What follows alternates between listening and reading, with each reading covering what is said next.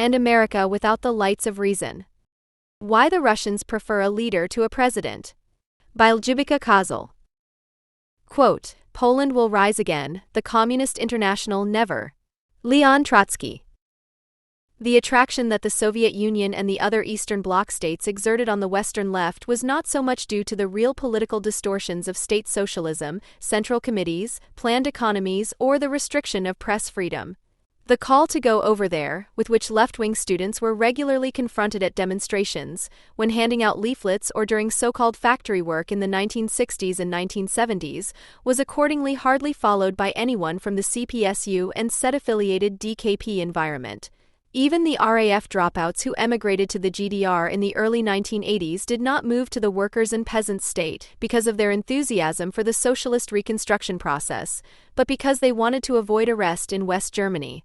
The significance of the Soviet Union and, by extension, the other Eastern Bloc states for the self-image of the Western left was much more on a symbolic level. It went back to the iconographic effect of its original event, the October Revolution.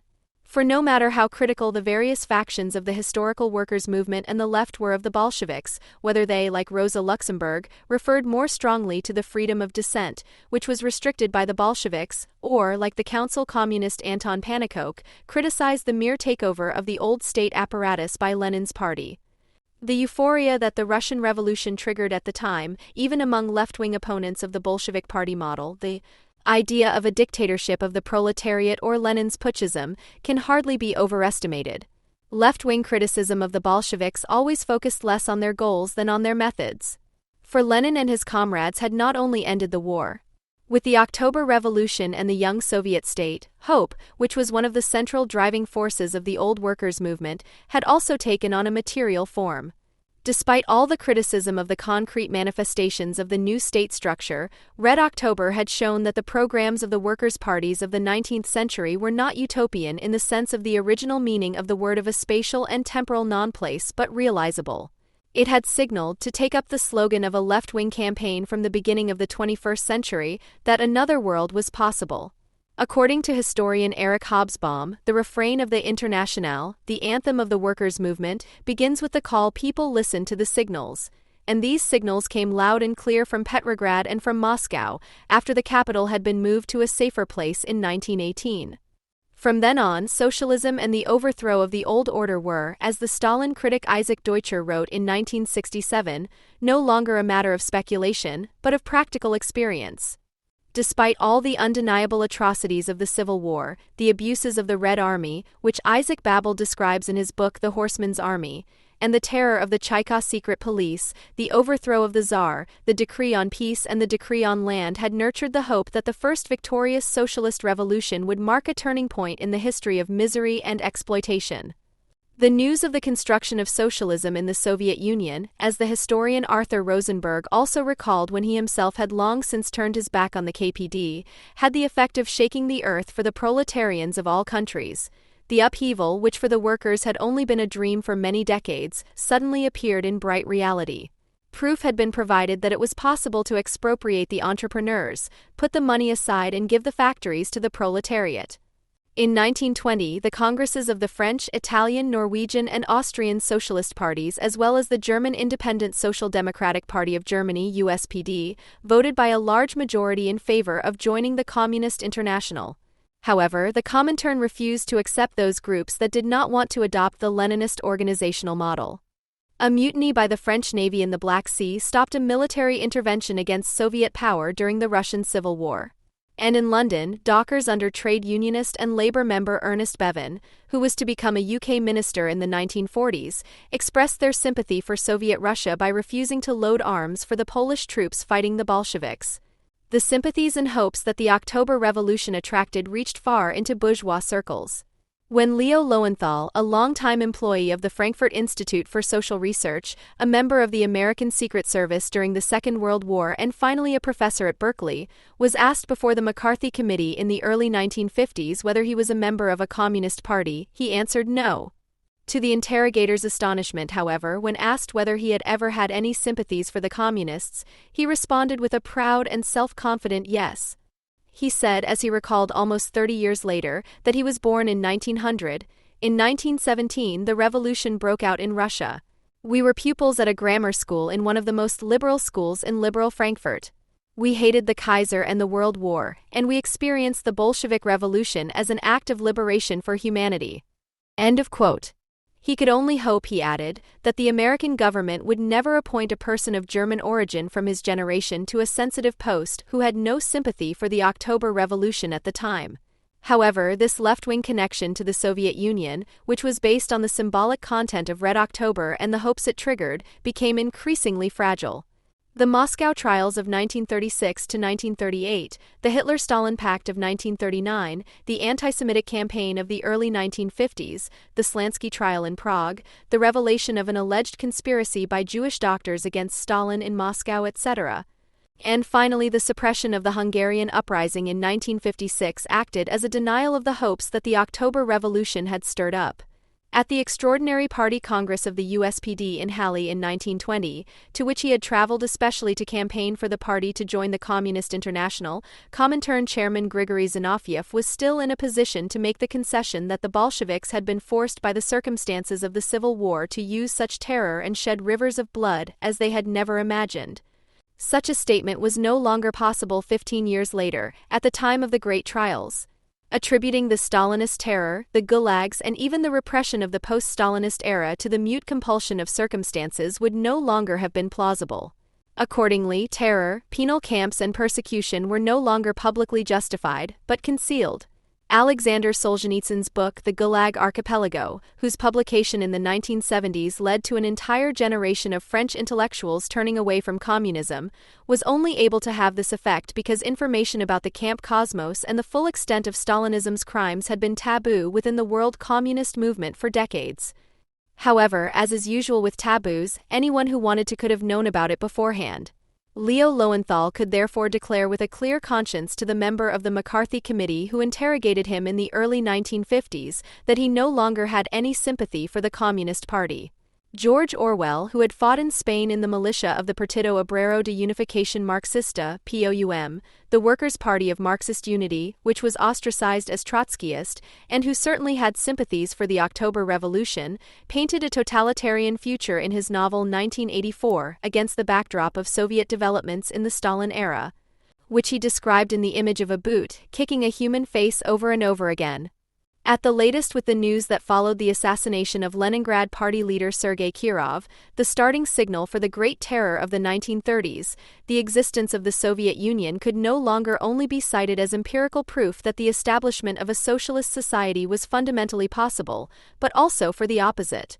It could be used as evidence for the statement that socialism would always remain a utopia, or had been discredited once and for all by the bloody and despotic character of the Soviet regime.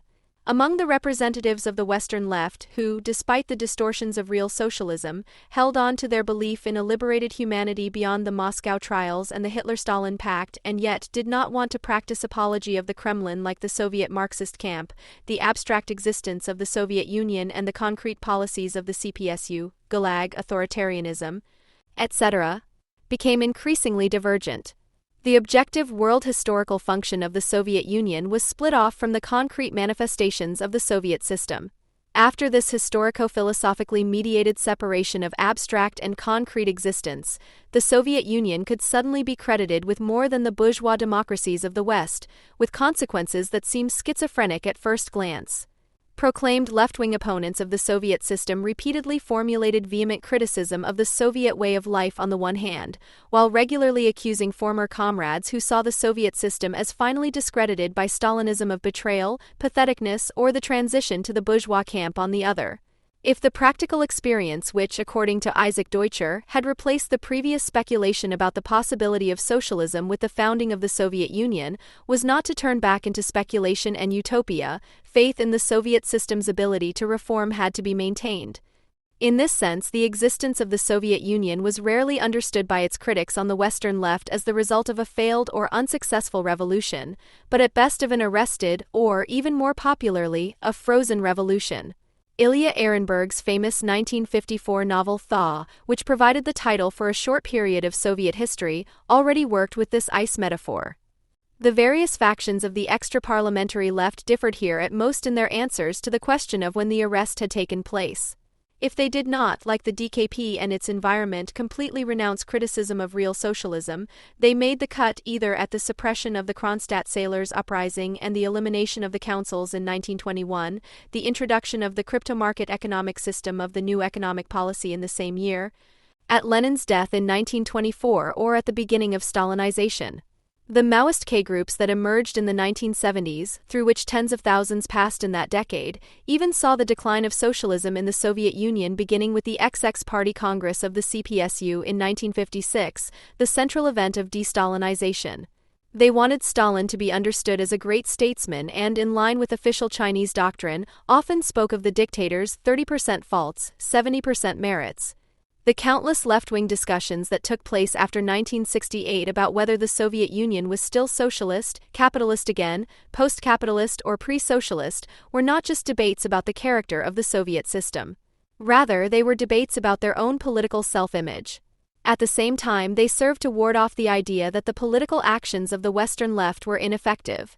The historical reassurance of one's own actions was negotiated with the character of the Soviet Union.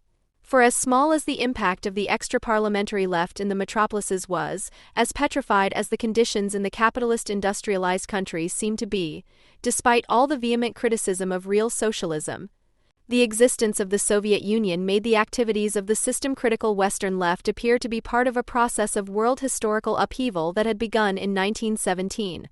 It also gave the members of the Council communist, socialist, and left-wing socialist small and micro-parties in the West the opportunity, as Eric Hobsbawm once remarked, to see themselves, sociologically speaking, as part of the world church and not as a sect. For most of those who continued to believe in the necessity of a world revolution, it remained the only joker in the game. In other words, for a large part of even the far left of Moscow, the Soviet Union acted as an agent, however brutal, weak, deformed, or incapable of the belief that the world could be changed by the will of the people. This is precisely what marks the painful attachment of the Soviet critical left to the country of the October Revolution. Anyone who denied the socialist or, less affirmatively, the post-capitalist character of the Soviet Union was generally no longer perceived publicly as a leftist. Or, in line with the Sino-Soviet schism of 1959, when the two states went their separate ways after a dispute over the leading role of world communism, they found themselves connected to a new governor. They replaced the increasingly weakening symbolic content of Moscow with references to Beijing.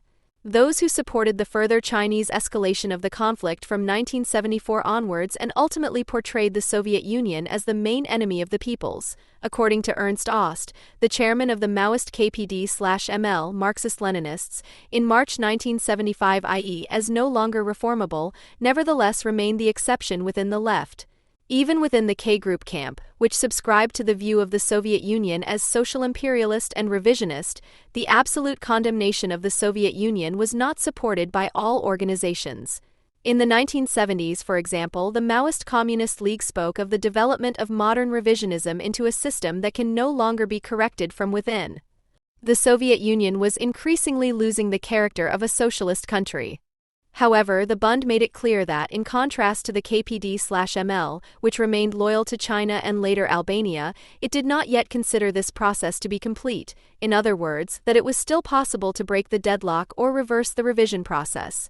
For those who, like the former communists Richard Lowenthal, Arthur Koestler, or Manis Sperber, clung to socialist ideas after turning their backs on the Soviet Union, but did not want to flee either to the side of Beijing or into sectarian existence, only the role of Cold Warrior remained reserved for a long time due to a lack of alternatives. With regard to the Soviet Union, the part of the left critical of the Soviet Union behaved as Max Horkheimer, the pioneer of critical theory, described the critical intellectual of his time in the early 1930s.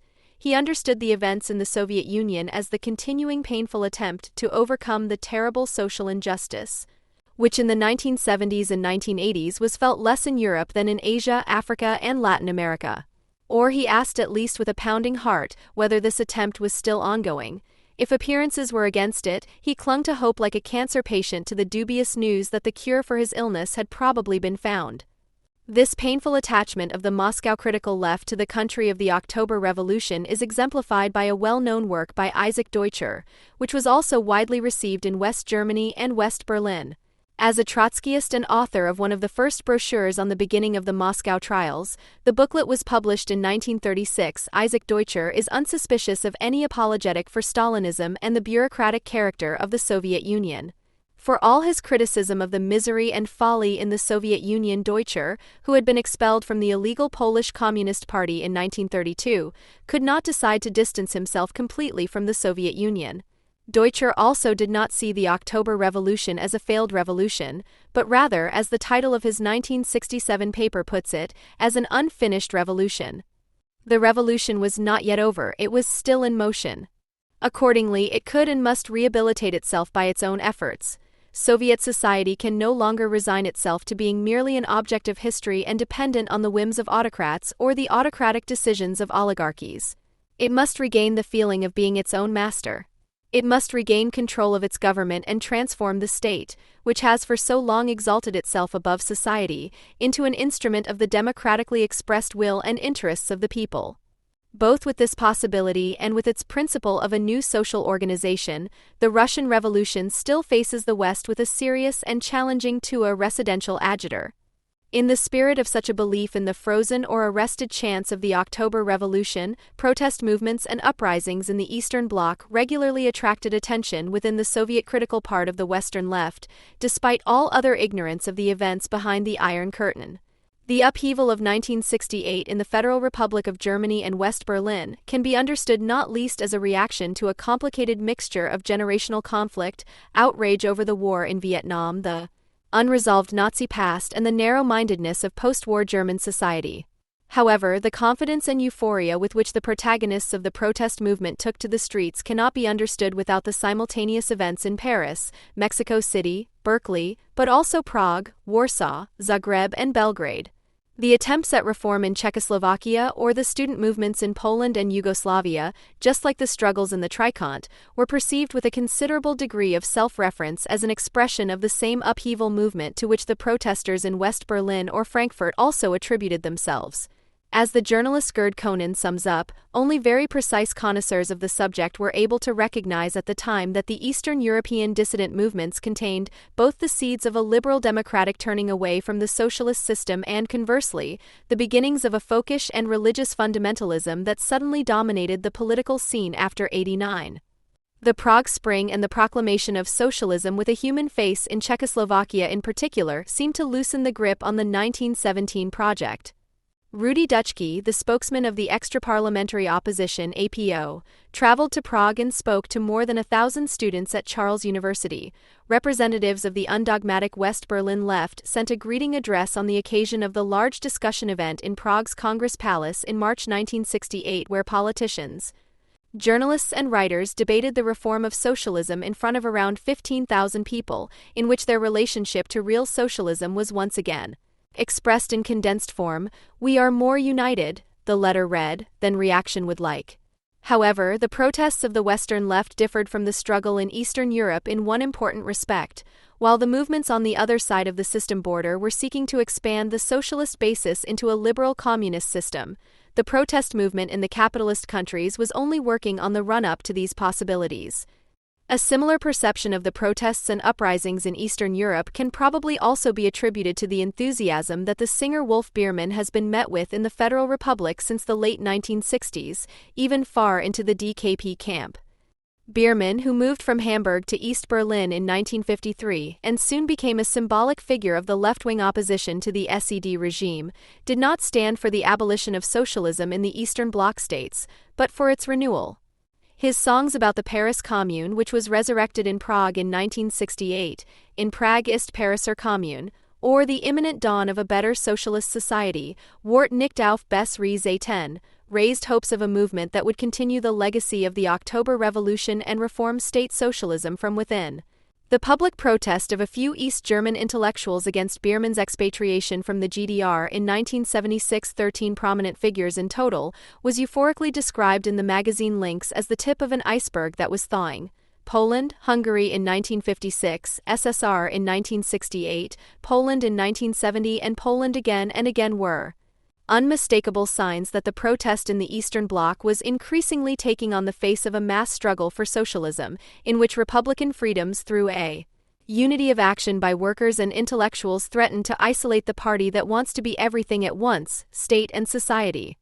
When the Polish trade union Solidarność emerged in 1980 as a protest movement that was strongly influenced by Catholic social teaching, a not insignificant part of the left, especially from non-dogmatic circles, finally questioned its own classical reservations about religion, finally set aside its traditional reservations about religion in general and Catholicism in particular, probably one of the after-effects of Bismarck's church struggle, and interpreted the rebellion of the trade unionists, some of whom took to the streets with images of the Pope and the Virgin Mary, as the beginning of a renewal of socialism from within. As so often in the history of the left, the starting point for left-wing party positions was thus less the real movement of which Marx and Engels had once spoken than Ernst Bloch's principle of hope. With the suppression or failure of the respective attempts at awakening, the hopes for a reformability of real socialism within the Western left were constantly disappointed anew. Similar to the orientation towards the national liberation organizations in the Third World, albeit to a lesser extent, references to the dissident movements in Eastern Europe also followed the cyclical course of idealization and loss of memory. As soon as the awakenings were unable to fulfill the hopes placed in them, either because they were repressively aborted or because they increasingly collided with the projective expectations of the Western left due to their growing complexity and contradictions, a change of direction took place. Enthusiasm was replaced by disinterest. The Socialist German Student Association (SDS), the generator of the extra-parliamentary revolt of the 60s, and other associations did organize protest events against the invasion of Czechoslovakia by Warsaw Treaty troops in all major university cities in the Federal Republic and in West Berlin after the suppression of the Prague Spring in August 1968. After that, however, the country disappeared from the left's radar for a long time. After a brief high following his expatriation from the GDR, Wolf Biermann's popularity declined to the extent that he could no longer be perceived as a representative of the other GDR and the possibility of renewal, but instead stood for the disappointment of this hope. His imminent renunciation of communism certainly did the rest. And the left also showed little interest in the Polish trade union movement, which had been widely reported on in the early 1980s, after the lifting of martial law in the People's Republic in the middle of the decade. The election of Mikhail Gorbachev as General Secretary of the CPSU in March 1985 raised hopes for the reformability of real socialism one last time. After all the disappointed expectations, glasnost and perestroika, the new openness and transformation in the Soviet Union seemed to confirm that the Russian Revolution had not failed. While the citizens' movement in the GDR received little attention from the Western left, the Soviet reform policy was seen as a resumption of the project that had stagnated after 1917, even well into the DKP, which almost broke down over differing assessments of the new thought proclaimed by Gorbachev. It was perceived as a new thaw and a consequent seizing of the previously frozen opportunity of the October Revolution. The CPSU was fighting as a representative of the Hamburg Green Alternative List explained in 1988, to restore the power of the councils and, by making its avant-garde role dependent on their consent, was at the same time striving for its anti-bureaucratic renewal. Such evocative rather than euphoric hopes for a socialist reform process in the Eastern Bloc became anachronistic in 1989. With the collapse of real socialism in that year and its ratification through the suppression of the Moscow coup in August 1991, the projection surface of the October Revolution lost its material and territorial form. Leningrad was renamed St. Petersburg. The left lost the world historical frame of reference in which it had previously operated. While it was still possible to speak of a frozen world historical opportunity until 1989, the demand for a new thaw became obsolete with the fall of the Soviet Union. An opportunity that is not missed but not wanted, wrote Jan Philipp Riemtsma, the founder and patron of the Hamburg Institute for Social Research, in concrete at the time, did not exist in a certain sense. For this reason, the years from 1989 to 1991 would also change the character of the year 1917, regardless of the reasons given for the lack of interest in this historical opportunity. Since 1989, the extra-parliamentary Western left can no longer see itself, however critical it may be of the other factions, as part of a great world historical upheaval movement that began in 1917, which is in the process of changing the world, and which has already proven its fundamental ability to do so on a third of the planet. Quote, "If you want to see a liberation movement, the ideals under which it starts may be as strange and alienating as you like as part of that revolutionary or liberation project for which 1917 did not stand as a fulfillment date, but symbolically and in reality as a projection screen for the hopes of millions of people, then something else like that must be happening in the world apart from this particular liberation movement." End quote. In view of the great symbolic power of the Soviet Union and the gigantic shadow of the October Revolution, of which Eric Hobsbawm speaks, the few countries and movements that continue to refer to the state socialist development model can be regarded as quantite negligible in this context. Despite all the attacks on the Soviet Union from the Maoist side since the late 1950s, Greater China had always referred positively to the October Revolution. In this respect, the image of the People's Republic was also affected by the implosion of the state manifestation of Red October. After all, Gorbachev's attempts at reform had not led to a renewal of socialism in the Soviet Union, but to its downfall. The reforms had not reactivated or revived the revolution, rather they stood for the impossibility of such a reactivation, at least on the basis of real socialism. If the ability of socialism to reform in the country of origin of the October Revolution had practically proved to be an illusion, why should the few other states that continued to adhere to Marxism-Leninism be more successful, especially when they also denied the need for renewal and used armed force against attempts at reform, as China did in Tiananmen Square in June 1989? The subcutaneous bond that had linked the Soviet critical left of the West with the states of real socialism had been severed with the failure of the CPSU's attempts at reform and the fall of the Soviet Union. Red October and the social orders that were based on it no longer represent a turning point in the history of misery and exploitation due to the downfall of its satrap-turned-state, as could still be explained by left-wing critics of the Soviet Union in the 1970s. In retrospect, they appear at best as a retarding moment in the globalization of the capitalist social order. The Western left has thus been thrown back on itself since 1989. One of the reasons for the general confusion in the years after 1989 is that it is without a world historical reference point. Quote, "Western culture no longer conveyed any inner fulfillment, not because the sciences in the West had lost their viability. On the contrary, they flourished more abundantly than ever before. In addition, the practical forms of life never seemed to correspond more easily and harmoniously to the theoretical demands than at that time. But dissatisfaction and joyless emptiness weighed on the hearts of those who rose spiritually above the narrow circle of present interests. And this was because the victory of the European spirit itself revealed how one-sided its aspirations basically were, because in the face of the abundance, in the face of what one can easily call the enormous quantity of partial scientific discoveries and successes, the totality of knowledge only had a negative effect on the inwardness of man, because for all the splendor, for all the perfection of comfort, the essential meaning of life itself was lost. Since it was not permeated by any generally widespread and strong conviction, it could neither be inspired by lofty hopes nor warmed by deep feelings. The purely rational analytical method that had been practiced for centuries had destroyed the foundations of European culture." End of quote. Anyone who writes like this pretends to have found something. Yet the strong convictions, high-flying hopes, and above all deep feelings of inwardness seekers like the author of the quote are quite destructive in nature. They want to make tabula rasa because the joyless emptiness they denounce characterizes their own state of mind and not a system they hate.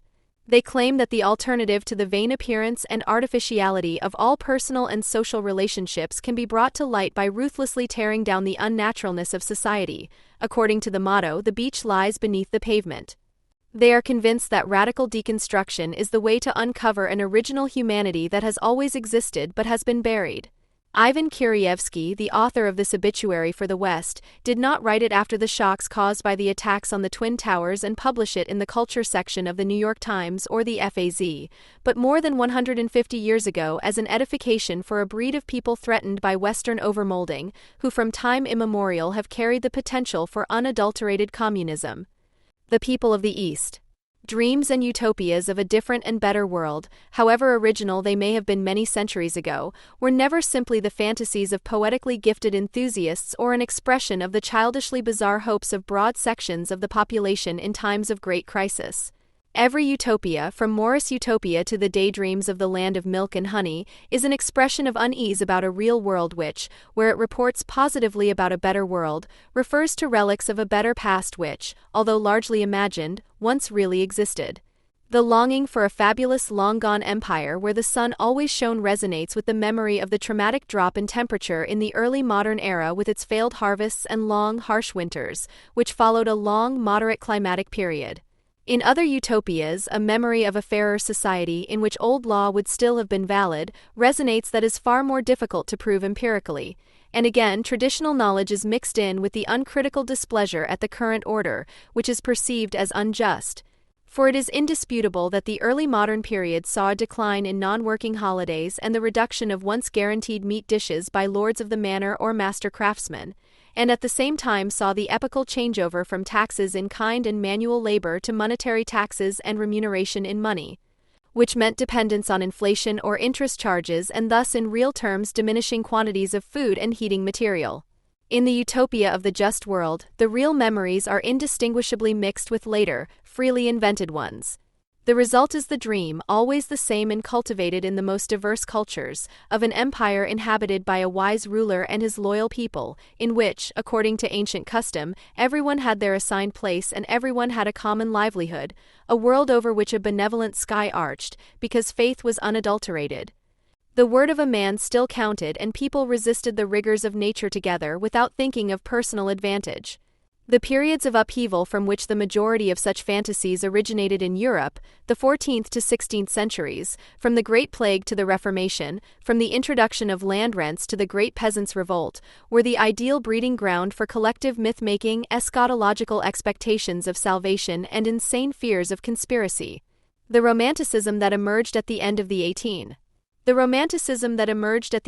18th century, to the extent that ideology overlaid art, was basically just an epigonal collection and resorting of the legacies of the original mythmakers, whereby no attention was paid to the clairvoyance in madness and pain, as can be seen in early modern painting, particularly from southern Germany and Holland, when an evil epigone like Moritz von Schwind disfigured the disturbing children's and house fairy tales of the brothers Grimm in a homespun manner, or Achim von Arnim was only able to draw the material of loyal chivalric romances with a Prussian sense of mission from his and Clemens Brentano's important collection and adaptation of so-called folk songs, Des Knaben Wunderhorn, for his own work. The revival of such myths and their use for utopian social programs took place under early socialism, all of whose exponents Marx had fought against with impressive perseverance and polemical fury, especially in the 1940s. But neither the ideas of Saint-Simon, the prison utopia of Fourier, or the just workers' settlements of Owen, and least of all German socialism, which was schooled in Romanticism, were able to convince. At first, it seemed as if it would be the much more sober criticism of Karl Marx that would triumph over the enthusiasts and replace the criticism of the existing world with worn-out invocations of a utopian one. In the West, despite Romanticism, which mostly only lamented the decay of irretrievable imperial glory, the myth initially remained nothing more than inconsequential flirtation with a just and immediate life. Nothing in the memories of burghers or peasants in the 19th century was capable of suggesting an origin in their own history, and even fewer relics of the old Romantic country could be found that could have been used as a starting point. While the German bourgeoisie were nevertheless happy to play the myth game with the much prouder original past, even if it was to compensate for their submission to the dictates of the victorious powers at the Congress of Vienna, the new proletarian class was seemingly inaccessible to any myth of origins. But the Romantic myth as a social utopia only needed a real original and thus an appointed mediator who knew how to unite the idea of empire and the Phalanstere, the happy countryman and the truly democratic community of the whole people, in order to rise up again in splendor. The first indication that myth and terror, the general happiness of mankind and the total state could prevail as a substitute for utopia, was given to the early English socialist Robert Owen in the 1930s by the despot Tsar Nicholas I (1825–1855), of all people, who invited him to set up his cooperatives, which were so fatally reminiscent of the workhouses of contemporary England, on Russian soil. Nothing came of this, of course, because an English industrialist with his thoroughly authoritarian social utopian spleen and an autocrat who administered an almost endless barracks yard could not coexist. Instead, what has characterized the horror of the East ever since came together in the first half of the 19th century: German ideology and the Russian soul. It was the beginning of an enthusiasm for the Orient, whose representatives quite rightly saw the original in Russia, and by no means in the Ottoman Empire. The Orient as a source of meaning and a countermodel to civilization could only be spoken of since Russian intellectuals appropriated Hegel's, and even more so Schelling's philosophy of history, Friedrich von Savigny's historical school of law, and the epoch-making works of a Westphalian junker, August Freiherr von Haxthausen, published from 1847 onwards. The Orient in Western perception had long since ceased to be represented by the devastation of Islamic conquest. Since the final defeat of the Ottomans outside Vienna in 1683, imperialist Islam had not only gradually disappeared from Europe, the horrors of the Turkish era had vanished from memory and mythology as soon as the threat had been overcome.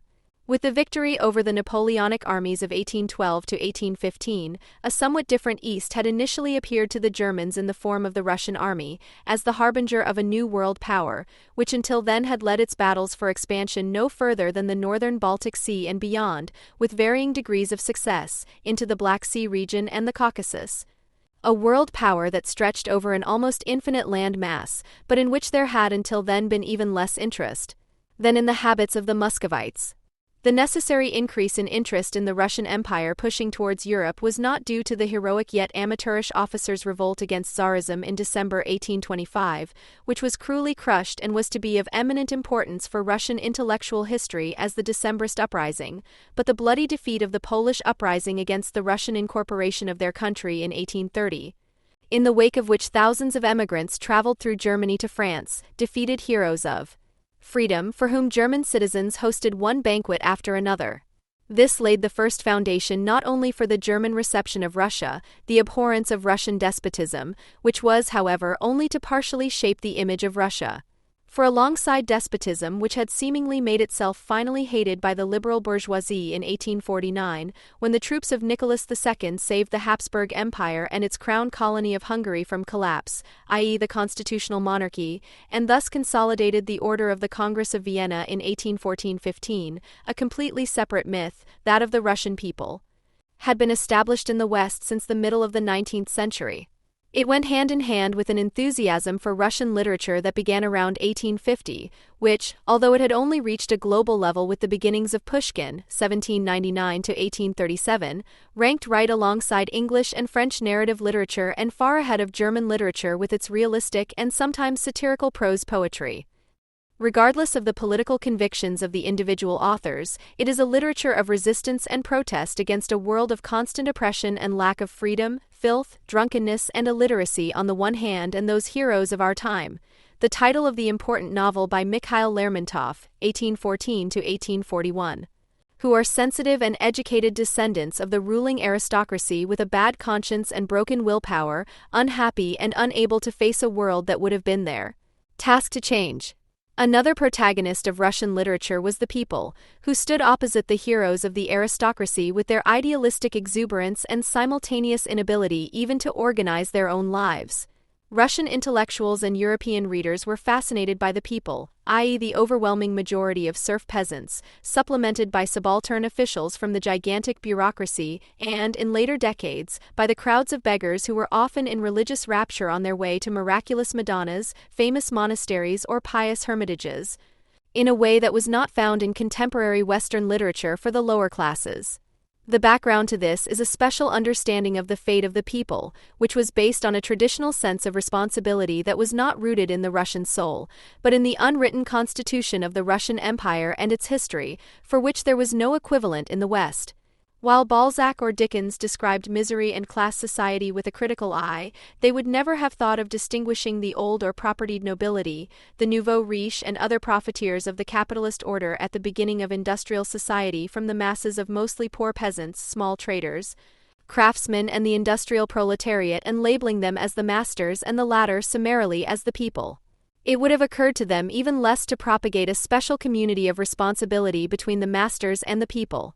Charles Dickens, for example, who has gone down in literary history as a great social critic, was in reality a liberal who merely denounced the excesses of the industrial system, which he believed he could correct through a strictly legal order without corruption and bigotry, and a certain degree of natural humanity among the rich. Balzac, on the other hand, was fascinated by the decline of an old feudal world and the change in history brought about by the turmoil of revolution and empire through to the Restoration, from one of the great dynasties to a history of great fortunes, which genealogically were completely out of the ordinary and could change hands or disappear altogether. From revolutionary profiteers to newly rich stock market speculators or industrial capitalists. The rapid upheaval in France since 1789 led to a complete redistribution of land ownership. Even after the return of the Bourbons in 1814–1815, who compensated the émigré families, the large aristocratic estates remained merely episodic after the waves of expropriation during the Terror because, just like the estates of non-expropriated revolutionary profiteers, they were often lost again within a short time through land speculation or debt-related distress sales.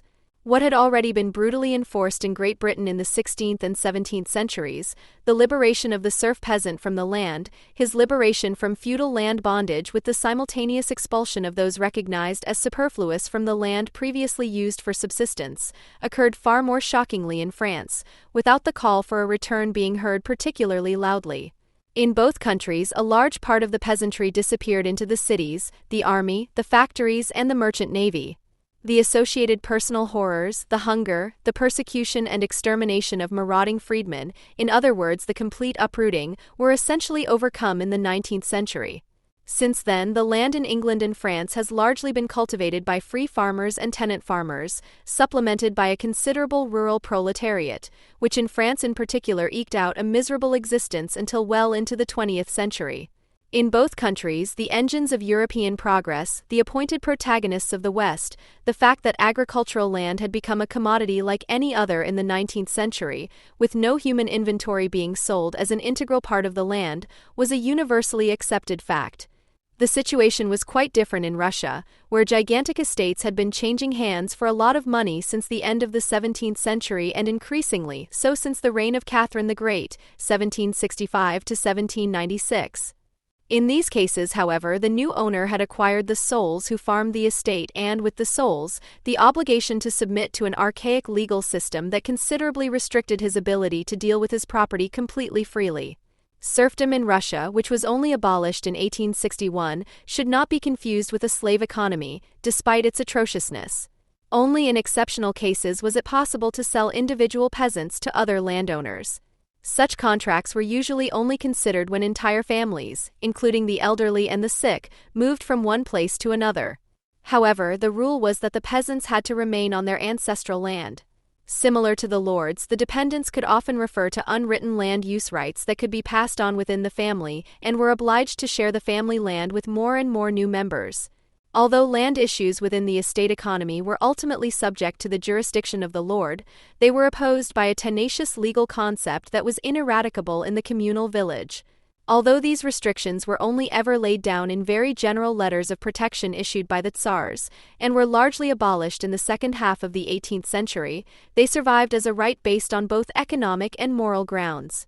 A right that went back to an ancient national constitution, which in turn was based on the principle of the service nobility, whose members, as a reward for their loyalty to the autocrat in war and administrative services, were given the majority of the reclaimed European Russian land as a gift, with the obligation to administer it fairly as autocrats on a small scale. The enormous area of sparsely populated Russian land and the resulting constant shortage of labor caused the autocrats and their vassals to impose ever more rigid obligations on the peasants to settle in the villages. This became particularly necessary with the expansion of reclamation towards Siberia, that almost completely uninhabited, i.e. free land, and the flight of entire rural populations of so-called Old Believers to uninhabited and uncontrolled land following the schism of 1612. With the ban on freedom of movement that applied to 80% of Russian peasants, which was largely maintained by a fairly efficient safety net against escape attempts, the bond between master and servant grew from a seemingly original and just one into a coercive bond that was also perceived as such. In this exploitative relationship, the master was obliged, under penalty of destruction, to uphold old law and, for example, to respect the numerous work-free holidays and to entertain his own according to old custom. He had to at least largely respect the stubborn decisions of the village community, the mir, and to protect himself he had to do everything in his power to create a minority devoted to him, who also acted as informers.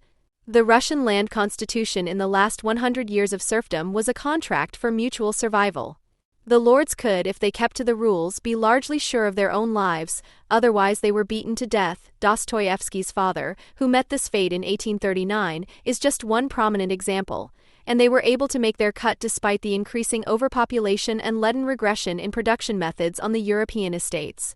In the late 18th and 19th centuries, however, the Russian economy was also largely capitalized, and the changeover to a poll tax per soul to be paid by the landowner brought with it an obligation to pay taxes in money to the serfs, with the result that legal and illegal trade shook the old economy, which had been based for centuries on subsistence production, manual labor and services and taxes and exchange in kind, to its core. This meant that the abolition of serfdom did not bring the expected epochal change. The lord had long since become the trading partner of his serfs.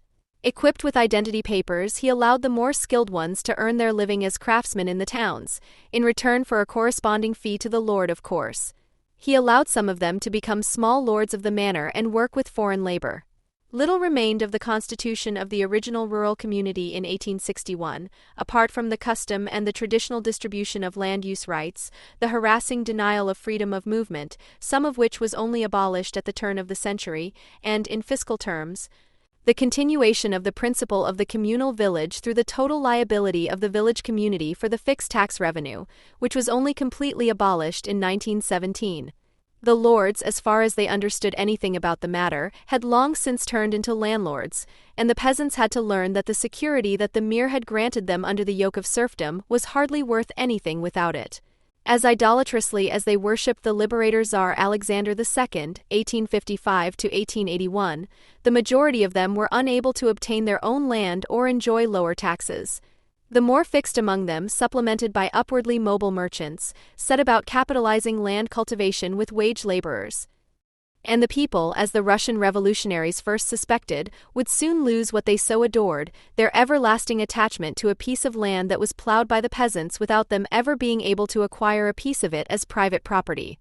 In 1847, August Freiherr von Haxthausen, 1792 to 1866, Prussian government counselor and specialist in agricultural history, presented his studies on the internal conditions, the life of the people, and in particular the rural institutions of Russia, which were highly regarded by both Russian and Western authors and scholars.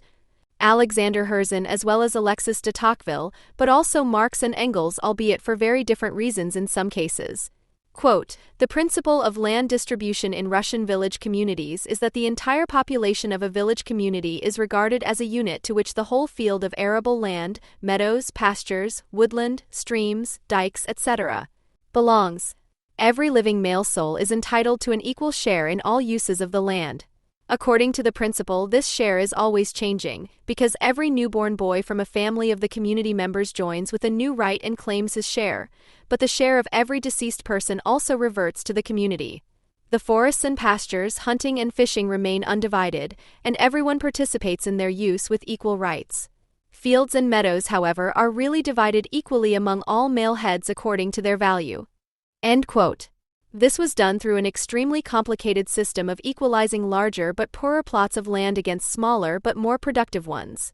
Haxthausen praises a principle of equality here.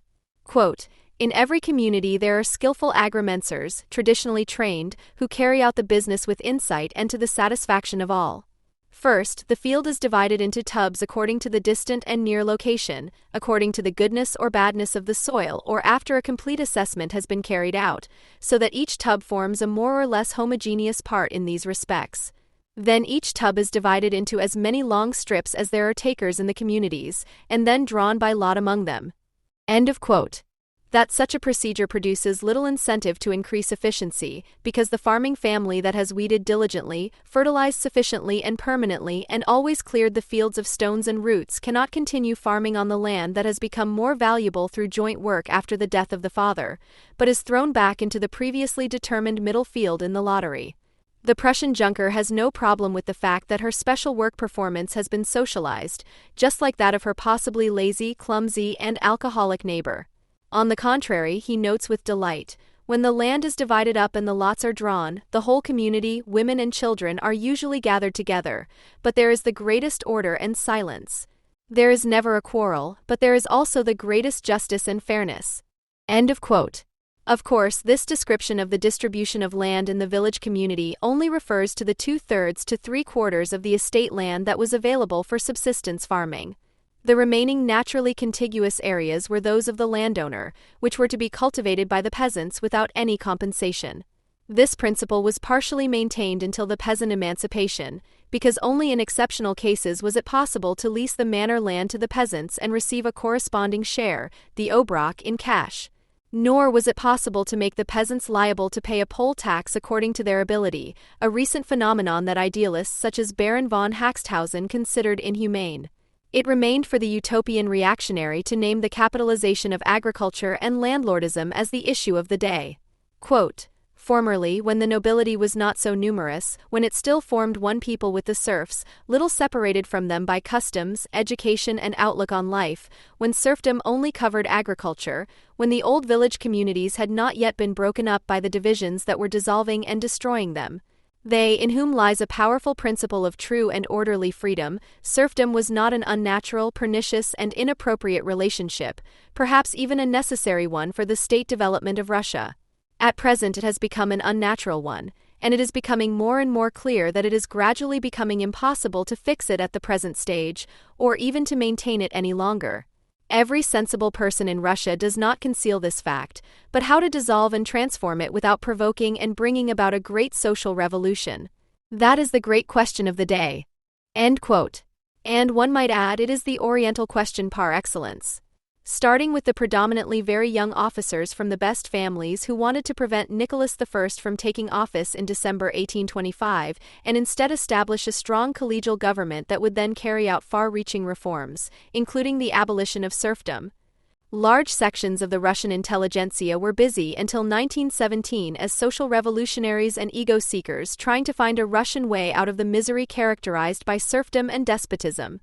Even the Decembrists, for whom liberal reforms and a gradual increase in the educational level of the people appeared to be the prerequisites, and who wanted to establish a kind of democratic people's rule after a transitional dictatorship calculated by their leader Alexei Pastel to last 8 to 10 years, were not free of Haxthausen's fears.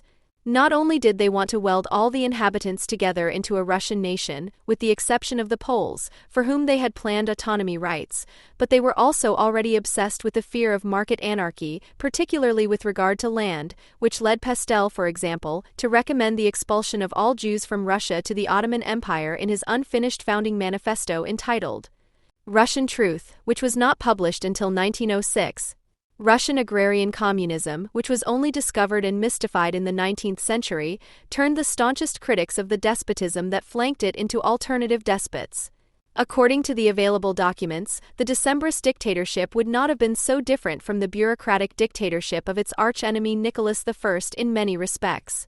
The same Nicholas I who had personally interrogated some of the leaders of the revolt, including Pastel, before having them condemned to death and hanged in 1826, who soon thereafter brought insecure Cantonists such as Pushkin, whose sympathy for the Decembrists was well known, to his court and under his personal censorship, envisioned a just rule without abuse of office and an all-planning state economy, to which a Robert Owen was to serve as an ornament, visions that were not so far removed from a specifically Russian Saint-Simonism. In 1847 his protégé Haxthausen wrote to the meticulous autocrat and his most zealous opponents about the state program. The doctrine of Saint Simon wants the destruction and abandonment of private property and the right of inheritance, at least of the inheritance of land. It demands that instead only a lifelong use of the same should occur. In Russia this order of things really exists. Among the majority of the people the individual has no private property, not even a definite and unchangeable private property, though the respective usufruct of the land. There are, however, other social foundations on which this order of things rests than those which the Saint Simonists wish to lay for their modern state, namely, foundations which are thoroughly national and in accordance with the principles of a Christian monarchy. We see from this that Russia has nothing to fear from those revolutionary tendencies which at this moment threaten Europe, from pauperism, the proletariat, and the doctrines of communism and socialism, since she presents a healthy organism in these respects. End of quote. The belief in the people and their agrarian communism has dominated every Russian revolutionary or reformist endeavor since the 1940s at the latest, just as much as seemingly very state-like concepts for saving Russian peculiarities from the dangers threatening from Europe. The dividing line was never necessarily self-rule, as the authoritarian rule of the people that the revolutionaries were striving for had very little in common with a liberal republic. Not even in the struggle for the West and Westernization in relation to the original Russian essence, which had been raging since the reforms of Peter the Great at the end of the 17th century, could Tsarist reactionaries and revolutionaries simply be assigned to one side or the other.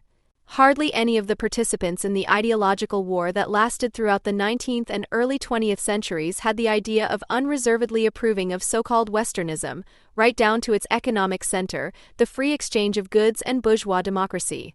This is what made the actions of radical materialists with socialist ideas such as those of Nikolai Chernyshevsky so delicate.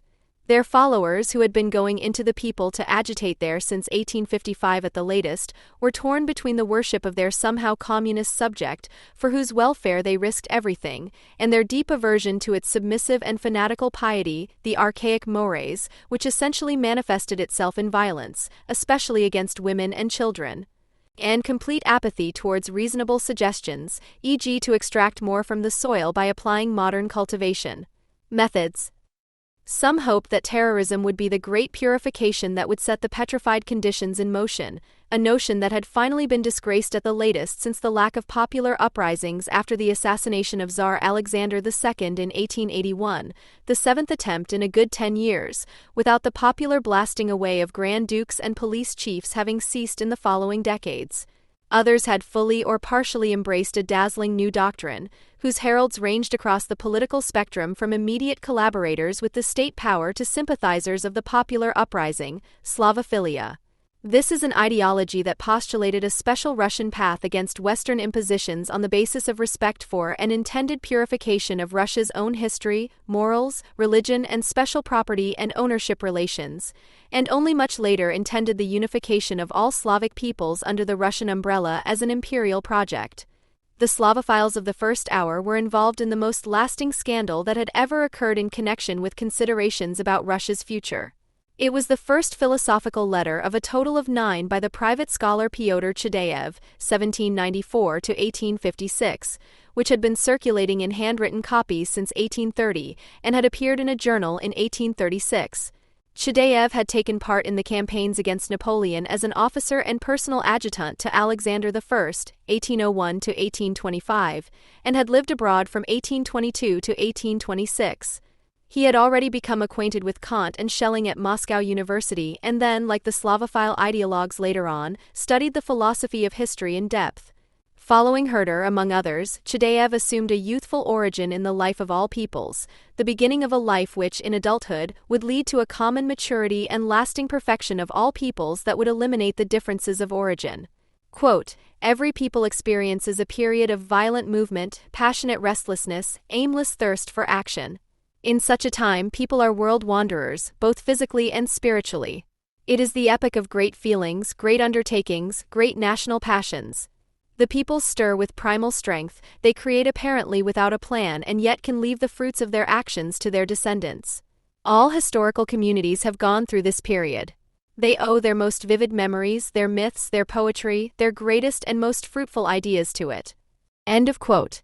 The extent to which Chideyev really believed in such an early history of peoples is irrelevant. In any case, he used it to reinforce the law of movement, memory, and historical progress and to apply it to his homeland. His result was devastating and left his contemporaries deeply shocked. This interesting phase in the history of peoples is their youth. It is the epoch in which their abilities develop most strongly and which forms the joy and instruction of their mature age. We lack all this.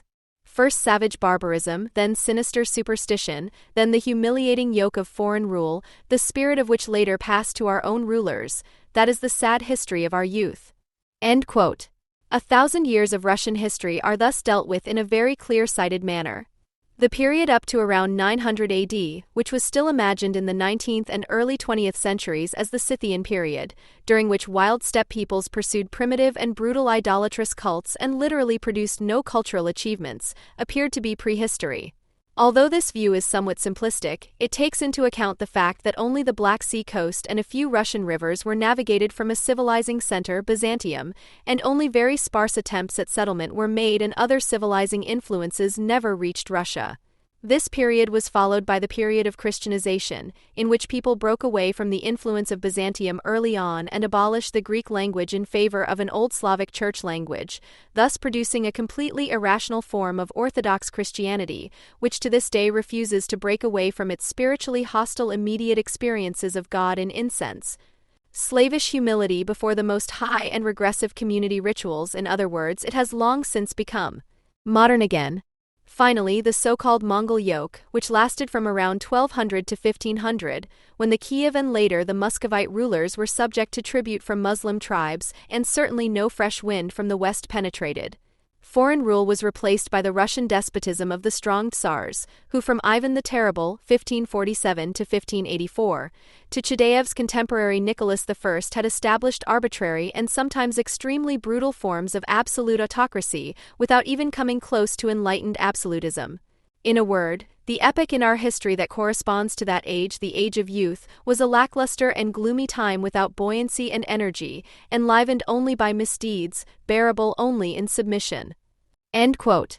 The rich descendant of the high aristocracy, who had a brilliant career open to him in the army, the administration and the literary salons, continued to talk his head off.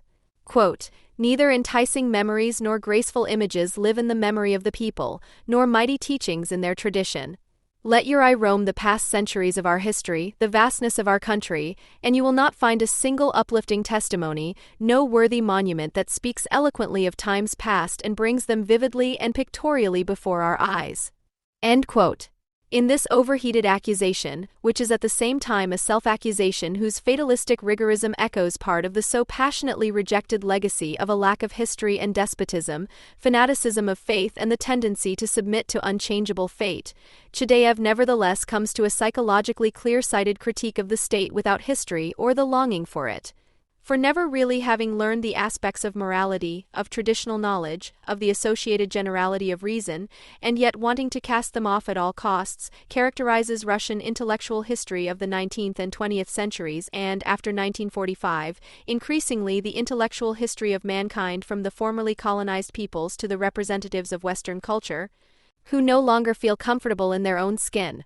Quote, "We live only in the immediate present without a past or a future, in the middle of a calm as it were. And if we sometimes stir, it is not in the hope and with the desire to promote the common good, but with the thoughtlessness of a child who stands up and stretches out his hands for a toy that the nurse is holding out to him. Our memories go no further than yesterday, we are, as it were, strangers to ourselves. We grow but we do not mature, we move along a path that does not lead to the goal. We are like children who have not been taught to think for themselves. When they grow up, they have nothing of their own, their knowledge is superficial, and their soul is outside themselves." End quote. Chedayev had no understanding whatsoever for the seemingly childishly carefree, in reality erratic behavior that was later noted by the great Russian realists in a mixture of fascination and horror as the predominant character of the Russian people as well as the intelligentsia and described so extraordinarily vividly. He could see nothing pleasing in such eternal childhood, least of all any advantage over the West. Perhaps this is why he made a particularly charming bow to the frivolity of the French, which was already deplored by German ideologues in particular at the time. Quote, "Consequently, you find that we all lack a certain certainty, an intellectual method and logic. Western syllogism is unknown to us. Our best minds lack more than mere thoroughness. For lack of coherence or consistency, the best ideas in our heads become a vain dazzle and collapse even before they come to light. It is in the nature of man that he loses himself if he does not succeed in placing himself in the context of past and future. Without a sense of continuity, he goes astray. Such unstable people can be found in all countries. In our country they are an everyday occurrence. The reason for this is by no means the frivolity of which the French were once reproached, and which, by the way, was nothing but the faculty of easy comprehension and excluded neither breadth nor depth of mind, but lent an infinitely enchanting grace to all intercourse." End of quote. During his years abroad, Chedayev was deeply disturbed by the emergence of that mystical nonsense which, in the name of the Russian soul, affirmed those aspects of the Russian national character that were merely the terrible collective result of centuries of subjugation to a regime that was as cruel as it was arbitrary, hostile to the spirit and at the same time fervent. Although the Russian Social Democrats, for example, and later the Bolsheviks under Lenin followed him in many respects in turning away from folksiness, no one after him warned the West so uncompromisingly against the Orient, including the infantile Orientalism in their own souls. Quote, "Foreigners have credited us with a kind of reckless boldness that one encounters above all in the lower classes of the people, but since only individual traits of the character of the people were accessible to their observation, they could not recognize the essence of the whole. They did not realize that the same quality which sometimes makes us bold prevents us from being thorough and persevering. They did not see that what makes us indifferent to the vicissitudes of life also makes us indifferent to all good and all evil, to all truth and all falsehood, and that this trait deprives us of those powerful impulses that push man forward on the path to perfection." End quote. Chudayev knew that by publishing this letter, which he had not coincidentally signed Necropolis, December 1, 1829, he would maneuver himself into social oblivion. However, things got worse. The outcry of spiritual Russia was given the highest consecration with the Tsar's famously crude and derisive humor. Nicholas I arranged for Chudayev, as an obvious madman, to be visited daily by 2 doctors, who had to tell him on his behalf that he should not leave his house because of the unhealthy climate. With truly enlightened intentions, the man from the city of the dead had given rise to one of those typically Russian reactions in which paranoia, police humor, and a general desire for scandal were unleashed in a truly Oriental climax, a fantastic exorcism, which was secretly approved by more than a few of the despot's opponents as a just punishment for the despiser of the people. No literature in the 19th century was as unbalanced and overheated as Russian literature. Nowhere else were courageous denunciation of inhuman conditions and mysterious agreement so close together. Only in Russia was it conceivable that the country's greatest satirist, Nikolai Gogol (1809–1852), could recant his work at the age of just 33 and spend his remaining time as a half-mad penitent seeking recognition from the clergy and the Tsar, and that the greatest epic poet, Leo Tolstoy (1828–1910), could give up art almost completely at the age of just 50 and become an ascetic seeker of God who bore his readers with clumsy treatises on morality, art, and religion. And he publicly indulged in this meaningless activity for a good 30 years, and again only in Russia was it conceivable that a man whose health had been shattered by Siberian imprisonment and exile, who had barely returned, would stage orgies of embarrassment and shamelessness in his works, the deep meaning of which was to be the purification of morally and socially shattered people in rituals of self-humiliation, which alone guaranteed a life pleasing to God in agreement with orthodoxy. Despotism and the People, Fyodor Dostoevsky, 1821–1881. The arbitrariness and cruelty with which the Tsar took action against Chudayev in 1836 and against Dostoevsky in 1849, whom he had led blindfolded before an execution squad for membership of a harmless socialist club and only had pardoned at the last minute to forced labor and exile, echoed from the offices where subaltern civil servants were tortured to the point of complete collapse by colleagues and superiors, resounded from the bigoted merchants' houses where sinister orthodox men of violence maintained a regime until the end of the 19th century. They maintained a regime that flies in the face of all notions of reasonable exchange and the appropriate organization of a company, and established despotisms on a small scale in the Junkerland that were sometimes almost unbelievable. All of these are prerequisites for a national character, which at the very bottom among the peasants triggered those insane outbreaks of violence and no less fanatical subjugation to God's courts, which Chudayev very rightly compared to that state of eternal childhood in which one tries self-sacrificingly to cure a horse that one has just beaten half to death. What would the Orient be without the Orientalists, and what would a high priest of the Oriental soul be worth if he had not suffered his own crisis of meaning and turned away from the West, from which he, spiritually, originated, out of his own experience? The Orient is fabulous because it cannot reflect on itself and, apart from decrees written in barely comprehensible official language, has left almost nothing behind in written form. Instead, it has produced all the more oral history, which tells of legendary wealth, horrific acts of murder, and examples of unheard-of piety. Those who write about the Orient usually talk about themselves. They do not put things in order because they have denounced the principle of order in advance, but instead pursue a counter-history with a non-historical object.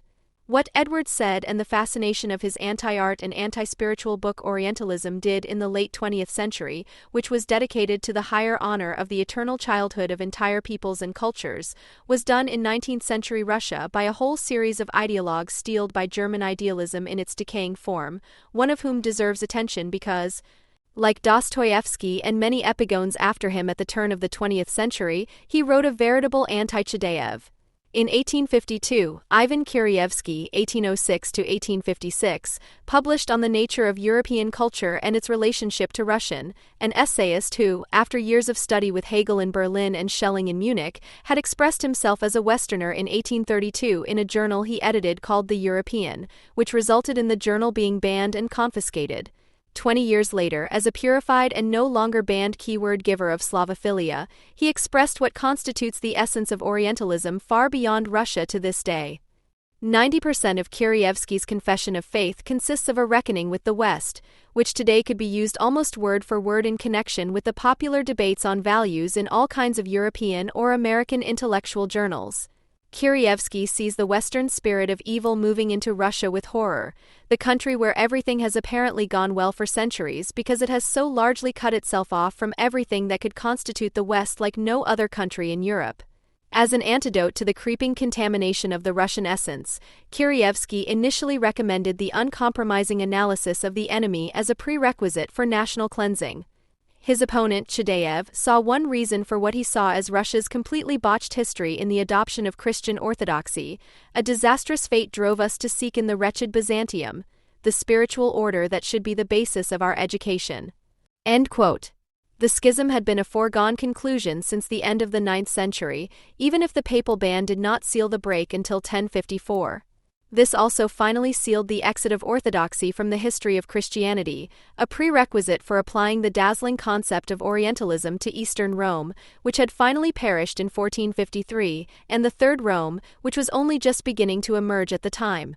At that time, Chudayev continues, the whole of Europe was animated by the principle of unity. Everything proceeded from it, everything was resolved in it. The entire intellectual movement of the time strove for nothing other than the unity of human thought, and every impulse stemmed from the necessity of a world-embracing idea, which is the animating genius of modern times. Because we lack this wonderful principle, we succumb to the foreign conqueror, meaning the Mongols and Tartars, who ruled Russia from 1200 to 1500. If we had not been excluded from the great family after the yoke of foreign rule had been shaken off, we could have profited from the ideas that had arisen in the meantime among our Western brothers, but we fell into even deeper bondage, because it was sanctified by the fact of our liberation. End quote. And indeed, the first high point of Russian ideology is the idea of the Third Rome, which was particularly cherished in the 16th century, this triumphalist assertion of the schism in times of the new total Tsarist autocracy, whose heralds had 1,000 candles placed in front of miraculous icons as a sign of national superiority and eternal division, so that the light of reason might shine for me forever beyond the borders. The same autocracy under Ivan the Terrible had managed to endow an efficient bureaucracy and a secret police force with absolute powers that terrified everything, i.e., in fact, that servitude sanctified by the fact of our liberation. Chudayev emphasized the superiority of the West in a Catholic sense, without falling prey to the neo-Catholic philosophy of history that was common in his time and particularly unpleasant for the late Schelling and other converts of the Munich school. He was also too much an admirer of revolutions as catalysts of human history, and did not exclude the French Revolution in particular. Quote, for centuries, all the peoples of Europe progressed hand in hand. Whatever direction each of them may take today, they always find their way back to one and the same path. It is not necessary to study history in order to understand what these peoples have in common. One need only read the Tasso to find them all worshipping before the walls of Jerusalem. Remember that for 15 centuries they spoke to God in only one language. End quote. Kireevsky and so many enthusiasts with him heard this and instinctively relied on the anti-Catholicism that spread in the 18th and 19th centuries, which believed it could discredit 1,500 years of the history of ideas and humanity with a few clumsy references to the Inquisition and witch hunts, just as it does today. The keywords unity and Latin are enough for them, and they find the wrong path marked out over the centuries, which has now produced inner emptiness and joylessness, but also a suspicious barrenness in thought, speech and poetry, the consequences of unnatural customs imposed from above. Chideev emphasized Latin only in the smallest part for religious reasons. Latin was the universal language of law, of logic, of disputation, of reason. It guaranteed the unity of a world beyond that of the Church, as it enabled the exchange of letters between monasteries from all over the world in the early Middle Ages, from which scholasticism, nominalism, and later humanist philosophy would emerge. At the same time, it was an unrivaled work of art in terms of mastery of thought, grammatical consistency, and an unsurpassed means of expressing a universally imagined humanity. Shattering this idea of unity is the task of Orientalists of all origins. Kirijuski arrived at an opposite qualification that is still highly modern today. The Roman spirit is characterized by a predominance of external rationality over the inner essence of things. End quote. Even in ancient Rome, the natural and moral relationships of men, dominated by reason and distorted in a way that can hardly be repaired, were so grotesquely deformed that they corresponded to the letter of a law that happened to be in this particular form. This continued in a poetry that was created under the artistic perfection of external forms under foreign inspiration. Kirijuski consequentially traces cold reason, unnatural law, and formalized poetry back to a common murky source. Quote, "It is the same in their language, which suffocated the natural freedom and living immediacy of intellectual expressions under the artificial structures of grammatical constructions." End of quote. Kirijuski, who correctly recognized that Latin is the language of law that is set, systematized, logical in itself, and therefore verifiable, also saw that only its general validity, independent of all sensitivities that could speak against it, constitutes its essence, and that the path of the law led from the Roman statutes via Catholic canon law to civil law. Trained in romantic ideas of law such as Savigny's historical school of law, Russian Slavophiles searched for the primordial law just as much as the Orientalists of our day, and, significantly, returned to the insights of Baron von Haxthausen. Quote, "In contrast to Roman Western jurisprudence, customary law, as it had emerged immediately from life in Russia, was completely alien to abstract logical derivation. A law was not written in Russia, but usually only written down after it had emerged from the views of the people and had gradually penetrated into the customs and life of the people in accordance with a factual necessity. As a logical consequence, laws can only develop further where the community itself rests on artificial foundations. But where the community is founded on original agreements, the stability of customs, the sanctity of tradition, and the constancy of customary relations cannot be violated without destroying the essential conditions for the life of society itself. There, any violent change for rational reasons would be comparable to cutting a knife into the heart of the social organism itself." End of quote.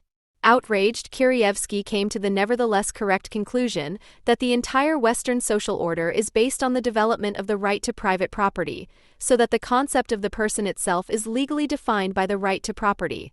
This is followed by a profoundly dishonest conclusion, which today could be the legal basis for social revolutionary agitation of any color beyond a specific country. Quote, "In the structure of the Russian community, the person is the first foundation, while the right to property is only an incidental relationship." End quote. The subsequent praise of the agrarian commune is copied almost verbatim from Haxthausen, but the summary, in its brevity, provides information about the nature of Orientalism that goes beyond Haxthausen. Quote, "The social structure in Russia was not made up of private property to which people were ascribed, but of people to whom property was ascribed." End of quote. If he had said possession instead of ownership, i.e., a right of disposal over property belonging to others, the matter would have been more conclusive. For it is precisely the absence of private ownership of land that points to the state's exclusive title to the Russian land, presented in the only person who would also be the sole ruler according to European legal concepts. Because the Tsar only gave the land to his servant nobility for use for a limited period and on condition of absolute loyalty, and could confiscate it again at any time, and because the nobles in turn only granted land to their serfs in the name of the Tsar for life and on condition that they worked as serfs, they were not persons, but mere subjects who could be dealt with as they saw fit and whose personality was just as variable as their property, which could be confiscated at any time. Personal freedom is the right to deal with oneself, ultimately one's body, as one sees fit and to exclude others from interfering with one's physical integrity, i.e., as property. Only the ability to freely dispose of or acquire things, be they portable objects, buildings connected to the earth, or the land itself, assures the individual of their personal sovereignty. It is only secondarily a question of whether a legal system respects a person's dignity and similar questionable characteristics.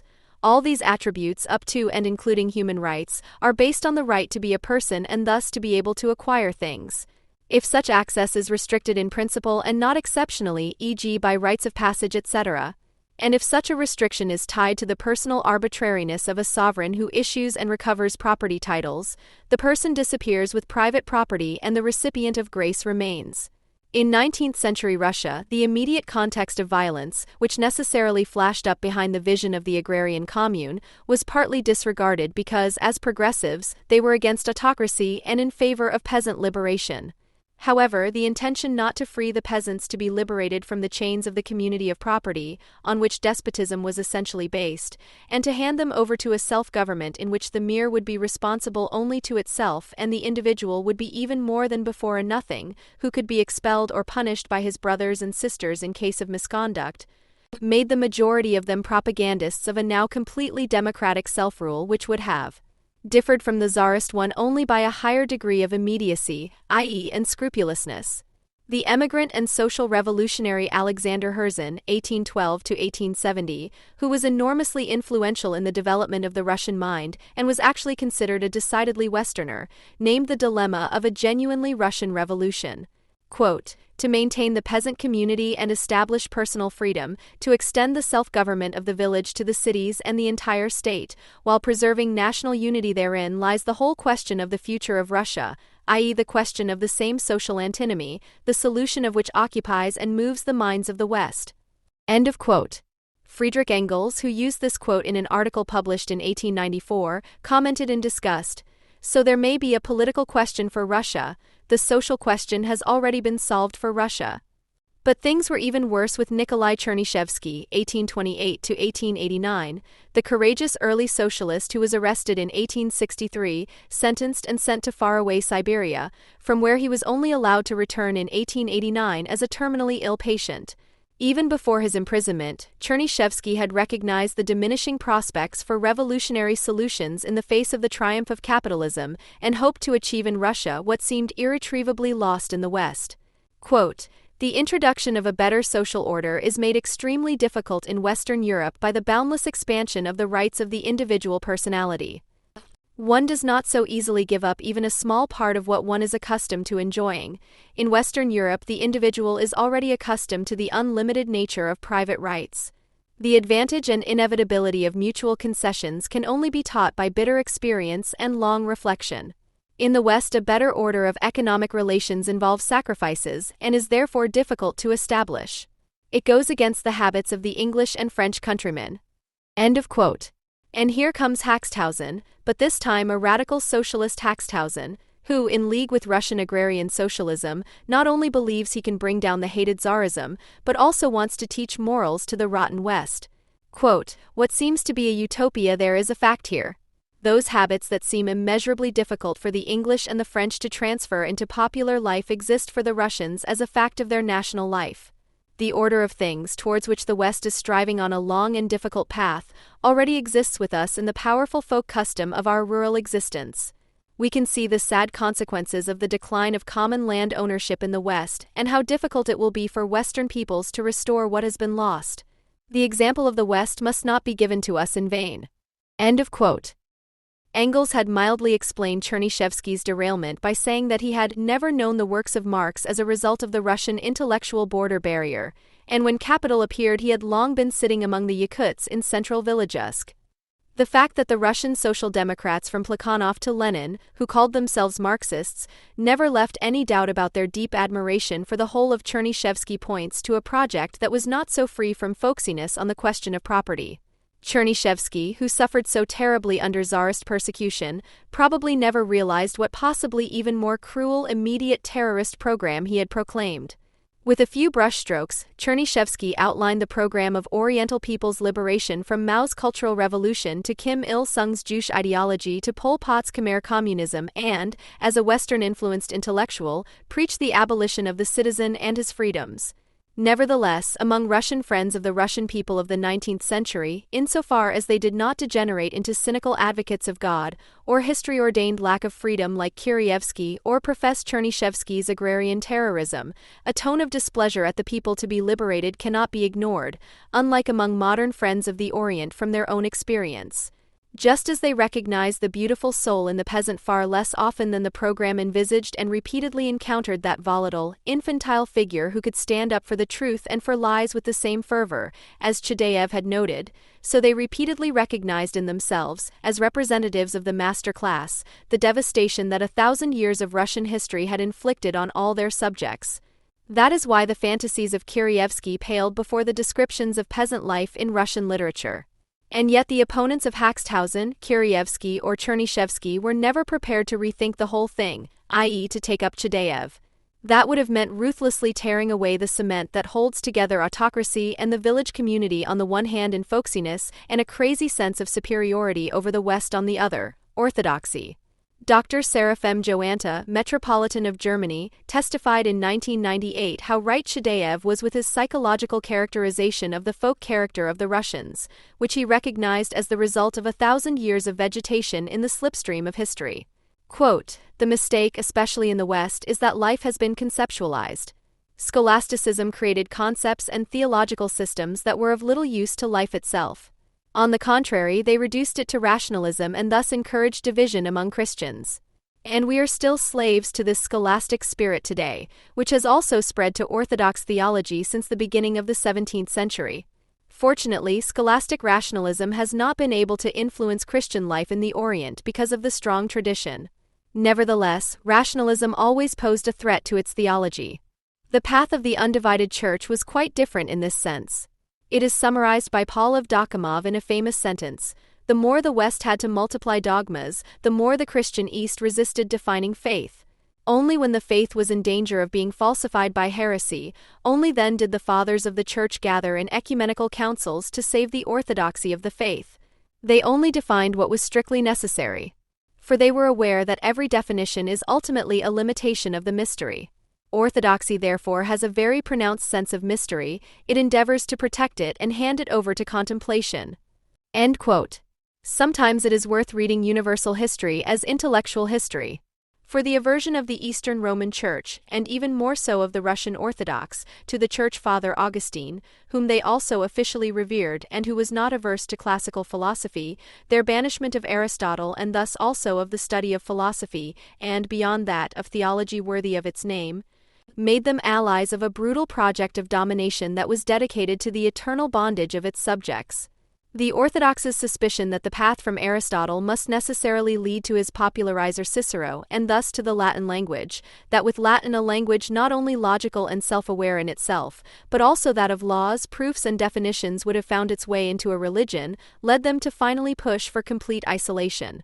There remained a strange fascination that emanated from the Orthodox rite and its imprint on the character of the people, which completely non-religious seekers of truth did not want to escape, because the crude experience of God in the mystery held a collectively experienceable substitute for reason that offered the free flow of disordered impulses instead of the toil of definition, contemplation. People did not want to be like Alexis de Tocqueville, who had read August von Haxhausen's work with interest but without enthusiasm and came to a completely different conclusion about the situation in Russia. In 1853 he recognized a Russian people which is still in the swaddling clothes of serfdom and communal property, and yet enjoys a part of the institutions of the democratic and civilized times in which we live, and even participates in their spirit. On the one hand, the clod of the 10th century, and on the other, a permanent movement from place to place and from one state to another. End quote. De Tocqueville added, seemingly paradoxically, the latter is characteristic of the Americans. However, he was merely referring to the intensified exploration and colonization of Siberia in the 19th century, which seemed to him to be comparable to the activities of American pioneers, but nothing more. Tocqueville remarked, as if he were already an expert on classical Russian literature, the natural and unavoidable boredom that is inevitable in the face of the lower strata of Russian society, where everything about the ideas, laws and customs and the outward appearance of things is completely uniform down to the smallest detail. It looks like an America without the lights of reason and without freedom, a democratic society that instills fear. End quote. Everywhere in the Western world, the centenary of the October Revolution was commemorated, mostly with a kind of quiet interest, just as the feature pages like to do with historical events that have long since lost their explosiveness and yet are still able to evoke a pleasant shudder. Planned economy, expropriation, and collectivization seem as far away as another planet to the creatures of postmodern society, with its comprehensive privatization of risk and decline. The fact that remaining left-wing sects nevertheless tried in vain to gain an image from the anniversary, such as the MLPD, which ran with Lenin posters in the Bundestag election campaign, is of little consequence, as are the many efforts to make the historical event palatable to the identity-fixated younger political audience by means of a narrative that makes no sense. This is how Binnie Adamczak addressed the anniversary of the October Revolution. Her book Beziehungsweise Revolution 1917-1968 und Andere, Berlin 2017, not only shines with highly idiosyncratic grammar, but also with the thesis that revolutions should not be directed at the state as they once were, or even at the individual. Their content should be relational work. The various groups of anarchist or Trotskyist provenance who, as always, tried to pinpoint the time of the failure of the revolution, from Kronstadt to Trotsky's expulsion, or to find reasons for the absence of a third revolution, after the first in February and the second in October 1917, could certainly not count on his attention. Nevertheless, the October Revolution as such was a top topic for symposia, a compulsory item in publishing programs, and a welcome event for bookshops and cultural centers. In the country of the revolution itself, things were quite different. Although a positive attitude towards the defunct Soviet Union has been promoted there for some time now, the fact that its foundation was itself the result of a revolution is overlooked. In 2015, for example, Putin ordered the creation of a national school organization openly dedicated to the continuation of the Komsomol and Pioneer system. On this occasion, the then Minister of Education Ivanov spoke of how nice it was that we are all children of October. But Russian children learn next to nothing about this October, or more precisely about October 25, 1917, according to the old Russian Julian calendar, either at school or on television. The new Russian policy of commemorating the anniversary of the upheaval in Petrograd, which took place in the courtyard and corridors of the Winter Palace, teaches that nothing particularly worth remembering actually happened on this day, apart from the fact that the destruction of statehood, as Putin himself characterized the October Revolution, cannot please an autocrat who is trying in his own way to contain an upheaval in Ukraine. In any case, there were no official commemorations of Red October in Russia. The anniversary simply fell by the wayside. By contrast, the Tsarist Empire and the Soviet Union are officially held in equal esteem, with Lenin and Stalin joining the revered ranks of great Tsars from Ivan the Terrible to Peter the Great and Napoleon's victor Alexander II. This is why no one is thinking of suspending the Lenin cult, or at least closing the grotesque mausoleum at the Kremlin for good. But perhaps there is even more than just a grain of unpleasant truth in the Putin regime's affirmatively intended historical lie, as the emphasis on the continuity of Russian history beyond October captures more than it can and above all wants to grasp. In any case, the veneration of Soviet greatness is not dangerous for the regime, even though first Yeltsin and later Putin destroyed pretty much everything of Soviet achievement in the 1990s and are responsible for the collapse of the social security and healthcare systems. They and their associated clans from the nomenklatura had brutally eliminated the historical anomaly that Isaac Deutscher had regarded in 1967 on the 50th anniversary of the October Revolution as a condition for continuing to place socialist hope in the Soviet Union, namely that the ruling class there did not, after all, own the means of production. These means of production, which in post-Soviet Russia are primarily limited to the extraction of natural resources and the arms industry, have been divided up among the satraps within a few years. The masses, on the other hand, are fed with the propaganda of Russian greatness, of being part of a historical mission that counters Western decadence and weakness. It is not for nothing that it is commonplace in today's Russia to refer to Europe as Gayropa, with a robust community firmly rooted in tradition. The fact that this feeding off works so smoothly that the vast majority would rather accept a dramatic decrease in average life expectancy, as has happened in the last 25 years, than be offended in their pride, raises doubts as to whether, despite all the Civil War carnage, a revolution has actually taken place that would have fundamentally changed social and mental structures. and whose mission, good and right in itself, could have been betrayed at all, regardless of whether one dates this betrayal to the suppression of the Kronstadt uprising or to the elimination of the left-wing opposition, the booting out of Trotsky, the Moscow trials, or viewed from the other, Stalinist side to Khrushchev's betrayal of the legacy of the great leader of the fatherland and the renegacy of Khrushchev's successors.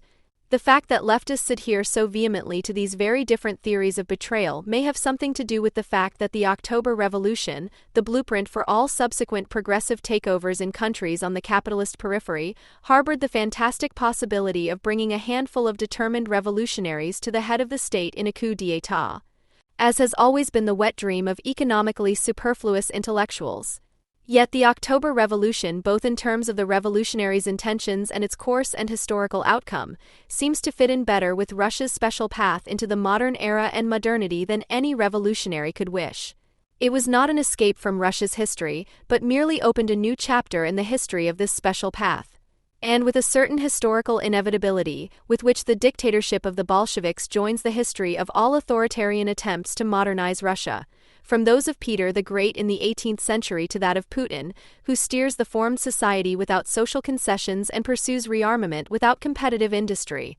For Bolshevism tended to degenerate into a monster not only because of the external threats after it came to power, but also because in its theoretical and practical core it continued all the restrictions and obsessions of the popular nihilist opposition of the Tsarist era, while its intellectual ties to contemporary Marxism were rather loose. The fact that Bolshevism fitted so well into the Russian special path may also explain the powerlessness and hopelessness of all left-wing opposition in the apparatus, for this had just as little social basis in post-revolutionary Russia as the Western-oriented social democratic or liberal opposition in Tsarist Russia. A revolution in Russia would first have had to create such a basis, and the basis of February 1917 would probably have been more suitable than that of October, despite the inadequacy of the provisional government, which can only be described as criminal. When everything that was to end with the October Revolution began, the whole of educated Russia read this. Quote, "He listened eagerly to Kirsanov on the first evening, weeping, constantly interrupting, condemning that which must perish, blessing that which should endure. Which book should I start with?" Kirsanov named them to him. The next morning he bought what was recommended to him, hurried home with it and read for more than 3 days and 3 nights at a stretch, from Thursday 11 o'clock in the morning until Sunday 9 o'clock in the evening, 82 hours. The first 2 nights he remained awake of his own accord. On the third night he drank 8 cups of strong coffee. For the fourth, despite the coffee, his strength was no longer sufficient. He sank to the floor and slept for 15 hours. After a week he came back to Kirsanov and asked for new instructions. When 6 months had passed, although he was only 17 and they were 21, they no longer thought he was so young. He had already become an extraordinary man. We are talking about Ladov Mikhail Rakhmatovich, also known as the Rigorist, the first revolutionary in Russian literature. After wandering through Russia, his principles were formed into a closed system, which he adhered to unwaveringly from then on. He said to himself, "I will neither drink a drop of wine nor touch a woman." But his nature was hot-blooded. Why was that? Such an extreme is not necessary. It is necessary. We demand the full enjoyment of life for the people. Therefore we must prove by our way of life that we do not do this to gratify our own inclinations and passions, that we make demands not for ourselves but for the people, that they are based on principles, not on a passing fancy, on conviction, not on our personal need. What the common people eat, even if only occasionally, I may also enjoy on occasion, but what is always unaffordable to the common people, I may not enjoy either. It is necessary for me to abide by these rules. In this way I can at least partly feel for myself how poorly the people live. This comes from a novel written by a political prisoner while on remand and published in 1863 with the permission of the strict censors. What to Do by Nikolai Chernyshevsky. While the censors evidently assumed that such grotesque material would do lasting damage to the reputation of the regime's most prominent prisoner, generations of revolutionaries and their numerous sympathizers in Russia and soon beyond greeted this book with devout enthusiasm. The rigorist Rakhmatovich plays only a minor role in an amateurishly constructed love triangle in which a tailor's cooperative is the focus of attention. And yet Chernyshevsky had realistically described highly unrealistic people, with their hysterical moods, their consumption of vulgar materialistic writings reminiscent of exorcism, the seemingly selfless ascetic love for the people, the high-bred hatred not only for autocracy, but also for all those who tried to gradually change the regime. What to do? was also one of Lenin's favorite books, who had nothing on Chernyshevsky, although his essays were also mostly abstruse and often pedantic plagiarisms of Feuerbach and Fourier. But he himself was a pedantic copyist and dogmatist. When was Ton appeared, a political era began that lasted until the October Revolution, that of the Maximalists. In a society in which the majority of educated people yearned for change, a minority fragmented into many circles succeeded in determining the law of action, and even more so in setting the standard by which a distinction was to be made between a noble desire for freedom and capitulationism, i.e. reformism or revolution. The agitation not only caught on among grammar school pupils and students, the actual protagonists of the propaganda of the deed.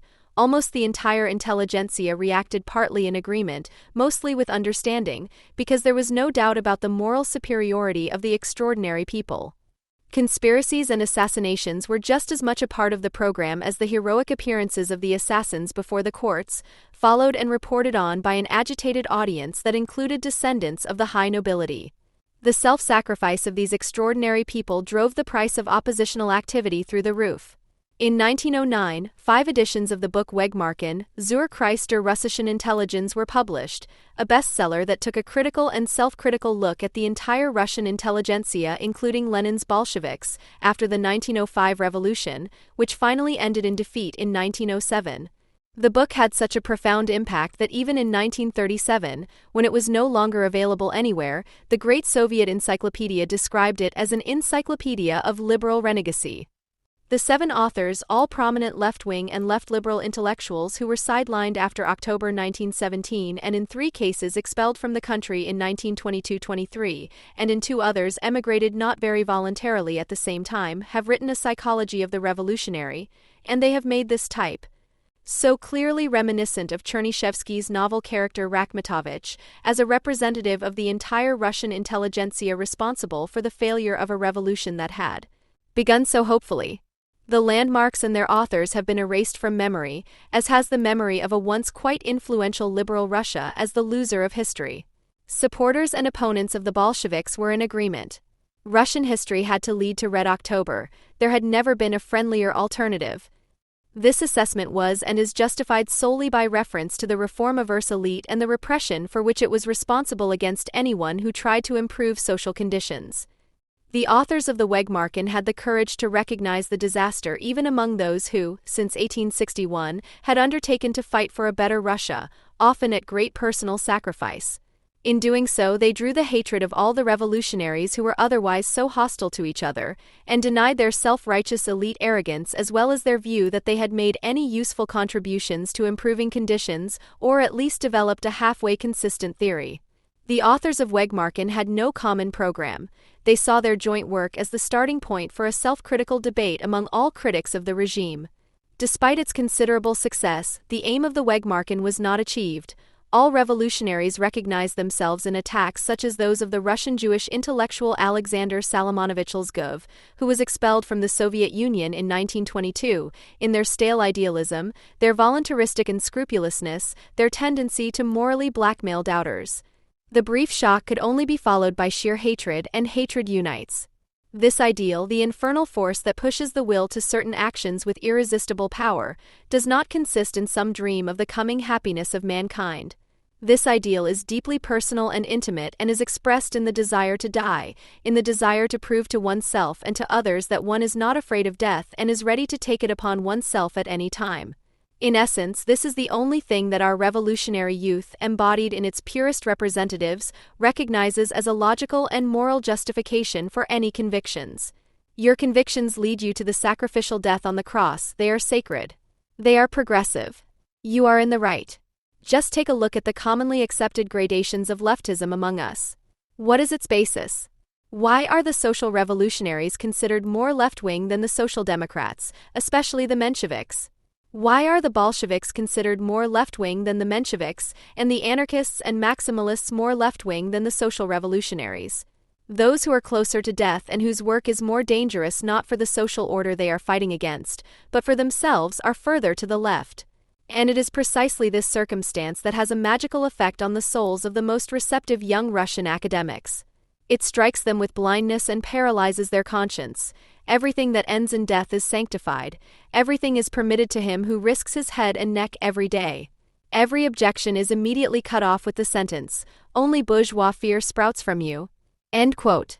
The literary scholar Mikhail Osipovich Gershenzin recognized as a prerequisite for this cult of death a disintegration of the personality, in which the ego no longer wants to be master in its own house, but rather lets it decay and can only be found outside. The Russian intellectual, he writes, is above all a person who, from his youth, lives outside himself in the literal sense, that is, who regards as the only object worthy of his interest and attention something that lies outside himself. People, society, state. Nowhere in the world is there such a despotic public opinion as here, and for 3/4 of a century our public opinion has been based unchanged on the assumption of a supreme principle, which is, to think about one's own personality is selfish and indecent. A true man is only there who thinks about society, is interested in questions of public concern and works for the benefit of the general public. Basically, this is an accurate description of the soul of the professional revolutionary from Chernyshevsky to Lenin.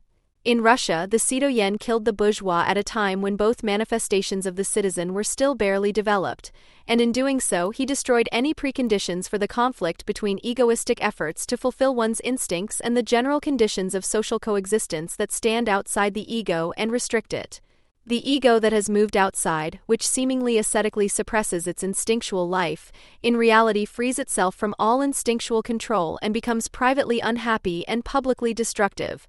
It obstructs its own possibilities of finding happiness and must outwardly, against its fellow human beings, maximalistically destroy the basis for a better organization of society in the combination of self-sacrifice and compulsion of conscience, and provoke the very Big Bang, which in Russia could only be imagined as the release of the enormous, atavistic potential for violence in the beloved common people.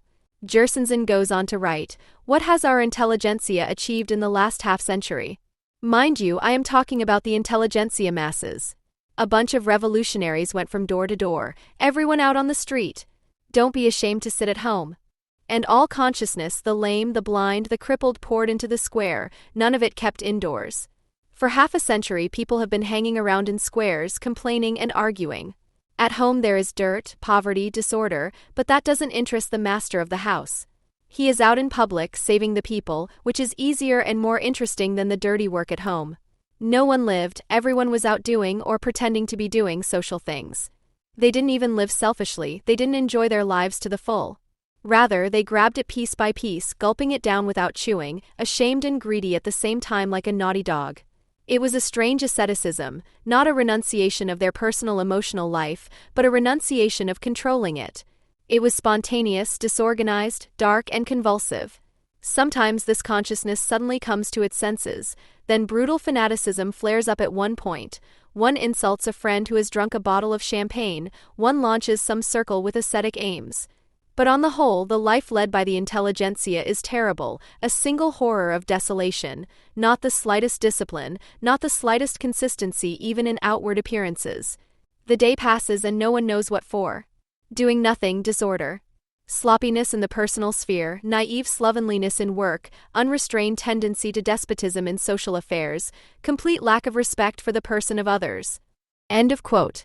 The state of personal consciousness corresponded to the reality of life for an entire class. To deal with oneself and therefore also to reflect on the social world around one, to recognize one's own needs as private and therefore also to impose constraints on them, because the merely private could degenerate into the immoderate, asocial, violent, developing a positive concept of sublimation and attacking its unnecessarily, because unreasonably repressive character with the aim of creating a sublimation more appropriate to the individual, the ego, the needs, the drives, the members of. The revolutionary Russian intelligentsia wanted nothing to do with this self-torture, which can nevertheless result in a modest increase in private happiness in the here and now. The mixture of asceticism and overindulgence, bad conscience and moral self-exaltation corresponded in an uncanny way with the collective constitution of the idolized subject, to whom one humbly ingratiated oneself and at the same time imperiously wanted to turn into an object of constant instruction and, at some point, transformation. Nowhere else in the 19th century was there such foul-mouthed and brutal swearing as in Russia. Nowhere else was there a comparable degree of crude violence, especially against wives and children, and such extensive neglect of one's own home. clothing and professional duties than among the peasantry in particular. It has become a habit to make this way of life an eternal reproach to the autocracy precisely when, forced by a lost war, the Crimean War, economic misery and growing dissatisfaction, it opened the first chapter for a different Russia with the reforms of 1861 FF. The intelligentsia made a habit of looking down contemptuously on the local self-governing bodies established first in the village and then in the city, the semstvos and the rural doctors, health centers and elementary schools they set up. The enforcement of general law according to the Western model was seen as nothing more than a betrayal of the people and ultimately of Russia's own path to a better future. Above all, they did not want to see that the members of the people also had a consciousness that was constantly fleeing their own homes and had been wandering aimlessly since the late 19th century in search of a better life in religious fervor and quasi-religious longing for real justice, driven by economic and emotional hardship. In the spring of 1917, Lenin, under the leadership of a tiny proletariat, most of whom were only in their first generation hardly any different from the peasantry, called on this people to rise up and wage civil war as a movement of the proletariat and the masses, the entire poor population in town and country, for bread, for peace, for true freedom. His call: help the workers to arm themselves, or at least do not prevent them from doing so, and freedom in Russia will be invincible, the restoration of the monarchy impossible and the republic assured, was aimed at organized and unorganized self-armament, the creation of the Red Guard and the great armed settlements in the countryside and suburbs that became a reality from October 1917. They were the beacon for a civil war that he should have known would degenerate into an orgy of unbridled violence, whoever won it. Lenin and his own were no less heroic and necrophiliac than the type of Russian revolutionary characterized by Alexander Ljubica in 1909. They too followed the motto, "Everything that ends in death is sanctified, everything is permitted to him who risks his head and neck every day." The Russian revolutionaries from 1861 onwards were secretly in agreement with their mortal enemy that a development had been set in motion which, without an individualizable actor, could deprive both autocracy and the revolutionaries of legitimacy if no action was taken against it in time. For in Russia too the economy was capitalizing and with it social relations. The importance of peasant common property with simultaneous feudal ties to the landlord, which the revolutionaries up to the Bolsheviks wanted to revolutionize by expropriating the landlords and establishing agricultural cooperatives on the basis of this same legendary common property, disappeared. Officially serf-owning peasants before 1861, and even more so the partially freed peasants after 1861, agreed with the lords on a system of levies with simultaneous freedom for the peasants to earn their own money. From then on, these freed farmers regarded the land as a profitable means of production, unless they turned their backs on a permanent existence. In other words, they began to build a house for themselves that they wanted to keep free of collectivist and statist impositions. In order to alleviate the misery in the cities, the regime encouraged activities that were strikingly reminiscent of the tailor's workshop in What to Do, and supported forms of production reminiscent of cooperatives, which were intended to make effective use of the communal land as large agricultural areas and also encourage the founding of hospitals, orphanages, and night asylums.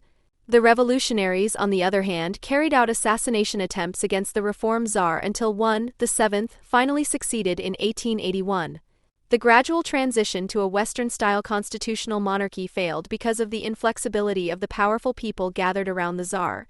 It also failed because of the inflexibility of the overwhelming majority of the people, whose members did not want to see themselves as entrepreneurs, but bitterly clung to the basically never real emergency provision, which was supposedly guaranteed by a sacred cooperation between the peasant mir and landowners committed to it, over which the distant but all-powerful czar was supposed to hold his protective hands. And thirdly, it failed because the revolutionaries could not and would not let go of their maximalism, for in the uncontrollable capitalization they recognized with horror the end of their revolution, the liquidation of the intelligentsia as a revolutionary state cast in waiting.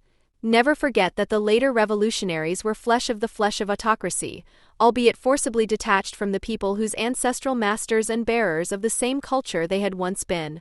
Under Peter I, at the end of the 17th and beginning of the 18th century, the nobility was initially committed to Western, rational rule, the army and bureaucracy were reformed, the boyars' beards were literally cut off, education based on the French model was imposed, the bureaucracy was transformed into the engine of progress and orthodoxy was subordinated to the state. from the great down to the small and impoverished nobility, soon supplemented by pupils of the seminaries, the educational ranks of the lower, but non-peasant classes, the new intelligentsia became the real state treasury, which had to carry out the modernization mandate. Nothing changed in this respect until the 1840s, when the first revolutionaries made their appearance, and only little changed in the period up to 1917. The intelligentsia came into conflict with the regime during the reign of Catherine II, 1765 to 796. The Enlightenment promoted from above began to turn critically against the corruption, the complete surrender of the peasants to the arbitrariness of the landowners and the personal freedom that was never granted, and the history of suffering began: banishment, dispossession, and public ridicule. Unlike in France, for example, there were no entrepreneurs in Russia. Russian trade was in the hands of orthodox despots who had taken nothing from the Petrine reforms. There were hardly any freelancers, and above all, they were not self-confident. There were certainly no large-scale agrarians with any semblance of capitalism. And the factories were in state hands and managed by mainly British and German specialists, entrusted with the production of military equipment. The rebellious intelligentsia never got away from their breadwinner, the absolutist state. As deeply as they hated it, they always remained loyal to it in their fantasies, in which they saw themselves as popular and later socialist, collectively acting autocrats. Just as members of the people came to the top very late, but did not develop self-confident professions, there were no significant efforts from the intelligentsia to take on these functions independently of the state. As a lumpen intelligentsia, its avant-garde devoted itself to journalism and writing, albeit with enormous success.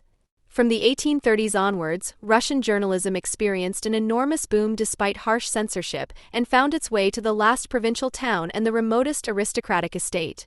The accusatory description of the appalling conditions in the countryside and in the suburbs and the fantastic corruption of the bureaucracy went hand in hand with the debate about a Russian path to a better future, which by the 1840s at the latest amounted to an increasingly radical opposition to autocracy. The radical Russian opponents of the regime were at no time Republican, although the word played an important role in the discussions. The revolutionaries feared the rise of a completely different class, one that would no longer be noble and heroic, but pragmatic and selfish in its adherence to a personal freedom guaranteed by universal law. The fanatical hatred with which Lenin railed against the new bourgeoisie and all groups, parties and individuals who were committed to bourgeois progress points to the deep-seated fear of no longer being needed as a professional revolutionary. It was therefore not only Lenin who touched on something very Russian that alone could still help: spontaneous popular uprisings. The memory of the years 1774 and 1775, the years of the Pugachev uprising named after its charismatic leader, was present in the 19th century. Pugachev had succeeded in triggering an apocalyptic uprising in southern Russia, in which thousands of landowners and bureaucrats, as well as newly settled colonists, fell victim, and everything that was not a peasant's hut or church was burned down, from the manor house to the post office. The seeds were sown late, the Civil War as a popular uprising against almost everything that had changed since the Petrine reforms only appeared on a small scale and completely unorganized in 1861, when, in connection with the land reform, disappointment and hatred over the inadequate distribution and the high tax burden led to attacks on landowners and their estates. One lost war later, the Russo-Japanese one, the popular uprising of 1905 became tangible as a threatening future, when hundreds, including many Jews, were murdered in spontaneous revolts and even more buildings were looted and set on fire before the regime struck back with a cruel counterattack. Sergei Bulgakov, economist and moderate social democrat, expelled from the Soviet Union in 1923, also described the conditions for political adventurism in the Weimarks as an almost necessary consequence of state repression. Quote, "Anyone can easily find enough examples in literature or in their own experiences of how the police regime cripples people on the one hand by depriving them of the possibility of meaningful activity, and on the other because it promotes the development of a specific intellectual aristocratism, a patented heroism, so to speak, in its victims. If a young member of the intelligentsia still doubts whether he is mature enough for the historical mission of a savior of the fatherland, these doubts usually become obsolete as soon as the Ministry of the Interior certifies his maturity.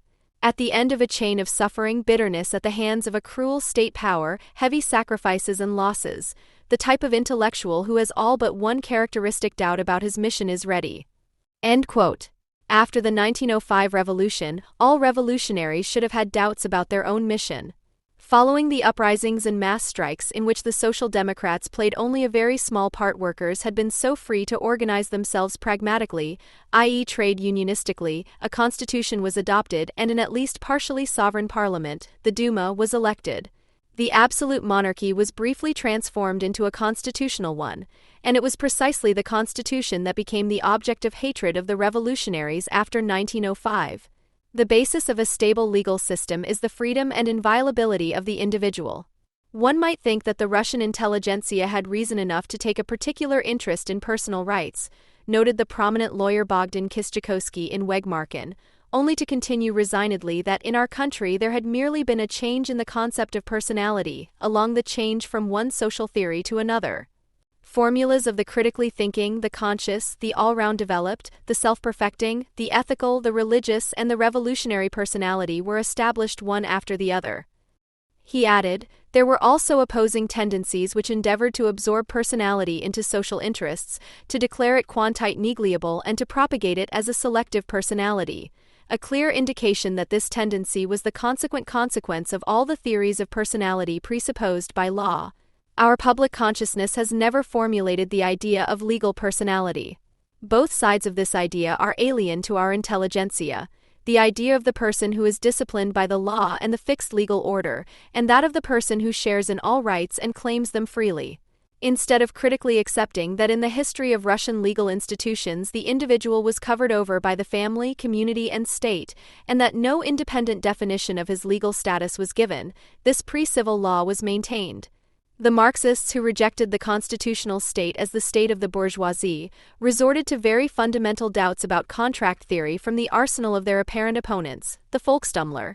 Their mastermind Konstantin Aksakov had already postulated in the 1850s that the people of the West had taken the path of external truth, the path of the state, while the Russian people had taken the path of internal truth, when relations between people and rulers were based on mutual trust and sincere goodwill. However, we will be told that the people and power could betray each other. We need a guarantee, said Aksakov, summing up the dilemma before exclaiming, there is no need for a guarantee. A guarantee is a bad thing. Where there is a need for a guarantee, there is nothing good. It is better that life which lacks good should collapse than that it should be resisted with the help of evil. End quote. With their agitation against the Volksstammler, the Social Democrats had laboriously concealed the fact that their aspirations, their consciousness, and the souls of their members were no different from those of their competitors. They merely had the more practical program for the desired overthrow, the more disciplined cadres, and the unscrupulousness to unleash the civil war for the good. Bogdan Kistyakovsky comments, it is well known that the tendency towards detailed regimentation and regulation of all social relations through articles of the written law is a characteristic of the police state that distinguishes it from the constitutional state. It can be said that the legal consciousness of our intelligentsia is at a stage of development that corresponds to the police state. All the typical traits of the latter are reflected in the susceptibility of our intelligentsia to formalism and bureaucratism. Our party organizations were formed before the revolution. In their ideal aspirations, they were joined by sincere people who were free of all prejudices and made great sacrifices. One might have expected that in their free organizations they would put into practice at least some of the ideals for which they were fighting. Instead, all we see is the slavish imitation of the monstrous system that is typical of Russian state life. End quote. The fact that the always loudly proclaimed ideal among the idealists was, in case of doubt, enforced by the means of their persecutors, once again points to the fatal proximity to the dictatorial state machine of revolutionaries who condemned what made the liberal state bearable, the explicit recognition of citizens' unregulated freedom of action. The belief in the omnipotence of statutes and the power of coercive regulations, Kistyakovsky continues, is not a trait that is unique to Russian social democracy. Nowhere is there so much talk of party discipline as here. We need external discipline precisely because we lack internal discipline. Here, too, we take the law not as a conviction of right, but as a compulsory rule. This revolutionary misunderstanding, which can only see liberal law as the executor of state rule and not the self-confidence of citizens based on a common sense, who are no longer subjects and therefore want to put a stop to their own tendency towards arbitrariness through reasonable agreement, was as popular in 1909 as it has long been among contemporary critics. The seemingly Marxist-based mockery of bourgeois law refers far more to the putschist defeatism of lumpenliterati, who are looking forward to the general collapse of all order and all boundaries, than to the critique of political economy and the role of legal certainty in the process of civilization, which Marx had very clearly in mind. The true freedom, as Lenin postulated it, which is not bound to any constitution, serves only to justify the coup d'état. Lenin affirmed this in his own party statutes with a commitment to the emergency constitution against dissenters, which must also be read as an announcement of the nature of his democratic republic, which was based on the liquidation of subjects of law that were not only bourgeois. In a speech at the Second Party Congress, which Kosciuszko had quoted in excerpts in his contribution to the Wegmarken, he said on August 20, 1903, "We are obliged to impose a state of siege against people who do not stand firm and waver, and our entire party statute, our entire centralism is nothing other than a state of siege against the so numerous sources of political blurring. We need special laws, even exceptional laws, to counteract this blurring, and the step taken by the Party Congress has correctly charted the political course by creating a firm basis for such laws and such measures." The censorship order of the party bureaucrat Lenin not only refers to purges to be carried out, it leads back to the world of the idealistic enthusiasts and rigorists of the ilk of Ladiv Mihailovich Rakhmatov in Chernyshevsky's What to Do, who in their heroism presented themselves as saviors and implacable educators of the people, whom they would not allow to get away with possible political blurring. Sergei Bulgakov recorded this as a characteristic feature of the entire Russian intelligentsia in the Waymarks. Our intelligentsia, which tends almost without exception towards collectivism, towards the greatest possible socialization of human existence, is by its very constitution anti-collectivist and anti-community in a certain sense, since it carries within itself the divisive principle of heroic self-affirmation. To a certain degree, the hero is a superman who assumes the lofty and challenging pose of the savior towards his neighbors, and despite its democratism, the intelligentsia is just another manifestation of the aristocracy that arrogantly opposes the Philistines. In Jürgen Kaczynski's bestseller Dialogue with My Great-Grandson, the great-grandfather explains to his questioning listener, "Stalin accomplished, you must know, two great achievements. One was a political one. He implemented the line of heavy industrialization of the Soviet Union as a primacy against all attempts at change and thus created the basis for the economic and military strength of the Soviet Union, the basis for the victory against fascism. The other was a personal one. He possessed, even after 1945, the deep trust of the people. At the same time, however, he abused this trust in the most terrible way. He and we elevated a series of propagandistic formulations to dogma, and thus also killed off genuine scientific debate. As a result, we were also quickly convinced by Stalin's new scientific ideas without recognizing that they were often wrong. Science and art were at a standstill in many areas. Einstein was declared an imperialist agent, a cosmopolitan, and the general theory of relativity was condemned accordingly. German classical bourgeois philosophy, especially Hegel, became a reactionary current. A charlatan like Lysenko, who was regarded as a genius of plant breeding, could set biology back by half a century and more." End of quote. After these remarks, great-grandfather Kaczynski raises his pedagogical index finger and continues, "So you see how ambivalent the figure of Stalin and his time are. You must never see only one side, and you must also understand that the positive side of the Stalin era will always be seen in history as the decisive one for the fate of humanity." End quote. To this day, almost every anti-fascist leftist shares this critical view of Stalinism. The illogic of Stalin having created the basis for the economic and military strength of the Soviet Union and thus for the victory over fascism, while at the same time being responsible for the decline of art and above all science, does not shake the myth of Stalin's positive side. On the contrary, the decline of science and art is even seen by many as a necessary condition or sacrifice for the victory over Hitler. A critical reading of Kaczynski's book brings to light another inconsistency, of which much less attention is paid. Stalin's constantly and arbitrarily changing new scientific ideas, as Kaczynski calls them, are cited as evidence of his dogmatism, from which not only the new left felt it had to distance itself by adding undogmatic. And yet this seemingly self-evident demarcation rests on a deep misunderstanding, or rather, a secret complicity after all. Stalin and his cronies themselves emphasized at every opportunity how undogmatically they dealt with the classics in particular. In the infamous short course on the history of the CPSU, which was largely written by Stalin, one can read, Marxist-Leninist theory must not be regarded as a collection of dogmas, as a catechism, as a formula of faith, nor the Marxists themselves as wordsmiths and scribes. Marxist-Leninist theory is not a dogma but a guide to action.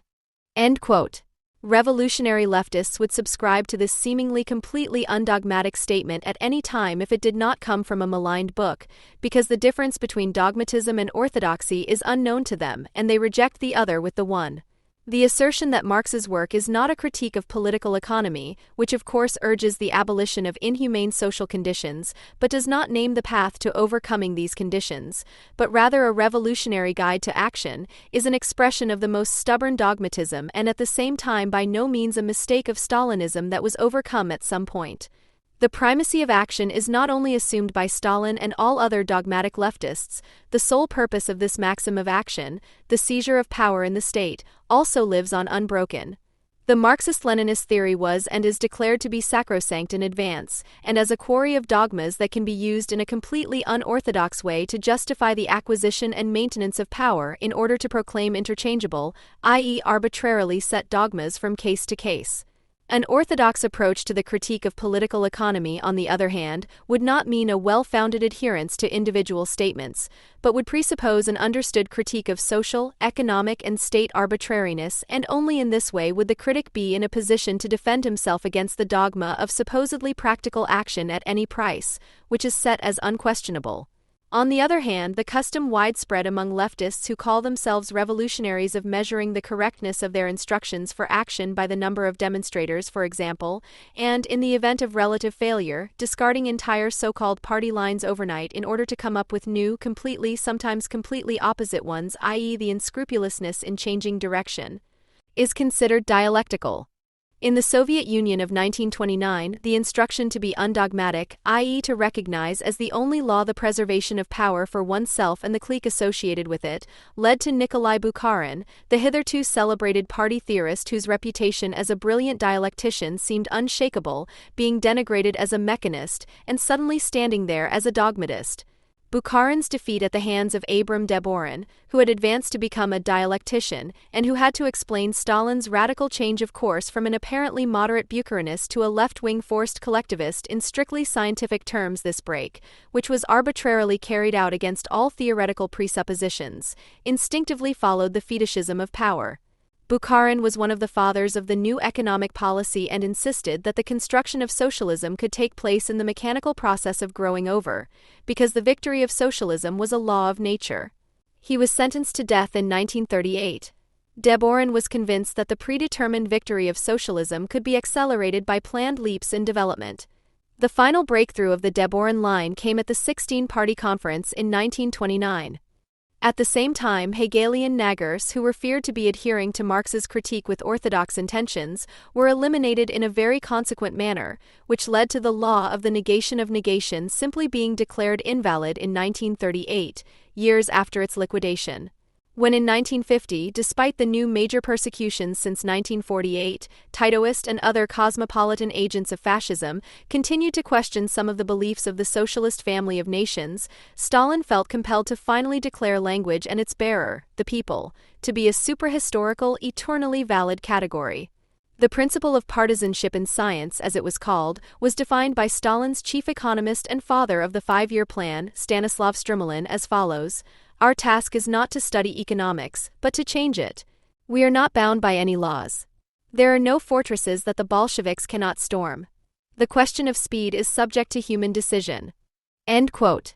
Such a celebration of dynamism as a principle superior to any scientific principle, which is also ontologically exalted to the essential characteristic of the revolutionary, already points to the untenability of the plans issued, the unverifiability of their results, and ultimately the will to recognize behind the failure of so many half-baked projects not the excessive arbitrariness of party ideologues, but the long-prepared sabotage by engineers and other counter-revolutionary agents held responsible for the individual debacles.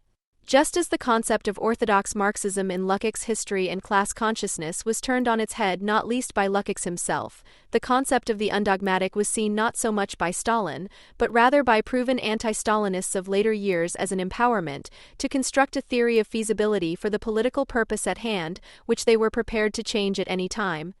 Just like the economic sciences, which Marx had once studied for years and not stormed before he criticized them, discovering, among other things, the laws of capitalist economics. What Isaac Deutscher still knew about Stalin seems to have been long forgotten today. Quote, Stalin's utterances were almost always an accumulation of dry and contradictory formulas, put together as the needs of the moment and consideration for ideological orthodoxy made them appear. No systematic development of a particular idea could be found in this confusion, still less a particular foreign policy doctrine of the Soviet government. End quote.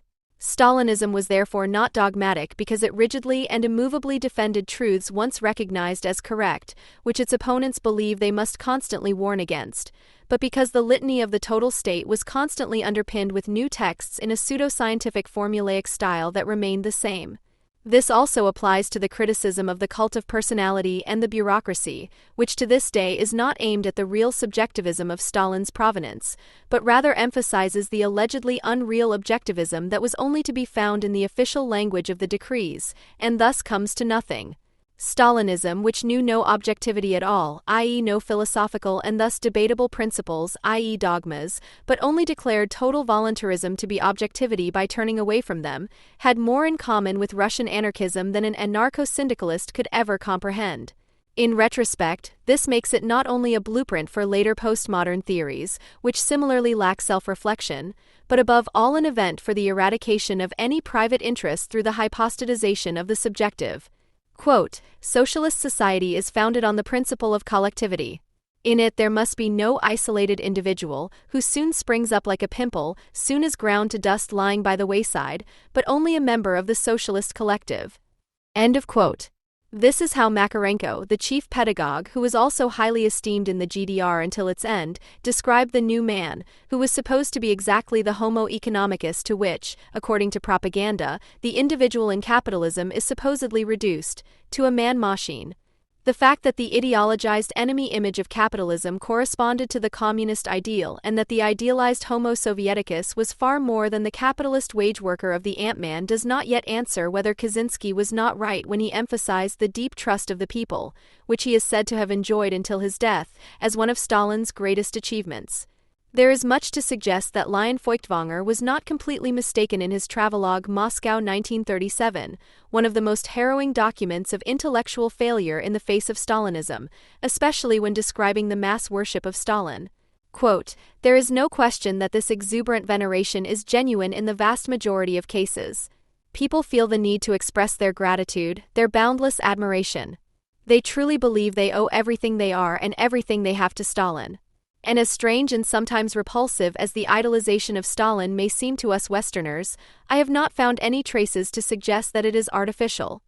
End of quote. En passant and probably unconsciously, Feuchtwanger made a distinction that is central to understanding the relationship of the masses to their leader in the Soviet Union, the distinction between us Westerners and those of Soviet Russia. With all due caution towards some of Isaac Deutscher's conclusions, his description of how embarrassing it was for Lenin, as a Western-oriented revolutionary, to have to make concessions to traditional Russian conditions seems just as plausible as Lenin's historically overdetermined acceptance of the seemingly inevitable. Quote, Just as Christianity once absorbed elements of pagan belief and pagan rites when it penetrated pagan lands and mixed them with its own world of ideas, so now Marxism, a product of Western philosophy, absorbed elements of the Byzantine tradition that had taken deep root in Russia, even elements of the Greek Orthodox Church style. When the doctrine was transplanted to Russia and began to reshape the image of a great people, it had to adapt itself, whether it wanted to or not, to the particular spiritual nature of this people, its traditions, its customs and traditions. End of quote. Deutscher's conclusion that after Lenin's death, Stalinism was the unchecked brutal expression of Russian backwardness is confirmed by a key witness from Stalin's closest circle, his longtime foreign minister Litvinov. His assessment of the foreign policy abilities of the leader of the Soviet Union can easily be transferred to the character of his domestic policy. Quote, Stalin does not know the West. If our opponents were shahs and sheiks, he could easily outwit them. End quote. Stalin was a despot who, as Deutscher noted, especially in the eyes of the younger generation, had something of that sublimity with which the rulers of the Orient affect their peoples. End quote. No one has found a more vivid example of the associated lack of individuation within Russian society than Stalin himself. In a speech to the graduates of the Red Army Academy on May 4, 1935, he described the following incident: "I remember a case in Siberia, where I lived for a time in exile. It was in the spring at the time of the flood. 30 men had gone to the river to fish out wood that had been washed away by the raging mighty torrent. They returned to the village in the evening, but one of their comrades was missing. When I asked them where the 30th man was, they replied indifferently that the 30th man had stayed there. To my question, why did he stay there? They replied with the same indifference, what's there to ask, he's just drowned. And at the same moment, one of them hurried off somewhere and said, the mare must be watered. To my reproach that they cared more about cattle than people, one of them replied with general agreement from the others, what do we care about them, about people? We can always do people. But a mare. Try making a mare." Turning to his listeners, Stalin continued, "There you have a perhaps insignificant, but very characteristic trait. It seems to me that the indifferent attitude of some of our leaders to people, to cadres, and the inability to appreciate people, is a remnant of that strange behavior of people towards people, which was expressed in the episode from distant Siberia just recounted." End quote. It was part of Stalin's specific dialectics, especially at the height of the terror, to emphasize the humanist who, as a wise ruler over the Soviet people, was deeply concerned with defending even the least of his subjects in their right to a life in dignity against occasional exaggerations by his guards, thousands of whom he periodically had liquidated as proof of his humanism.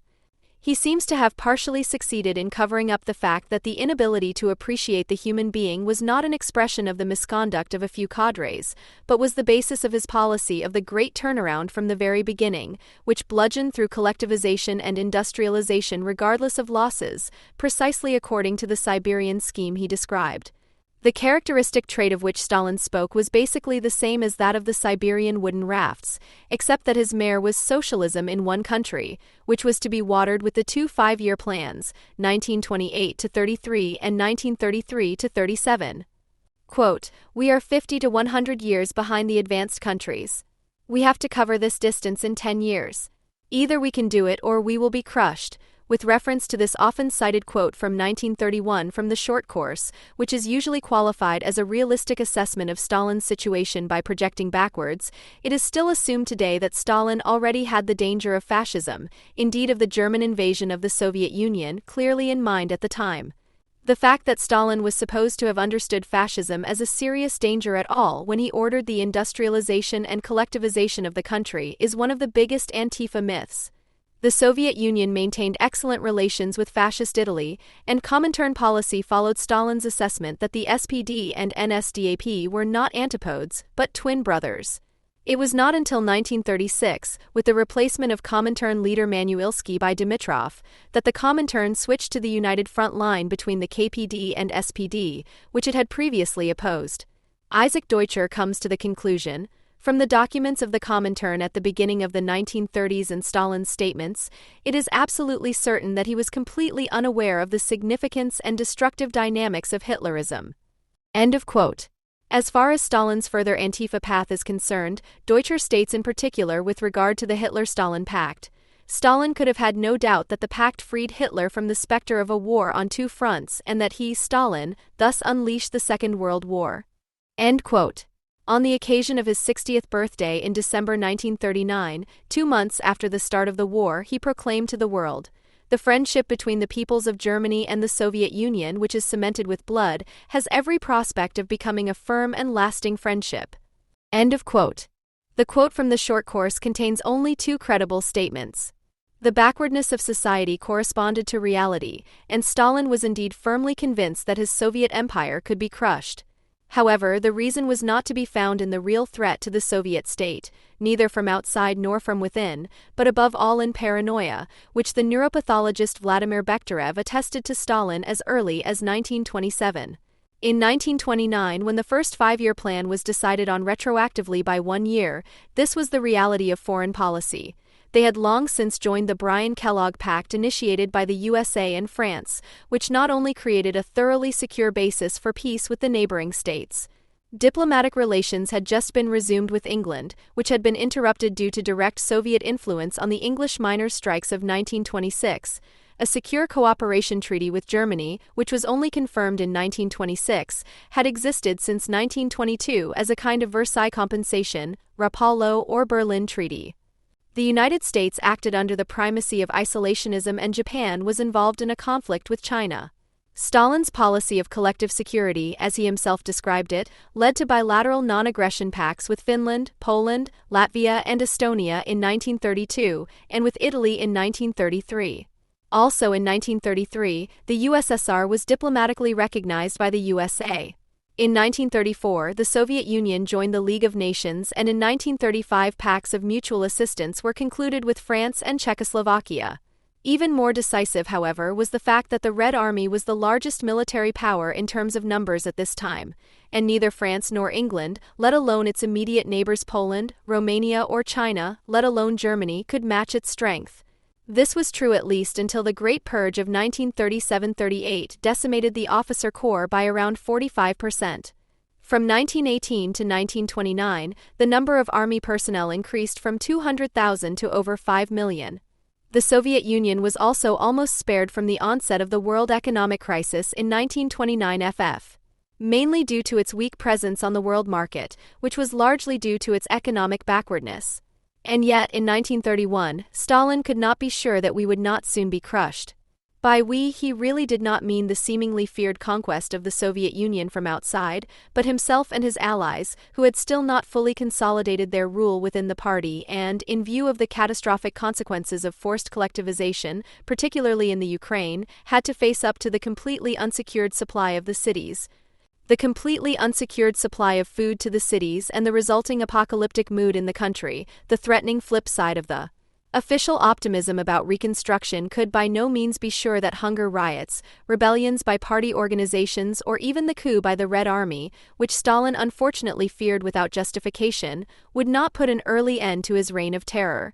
The virtual absence of any major resistance, the caving in of his later victims in the party leadership, the total control over the self-promotion of the regime and its successes, which was successfully pursued by creative and completely convinced masters of propaganda both inside and outside the Soviet Union, made every message of terror appear to be either grossly exaggerated or an anti-communist lie.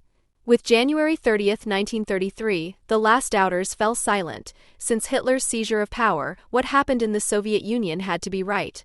Only the outbreak of capitalist barbarism made the Soviet project appear as a planned and prudent path to a brighter future, and 9 years later, despite the shameful Hitler-Stalin pact, even as the savior of humanity from barbarism.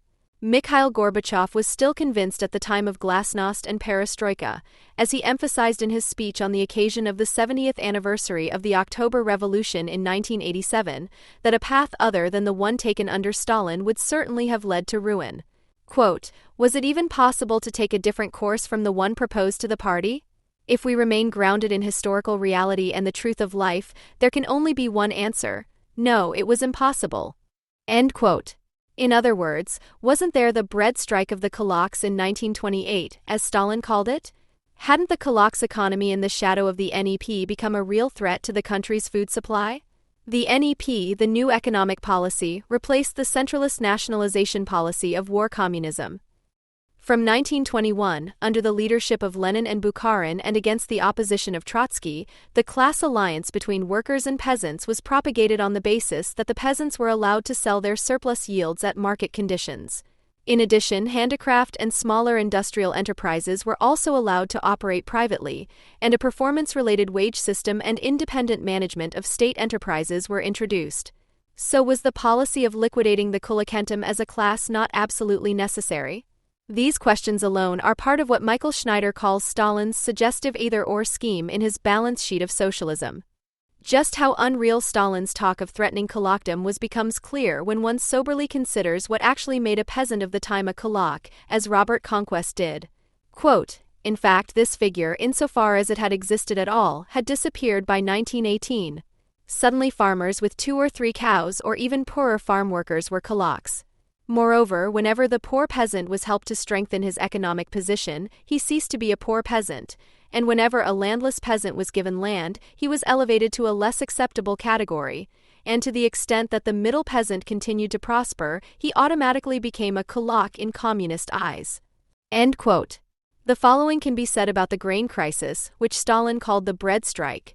At the beginning of 1928 there was a grain crisis, or rather, something that looked like a grain crisis in the eyes of the leadership. In fact, it was nothing more than a temporary imbalance in the grain market, easily correctable if normal measures had been applied. At the meeting of the Central Committee and the Central Executive Committee in April 1928, the line was taken that the crisis was due to various economic factors, while the Kulak had merely exploited an imbalance. Stalin, on the other hand, almost immediately put the main blame on the Kulaks. The reference to the fact that Stalin's revolution from above, as it is candidly called even in the short course, was based decisively on the radicalization of the ideas of Trotsky and other leftists, which Stalin seized at the time when the leftists were finally disempowered, is no longer a sensation. As always, however, Stalin's supposed transformation from Saul to Paul did not follow any comprehensible political or even theoretical line, but was the result of his struggle for total power in the party, which, with its intrigues, false trails, unexpected strikes on one side and incomprehensible compliance on the other, remained inscrutable even to insiders. It was precisely in Stalin's constantly changing attitudes, even in his personal dealings, which ranged from cynical cruelty to poisoned praise and kept those around him in a state of constant uncertainty and ever-increasing dependence on his person. The total arbitrariness of the Oriental despot returned in each case on strictly scientific grounds. As is well known, Bukharin and the rightists, with whose support Stalin had eliminated Trotsky and the left-wing opposition just a few years earlier, were declared the new enemy. In 1930, they had to admit numerous mistakes and errors in embarrassing rituals of self-humiliation in front of the sneering party Congress and suffered for a few more years as politically finished servants who always emphasized that the great leader had not mechanistically changed over to a new period, but had shown the country the way to the harmonious center in a truly dialectical blow against the right-wing mechanism. Under these circumstances, it was impossible to plan in a reasonably reliable and consistent manner, and the endless columns of figures proving success were just as fake as the seemingly scientific statistics that were passed around and published everywhere at the time. Perhaps we don't have to go as far as Isaac Deutscher, for whom the whole procedure surrounding the 5-year plan seemed like the spawn of an unimaginable mental confusion, in which all the rules of logic and all the principles of economic theory and practice were turned upside down. After all, the regime was generally pragmatic enough not to interfere with the construction work of the specialists and engineers, some of whom came from abroad, who were responsible for carrying out the major industrial projects. The mobilization of workers, their supply and remuneration, on the other hand, was just as haphazard and violent as the construction of pioneer cities such as Magnitogorsk. The miracle of industrialization in an always sporadically industrialized country, which was also able to raise the necessary foreign currency for the purchase of machinery and the payment of foreign experts through the sale of mineral resources, was not so great. The only marvelous thing was the sheer limitless exploitation of people, many of whom were kulaks who, after being expelled from their land, usually had no choice but to work on the gigantic construction sites in order to survive. In this general chaos, even the creation of the numerous forced labor camps was probably unplanned, as Anne Applebaum points out in her research work on the Gulag system. An example of the character of the Great Turning Point are the difficulties Robert Conquest faced 60 years later in recording the number of victims of the horrific famine in Ukraine, which was a direct consequence of forced collectivization. There are obvious reasons why we cannot be more precise. As Khrushchev says in his memoirs, "I cannot give exact figures because nobody counted. We only knew that people were dying in enormous numbers." It is significant that statistics, even if unreliable, were published on cattle deaths, but not on human deaths, so we have some account of what happened to the cattle, but not what happened to the people. End quote. The parallels to what Stalin reported about his encounter with the Siberian peasants, for whom the mare was more important than the drowned comrade, are obvious. What Arthur Koestler had the interrogation officer of his protagonist Rubashov state in his novel Solar Eclipse, published in 1941, was not the gloomy fiction of a renegade that Koestler was regarded as for decades in the progressive camp. Quote, "When a peasant in my village had to travel to town, he went to the station at sunrise and lay down to sleep in the waiting room until the train arrived, which was usually around noon. Sometimes it didn't come until the evening or the next morning. These are the farmers who now work in our factories. In my village, for example, there is now the largest steel rail factory in the world. In the first year, the supervisors used to lie down to sleep between two taps until they were shot. In all other countries, farmers had 1 to 200 years to get used to industrial precision and the use of machines. In our country, they only had 10 years. If we did not fire and shoot them for every little thing, our whole country would come to a standstill. The peasants would lie down to sleep in the factory yards until the grass grows out of the chimneys and everything becomes as it once was. End of quote. One is inclined to add, we can always do farmers. But the biggest steel rail factory in the world. Try making the biggest steel rail factory in the world. At the Paris Writers' Congress in 1935, Julien Benda posed the decisive question in his opening address. Does the communist conception understand itself as a break with the Occidental or as a continuation, enrichment, full development? It should not actually be difficult to clearly recognize the great turning point as the final break. Beyond all disputes about what Lenin might already have been thinking, the significance of the suppression of the Kronstadt uprising in 1921 or Trotsky's theory of permanent revolution, or the effects of the failure of the revolution in Germany. The fact that socialism in one country was the final break with the West and the associated belief in the vocation to be the center of a new civilization can only be denied by those who are convinced that Stalin was, despite everything, the great modernizer of the Soviet Union and not the greatest preventer of all modernization. Contrary to his own statements, Stalin's revolution from above was in reality only aimed at overtaking the West in terms of production figures. The new social formation that emerged after 1929 with the all-round nationalization, Michael Schneider concludes, should and wanted to remain in the traditional context of the old Russian or Muscovite economic despotism. And this was expressed, for example, in the following, quote, since the Trotskyists and Zinovivites set themselves the goal of undermining the Bolshevik Party, they inevitably had to take the path of undermining the Soviet state, for the party of the Bolsheviks and the state cannot be separated from each other in the Soviet country. Short course, p. 345f. The Asian industrialization and collectivization of which Schneider speaks was not only a kind of Fordism without mass consumption, which in itself would be a contradiction in terms, it was the continuation and radicalization of that semi-Asiatic mode of production whose specifically Russian character and potential Marx had despaired of being able to grasp. It was not the socialist counterpart to primitive accumulation in the West, it was its antithesis. The primitive socialist accumulation, which is said to have been the great break under Stalin, had only a limited connection with the form of capital described by Marx. It is true for both that they took place from head to toe from all pores dripping blood and dirt. However, socialist accumulation was not an individual act of violence, comparable to the acts of violence of the sovereign, because it did not bring about the liberation of the individual from servitude and guild compulsion, Marx, but rather produced general state slaves, Schneider. The process that Marx describes in the primitive accumulation of capital had its opposite result under Stalin. The immediate producer, the worker, could only dispose of his person after he had ceased to be tied to the clod and to be in bondage or servitude to another person. In comparison, the Soviet man, after he was either forcibly collectivized or forcibly turned into an industrial worker, had even less control over his person. The workers lost their right to change jobs. The rural population became a social class that practically lived in slavery, because the collective farmers were not even allowed to change their place of residence without the consent of the administration. Such boundless failure has not persuaded legions of radical critics of capitalism to devote at least a minimum of their anti-capitalist energy to criticizing Stalinism. What is more, the disdain and contempt for the individual in the West, whose expression is the doubly free wage laborer, has apparently blinded revolutionaries of very different origins to conditions in which, instead of the always questionable double freedom, the simple lack of freedom of the individual not only prevailed, but was even declared the ultimate goal.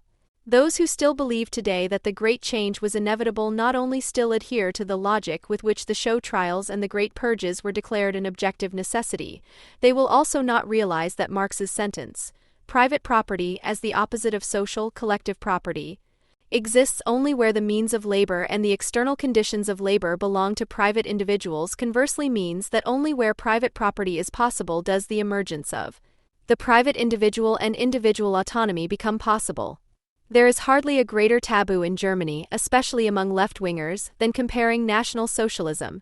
Anyone who does so anyway, like Ernst Nolte, who died in August this year, is regarded as a trivializer, revisionist, even fascist. This ban on comparisons, which does not always apply to the policies of Israel and the USA, may be a reaction to Nolte's actions in the 1986 historians' dispute. His aim was easy to recognize, by stating that Auschwitz was only a reaction to the much more original Gulag archipelago. National Socialism was to be relativized in order to be able to turn back to the fatherland undisturbed.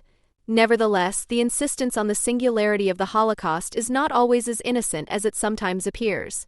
In the vehemence with which the uniqueness of the crime is now insisted upon, especially in Germany, the collective unconscious articulates a certain pride in the deed. Its significance grew to the extent that normal capitalist operations reduced the differences between the Germans and their neighbors, the economic miracle fell into oblivion, and the brand name Made in Germany lost its charisma. The need for uniqueness is now only satisfied by history. Better the country of the crime against humanity than no unique selling point at all. It was not least Jürgen Habermas who showed that talk of the singularity of the Holocaust does not always conceal the urge for historical accuracy.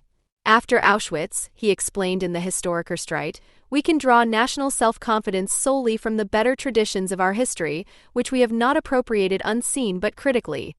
Wolfgang Port pointed out at the time that the will to draw national self-confidence from a past that has not been trivialized is even more brazen than the trivialization of the past. The national conservatives around Nolte had at least kept an eye on the fact that, even with the best will in the world, no national self-confidence could be distilled from the past as it actually was. This is another reason why they resorted to relativization.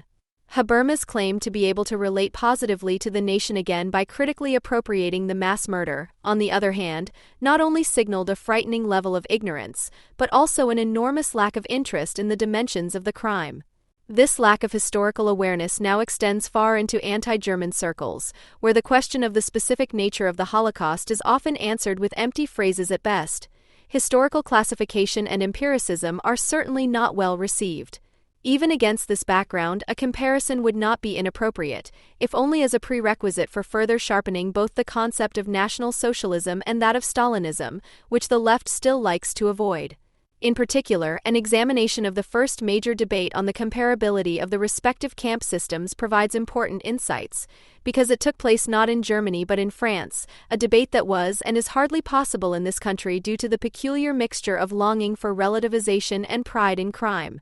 In November 1949, former Buchenwald inmate David Rousset, author of one of the first books on the Nazi concentration camp system, L'Univers Concentrationnaire, published an appeal in Le Figaro Littéraire that caused a scandal in France.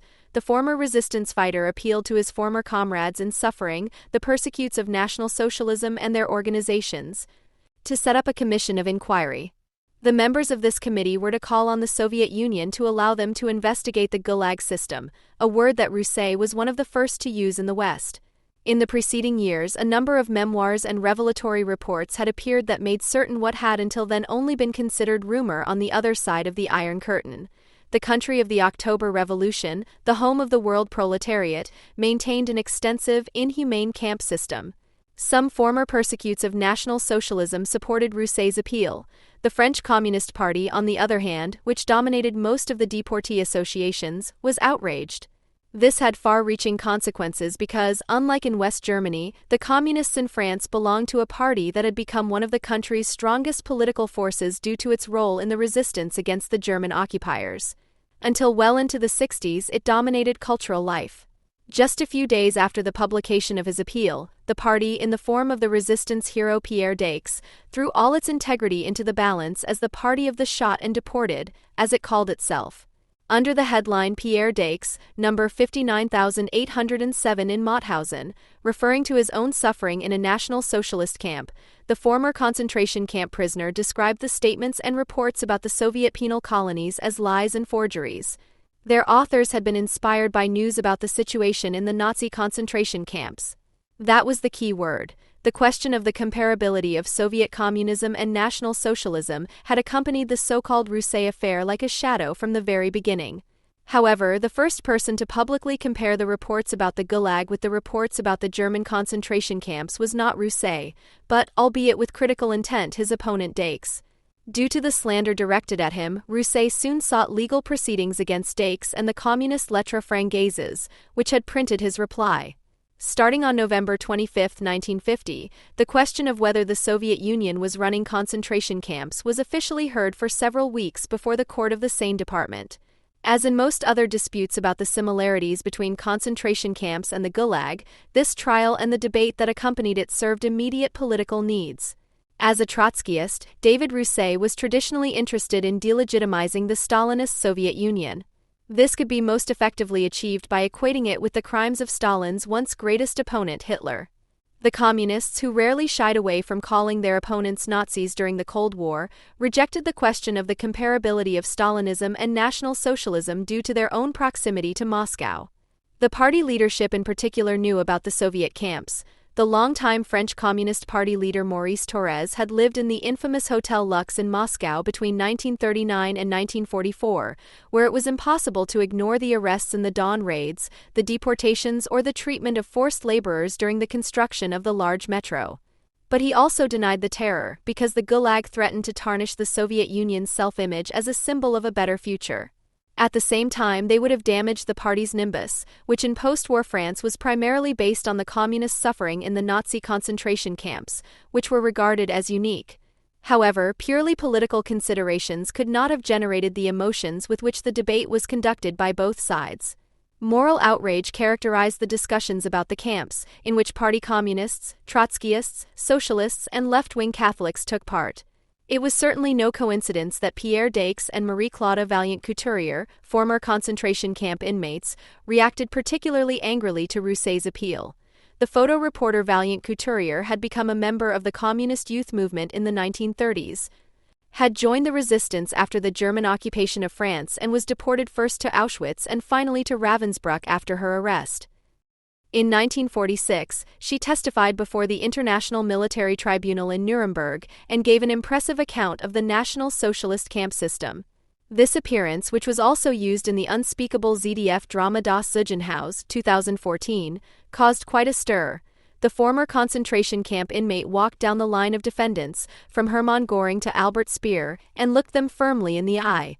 In the Rousset trial 4 years later, she finally declared with the same vehemence with which she had appeared in Nuremberg that she knew for certain that there were no concentration camps in the Soviet Union. The penal system of the workers' and peasants' state, she added, was instead the most desirable in the whole world. In fact, it was hard to bear that the Soviet Union, of all countries, in whose advance the former concentration camp prisoners had once placed such high hopes, was itself running camps. With the victory at Stalingrad, which, however, would not have been possible without the American arms deliveries via the Persian Corridor, the Red Army had brought about the decisive turning point in the war. Vaillant-Couturier and many other concentration camp inmates had been liberated by soldiers wearing a red star on their caps. This made other experiences fade into the background. In 1939, for example, the journalist had clearly distanced herself from the Hitler-Stalin Pact and refused to comply with the Soviet standstill order. Instead of refraining from resisting the Germans in consideration of Moscow's foreign policy interests, she had gone underground. Shortly after her liberation in Ravensbrück, however, Marie-Claude Vaillant-Couturier joined the Communist Party and was elected to the National Assembly on its behalf. Others felt the same way, and not only in France. Prague-born communist Lotte Fönberg, who had to flee Czechoslovakia from the Nazis in 1939 and from her comrades in 1954, still declared 40 years later in an almost exemplary fashion that she still found it difficult to say that the Soviet state and party leader was a criminal, because, explained the widow of the poet Louis Fönberg, who had lost more than 20 relatives in the Nazi camps, the gratitude towards him in his fight against Hitler, the incarnation of perdition, was deeply engraved in her sensibilities. In France in particular, the Soviet Union had another function. The Republic had initially shown little heroism in the Second World War and quickly laid down its arms. Capitulation and collaboration with the Germans made it difficult to refer to the nation.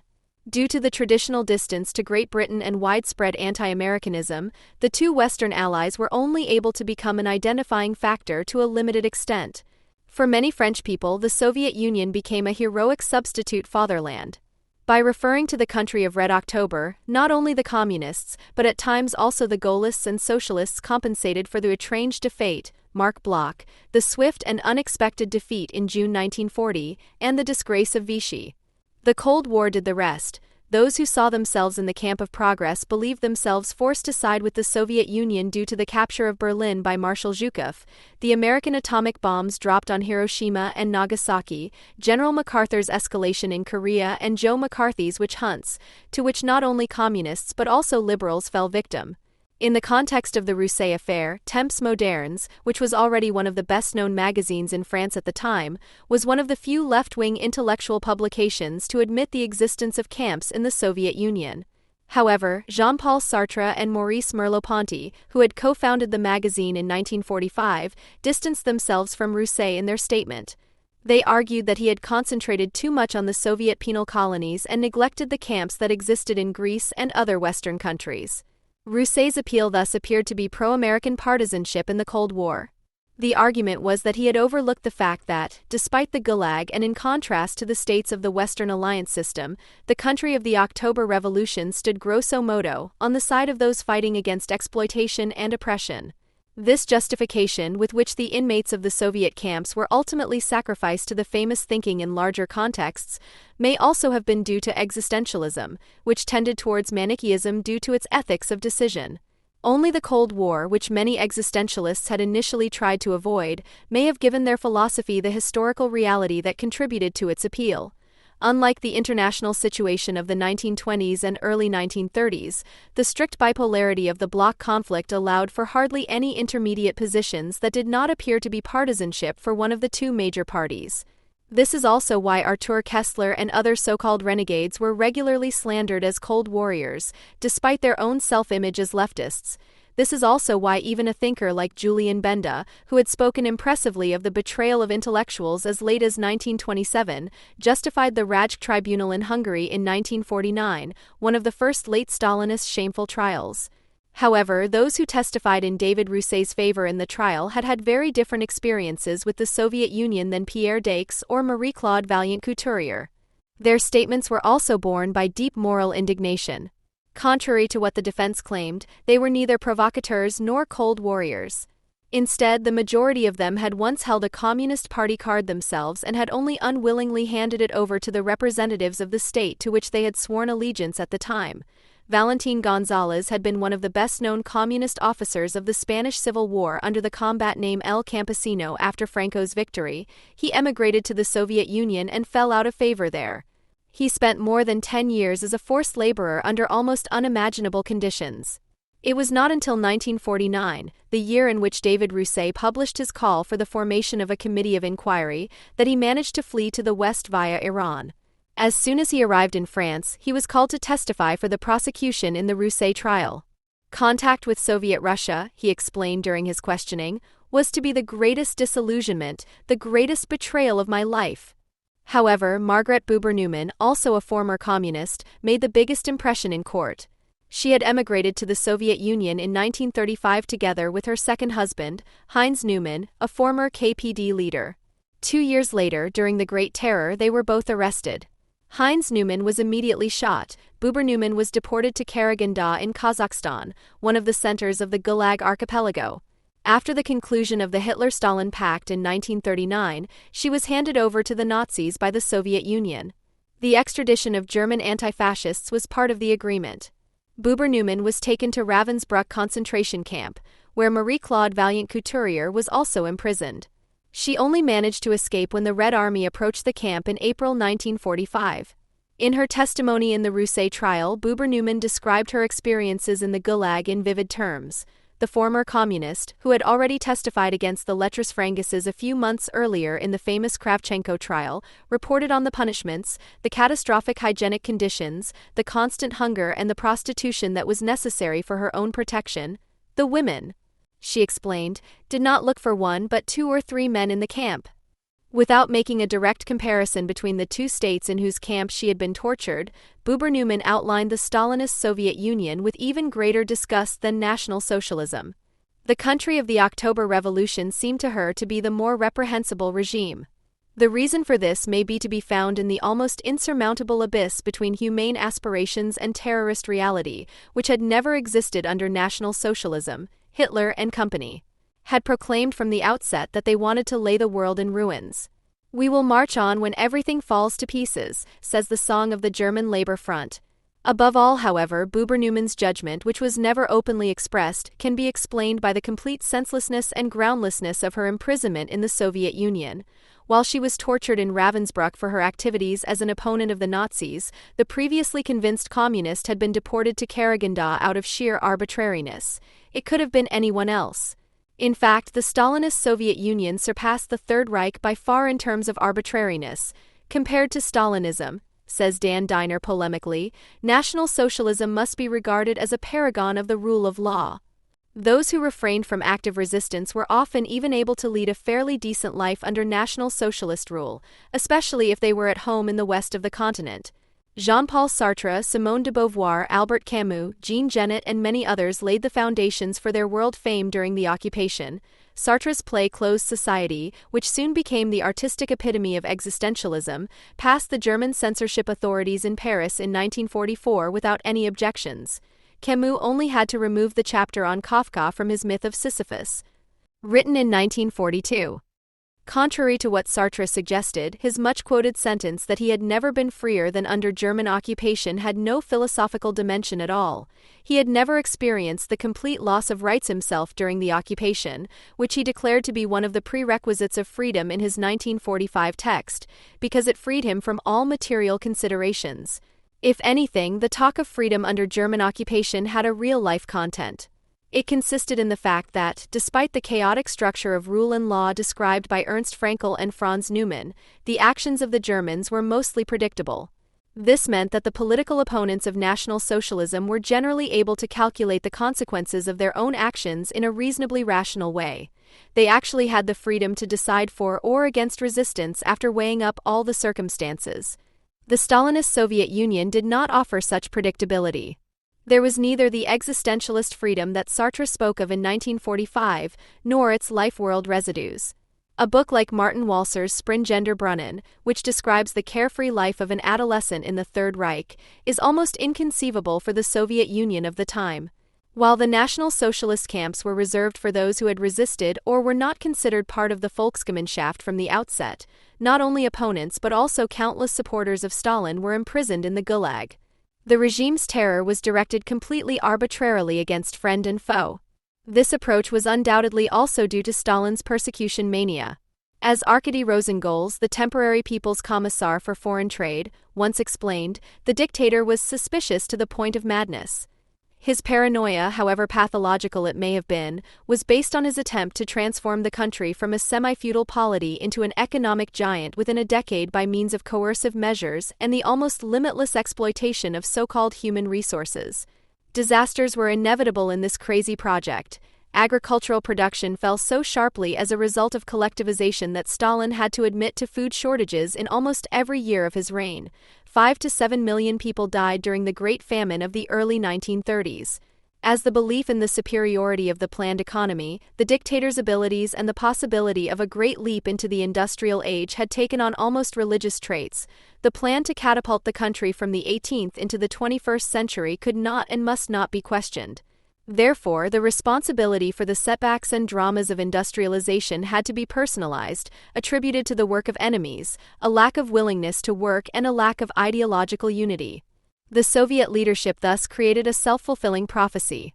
Due to forced collectivization, industrialization driven forward with a truncheon and the downright despotic approach, countless enemies were created within the country.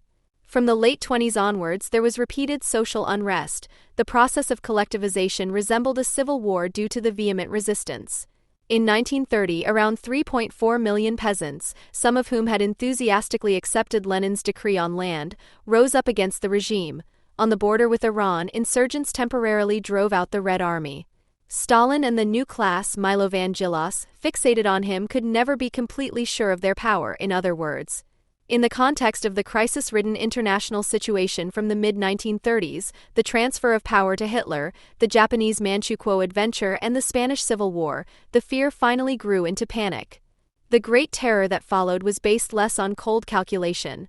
The regular changes of course by the political leadership, the launch and regular abandonment of opposing initiatives do not allow a diabolical general plan to be singled out.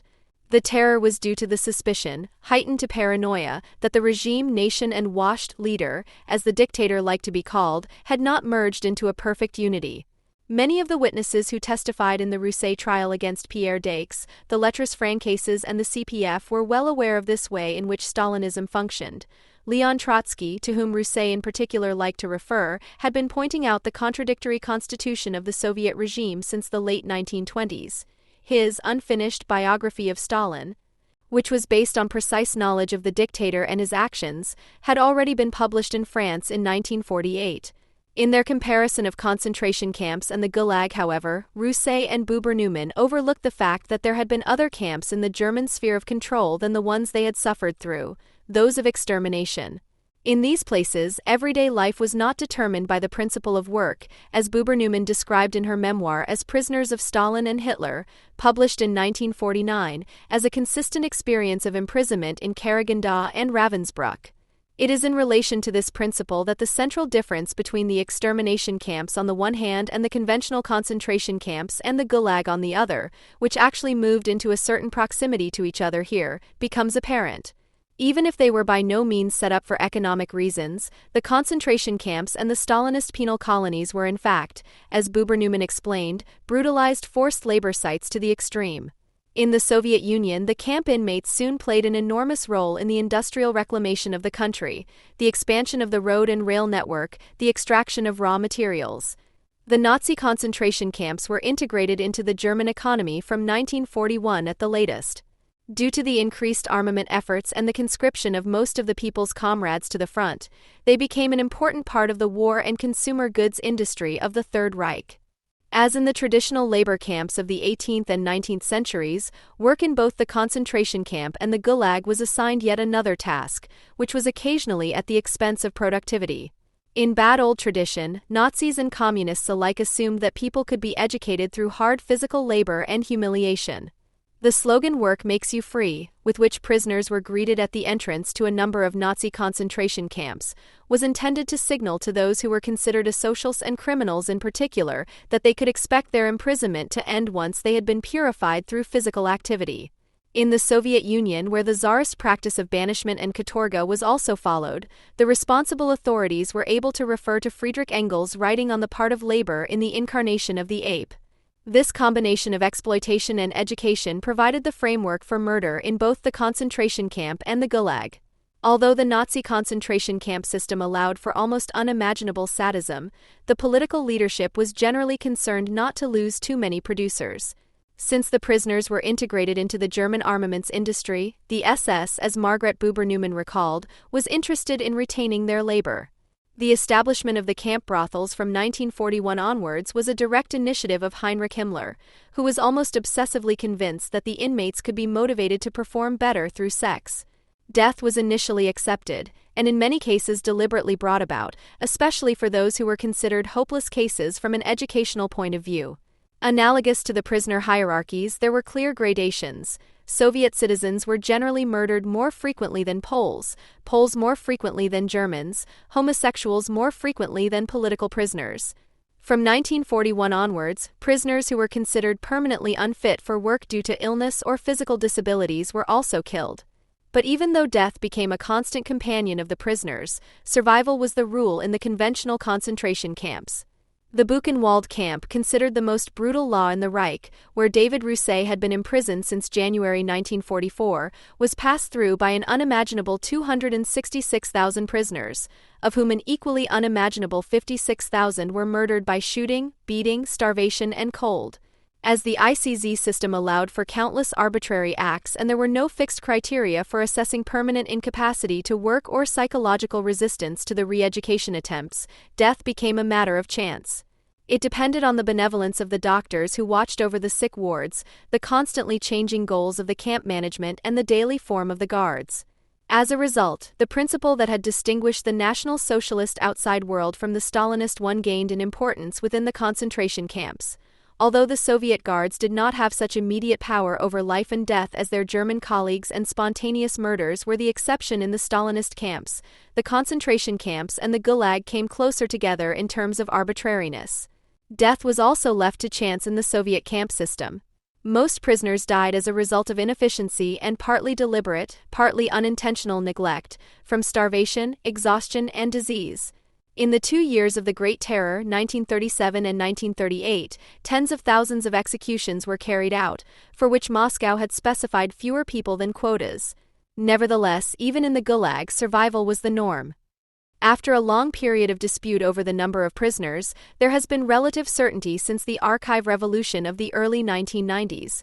Around 30 million people passed through the Soviet penal camps, of whom around 10% did not return. Only in the period of the Great Terror, when Margaret Buber-Newman and the authors of other well-known memoirs, Varlam Shalamov, Alexander Weisberg-Cybulski, Yevgenia Ginsburg, were also sent to the Gulag, was deportation to the Kolyma or to work Yuta often tantamount to a death sentence. The mass deaths ultimately also impaired the productivity of the Gulag, which was never particularly high anyway. The economic plan target, which had also been set for the camps due to their importance for the Soviet production sector, could not even be remotely fulfilled. This abandonment of the economic cost-benefit principle ultimately led to Nikolai Yezhov's death. The NKVD boss, who had been responsible for implementing the major repressions, was executed not least on the grounds that he had weakened the economic power of the camps. He was held responsible for the fact that the violence, which had always been used with Stalin's approval or even on his initiative, had gotten out of hand. After the 2 years of the Great Terror, Yezhov's successor Beria therefore reorganized the Gulag from the point of view of productivity. Despite its constant presence, death once again became the exception. In the ghettos, the extermination camps, and the shooting pits at the rear of the German Eastern Front, however, the opposite principle applied. Unlike the inmates of the Gulag or the conventional concentration camps, the European Jews were not persecuted on the basis of arbitrary decisions or because of their convictions. The authors of the Nuremberg race laws had determined with bureaucratic meticulousness who was to be considered a Jew. The well-known saying "I decide who is a Jew" does not describe the reality of anti-Semitic persecution under National Socialism. Even if Hermann Göring, who is wrongly accused of using this phrase, at times protected some Jews, he never went so far as to make the determination of so-called racial affiliation appear arbitrary. The fate that the Nazis had planned for the Jews was the complete opposite of arbitrariness, free will and chance, the most negative calculability. Irrespective of party memberships and actions, they were destined for indiscriminate extermination solely because of their origins as determined in Nuremberg. It was not death but survival that was due to chance. Survival became the exception. This becomes particularly clear in the Action Reinhardt camps, which were reserved exclusively for Jews. In the Berzec death factory, which was in operation for less than a year, more than 400,000 Jews were murdered. Only 3 survivors are known. This absolute and targeted will to extermination was the expression, function, and condition of a relationship between regime, nation, and political leadership that differed significantly from that in the Soviet Union. Just as with the Stalinist undertaking to bludgeon through the process of industrialization within 10 years by ukase, the National Socialist attempt to abolish class society while retaining capitalist commodity production was bound to lead to catastrophes. As in the Soviet Union, the blame for the supposed setbacks and crises of this policy was personalized. The gentlemen in the Kremlin and in the Führer bunker thus tended equally towards conspiracy theory. In contrast to Stalinism, however, National Socialism was largely able to dispense with arbitrariness within its sphere of rule because it believed it had found an absolute counter-principle in the Jews, who were not only responsible for the current setbacks at the front, at the Winter Relief Organization or in the Hermann Göring works, but also for the crises of the past. The existence of this counter-principle and its racialization ensured that paranoia in Germany remained fixed primarily on a clearly defined population group and did not float as freely as in the Soviet Union. On the basis of the declaration of the enemy to the Jews, the antagonistic forces of National Socialist society, state and leader merged into a unity that never existed in Stalin's Reich. The existence of a total, clearly defined enemy allowed the Germans total integration into the regime. In its biologization, physical annihilation was already predetermined. In this sense, the work that Jews were forced to do under National Socialist rule was an accessory to the murder program.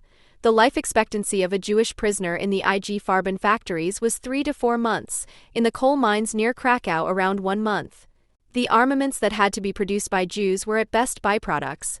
At the heart of the extermination through work that the Germans wanted to inflict on them was not so much work as extermination. This became particularly clear whenever highly qualified Jewish specialists were arrested from the workbench in order to be murdered, despite the importance of the war. "Nothing lives here," wrote Primo Levi, who had to toil as a chemist in Auschwitz, "only machines and slaves, and those more than these." This transformation of death from an exception to an almost unrestricted rule not only caused the concept of predictability to lose its friendly connotation. Much more was broken. The instrumental reason of the commodity-producing society, which accepts death, had already been pushed to its limits with forced labor in the Gulag and in the conventional concentration camps. Here, exploitation was indeed practiced to an unprecedented degree, as Peter Weiss erroneously states for the Holocaust in his play The Investigation.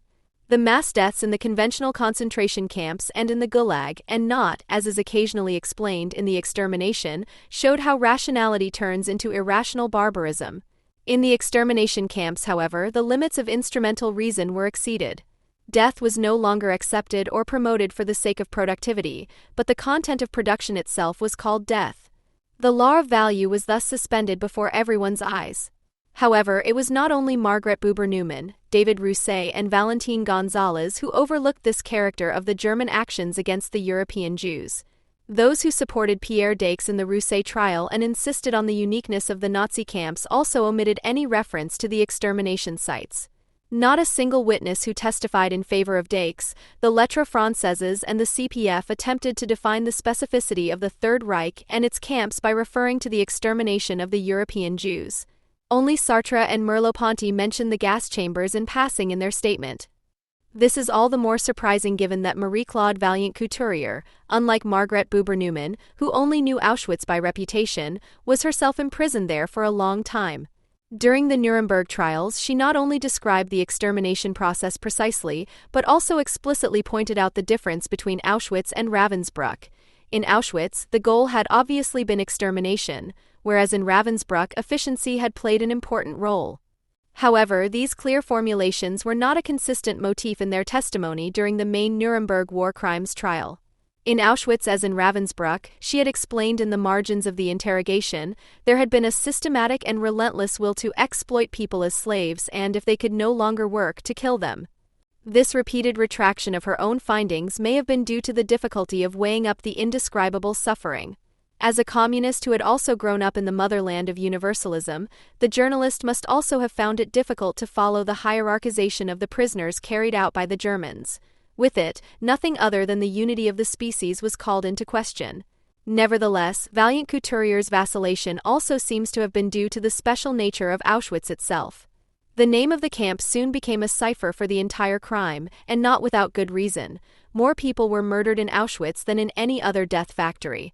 While the Action Reinhardt camps were used exclusively to exterminate the Jewish population of Poland, Jews from all over Europe were deported to Auschwitz. In this respect, the name of the small town stands for the Germans' all-encompassing will to exterminate. It signals the difference to conventional ethnic cleansing, which the Holocaust has occasionally been likened to in recent years. Nevertheless, KL Auschwitz, as it was called by the Nazis, was an exception in several respects. Unlike Treblinka, Sobibor, or Bet-Tet, it was not set up for Jews, but for political prisoners such as Marie-Claude Vaillant-Couturier. Furthermore, it was included in the extermination process relatively late.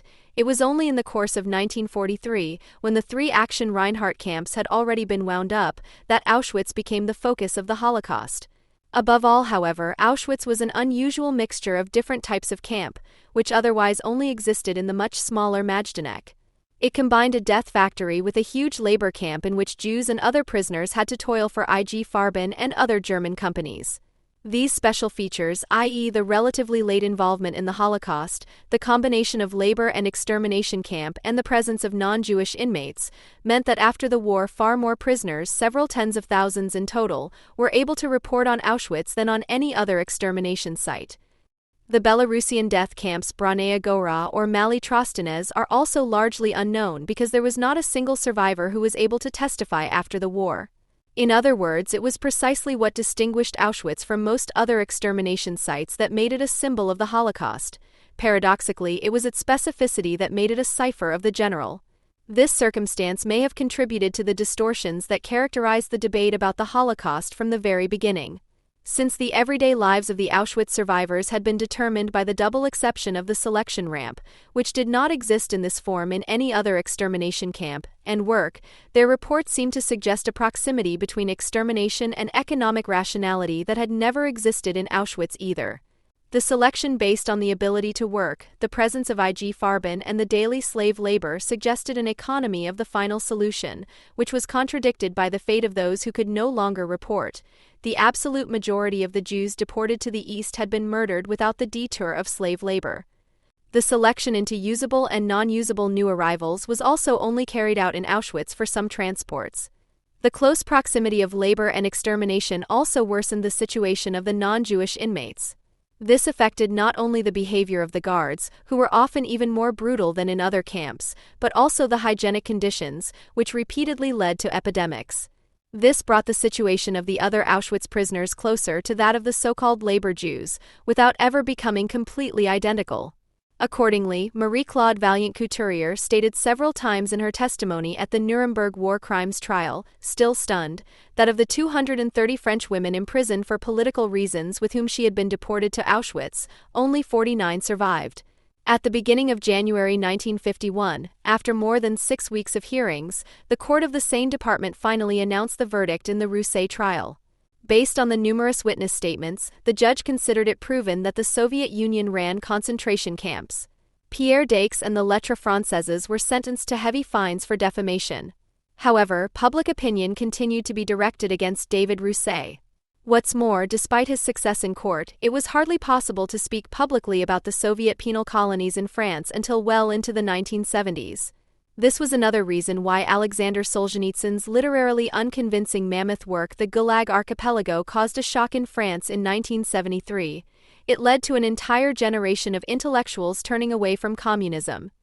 Even the magazine Esprit, the most important organ of left-wing Catholicism in France, had avoided reporting on the trial and the Stalinist camp Cosmos. In the 1930s, the magazine had supported the anarchist Victor Serge, who had been imprisoned in the Soviet Union, but now it subordinated itself to the new Volante Générale. The respective peculiarities of concentration camps and gulags had hardly been discussed in the course of the Rousset affair. Only the statement formulated by Sartre and Merleau-Ponty for the Temps Modernes gave a tentative hint of the peculiarities of the National Socialist camps, which were immediately invalidated by their partisanship for Stalin a few lines later.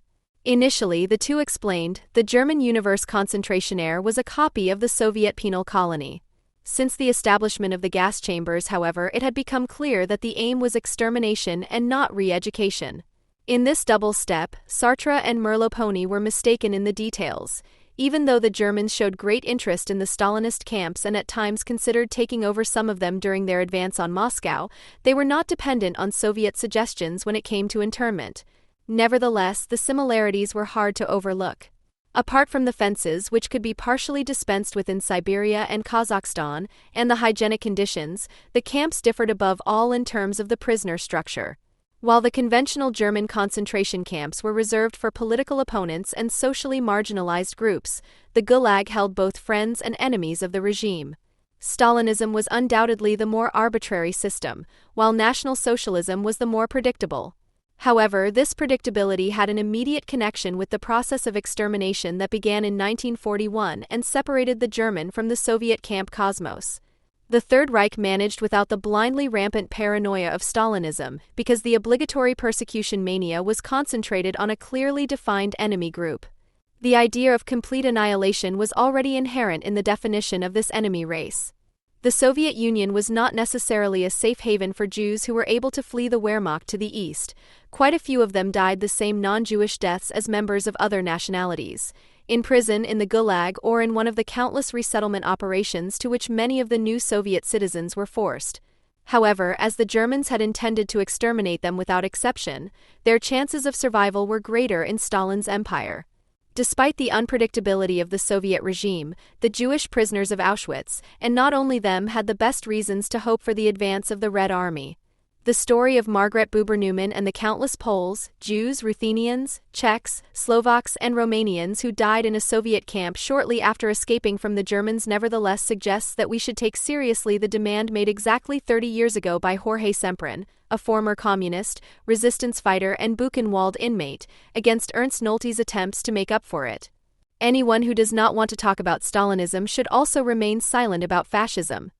On August 31, 1939, 7 days after the signing of the Non-Aggression Pact between Germany and the Soviet Union, the Soviet People's Commissar for Foreign Affairs Vyacheslav Molotov announced the new party line in dealing with Germany at a meeting of the Supreme Soviet. Until recently, the Soviet Union and Germany were enemies in the area of foreign policy. Today the situation has changed and we have ceased to be enemies. End quote. Molotov combined this surprising announcement with an attack on the first dissenters and those who might yet become dissenters. Quote, "The attacks by French and English socialist leaders against the agreement were particularly sharp. These people are firmly of the opinion that the Soviet Union should fight on the side of England and France against Germany. One may ask oneself whether these warmongers have not lost their minds." End of quote. Both the doubters in their own ranks and the Anglo-French imperialists, who were henceforth treated as the main enemies in Soviet propaganda, were regarded as insane warmongers. The downgrading of the National Socialist threat was not just a source of muffled laughter from functionaries. Anti-fascists politicized in the Comintern environment, who had dedicated themselves to the fight against the Hitler regime and had assumed that the Soviet Union was the world center of resistance against fascism, were at least surprised that those responsible in Moscow decorated the Moscow airport with swastika flags in honor of Ribbentrop, while the Red Army Band played the Horst Wessel song. Such culturally sensitive background music to the Hitler-Stalin Pact was not the only imposition. French communists were instructed by Moscow to treat the German occupiers nicely, and for German communists who had been caught up in the repressive machinery of the Stalinist dictatorship during the show trials, the pact had immediate consequences. Many of them were extradited as part of the pact and found themselves in Nazi concentration camps after the prisons in Moscow. End quote. Anyone who was not convinced that the party was always right drew their own personal conclusions from the Soviet government's fundamentally wrong political maneuvers. For me, the fight for socialism was everything. I had never thought about anything else, and now I was witnessing a terrible storm that would destroy everything. A whole life full of struggle and hope was lost. That was the tragedy I experienced, a personal and a social tragedy in one, noted Hirsch Mendel, for example, who had fought in the communist movement and spent many years in various prisons, in his memoirs. The political reflections of those with immediate involvement, such as Mendel, Wolfgang Leonard and Manis Sperber, give a more vivid impression of the dark atmosphere in the communist milieu at the end of the 1930s than historiography. Although the new foreign policy course denied everything that the Comintern's hitherto heroically staged anti-fascism had stood for, Stalin succeeded relatively easily and quickly in degrading the Communist International to an association of undignified traitors to the Enlightenment.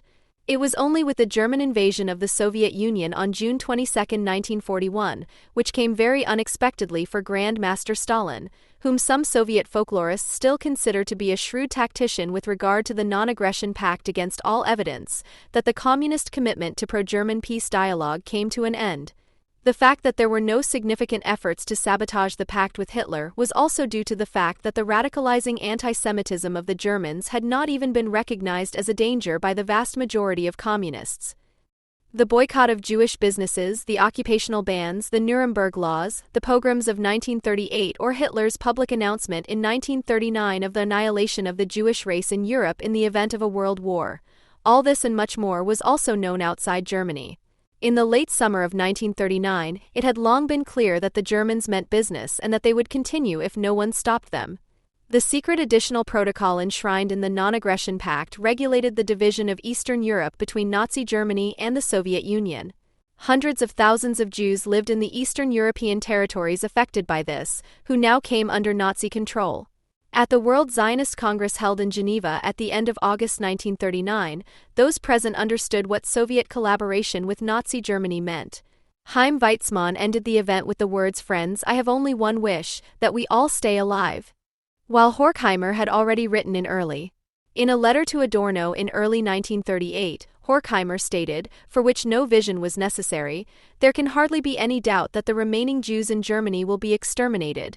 The rise of National Socialism was no reason for party communists to re-evaluate anti-Semitism. The KPD had not emerged as a critic before 1933 but, like the other parties, underestimated the murderous destructiveness of Jew hatred and even tolerated anti-Semitic tones in its own organization, provided they had anti-capitalist connotations. But even among hardened apparatchiks there were exceptions. One of these was Lev Davidovich Bronstein, or Trotsky for short. In a letter to American friends immediately after the pogroms of November 9, 1938, the revolutionary leader, who had already been taken out of service at the time, expressed a fear that was strikingly similar to Horkheimer's. It is not difficult to imagine what awaits the Jews at the mere outbreak of the future World War. But even without war, the next development of world reaction will certainly mean the physical extermination of the Jews. End quote. Trotsky did not stop at this prognosis, but sought ways to avert the impending disaster. Time was of the essence, he warned the comrades, especially as one could not rely on organized anti-fascism. Quote, "The anti-fascist congresses, which are organized by old ladies and young careerists, have no meaning whatsoever." End quote. Trotsky, who was the focus of anti-Semitic campaigns throughout his life, was familiar with the viciousness of anti-Semitic madness, which he also observed in the Soviet Union. Even then, left-wingers who were caught out reacted as they still do today, innocently and indignantly. Quote, "These people protest and are confused because they are used to contrasting fascist anti-Semitism with the emancipation of the Jews achieved by the October Revolution. These people think I am stealing a magic amulet from them. They live in a world of immutable concepts. They only accept what suits them. Hitler's Germany is the absolute kingdom of anti-Semitism, while the USSR is the kingdom of national harmony." End quote. At the time of this writing, in 1937, anti-Semitism was also being discredited in the Soviet Union in the course of the Moscow trials. Nevertheless, the Bolsheviks should be credited with having launched an attempt to eradicate the hatred of Jews that had been popular during the Tsarist era immediately after their rise to power. The equality of rights for Jews declared for the first time by the Provisional February government and the removal of restrictions on living, working and holding public office were immediately made their own. Against the pogrom anti-Semitism, which had been deliberately stirred up by the Tsarist administration time and again in times of crisis, and to which the Jewish communities were usually defenseless, an armed opponent emerged from 1918 in the form of the Red Army led by Trotsky. In a decree to combat anti-Semitism from the same year, Lenin added by hand, "It is hereby ordered that the pogromists and initiators of pogroms be declared outlaws." End of quote. You don't have to be a supporter of such Tsarist strongmanism to recognize that they paved the way for the consequent prosecution of anti-Semitic agitators and educational campaigns to mobilize people to fight anti-Semitism, activities that have never taken place in Germany, where anti-Semitic rioters are met with understanding and offers of dialogue. However, as identified class enemies, Jews could also become victims of the sometimes blindly raging civil war communists, even if they were not defined as an enemy group. However, the new state protection and the opportunity to become Soviet state barbarians did not come for free. In return, those in power expected religious characteristics or even Zionist beliefs to be abandoned as quickly as possible. Jewish organizations were successively banned over the course of the 1920s or neutralized by being subordinated to the Bolshevik organizations.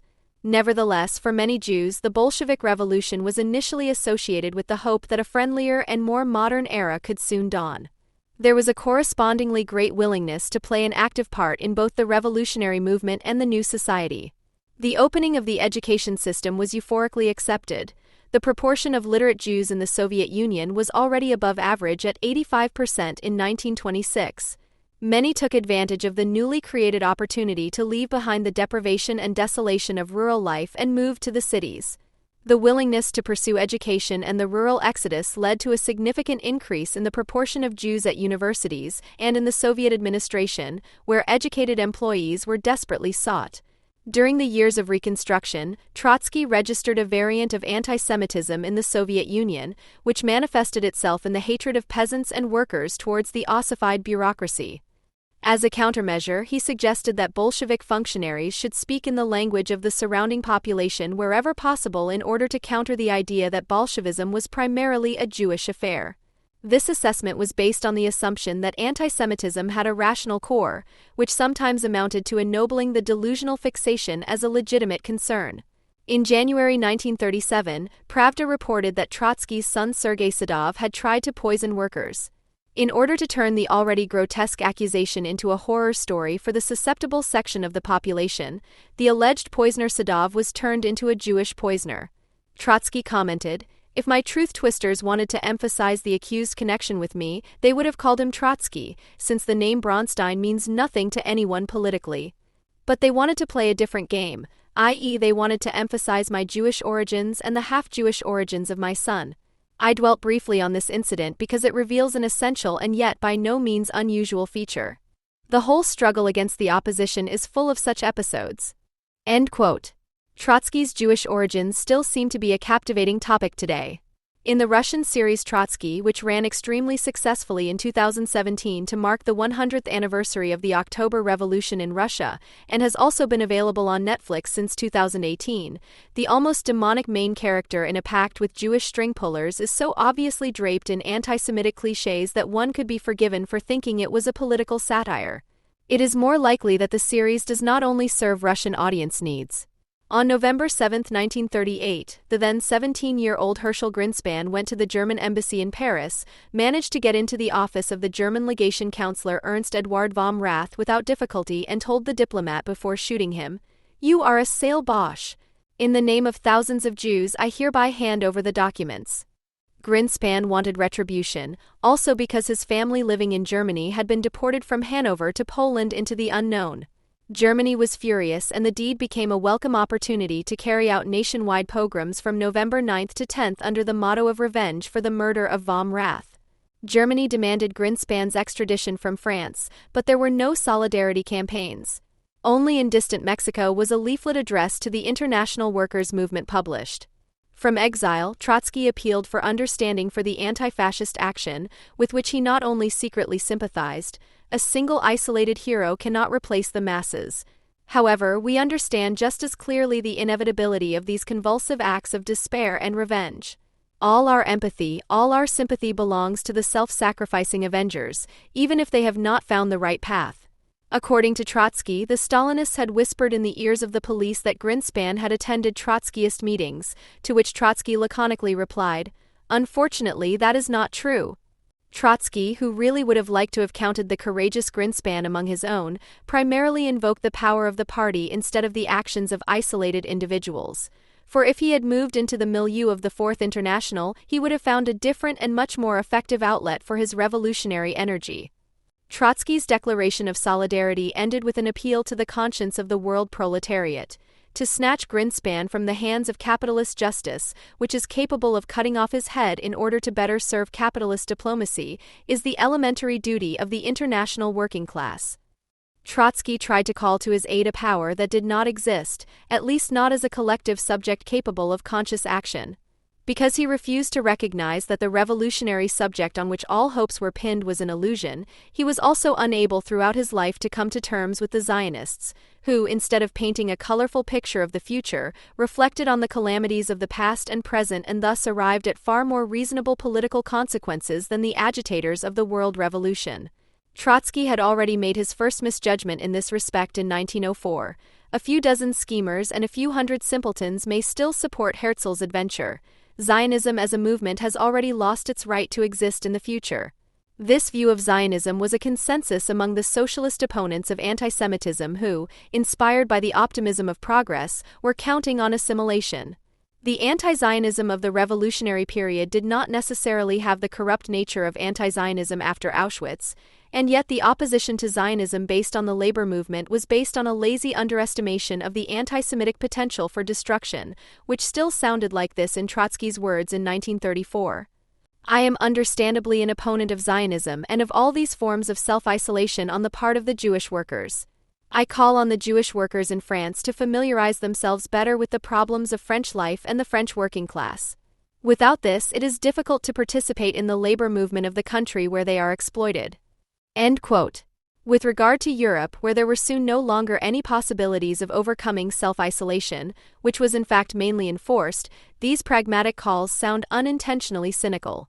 In a text written only 3 years later, Trotsky struck a somewhat more thoughtful tone, but maintained the socialist feeling of superiority over Zionism, which he no longer categorically rejected. The same method of solving the Jewish question, which has a utopian and reactionary character in declining capitalism, Zionism, will acquire a real and salutary meaning under the regime of a socialist federation. End quote. When experienced revolutionary professionals sabotage all concretely realizable political measures under the pretext that the romantic happy ending as a mixture of the elimination of capital and the general brotherhood of mankind will definitely come about, one should be fundamentally suspicious. In the case of the discussion on Zionism, the proletarian rush for feasibility was grossly negligent. The aforementioned Hirschmendel, who after his break with the Comintern finally turned his back on Trotskyism, which he had joined a few years earlier, recognized that the left opposition at the end of the 1930s only had a false alliance policy, revolutionary claptrap and slogans to offer. There is nothing to add to his political resume, which he wrote a few years later while living in Israel. The only hope of the Jewish people remains their own country. The only hope of the Jewish proletariat to lead the Jewish people on the path to socialism is to build and defend this country. Herschel Greenspan did not make it to Israel, nor did the international working class wrest him from the hands of capitalist justice. On July 18, 1940, the French handed him over to the Germans. His exact date of death is unknown. He is said to have died sometime between 1942 and 1943. Among his admirers, Trotsky is still regarded today not only as the personified alternative to the degenerated workers' state under Stalin, but also as the most consequent anti-fascist, who was always one step ahead of his comrades in theoretical terms. Ernest Mandel, a prominent thought leader of the Trotskyist Fourth International, conceded in his 1992 work Trotsky as an alternative.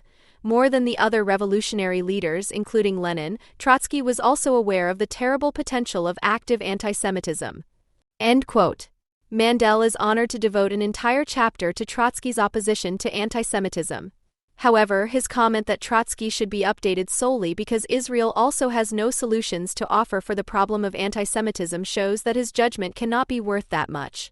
In his book Freud, Trotsky and the Horkheimer Circle, published in 2019, Helmut Dahmer also comes to the conclusion that Trotsky dealt with the tragedies and distortions of his time more clairvoyantly than most others. Dahmer's further aim is to prove that Trotsky and critical theory had more in common than is generally known. The only problem with Dahmer's attempt to reconcile critical theory and party communism is that his attempt to turn Horkheimer into a Trotskyist fails mercilessly. It starts with the fact that Dahmer has to search far away from the main works, namely in the letters, footnotes, and transcribed conversations, in order to find any reference point for his thesis at all. He finally finds what he is looking for in a conversation between Adorno and Horkheimer, in which the two chat in a recognizably flirtatious, almost associative tone about a Leninist manifesto to be written, socialism, and the Communist Party. To prove that Trotsky had something similar in mind, Dahmer uses a quote from him that sounds more like a slogan for the Hitler Youth generation than a dialectic of enlightenment. According to Trotsky, a new selection, a new education, a new hardening, in short, a new generation. Dahmer has no problem proving that anti-Semitism was fought on both sides and that neither side had any sympathy for the Soviet bureaucracy. Neither Trotsky nor the Frankfurters were satisfied with the idea that the existing world was also the best of all possible worlds. But that was all in terms of content. The respective relationship to freedom, to the individual, and to political practice could not be more different. Trotsky's forceful style, his sometimes pathos-inducing strident advocacy of world revolution, his unmistakable desire for a state of emergency, his penchant for discipline and authoritarian crackdown, which included the persecution of political opponents, all made Adorno and Horkheimer the subject of radical criticism time and again. Willy Huhn and Paul Maddock came to completely different conclusions back in the 1940s. In his foreword to Willy Huhn's Trotsky, The Failed Stalin, Paul Maddock argued that Trotsky had never represented an alternative to Stalinism. Trotskyism, which Maddock describes as a collection agency for unsuccessful Bolsheviks, also stood first and foremost for the dictatorship of the party and the constantly fueled state of emergency. Under the pressure of the centralization process of late capitalism, the function of the Bolsheviks was to nationalize the means of production in order to install a model of statist crisis resolution that was adequate for Russia and would ensure the continuation of accumulation. Whether capitalism, Bolshevism, or fascism, These are political systems that are no different in terms of their fundamental aspects.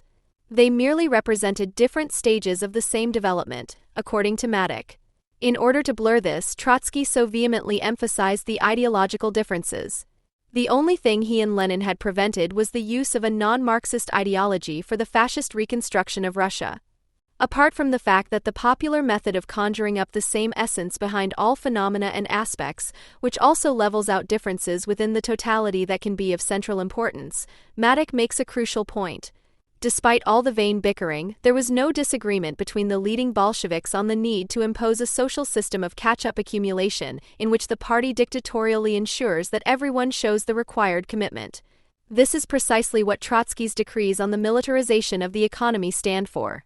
The mercilessly enforced obligation to work, which punished unemployment as treason to the fatherland with labor camps, cannot be compared to the Hartz IV regulations in Germany, which friends of the Soviet Union like to ignore or justify with various circumstances such as white guards, capitalist foreign countries, or general bad luck in matters of detail. Hune illustrates Trotsky's tendency towards authoritarianism with his decision in favor of party power and against Soviet power. Throughout his life, Trotsky had nothing to do with the party and the means used to secure its rule. He played down the bureaucratization of the party apparatus as a consequence of the moral depravity of leading cadres. Hune points out an important point. Trotsky can only ever imagine social deformations and injustices in the direction of a regression behind the interventions in private property that were enforced in the revolution. As long as the state owns land, banks, and the means of production, this society must be defended as socialist according to Trotsky, which he did until his death. The unconditional defense of state property goes hand in hand with the unscrupulous disregard for individual liberties. Marx's idea that in a higher society even that which had unfolded in the bourgeois society should be simultaneously stripped of its absolutization and saved, Horkheimer, is thwarted by the Soviet tyranny, without this particularly disturbing the left-wing opposition. Maturity, without which every society rots, no matter what name is given to it, includes the power to resist and the ability to criticize, also and especially against existing institutions. Shielded from all criticism, the revolutionaries, who were used to fighting but still untested in government, mutated into tyrannical rulers who used the fear they themselves felt to make authoritarian policy. Before Trotsky, as commander of the Red Army, had the Kronstadt uprising crushed on March 7, 1921, he shouted to the mutinous sailors that he would shoot them down like pheasants. Almost 20 years later, thrown first out of the party and then out of the country by his former companions, the disempowered man was as angry and stubborn as ever, except that his barracking tone was no longer threatening, but above all ridiculous.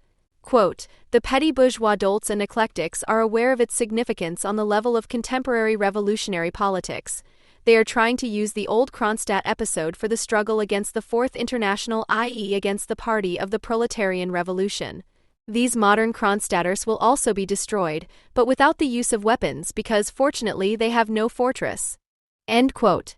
This tendency towards stupid pomposity constitutive of war communism corresponds to the inability to engage in political debate based on compromise. The fact that conditions were harsher than in peacetime in the West due to world politics is true, but is not an argument for permanent rage, which was never adequately reflected upon, but triumphantly celebrated. A maneuver is only successful when the opponent has lost sight and hearing. This is also where the contempt for bourgeois forms of communication, which would force one to sublimate, comes from. Trotsky's biographer Isaac Deutscher, who certainly does not judge his main character excessively harshly, noticed that the celebrated Civil War hero was already missing something shortly after the ceasefire that was not to return. He repressed this feeling by consciously indulging in optimism, the optimism that should never leave the revolutionary, and he hoped for new triumphs for his cause and himself. But his speeches and writings already contained scattered tones of homesickness for the heroic era of the Revolution and the Civil War, which had now come to an end. End quote. No wonder that the man suffering from homesickness for heroic struggle obsessively called for permanent revolution, even if it was nowhere to be found. In pointing out that the dependence of weak national economies on the world economy left little room for communist experiments, he was right against the representatives of socialism in his country. However, his unswerving adherence to global revolution, which was later derisively referred to in the real socialist countries as left-wing radical adventurism or impatience of petty bourgeois elements, was blind to the actual balance of power. Even when the proletariat had successfully established its dictatorship in all countries, there could be no rest. Permanent revolution meant, according to Trotsky, that even after the revolution a constant internal struggle had to continue, through which society would molt. The abstract appeal to an international class in constant struggle was always ruthless. Neither the freedom of the individual counted, nor was a well-considered policy of the lesser evil ever considered. Although Trotsky recognized the danger of annihilationist anti-Semitism, he was, when it came down to it, unable to grasp from all the international struggles that the proletarians of all countries would neither unite under the banner of the Fourth International nor bring Germany down. But this is precisely what his battle rhetoric suggests, according to which the united proletarians would only be at war with the capitalists. In the war between the colonial empires of England and France on the one hand and the belated imperialist plunderers Germany and Italy on the other, there was no need to decide, "This is not our war." Of his misjudgments, this was certainly the most devastating. The entire Trotskyist movement continued the anti-imperialist struggle after 1945. Initially, as consequent internationalists, they had the reputation of embodying the more intellectual and less authoritarian variant of communist politics. However, with a sect-like appearance and the production of lots of empty phrases, they soon successfully squandered this advantage of trust. While virtually every national liberation movement was cheered, the enemies were clear: Eastern state capitalism, Trotskyist traders from other associations, the capitalists, the citizens, the banks, corporations, and Western states. There was a lot to do. The true Trotskyist could be recognized by the hoarse voice and the hectic fidgeting. Since the 1970s at the latest, however, the most unanimous and unwavering ranting has been against the state of Israel, as have most other leftists. While Trotsky came to the conclusion from observing the political developments of his time that the fight against anti-Semitism was imminent, his adepts demonstrate with everything they do an almost autistic-seeming blindness to history and an inability to engage in political reflection. Auschwitz has never played a role for Trotskyists. No matter how madly they rage against Israel, no matter what bloodthirstiness they impute to their respective governments, every Trotskyist anti-Zionist is firmly convinced that they are not anti-Semites because the salvation of the Jews is supposed to lie in permanent revolution. If the German offshoots of Trotskyism, which incidentally cannot be accused of modesty in their naming the Socialist Alternative SAV, the Spartacists, the Funk, the German section of the Committee for a Workers' International or Marx 21, which are organized in the Party Die Linke, can agree on one thing, it is that Israel represents a danger that must be fought in the name of the threatened peoples of this world. Of course, other left-wing parties, which are more popular, do the same. What is striking about Trotskyism is the insinuation that the threatened peoples and cultures are basically quite keen on revolution and the dictatorship of the proletariat and only need the guidance to be administered by the Trotskyist conductors of the world revolution. Consequent internationalism differs from ordinary anti-imperialism in that it does not seek victim collectives but revolutionary gangs. Because there is very little going on in the West in revolutionary terms, the whole world is scoured for frustrated masses willing to revolt, and people get excited as soon as at least a few like-minded people are found in the distant world. Although this does not yet result in a world revolution, it does have the advantage that everyone involved can feel part of an international movement. And anyone who declares rage against the world to be the benchmark will naturally also be delighted by Islam. At first, it is not obvious that the chairman of the Central Council of Muslims, Ayman Maziek, is appearing at a congress entitled Marx is Must. But it becomes understandable when you know that the organizing group is called Marx 21, which emerged from Linksruck and operates as part of the International Socialist Tendency (IST), which in turn is dominated by the British Socialist Workers' Party (SWP), which has around 7,000 members. A few years ago, its chief theoretician Chris Hannan, who is responsible for the issue of Islam, issued a guideline for dealing with Islam that is still valid today. Sometimes with the Islamists, never with the state. It goes without saying that this includes not sometimes but always warning against Islamophobia. While Trotskyists in Germany never got beyond the status of small esoteric groups, a thoroughly influential Trotskyist scene has existed in France since the founding of the Fourth International in 1938. The Trotskyist Orthodox Party Lutte Ouvrière has existed under various names since 1939. It is conspiratorially organized and primarily agitates among industrial workers, which is now considered too dogmatic by left-wing Trotskyists. Nevertheless, in the French presidential elections in April 2002, together with the Ligue Communiste Révolutionnaire, which is also Trotskyist but has a more pluralist orientation, they received 10% of the vote. The icon of the Trotskyists in France, Arlette Laguiller, was celebrated across all parties at the time. Whether it was due to demands such as not to deliver any more children to the rotten capitalist system is anyone's guess, but the left liberal Zeit was a little panicky at the time in view of the Trotskyist upsurge in the neighboring country. Because Trotskyists are by origin the purest Bolshevists, anti-democratic and anti-parliamentary to the bone, want to seize power by conspiracy and maintain power through permanent revolution. Hence their mortal enmity to the institution-obsessed Bolshevik Stalin and his epigones and vice versa. End quote. The British radical left is also traditionally Trotskyist in character. The militant tendency group, comparable to the French LO but primarily committed to entryism, at times had 8,000 trained activists who dominated the youth work of the Labour Party for a time. British Trotskyism has also long been hostile to Israel. While in Germany Muslim reactionaries are invited to congresses for the purpose of cultivating Islamic Trotskyist friendship, in Great Britain they have gone much further. After the Iraq War, the Socialist Worken Party (SWP) founded the Electoral Alliance Respect, whose aim was to politicize offended Muslims. The party has since disbanded. You can find out why on Wikipedia. Meanwhile, under new party leader Jeremy Corbyn, Labour made a clear shift to the left and adopted almost all of the Respect Party's domestic and foreign policy demands in its election manifesto. Corbyn also seems to be breathing new courage into the Trotskyists. In the SWP's theory magazine International Socialism, Tony Phillips comes to the conclusion that many things are possible with Corbyn, perhaps even a war against Israel.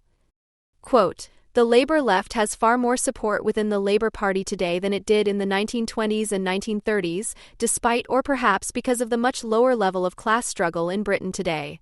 Jeremy Corbyn and John McDonnell's views appear to be more radical than those of the Labour left of the 1920s. Lansbury's pacifism, for example, would undoubtedly have prevented him from supporting the Palestinian struggle today, as Corbyn does." End quote. The concept of the cadre group, which was the defining organizational form for a long time and still is in orthodox associations, is now being questioned by the left wing of the movement. And not without reason. Postmodern socialized people would like to feel revolutionary, but also comfortable. Although they are into internationalism and movement, as emphatically individualists, they have little use for tight group hierarchies and tough discussions in which you have to take criticism yourself. Mario Kessler, who wrote a calm and in part self-critical introduction to Trotskyism for Schmetterling Verlag's Theorie.org series, came to the conclusion that the Association for the Cultivation of Trotskyist Customs and Ideas would fail. Rather, one should intervene in the politicization processes of the newly forming anti-capitalist left without notorious dominance in order to take on an initiative and driving role. This is what it looks like in practice and no longer sounds reflective, but rather nasty. The extra-parliamentary support for Corbyn is manifold and is swelling the hard left fringe of Labour. Movements like the Trotskyists, Occupy and UK Uncut, as well as the Stop the War Coalition and Campaign for Nuclear Disarmament, or older offshoots like the Militant Tendency and the Communist Party of Great Britain have found a new home, a new harbour, Jeremy Corbyn as harbour master. Meanwhile, the internationalism upheld by the Trotskyists, where it does not mean global anti-Zionist mobilization, has turned out to be a job market for the NGO industry. After all, there are cheap jobs in the moral economy all over the world, and as soon as a revolutionary is presented with a project with which he can do something concrete and which, unlike the feudal class struggle, also brings in some money, the fun of overthrow is soon over. The world revolutionary gesture has always come at the price of not being able to critically address the social reality that one knows best, i.e. the reality in one's own country. In the long run, world politics aimed at seemingly imperialist peoples and cultures in the service of the global proletarian class struggle produces nothing but frustration. In this respect, the numerically very manageable groups from a few countries that unite to form an international, of which there are still a few, are above all occupational therapy for people whose juggling usually ends in frustration. After his expulsion from the party, Trotsky was exiled to Alma-Ata with other oppositionists in 1928. Since then he was constantly on the run and tried to save not only the International but also his reputation, which had been damaged by the Stalinist denunciation campaigns, in his respective exile. As early as 1929, under the pressure of persecution, Trotsky wrote an attempt at an autobiography, the last chapter of which is entitled The Planet Without a Visa. Following diplomatic initiatives by the Soviet Union, he was forced to leave several countries in the following years, including Turkey, France, and Norway. He finally found asylum in Mexico, where a few comrades gave him shelter. In this situation, on February 27, 1940, 6 months before his murder by a Stalinist agent, Trotsky wrote his testament, which reads remarkably privately in contrast to the text drafted by his adepts and in view of his lifelong martial drive. Natasha has opened the window to the courtyard side even wider so that the air can flow better into my room. I can see the shiny green strip of grass under the wall, the clear blue sky above, and the sun everywhere. Life is beautiful. May the coming generation cleanse it of all evil, oppression, and violence and enjoy it to the full. End quote. With such heretical reflections on the October Revolution and the extent to which Putin's Russia inherits it, one cannot help but go back a long way and shed light on the genesis of Russia's peculiar relationship with Western Europe, which characteristically compensates for painful experiences of social backwardness with a moral and ultimately military sense of mission. Russia has been a Christian nation from the very beginning, and faith played an important role in the formation and rise of the country. However, it was a completely different faith, a different kind of Christianity than that which prevailed in the West, which ultimately gave rise to the idea of a general equal right for all and thus ultimately touched its own foundations. Ever since Augustine's time, Orthodoxy had refused to accept his teaching, the separation of secular and spiritual rule, which Augustine saw as a consequence of settling down in the world in the absence of parousia. Instead of trying to steer social disaster, which was no longer alleviated by the imminent expectation of salvation, into tolerable channels and to limit rule by law, an archaic Christian absolutism lived on in the Eastern Church.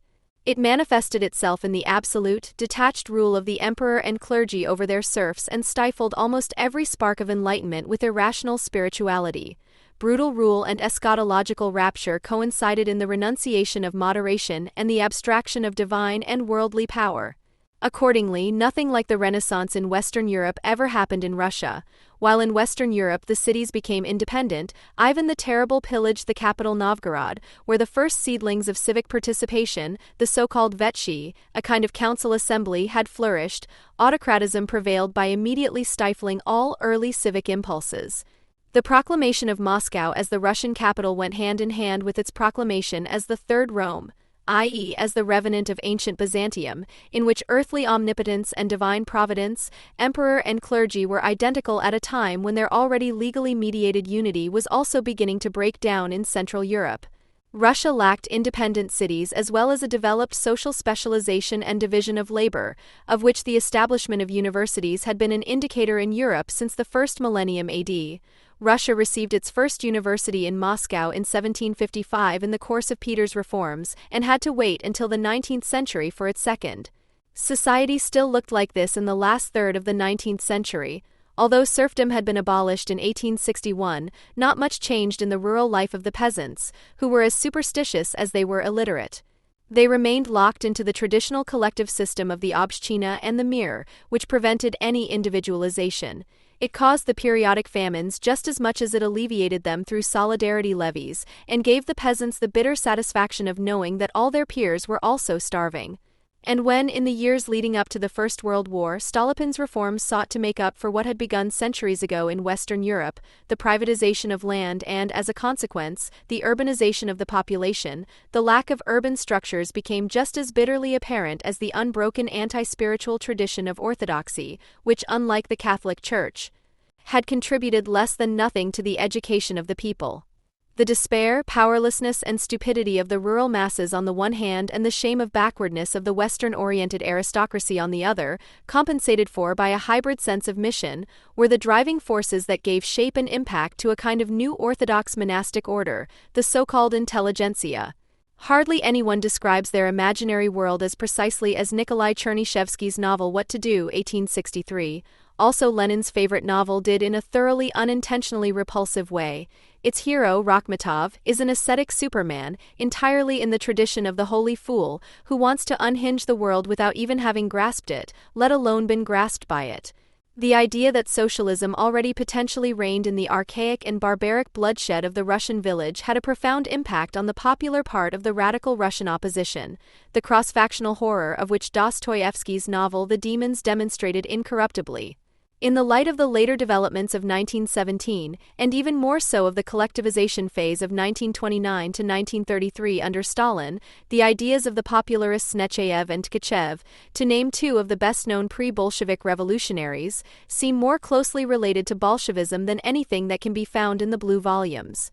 Incidentally, it is not overly cynical to recall in this context that under Stalin those employed in sovkhozes or kolkhozes, the rural production collectives, were in a certain sense just as attached to the land as the serfs had been shortly before, because they were not allowed to leave or give up their territory and agricultural activities without the permission of the party.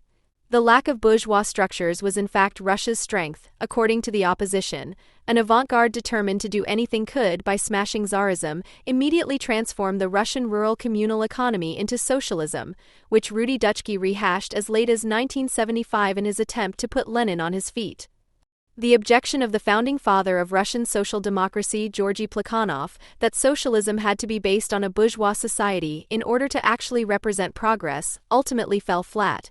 At the latest, when Lenin's makeshift construction, which was supposed to lend the October Putsch historical philosophical legitimacy, proved to be as invalid as it had been from the outset.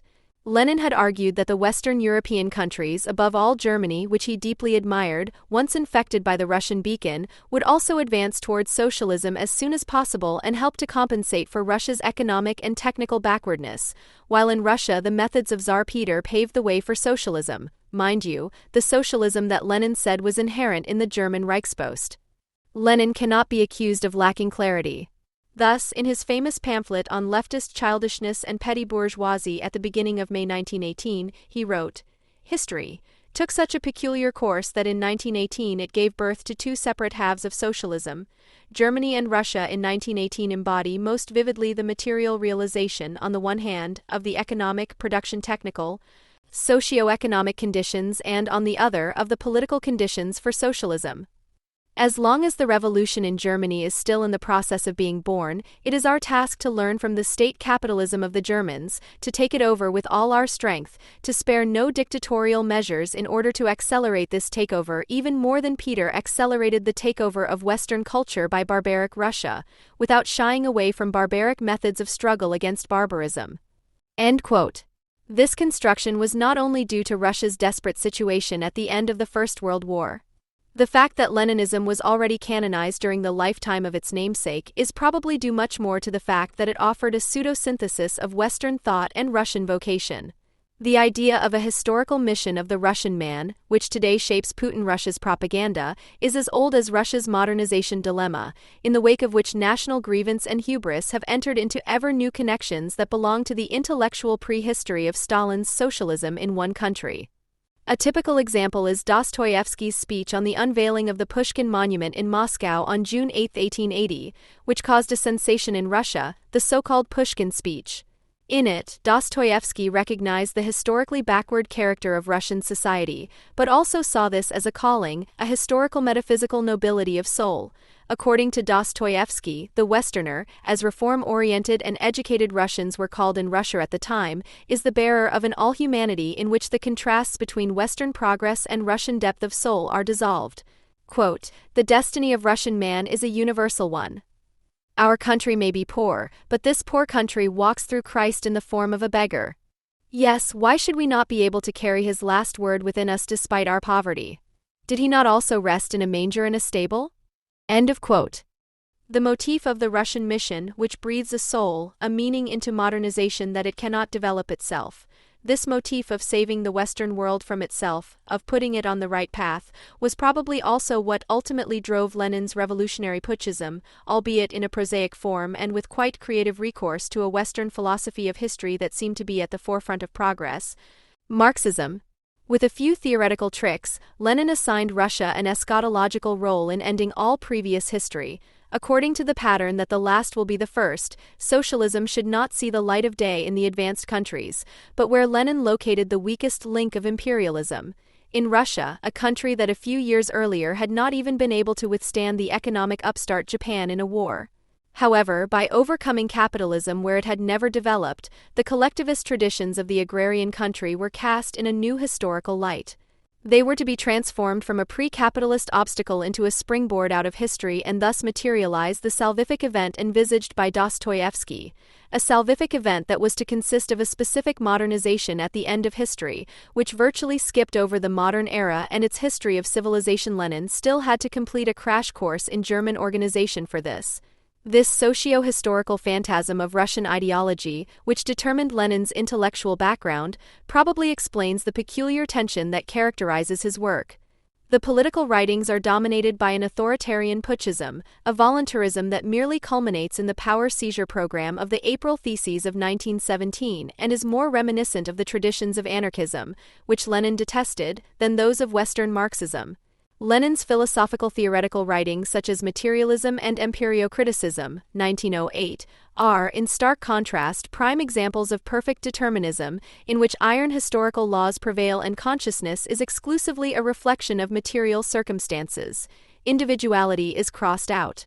Lenin's political voluntarism and his slavish Marxism of reflection only converge in one decisive point: in the rejection of the wishes of empirical individuals.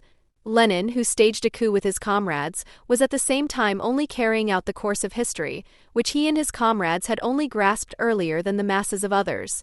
With this attitude, however, Lenin was committed to a very Russian tradition of subjugating the generic specimen to collective associations, which now lived on with a socialist label in the ban on factions and party discipline.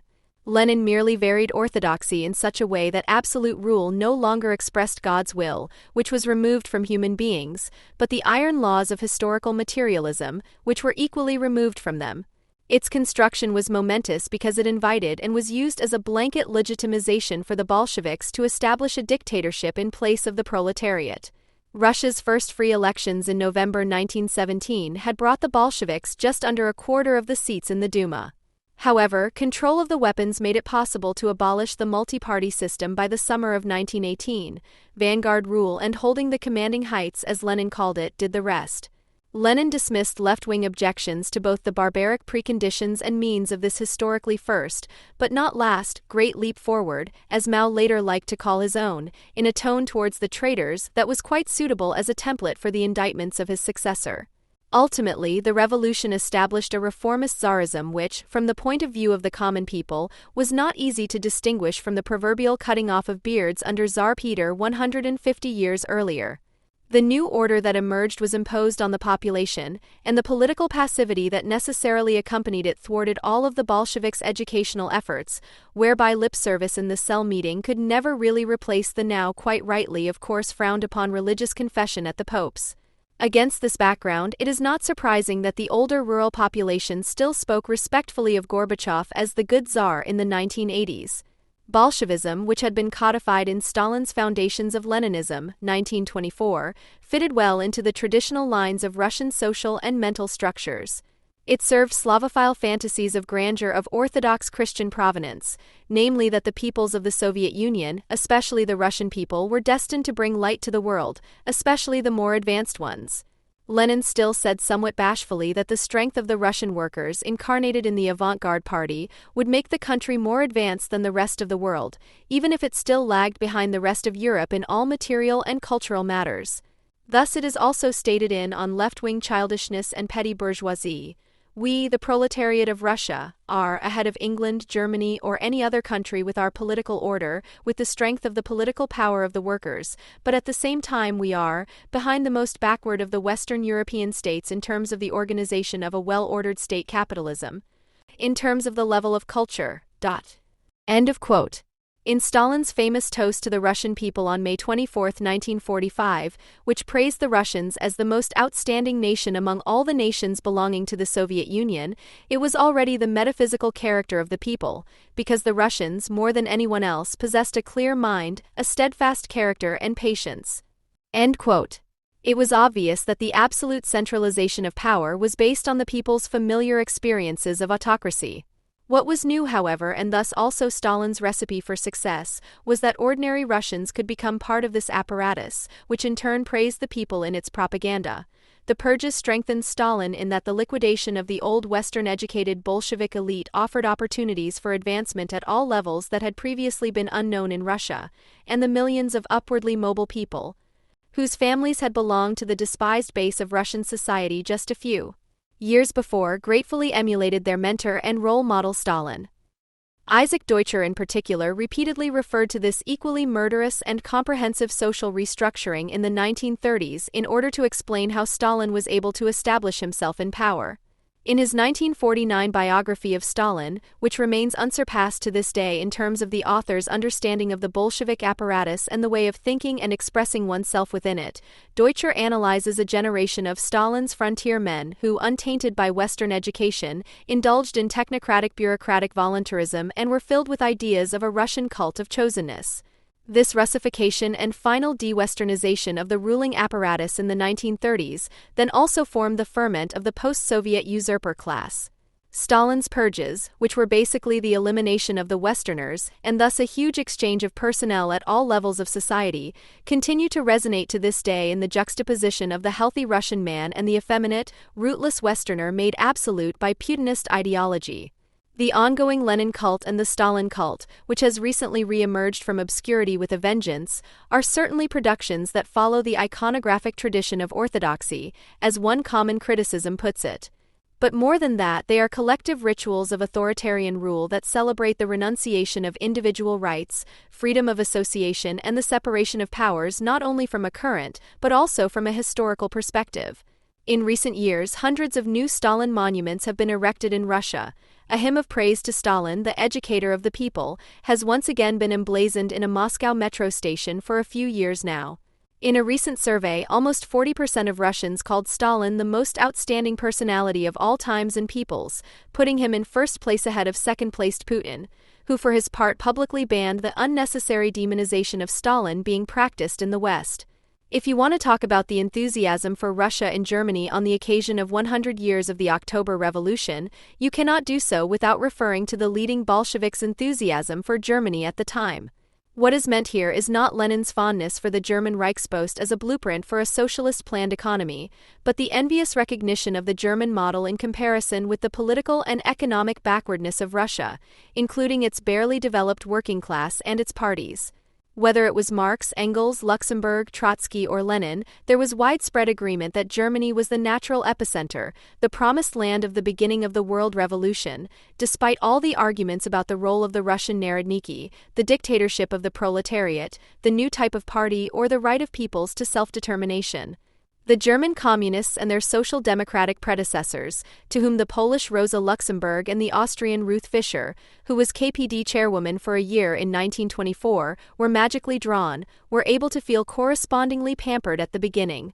This constellation between German Spartacists and Russian Bolsheviks, between the right and wrong country, if you like, of a world revolution that was legally based in Germany and not Russia, did not, however, lead to excessive love of Russia, especially among left-wing Germans. They may still have been much more nationalist or even nationalistic than pure doctrine dictated. The more internationalist one understood oneself to be, the less sympathy for Russia's history and idiosyncrasy played a role. Under the impression of the victorious Bolsheviks, they felt even more compelled to fulfill the historical mission of the working class in Germany. Against this historical background, it seems all the more strange in the present day when large sections of today's Die Linke party or newspapers such as Junge Welt, Neues Deutschland and Konkret believe that they have to place themselves in an alleged tradition of left-wing sympathy for Russia that has never existed historically. The later Nibelung loyalty of the German communists to the Soviet Union, which spread under Stalin from 1924 as a final victory over Trotsky's permanent revolution with the formula socialism in one country via the Comintern, after the severe disillusionment caused by the absence of revolution in Germany, was first and foremost a fanatical enthusiasm for the cultivation of the new socialist type of man and for the Soviet Union as a bulwark against imperialism, fascism, social fascism, or all of these at the same time forced by Moscow. It was the exception, not the rule, that German communists ascribed anthropological characteristics to the Soviet man or Soviet people that other peoples and people could not also acquire in the sense of a united socialist humanity under appropriate social conditions. Even the dictum of Maxim Gorky, who after his rehabilitation became the Soviet Union's model proletarian poet under Lenin, that the soul of the people could only be explored through the study of folklore, but under no circumstances through the study of religion, an allusion by Gorky to the widespread forms of love for Russia at the time, could hardly catch on among German communists. A preference for Soviet Russian folklore, under which Gorky included neither the works of Chagall, Malevich, or L. Lisitsky nor the films of Sergei Eisenstein, existed mostly only as a pretense. Johannes R. Becher's development from an expressionist to a proletarian poet can be considered representative of the German love of the Soviet Union in two respects. On the one hand, Becher's turn to the extreme political camp after the First World War is representative of many German intellectuals of the time. On the other hand, Becher's mutation into a merciless Stalinist is typical of all those who were not expelled from the KPD or immediately liquidated. His hymn of praise for the Soviet Union, which was part of his speech at the Paris Writers' Congress in defense of culture in 1935, should be quoted as an example of that Soviet enthusiasm beyond all Russophilia, at the heart of which stood what was considered to be the general progress of humanity. The construction of socialism in the Soviet Union has not only shaken and transformed the present, with every spadeful of earth it digs up the past, lays open terrain for a view into the future, creating memory backwards, visions forwards. It is as if mankind has reached a plateau on its journey through history, from which three times can be seen at the same time: Eschaton, Gilgamesh, Kalidasa, Homer. Each work command of the shock brigades evokes millennia. Caves resound, columns ring, ancient gods blink, blasted out of obscurity. Holderlin in the Sailors' Club, Hegel in the tent city of the Red Army. This is where thought is sown and man is plowed up. Here and only here will thinking come to reign and the word of reason become public power. Quote end. This pro-Soviet murmur differed from that of a Russia-enthusiastic Oswald Spengler, an apolitical Thomas Mann, or even George Lukács, whose theory of the novel was first published in Germany, in that it believed itself to be directly in league with the law of progress, in which the outcome, the perfection of human reason, was predetermined. There was therefore no trace of a pessimism that saw culture threatened by the progress of civilization. One person who, on behalf of the Bolsheviks, wanted to spread Soviet love among the Germans and reconcile the German Russophilia of all those who were enthusiastic readers of Oswald Spengler's post-war bestseller The Decline of the Occident, was the Bolsheviks' informal representative for Germany, Karl Radek. Radek, whose job in the first half of the 1920s until his unmasking as a Trotskyist was to sell the German comrades every Bolshevik zigzag as forced by historical law, is not only regarded as the inventor of the term National Bolshevism, but also as one of its greatest promoters in Germany.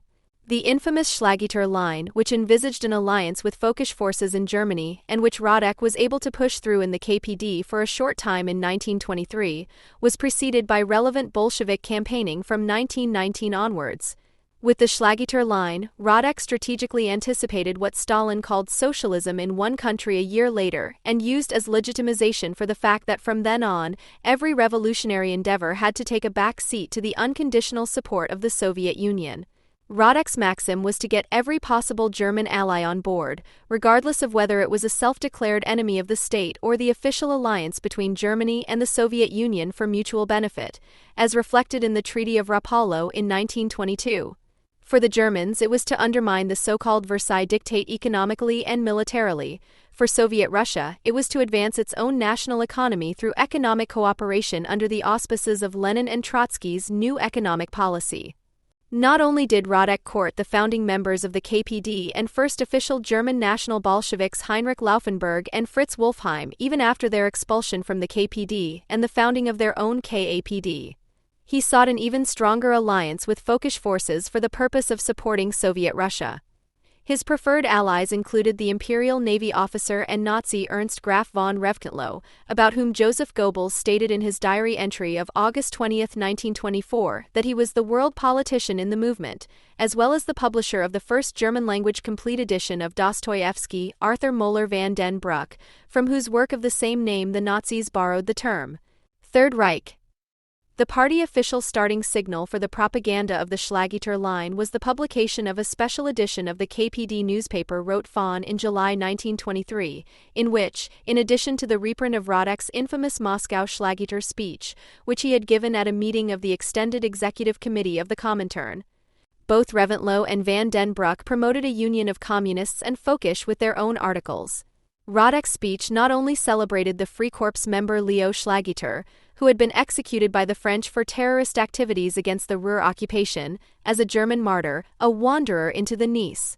In it, Radek also made the following anything but coincidental exaggeration: against whom do the German people want to fight? Against the Entente capitalists or against the Russian people? With whom do they want to ally themselves? With the Russian workers and peasants to shake off the yoke of Entente capital, or to enslave the German and Russian people? He can no longer give the answer. His comrades in arms swore at his grave to continue the fight. They must give the answer, against whom and on whose side. Quote end. Radek knew only too well that the defeat in the First World War had plunged many German nationalists into a deep crisis of meaning, in which the October Revolution and the Bolsheviks were seen by many as a new point of orientation that enabled them to make the break in their own thinking that they considered necessary. Many now saw themselves as German socialists in contrast to monarchism and traditional conservatism. In her memoirs, Ruth Fischer later summed up this basic sentiment in the apt formula that in the eyes of the new German nationalists, Germany was seen as the proletarian among the peoples, which insinuated that after the defeat, the Germans were the only ones who could take a stand against Western liberalism and form an alliance with Eastern anti-liberalism, especially Russian liberalism. In his contacts with folkish ideologues, Radek encountered an enthusiasm for Russia that had never existed in such a form among the German left.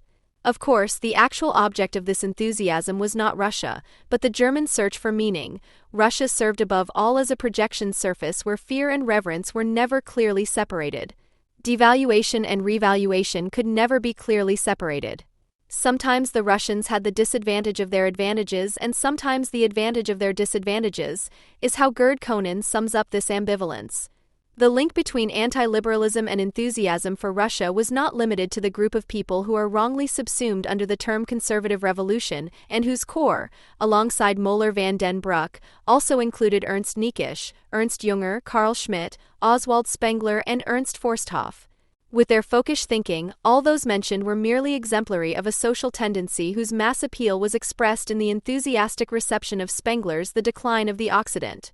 Spengler's morphology expressed a cultural pessimism from which only a fundamental new beginning could help, which would require a final turning away from the West and a turn to the East, especially to Russia. His work thus saw itself as a counterproposal to the teleology of the materialist conception of history, which was not about the leap out of history, but was all about the lawful conclusion of prehistory and the beginning of the real history of mankind. In order to work out this contrast, Spengler took the German opposition of culture and civilization to extremes under the impression of the World War, whereby he anticipated neither the later racial concept of the Nazis nor their anti-Semitism. In this respect, Spengler was an average anti-Semite and racist, if you like, a normal anti-Semite and racist for the time, but one who explicitly described himself as a socialist. In his 1919 essay Preissentarn, und Sozialismus, Prussian Camouflage and Socialism, a preparatory work for the second volume of his magnum opus, he explained what he meant by this in an existentialist whisper. Quote, "We late men of the Occident have become skeptics. Ideological systems will no longer confuse our minds. Programs belong to the last century. We no longer want sentences, we want ourselves. And so the task is set. The task is to free German socialism from Marx. German socialism, because there is no other. We Germans are socialists, even if we had never spoken of it. The others cannot be. I am drawing a destiny. Prussianism and socialism stand together against the inner England, against the worldview that permeates, paralyzes, and disembodies our entire life as a people." End quote. For Spengler, it was only logical to seek his future salvation in the East, especially in the orientation towards Russianness, for this kind of self-purification. His February 1922 lecture entitled Das Doppelantlichts Russlands und die Deutschen Ostproblem, Russia's double face and Germany's problems with the East, was not only a condensation of all his pro-Russian thoughts on Prussianism and socialism and the decline of the Occident. The text also phenotypically unfolds the peculiar nature of folkish enthusiasm for Russia of German provenance, the role that the October Revolution and the Bolsheviks play in it, and documents not, for example, the conspiracy of anti-Bolshevism and so-called Russophobia often claimed by the Antifa, but on the contrary the historical proximity of Russophilia and anti-Bolshevism. Quote, Russian life has a different meaning. The infinite plain created a softer folkdom, humble and melancholy, also mentally absorbed in the flat expanse, without any real personal will, inclined to submission. This is the premise of the great politics from Genghis Khan to Lenin. The peasants despised the intelligentsia and their agitation as well as that against which they agitated, but for the time being this agitation led a small swarm of clever and largely inferior people to rule. Lenin's creation, too, is Western, is Petersburg, is alien, hostile, and hated by the great majority of Russians, and it will one way or another pass away one day. It is a rebellion against the West based on Western thinking. It therefore seeks to preserve the economic forms of industrial labor and capitalist speculation as well as the authoritarian state, except that it replaces the czarist government and private capitalist economic forms with the government of a group and state capitalism, which calls itself communism for the sake of doctrine. The real victim is the very element that hoped to be liberated by the overthrow, the true Russian, the peasant and craftsman, the believer. Only the artificiality of Peter the Great's creation explains why a small group of revolutionaries, almost without exception fools and cowards, had such an effect. It was a beautiful appearance that suddenly vanished. The Bolshevism of the first years thus has a double meaning.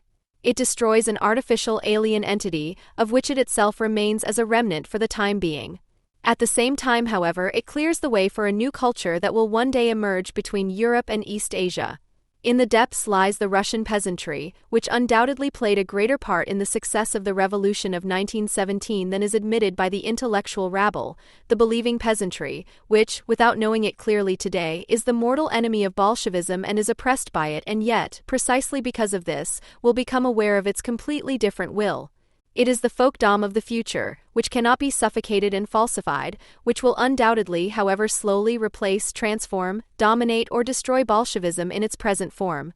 There is no doubt that a new folkdom is in the making, shaken and threatened in its spiritual existence by a terrible fate, forced into spiritual resistance, which will consolidate and blossom, passionately religious in a way that we Western Europeans have not been and cannot be for centuries, with a tremendous power of expansion as soon as this religious urge is directed towards a goal. Such a folkdom does not count the sacrifices that die for an idea as we do, because it is young, strong and fertile. It goes without saying that we are not the enemies of Russia, but whose friend should we be, that of the Russia of today or tomorrow? Is both possible, or does one exclude the other?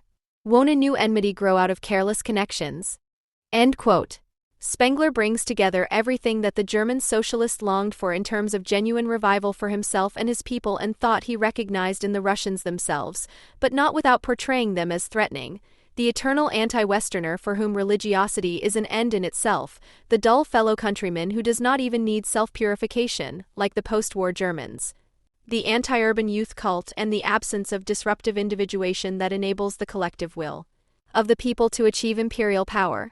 The instrumental relationship to Western-contaminated Bolshevism, whose protagonists are at best appreciated as useful idiots with whom an alliance of convenience should not be ruled out, completes the image of a false Russia that is considered artificial and which, in the eyes of a German socialist, is reified in the enemy image of the Russian traitor. Peter the Great and the city of St. Petersburg as an alien species in the otherwise healthy body of the people. Spengler's indecision as to when one should call the non-enemy a friend points to the ambivalence of this enthusiasm for Russia, to the constant oscillation between too much closeness and too much distance, which already pervaded the German reception history of the literary work of Fyodor Dostoevsky, who decisively shaped the Germans' image of Russia around the turn of the century and for many became a signpost through time.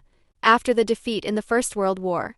This was also the case for Oswald Spengler, who had described Dostoevsky as the future conqueror of Bolshevism in the aforementioned lecture on Russia, and was thus at that time completely in line with later figures as different as Thomas Mann or George Lukács. As is well known, Mann made a commitment to the Western world, and Lukács became the author of German intellectual history after Hegel, indiscriminately evaporating it into the prehistory of fascism in his book Destruction of Reason.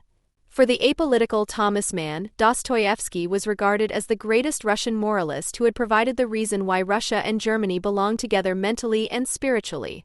In his theory of the novel, Lukács explained that Dostoevsky did not write novels, but formative sentiments, and that this testified to the fact that he belonged to a new world.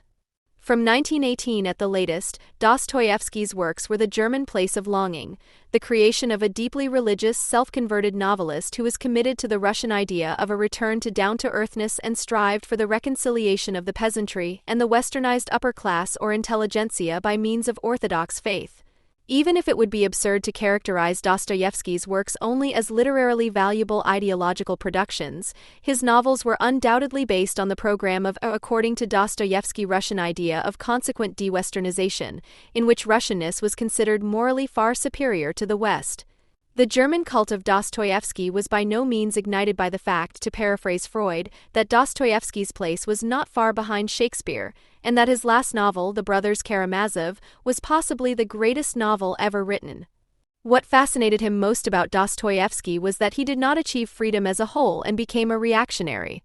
This judgment, which Freud reached despite his high regard for the novelist, was made in his 1928 book Dostoevsky and the Reddening of the Father, in which he distinguished four facets of Dostoevsky's rich personality: the poet, the neurotic, the ethicist, and the sinner, rightly giving the best testimony to the poet and by far the worst to the ethicist. Dostoevsky has failed to become a teacher and liberator of men, he has joined their dungeon masters. The cultural future of mankind will have little to thank him for. End quote. It is not surprising that Joseph Goebbels was also deeply impressed by Dostoevsky's ethics of unfreedom. In his diary entry of July 30, 1924, addressed to the political representatives of the Weimar Republic, he wrote, "You gentlemen diplomats, read Spengler, Dostoevsky, and not Rathenau and the French." Goebbels had written these words against the personal background that he had only declared his renunciation of internationalism in 1923 and then immediately stated, "I am a German communist." Whether this confession was made in contrast to Spengler's concept of the German socialist is not known. The fact is, however, that Goebbels shared Spengler's view of the chosenness of Russianness, but had a far more positive view of the Bolshevik Revolution and was more sympathetic to it than Spengler. For Goebbels, the October Revolution was not a matter that was still far too venerable. On the contrary, he considered Bolshevism to be healthy at its core, and saw in Lenin the heir to Russian nationalism, who would have sacrificed Marx in order to bring freedom to Russia. On July 30, 1924, he stated euphorically, "From the East comes the new state idea of individual loyalty and responsible discipline towards the state." Contrary to popular belief, for the ardent anti-Semite Goebbels, Bolshevism was by no means of Jewish origin. Incidentally, he became an anti-Semite less through reading Spengler than through the writings of Houston Stewart Chamberlain. He also assessed the Lenin-Trotsky problem accordingly. As late as March 21, 1929, he wrote in his diary, "I suspect that Lenin only kept this Jew because he had no one else." At the same point, he also wrote of Stalin, "The Stalin-Trotsky opposition can only be explained in anti-Semitic terms." A few days ago, Trotsky said to the press, "Stalin is national, I am international." That is probably the crux of the matter. End of quote. The assessment of Trotsky and Lenin is an example of a disagreement between the Führer and the later propaganda minister on the question of Russia that was never resolved and which, due to Goebbels' increasingly slavish submission to Hitler, whom he regarded as something like the German Lenin, was only initially not kept under wraps by him. On April 7, 1929, the diary reads, "I cannot agree with Hitler in his assessment of the Trotsky question. He does not believe in a Trotsky-Stalin antagonism, thinks it is all a Jewish plot to bring Trotsky to Germany and to the leadership of the KPD. That's too much of a scofflaw for me." End quote. As early as 1926, Goebbels, who found his way to the so-called movement via the then influential National Revolutionary Strasser Wing, for whose protagonist Soviet Russia was more than just a potential ally, almost as Radek had imagined it in his Schlageter fantasies, was completely dismayed on the occasion of the groundbreaking Bamberg Party Conference, which ended with a defeat for the Strasser Wing and a programmatic victory for Hitler. In his diary on February 15, he wrote, "I feel defeated. What kind of Hitler? A reactionary? Russian question completely off the mark. Horrible. Our task is to smash Bolshevism. Bolshevism is Jewish power. We must inherit Russia." End of quote. For Goebbels, this was the first time it became clear who Hitler's great ideological influencer was in the Russian question, who was also responsible for the delusion of the Slavic subhuman. When Goebbels published his essay National Socialism and Bolshevism in the National Socialist Letters edited by Gregor Strasser in the fall of 1925, Alfred Rosenberg, who served as editor-in-chief of the Völkischer Beobachter from 1923 to 1938, took this as an opportunity to accuse him of pro-Bolshevik deviation. This accusation was the beginning of eternal enmity between the two. Rosenberg had already identified Bolshevism as a purely Jewish affair and threat in his 1922 publication Plague in Russia, which obviously had a strong influence on Hitler, and which could only come to power because the Germanic European upper class, which had hitherto kept slavism in check, had been eliminated.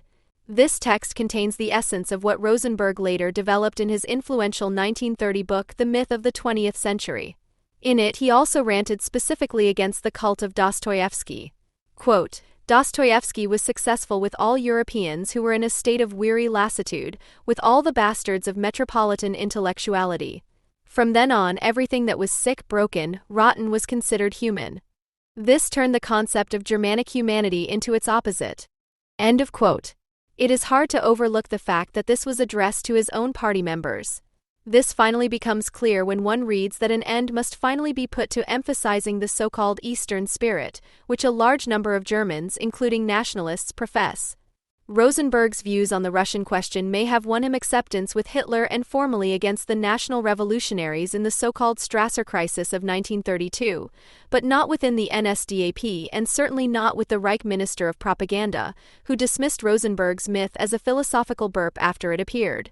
Even though Goebbels believed that Britain's declaration of support for the Soviet Union provided the final proof of a dominant Jewish influence on Stalin, whom he considered to be brain-sick after the Great Purge anyway, he talked himself into Operation Barbarossa, in the manner of a true German socialist.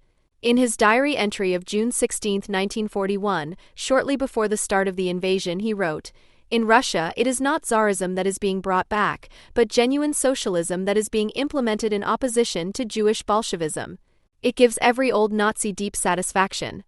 It is also no coincidence that Goebbels criticized in his diary as a core problem of the ideological warfare in the Soviet Union that no attention was paid at all to the fact that in the East we were only fighting Bolshevism, but not the Russian people.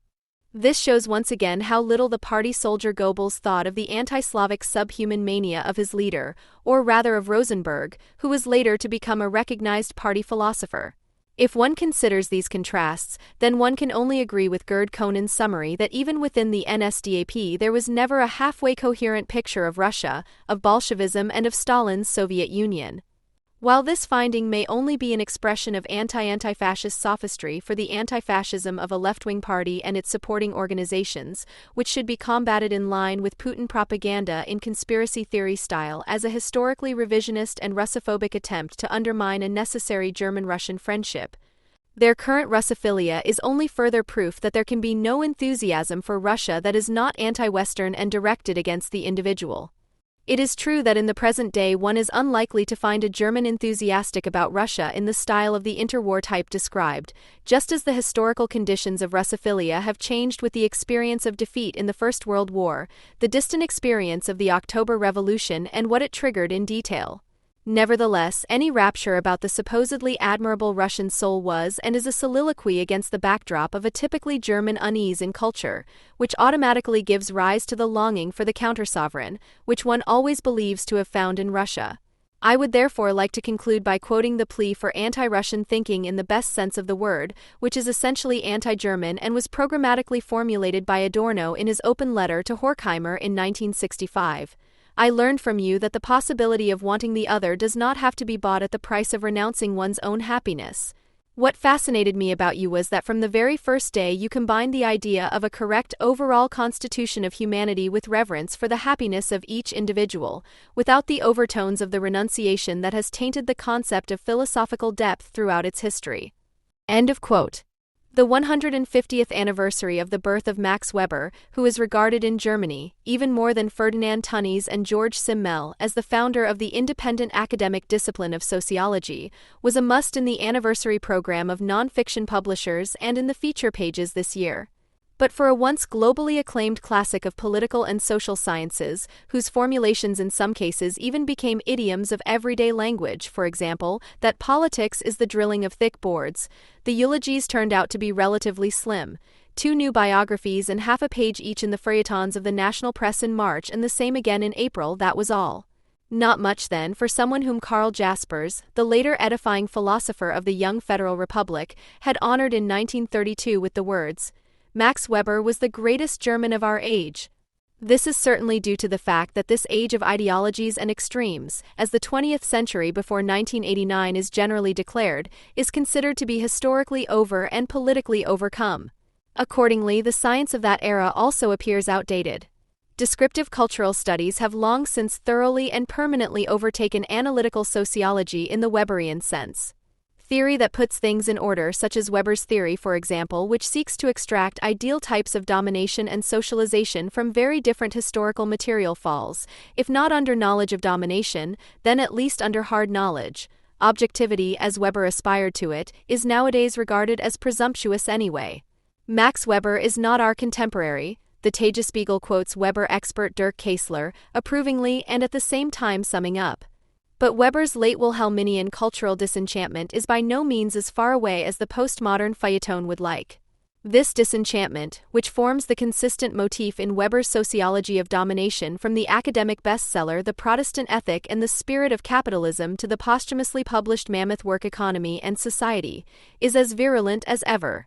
For what was so particularly German about Weber, the uncheerful, excessive, and therefore latently aggressive adaptation to a disenchanted world, to politics as routine, and to the administrative shaping and domination of everyday life, this still determines the likes and dislikes of Germans today, even if, unlike Weber, they do not come from a bourgeoisie that had outgrown the military state and the concentration of capital, and that soon no longer even a rentier perspective protected them from a white-collar existence.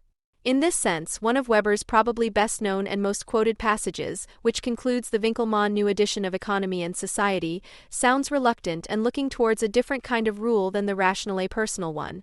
In union with the dead machine, bureaucracy is at work producing the shell of that bondage of the future into which perhaps one day men, like the fellahs in the ancient Egyptian state, will be forced to submit powerlessly if a purely technically good and, that is, a rational civil service administration and provision is the last and only value that is to decide the nature of the performance of their affairs.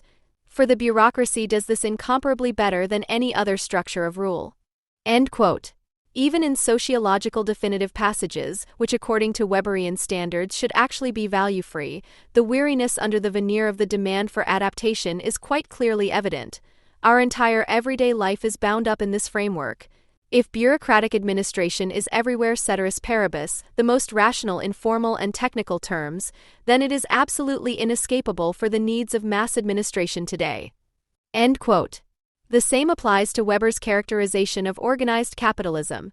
Quote, in contrast to all other forms of rule, the economic rule of capital cannot be ethically regulated due to its impersonal character.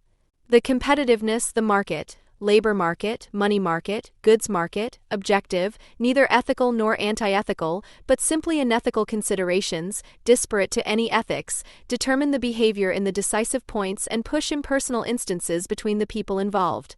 This masterless slavery, in which capitalism entraps the worker or pawnbroker, has the character of service to an impersonal objective purpose.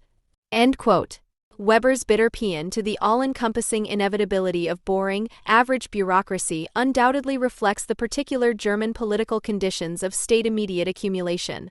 And in Weber's negative and pejorative style, there is a longing for the crisis and action of great men, which quite obviously expresses the German psychological conditions.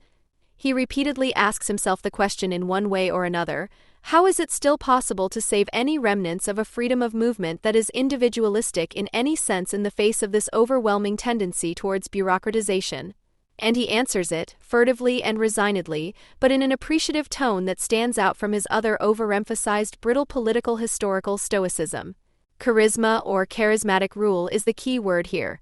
Charisma is ascribed the truly revolutionary force in history, which, at least in the short term, is able to break through the firmly established norms of traditional or rational rule, providing the ennui with variety, even if only fleetingly.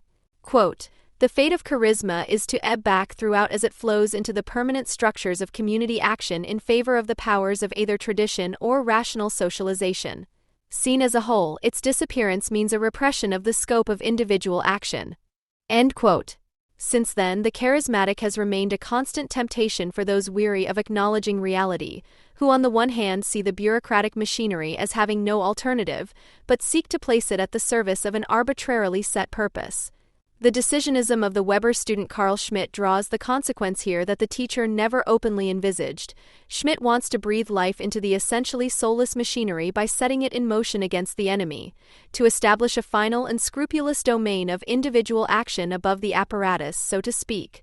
Jürgen Habermas, at the 1964 Sociologists' Conference, and Wolfgang Mommsen, in his book Max Weber and German Politics, 1959, among others, had already pointed out this consequence of Weber's adaptation Die Gaut in their early days, without, however, going into more detail about the authoritarian longings beyond and below the political and scientific elites.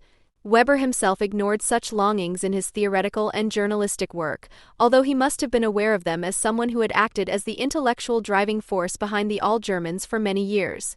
He saw the petty bourgeois plebeian desire for salvation charisma as traditionally best served by the bureaucratic apparatus of the churches.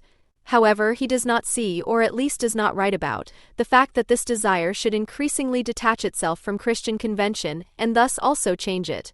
Just as Weber flirted with the revolutionary power of the charismatic as an intrusion of the extraordinary into the routine of the unproblematic, he thought it ended with Robespierre's undertaking of a charismatization of reason, because it necessarily absorbed and replaced it.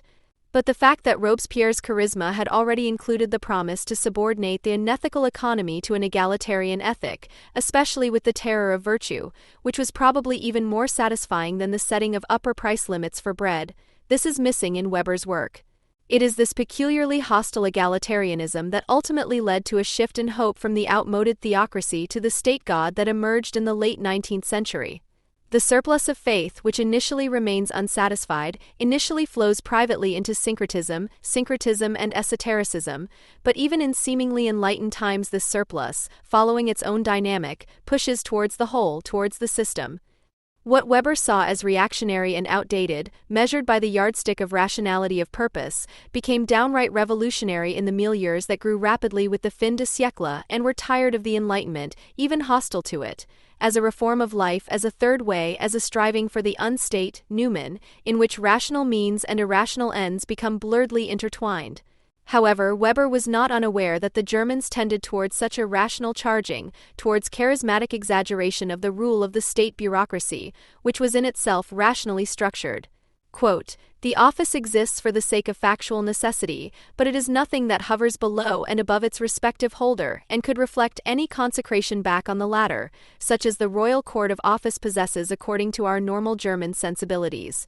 This naturalistically irrational inner attitude and inner position towards the state, which could and did have a very conservative or very revolutionary effect, is a basic condition of numerous important peculiarities within the world influenced by Puritanism. The fundamentally quite different attitude of the normal German, for example, to the office, to the authority conceived as something superpersonal and its nimbus is, however, partly due to the very specific nature of Lutheran religiosity, but corresponds to the endowment of the powers with the office charism of God-ordained authority, a very general type, and the purely sentimental metaphysics of the state, which grows on this basis, has far-reaching political consequences. End of quote. By thematizing the misleading metaphysics of the state, however, Weber, without probably having suspected it himself, becomes quite contemporary and topical again, because this was already directed at Russia in his time and is also currently directed at Russia again. No passenger plane shot down by Russian missiles can change that. This basic German attitude, which Conan calls the Russia complex or, following Buruma, Occidentalism, i.e. the projective disqualification of the West with automatic valorization of the East, is particularly evident when Germans do not find an overly suitable projection surface for their longing for charismatic rule in the domestic state constitution. In other words, when Germany's functional elites deviate too much towards the West for local sensibilities. Currently, this divergence between the political leadership and the intellectual and popular climate of opinion is greater than it has probably been since the 1920s. If the one is critical of Russia and at least friendly and neutral towards Israel, the other cannot move far enough and fast enough away from the guidelines of the post-war period in the Federal Republic. The situation was similar in Weimar. Even then, Russia was the land of dreams for nationally minded Germans, while the Occident was the land of dreams. Weber's particularly incisive portrayal of the soulless world of rationalism is as much a stealthy sign of both as his flirtation with charismatic rule. After all, he attributed hereditary charisma to Tsarism, i.e., the embodiment of a political idea beyond the mere executional thinking of Occidental provenance. However, others, such as the editor of Dostoevsky's works in Germany and ideologist of the Conservative Revolution, Arthur Moeller van den Broek, were overly clear. In 1917, he wrote in his preface to the German edition of Dostoevsky's political writings that Russian spirituality is not a part of our own spirituality, but an Eastern complement to it, and all the more so the less Western, the more genuinely Russian, Slavic, Byzantine, the less liberal and the more conservative it is. End quote. And Dostoevsky, for his part, around whom a veritable and lasting cult developed in the last years of the empire, pays tribute to Germanism in these very writings by characterizing the country as the protesting empire, which has always taken precedence over the entire East awaiting revival against Rome, i.e. London at the time, now Washington, and will continue to do so in the future. Moeller, Spengler and legions of kindred intellectuals and agitators, and these were the important opinion makers at the interfaces of irrational philosophy of life, nationalist state cult and authoritarian socialism saw strict antipodes in the current Weimar system, disfigured by Englanderdom, Nietzsche, and in Russia as a placeholder and kindred spirit of Germany, less marked by capitalism and civilization. This dichotomy between the English Romantic West and the Germanic Slavic East had prefigured Nietzsche's idolatry, while Rilke, Barlach, and Morgenstern, with their voyages of self-discovery in Russia after the turn of the century, lent the resentment the poetic touch that not least also determined Bloch's hymnic image of the country. Nietzsche writes, "For there to be institutions there must be a kind of will, instinct, imperative, anti-liberal to the point of malice, the will to tradition, to authority, to responsibility for centuries to come. If this will is there, then something like Russia is founded, the only power that has permanence in its body today. The entire West no longer has those instincts from which institutions grow, from which the future grows." End of quote. These motives herald precisely what Weber sensed as the German tendency to idolize rule, to charismatize the reactionary officialdom. And it is the same motives of the leadership that determine the enthusiasm for Russia to this day. The only difference is that today's Russophile plea is often misunderstood as progressive. The partisanship for Tsarism, Stalin, or post-Soviet clan rule has always remained the same in its authoritarianism, which makes a nation the bearer of a metaphysical idea for which its individual members all too often have to atone physically. The October Revolution merely provided a very brief imitation of this Russian glimmer, namely only until it became clear that the goal of westernization pursued by Lenin and his comrades under the guidance of the Communist Party had failed. By then at the latest, national revolutionaries, the Reichswehr, folkish esoterics, etc., returned to their usual course. If Tsarism had already fascinated with unrestrained personalized bureaucracy, arbitrariness made flesh and uninhibited rule, Stalin as a kind of czar from the people and even more so the system of permanent terrorist mobilization he embodied seemed even better suited here than the overthrown autocrat, because Stalinism better represented the Russian people as the embodiment of the Russian soul, even if it harassed the Russian peasantry and relied on heavy industry. Fierce, racially legitimized hostility towards Russia thus ultimately remained the exception in German right-wing extremist thinking until the beginning of Operation Barbarossa. Even the designated anti-Bolshevism saw its enemy as a rather subordinate agency of world Jewry or the Golden International. The assumption suggested by Kershaw and others of an anti-Slavic tradition of German National Socialism, which he places alongside anti-Semitism as an almost equally valid parallel characteristic, is therefore completely wrong in terms of the history of ideas and mentalities. It is precisely the mutual aversion to individualized, calculating Western modernity that unites the folkish thinkers and agitators of both Germany and Russia despite all the political and, from 1941, mass murderous competition that German pan-Germanism posed to Russian pan-Slavism. Conan's observation, based on extensive source analysis, that Russophilia and anti-Semitism often appeared in unison, particularly in the initial and ascendant phase of National Socialism, is not surprising. The avowed anti-Semites of this period were often decided Russophiles, or at least advocates of a natural alliance with a future national Russia. It was not only Hitler's early mentor Erwin Stubner-Richter and the young Alfred Rosenberg, both still Russians according to their passports, who frequented the officers' clubs and aid societies of the white emigration in Munich. The same applies to the German editor of the Protocols of the Elders of Zion, Ludwig Müller von Hausen, alias Gottfried zur Beek. For the German anti-Semites, the primary catastrophes of the age were initially quite different. The encirclement of Germany in 1914, orchestrated by international Jewry, and especially the instigation of the fratricidal war between the Eastern monarchies as the last ramparts against the global claim to power of world Jewry. If there was any hope at all in the face of this, then it was programmatically expressed in the title of the book by an emigrated Russian-German engineer and ardent anti-Semite, Johann Kolzhorn, which was published in 1922 by Theodor Fritzsche's Hammerverlag, Russia and Germany Through Hardship to Unification. By this time Max Weber had already been dead for 2 years. The political and moral restraint that he had imposed on his disenchantment with the disenchanted world and his admiration of charismatic rule had also been weakened by society. Weber himself had placed more trust in the rationality of the ruled than it deserved, because he believed that he had found an inescapable condition and at the same time a limit for charismatic rule, the almost unfulfillable pressure to legitimize it, because it had to ensure that the hopes placed in the respective leader for the well-being of the ruled were also fulfilled.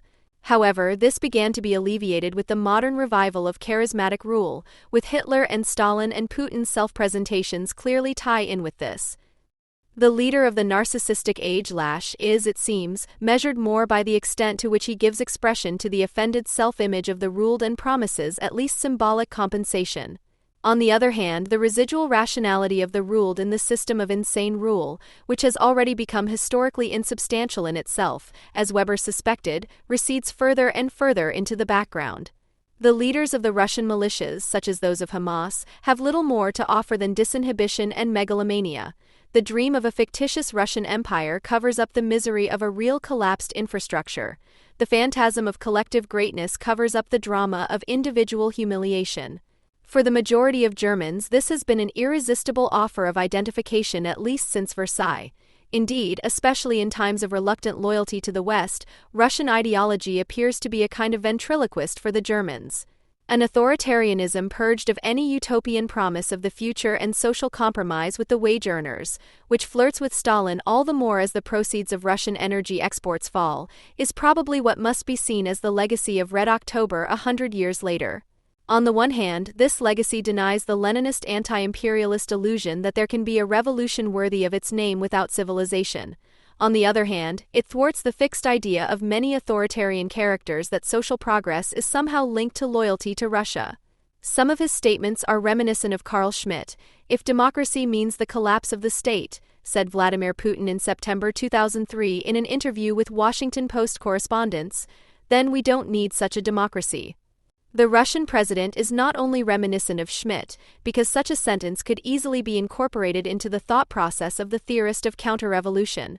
The quoted sentence can also be considered paradigmatic in a very practical sense for the staging of a policy of the strong state, which has become known as the Putin system, and which, analogous to Schmitt's legal doctrine, can be summed up in the formula, "Sovereign is he who establishes order."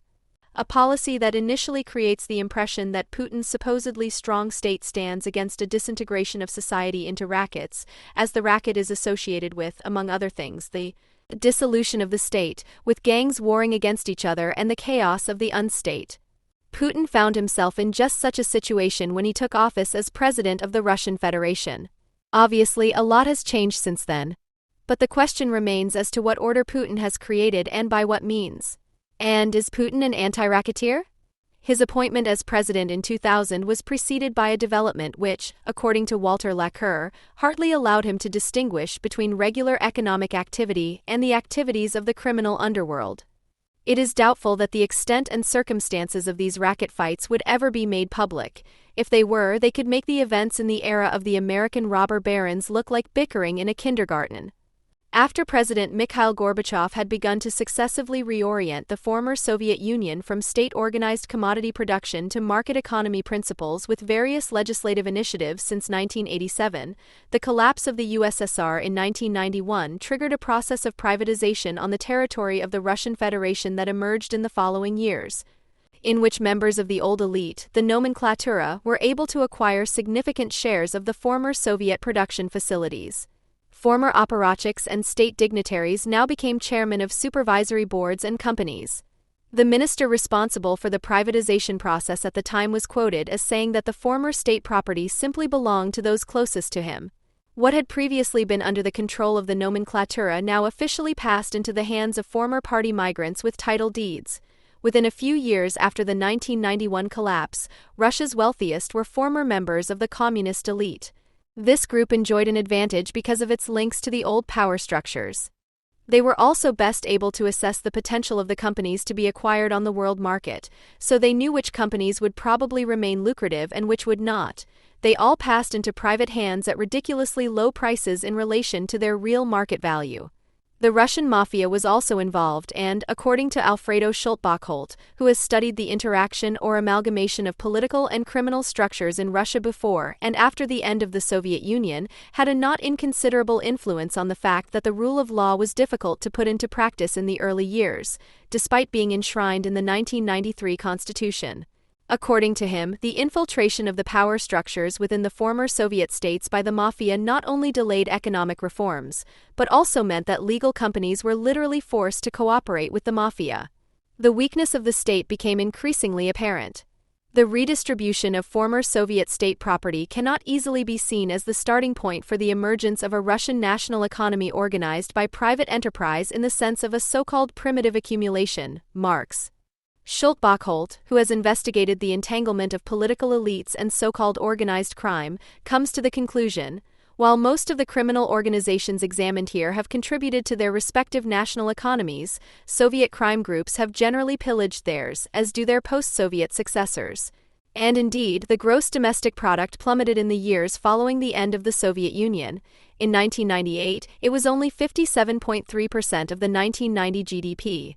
It was only after Putin took office that there was a significant recovery. Between 2000 and 2005, GDP rose from 67.1% to 90.4% of the 1990 level. So what was left of the Soviet Union was indeed in danger of perishing in the scramble for the spoils of competing power factions. Although the government under Boris Yeltsin attempted to implement a neoliberal-style market economy and, with the 1993 Constitution, comprehensive rule of law principles, the state as a whole proved too weak to guarantee their implementation in the long term. This weakness, which Putin was confronted with when he took office, appears to be one of the reasons for his autocratic style, with which he did not, however, smash the competing rackets, but merely subjected them to his rule by means of a state dirigisme aimed at balancing the individual interests of the players. The conductor within this vertical of power, as Putin himself describes his system, thus retains the power politics of the rope teams, only they are no longer horizontal but vertical, a strict chain of command, and at the top end is the president with his wealth of power.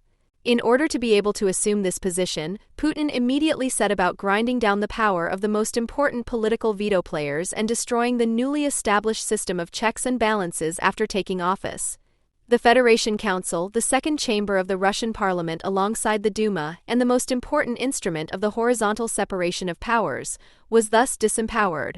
In addition to negotiating the budget and appointing judges to the Supreme Court, its role primarily included the ability to override the president's veto of the Duma's legislative decisions, making it the most important controlling body of presidential power. Today, the council, which was once designed to represent regional interests, has become little more than a forum for business lobbyists, where clientelism, corruption, and nepotism prevail. Seats on the council are purchased at high prices at informal auctions and filled by delegates who often have little or nothing to do with the provinces they nominally represent. In Putin's controlled democracy, the Federation Council has become a controlled institution par excellence. But it did not stop there. Putin comprehensively ensured that instead of the vertical and horizontal separation of powers abandoned by the Constitution, the executive claimed sole control over the state and society. The Constitution was therefore not abolished. In the simple language of constitutional law, there is an enormous discrepancy between constitutional norms and constitutional reality. This was not least due to the inactivity of the Constitutional Court, which since Putin's time has failed to substantiate the content of the Constitution and defend it against politics in important decisions. While it avoided opposing the centralization of state power and the establishment of the vertical of power under Vladimir Putin, it also failed to highlight the content of particularly endangered fundamental rights such as freedom of expression, freedom of art, or freedom of religion.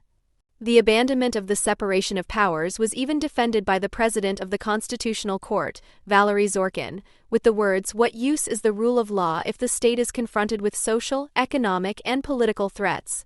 In doing so, Zorkin found himself completely in line with Vladimir Putin, who makes no secret of his rejection of what he calls primitive liberalism and advocates a state patriotism, according to which the self-defense of the state should take precedence over the law, and who had already spoken of a dictatorship of law at the beginning of his first term of office.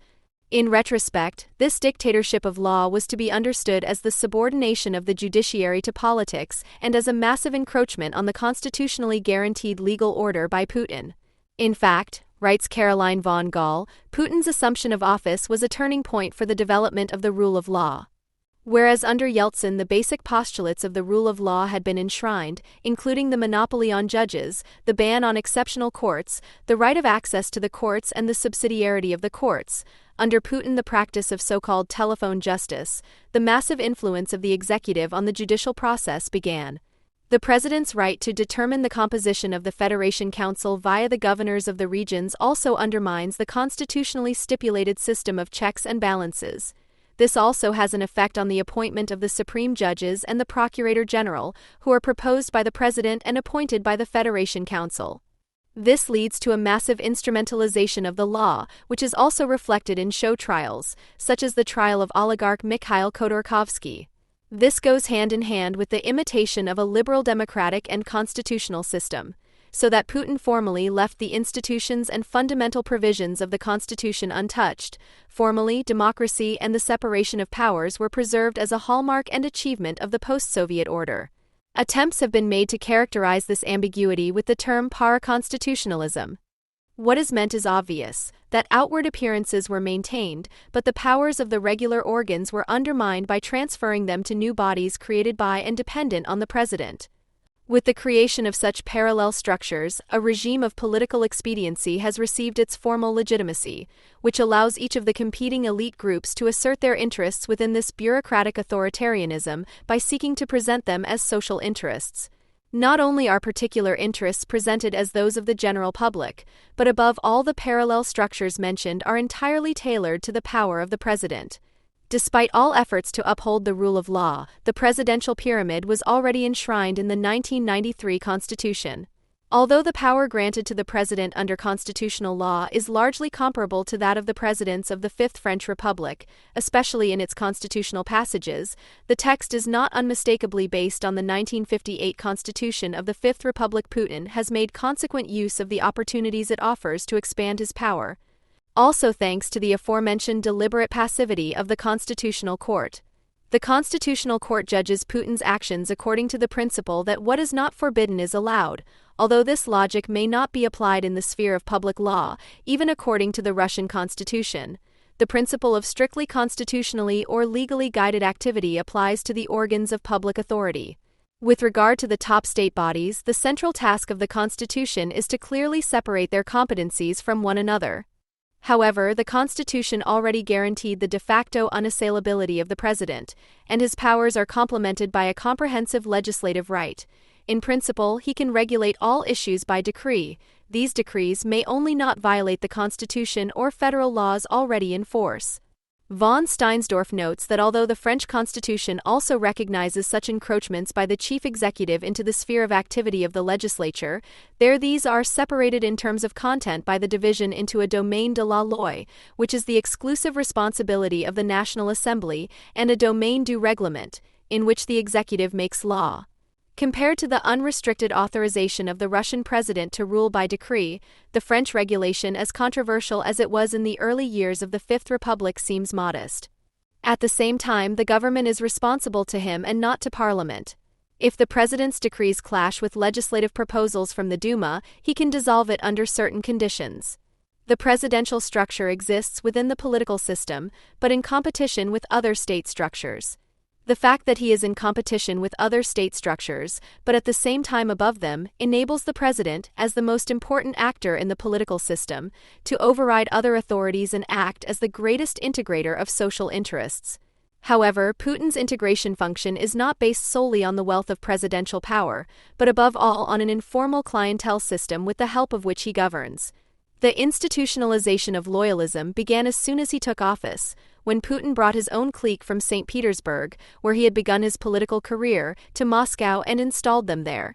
Part of this project was also to assure overconfident oligarchs of the validity of the vertical of power, which was one of the aims of the show trial against Mikhail Khodorkovsky in 2003. Putin also turned against those who had supported his rise in order to teach the profiteers of the system and the super-rich a lesson. This fostered the spirit of subservience within the vertical of power immensely, because from then on the various factions of the elite, which are to be understood as informal actors, knew that struggles for demarcation and the enforcement of particular interests could be conducted solely with a view to the president and centered on his actions. Parallel to the autocratic vertical of power, oligarchic forms of rule have established themselves in the Putin system. In these structures, which are concealed from the outside world, the president's mandarins vie for influence and property. The new oligarchs are at the head of various informal influence groups. Putin's co-rulers and confidants form the inner circle, or the secret cabinet of the Kremlin. It consists of around 12 to 15 people. While all members of the collective are closely linked to the president through their personal loyalty, they and their respective networks are in more or less covert competition with each other. The interaction between the informal groups is dynamic and without any rules, so that it is up to the president to organize a balance of interests in line with his own ideas. The basis for this is the economy of a petroleum and natural gas state, a raw material appendage of the global community that is not competitive as a commodity-producing society. For example, a study published by the World Economic Forum in 2011 estimated that the productivity of the Russian Federation was only about half that of the countries organized in the Organization for Economic Cooperation and Development, OECD. According to the study, there is no improvement in sight. Although the shrinking of the manufacturing sectors is a process that most transition economies have undergone, the decline of Russian manufacturing beyond the initial transition period remains a worrying trend for a number of reasons. The most important is that, while the number of jobs in manufacturing is declining, employment in the government sector is growing, pointing to a move toward a growing role of the state that is built on the redistribution of resources rather than creation of value. While Putin decrees his ideal of the super-centralized state as genetically and naturally given and standing in the tradition of the Russian people, it has become clear during his presidency that he considers democratic political competition and free media incompatible with the primary goal of Russia's economic consolidation. Critics have already rightly labeled the bullying and exertion of influence on the media as bringing them into line. In any case, constant intimidation, restriction, and arbitrariness are part of the verifiable repertoire of media policy under Putin. This goes hand in hand with the consequent transformation of the political landscape into a one-party system, embodied by Putin's party Edinaya Rossiya, United Russia.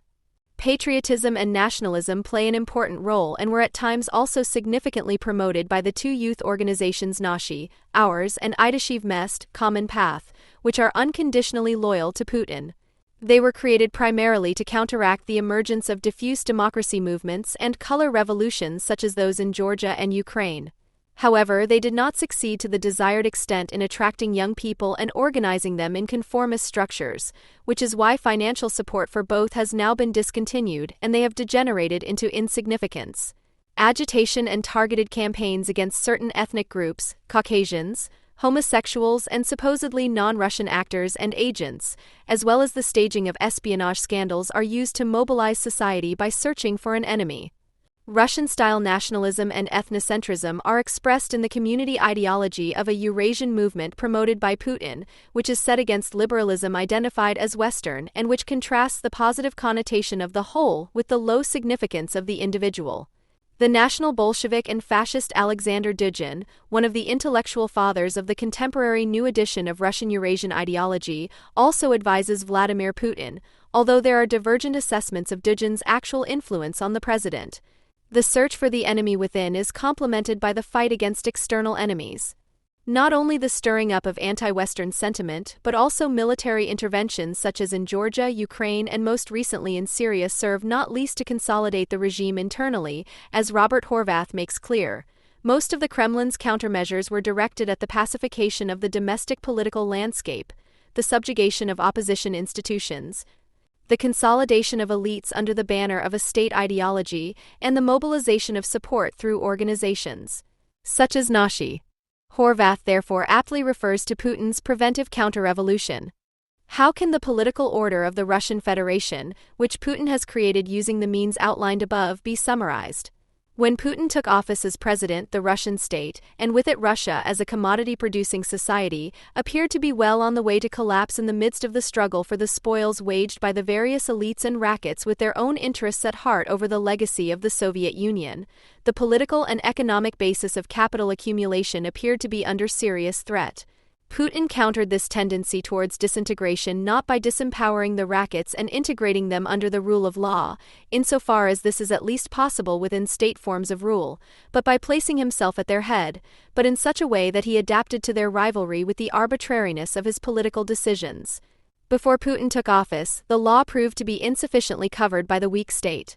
It was unable to develop as a mediating authority and thus develop its own nature and power of resistance, as Horkheimer writes. Putin's rule is characterized by the fact that the state, as Carl Schmitt put it for the concept of the state of exception, proves its superiority over the legal norm. To do this, Putin did not have to abolish the legal norm at all, he only replaced it de facto by means of his own informal mediation structure, which is an immediate power structure. This structure cannot be described as a mediating authority in the sense that it has formal generality and predictability, as is the case with law, as understood by Franz Neumann and Max Horkheimer. The president's function as an integrator of conflicting particular interests is based entirely on his situational arbitrariness. Putin makes use of the permanent dynamic competition in which the various rackets vie for the best positions and influence over the president in order to play them off against each other and thereby consolidate his position of power. Putin's rule therefore presents itself objectively as a leader's state. Franz Neumann had written about the various power factions in National Socialism that compromise-finding processes did not need to be legally institutionalized. It was quite sufficient for the power factions to come to an informal agreement. The decisions would then be implemented with the power apparatus available in each case. There was therefore no need for a strong state as sovereign above all power groups. Even the decisions of the National Socialist leader were merely the expression and result of the compromise reached. Neumann's description also corresponds in part to the structure of Putin's vertical of power. Not only were parallel structures to the existing state structures created in order to strengthen presidential power and make it difficult to predict. Lilia Shevtsova has also observed in Putin's function the strange ambivalence that Neumann described with regard to the National Socialist leader, according to which he appears on the one hand as an incontestable culmination of political power, but at the same time as an authority that merely lends the necessary factuality to the decisions and compromises already made by the conflicting rackets. Accordingly, the question of who makes the decisions and who has more influence, the president or his entourage, loses its meaning. In bureaucratic authoritarianism, the leader depends on the bureaucratic class, the longer the more, but only he is able to legitimize its decisions, which it can carry out. The question of whether the political order of the Russian Federation is still a state order can be better answered if one bases this answer on Franz Neumann's distinction between the rule of law and the monopoly on the use of force as the foundation of statehood. Neumann asked himself whether National Socialist Germany was a state and, based on the characterization of the state as a rule of law, initially concluded that Germany was not a state insofar as there was no law in this sense.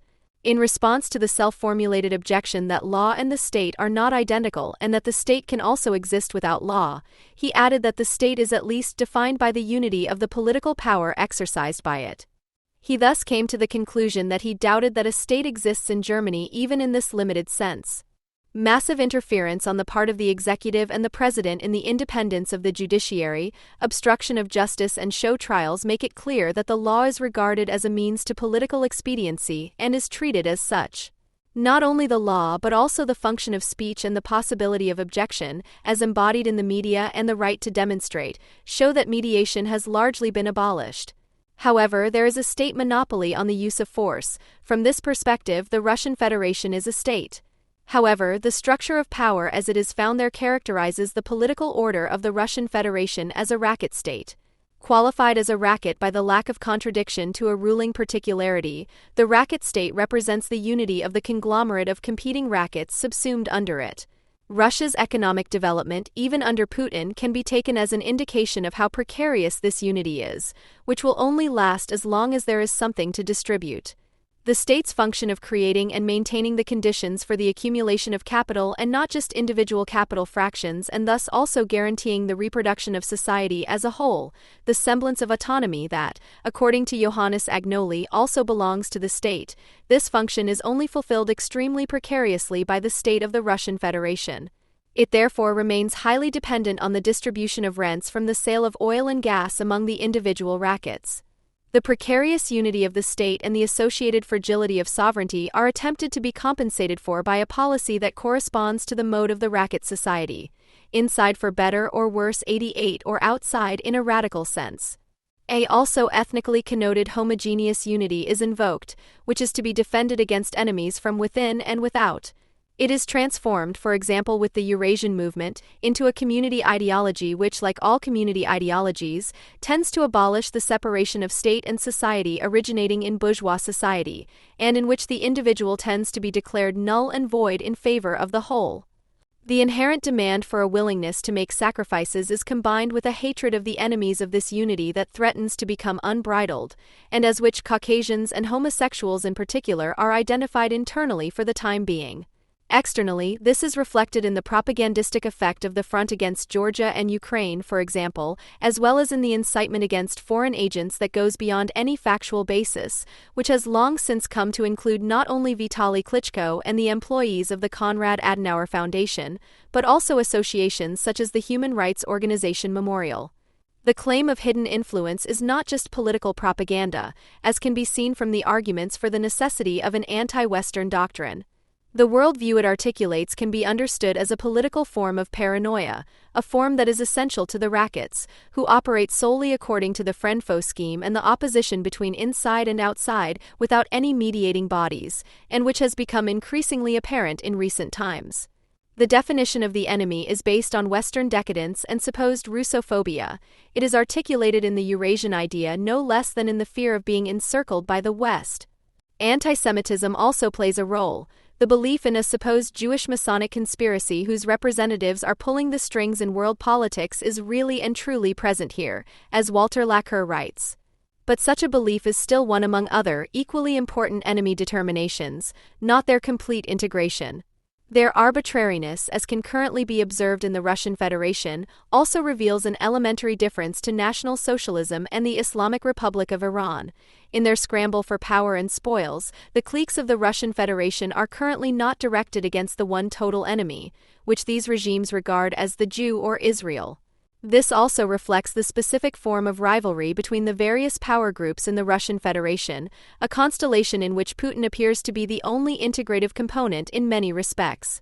However, not only in view of the current fall in the oil price and a possible expansion of the economic crisis, there is always the danger that an escalation of social conflicts will unleash the inherent logic of the racket society of making peace with one chosen enemy, i.e. the definition of the enemy that Carl Schmitt associates with the possibility of forcing an organized political unit that is pacified in itself, which is ultimately a logic of destruction.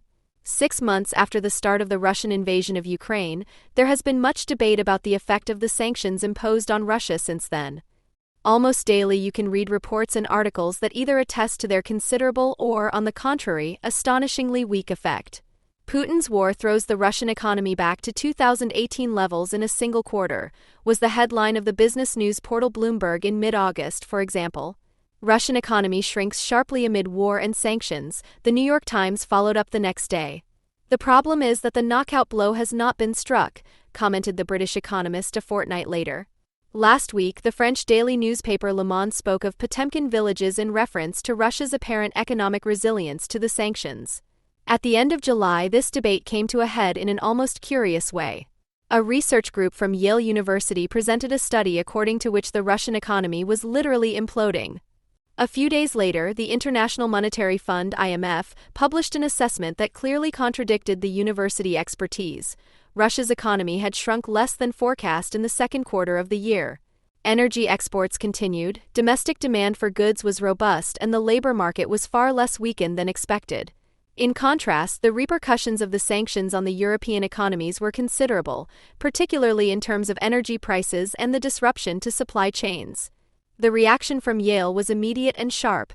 Someone should send the lazy IMF economists the facts, raged Jeffrey Sonnenfeld, who heads the research group based at the Yale School of Management. The IMF experts had naively accepted Putin's propaganda by relying on unverified, contradictory statistics from Russia, the university professor said in an interview with the business news portal Investment Monitor. The researchers make similar accusations against a whole range of experts in their study. Assessments that the Russian economy is proving to be surprisingly resistant to the sanctions are often based solely on statistics from the Russian government. However, these have not been published in full in recent months. As a result, data that is actually indispensable is increasingly not even included in the assessment, while others are not critically scrutinized. According to the Yale research team, more than 1,000 internationally active companies have now withdrawn from the Russian market in whole or in part, which corresponds to 40% of Russia's gross domestic product. Russian domestic production has come to a complete standstill, as there is no capacity to replace lost companies, products, and talent, the study concludes, adding that Putin's delusions of autarky and import substitution would not change this situation. Vladimir Putin himself is keen to avoid the impression that Russia is cut off from the global market. "We will not have a closed economy," said the president at an event for young entrepreneurs in mid-June. Something like this only existed in the days of the Soviet Union, when we closed ourselves off and erected the so-called Iron Curtain. At the St. Petersburg International Economic Forum a few days later, Putin also affirmed that Russia would never go down the path of self-isolation and self-sufficiency, even if our so-called Western friends literally dream of it. At the same time, however, he announced further steps towards substituting imports from the West at the event, which can be seen as Russia's alternative to the World Economic Forum in Davos. Some successes have already been achieved in recent years, for example in agriculture, pharmaceuticals and medical equipment as well as in arms production.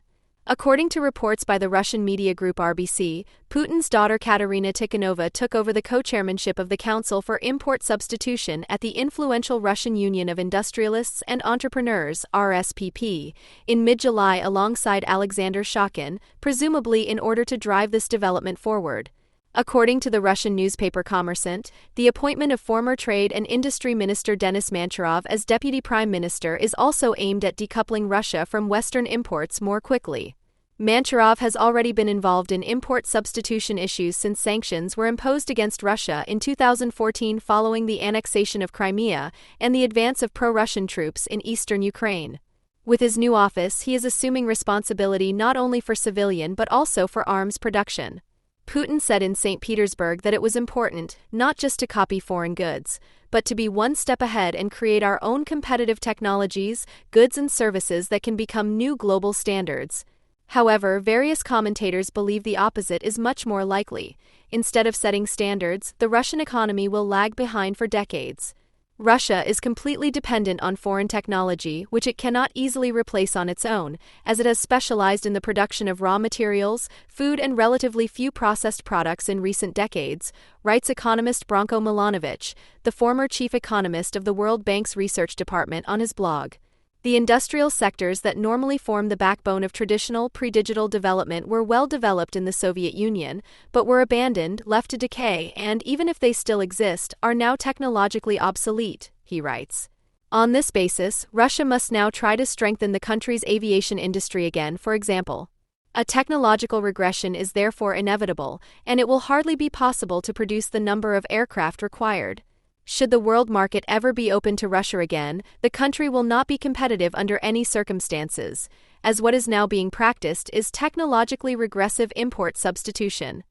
According to a recent report by the Moscow Higher School of Economics, the foreign market share in Russia is almost 70% for electronic components, over 50% for pharmaceuticals, electrical appliances and cars, and almost 50% for industrial equipment. About half of foreign value added comes from the European Union, the United States and Canada, which have imposed the toughest sanctions on Russia, wrote the Washington Post. The Russian Federation therefore has an enormous technological race to catch up if it wants to even begin to overcome this import dependency. Branko Milanovic is not the only one to draw comparisons with the Soviet Union. In the 1920s and 1930s, the latter had to contend with considerable import shortfalls after the global market collapsed completely due to the global economic crisis. Compared to that time, Russia today is much more integrated into global value chains. In Le Monde, Russian economic expert Natalia Zubarevich, in French transcription, Natalia Zubarevich, commented that there is a gray area that is very important with regard to the effect of the sanctions, namely that of products that are manufactured in Russia but contain foreign components. According to economics and Eastern Europe expert Alexander Libman from the University of Munich, it is very unlikely that Russia will succeed in import substitution, especially for technology goods. In principle, it is hardly possible for any country today to provide all goods in the complex production chains in the technology and high-tech sector entirely from its own production, says Libman in an interview with Osteuropa magazine. According to him, the disruption of supply chains will therefore be decisive for the success of the sanctions in the medium term. Entire factories will have to cease production because they will no longer be able to obtain components. The Russian central bank is now also openly admitting that the structural transformation of the country announced by its chairwoman Elvira Nabiullina will be accompanied by a major technological setback. Within a few years, Russia will experience a reverse industrialization if less advanced and therefore also more environmentally harmful technologies drive industrial development, according to the head of the central bank's research department, Alexander Morozov, in an article for the business news portal Econs. While Western experts continue to argue about the effects of the sanctions, the Russian central bank appears to be under no illusions. According to some commentators, in addition to the high prices for energy, which have at least so far compensated for the slump in demand caused by the sanctions, it is primarily thanks to the Russian central bank that the country's gross domestic product only fell by 4% in the second quarter of 2022 compared to the previous year, according to the Russian statistics authority Rosstat. And not by 10% or more as many experts had predicted. Shortly after the sanctions came into force, the central bank sharply increased the key interest rate and introduced capital controls. Foreign customers were forced to pay largely in rubles, not only for energy supplies but also for other Russian exports, while foreign currency could hardly be taken out of the country. The population was thus chained to the Russian currency. The increasing demand for domestic products due to the lack of imports also had a positive effect on the value of the ruble, which is why many of the monetary policy measures, such as the increase in the key interest rate, could be reversed. The fact that the sanctions are not having an even greater impact for the time being is therefore already a consequence of Russia's decoupling from the global economy. This plays into the hands of those who see this development as a great opportunity. Among them is Sergei Glaziev, who served as Putin's economic advisor between 2012 and 2019 and has been Commissioner for Integration and Macroeconomics at the Eurasian Economic Commission, the executive body of the Eurasian Economic Union, since last year. He calls for strengthening the national sovereignty of the economy. Following the annexation of Crimea in 2014 and the subsequent sanctions, he has already made numerous proposals, such as freezing foreign assets, restricting foreign exchange transactions, and forcing the state to substitute imports with Russian products.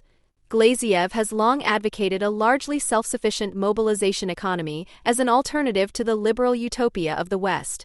In view of current developments, he dreams of a new world economic order, which he outlined in a text published shortly after the start of the Russian invasion of Ukraine entitled Sanctions and Sovereignty. This new order is to be based not least on a de facto decoupling from Western financial markets and a strengthening of domestic production. According to Glaziev, the fact that this has not already happened is primarily the fault of the Russian central bank, which is following the recommendations of Washington's financial institutions. The central bank's strict monetary policy geared towards the global market is responsible for the fact that Russia, its industry, was bled dry. Increased borrowing costs have brought business activity to a standstill and hindered the development of infrastructure in the country. In addition to investments in the real economy, he calls for the repatriation of Russian capital from abroad, de-offshorization, and the de-dollarization of Russian foreign exchange reserves. The central bank's policy must be brought into line with its constitutional responsibilities. Its measures to support the Russian economy were geared towards austerity policy aspects and thus towards a balanced state budget, competitiveness on the global market, the creation of a monetary cushion, and the avoidance of high inflation. If the economic problems increase, exports of gas and oil continue to fall due to sanctions, or energy prices even fall, Central Bank President Nabiullina will probably be forced to actively support the state budget and thus tend to submit to the dictates of politics, whereas Putin has apparently given her a relatively free hand so far. The example of Russia is therefore a perfect illustration of what Gerhard Scheidt explains in his new book with Marx on the role of central banks in the relationship between the sovereignty of states and the world market. Without the independence of the central bank, the sovereign will no longer allow the longer-term conditions on the world market to interfere with its short-term decisions.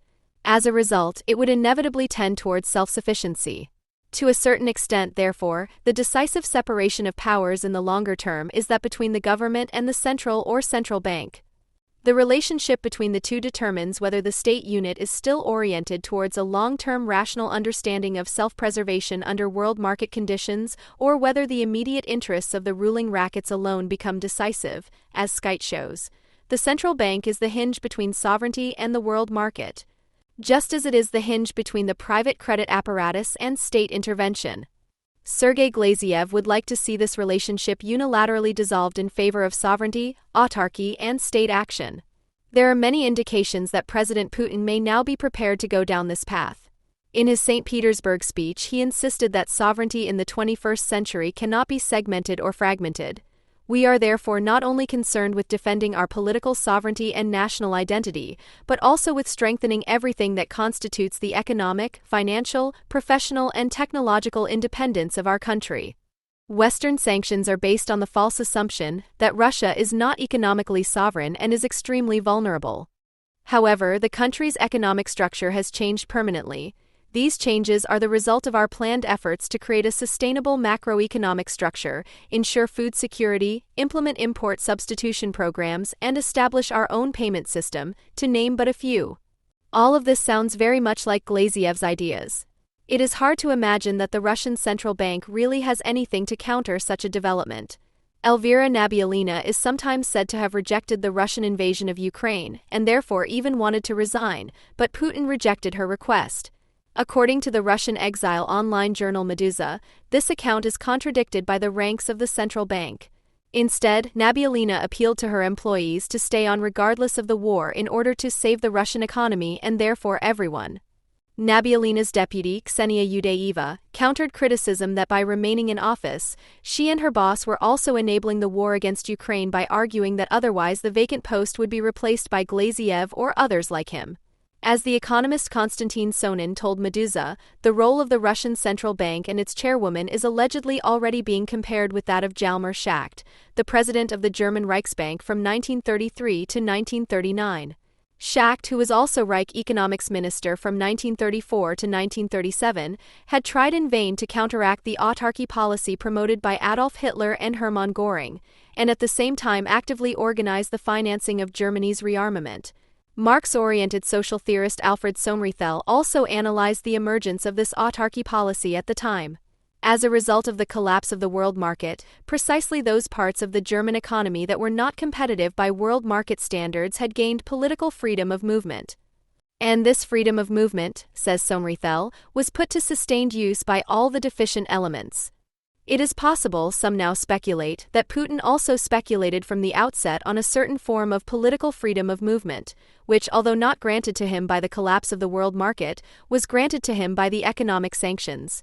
What if Putin's war aims are in fact different from those proclaimed, asks economist Milanovic. He formulated the thesis on his blog that Putin is willingly giving up economic prosperity for more state sovereignty, as he is not willing to restrict the former in favor of the latter through economic interdependence on the world market. The problem, however, is that neither the break with Europe, if announced by the leadership, nor a lower income would be welcomed by the population. Unless, Milanovic speculates, the cutting of economic ties could be blamed on the Western nations. This would not only contribute to the permanent mobilization of society, which is so important for the Russian racket state, but would also allow the Russian leadership to break off all ties between Russia and the West and thus give Russia the freedom to go its own way. Putin outlined what this path could look like in his speech at the St. Petersburg economic meeting. The aim is to expand cooperation with all those who are interested, and that is the overwhelming majority of people on Earth. The trend is increasingly moving towards a multipolar growth model instead of globalization, said the Russian president, adding that it was no easy task to build and shape a new world order. Only powerful sovereign states could have a say in this emerging world order. All others were doomed to become or remain lawless colonies. What may sound like analysis is just as much his program as his view of Ukraine shows. When Vladimir Putin addressed the Russian nation in February 2023 to inform it of the situation, he had a seemingly easy game in terms of the economic situation. According to the president, Europe and the USA were waging an economic war against Russia with their sanctions, but they have achieved nothing and will achieve nothing. Everything is going according to plan, he said, with Russia's gross domestic product, GDP, only falling by 2.1%. He predicted that his country's economy would grow in 2023. This corresponds pretty much exactly to the development that the British news magazine Economist described for Russia at the beginning of February. It stated that Russia's GDP would shrink by 2.2%, much less than the slump of 10% or more that some Western analysts had hoped for shortly after the first sanctions came into force. Unemployment is low. The International Monetary Fund (IMF) is forecasting growth of 0.3% for the country, more than the UK and Germany can expect this year. So what has become of all the grandiose statements that the Russian economy is literally imploding as a result of the sanctions, as a research group from Yale University claimed last summer, backed up by figures? Has the country's economic resilience really been underestimated, as Putin said in his speech? The answer to this is multi-layered. Some had expected that the first sanctions imposed in Russia after the invasion would lead to a massive financial crisis, rendering Russia insolvent and driving up inflation in the country. The latter, however, was able to be absorbed again after a massive fall in the ruble exchange rate in March 2022, even if it remains problematic. The discussion about an impending state bankruptcy also died down in the summer when it became clear that a largely decoupled Russia can no longer be measured against world market criteria.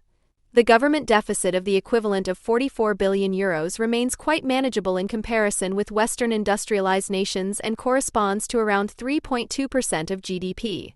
The fact that the crash did not occur is primarily due to the Russian central bank. It countered inflation and the fall in exchange rates with an aggressive interest rate policy, introduced capital controls, and obliged Russian exporters to convert 80% of their foreign currency into rubles. The central bank had also prepared itself well for the current situation by building up reserves since the first sanctions were imposed on the country following the annexation of Crimea in 2014. The monetary policy was based on austerity policy criteria and aimed at balancing the national budget and creating a monetary cushion. This had consequences, not only in terms of the social dimension of the national budget. It is these strict austerity standards that increasingly determine the parameters of Putin's rule, writes British economic historian Adam Tooze on the online platform Substack. Trapped in a self-imposed austerity straitjacket, Putin's regime has maneuvered itself into a socio-economic cul-de-sac that encourages the zero-sum game of rent-seeking rather than growth. End quote. Rent-seeking means that instead of improving the conditions for the accumulation of capital, increasing productivity, and diversifying the economy, the focus is on distributing oil and gas rents among the various cliques and favorites. However, this is not just a consequence of the central bank's policy, but a constitutive element of the system created by Putin, in which the bank plays a central role. This has become clear in recent months. The Bank of Russia ensures that the economic basis of this system of rule is maintained. Otherwise, it is in danger of being lost in the scramble between the purely short-term interests of competing power factions. It therefore stabilizes Putin's system, but is not a counterweight to it. This is because it does not have the political leeway to focus on a long-term economic perspective for the country beyond rent-seeking. However, the question is whether the central bank itself can continue to perform this stabilizing function for long. This has a lot to do with the actual basis of Russia's alleged economic resilience, which currently seems to give the lie to Western sanctions policy. On the one hand, it results from the import substitution made necessary by the sanctions. Many products and components required for final production are no longer entering the country, or not in sufficient quantities. Russian industry has therefore had to find new sources of imports, establish new supply chains, and not least, try to produce the missing parts itself at a technologically less sophisticated level. What the Russian central bank refers to as reverse industrialization led to an increase in investment of no less than 6% last year. However, this compensatory measure does not mean an actual increase in the productivity of the Russian economy. The restructuring of production has had an immediate positive effect on the situation on the labor market. The unemployment rate was 3.7% in December, a record low. The arms industry is working in 3 shifts, needs manpower and, according to British intelligence, is already using prisoners. However, hundreds of thousands have also left the country, while at the same time over 300,000 men have been called up and are therefore also considered to be working. Hidden unemployment such as paid leave does not appear in the statistics either. On the other hand, a large part of the Russian economy is now completely geared towards the requirements of the arms industry. In December, Putin announced that there should be no limits to the resources required for the Russian armed forces. To this end, the state budget was apparently blown up last year. A total of 23.7 trillion rubles, $335 billion, was planned for the Russian budget year 2022. According to the Russian government, however, the actual expenditure in 2022 amounted to at least 31 trillion rubles. Only 2.5 trillion rubles of the additional spending will go towards social benefits, as The Economist quotes Russian economic expert Natalia Zubarevich.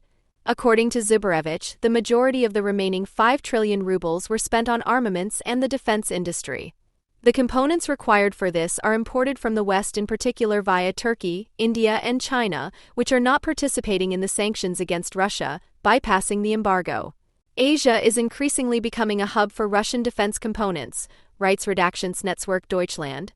In the first 7 months of the war, electronic components for armaments worth at least $2.6 billion were imported into Russia, of which at least $777 million came from the West. In addition, Russian state-owned companies had already stockpiled large quantities of electronic components before the war began. The seemingly stable economic situation is therefore mainly due to the switch to a war economy, while there are no longer any long-term economic prospects. In addition, the high commodity prices of the past year initially played into Russia's hands. In the meantime, however, the price of oil has fallen sharply and the price of gas has plummeted since December.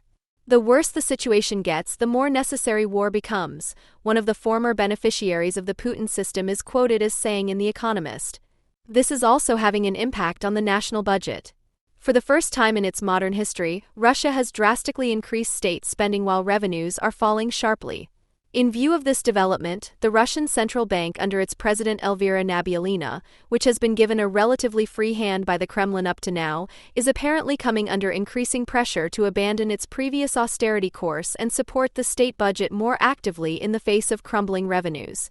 Vladimir Putin's government is putting pressure on the Russian central bank to take a more positive view of the economic outlook and signal that it is ready to ease monetary policy, wrote the business news portal Bloomberg at the beginning of the month. Putin is expecting a clear indication that interest rates could be cut later this year, according to people familiar with the internal deliberations. The central bank is therefore increasingly coming under the dictates of a policy whose consequences it has so far tried to cushion. Economic historian Tooze considers it crucial which faction will ultimately prevail in the coming months, the technocrats around Nabiullina or the supporters of an uncompromising war economy.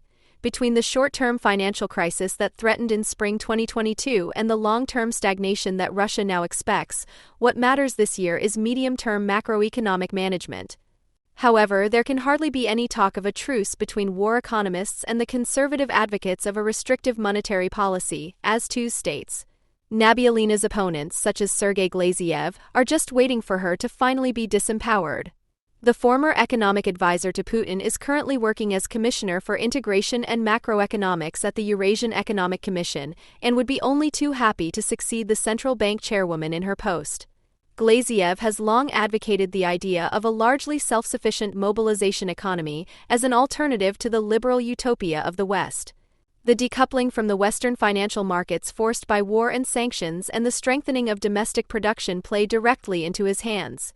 Russia has subordinated its entire economic management to political and military goals, according to the British socialist historian Simon Pirani, who has been studying the country's economic policy development for many years.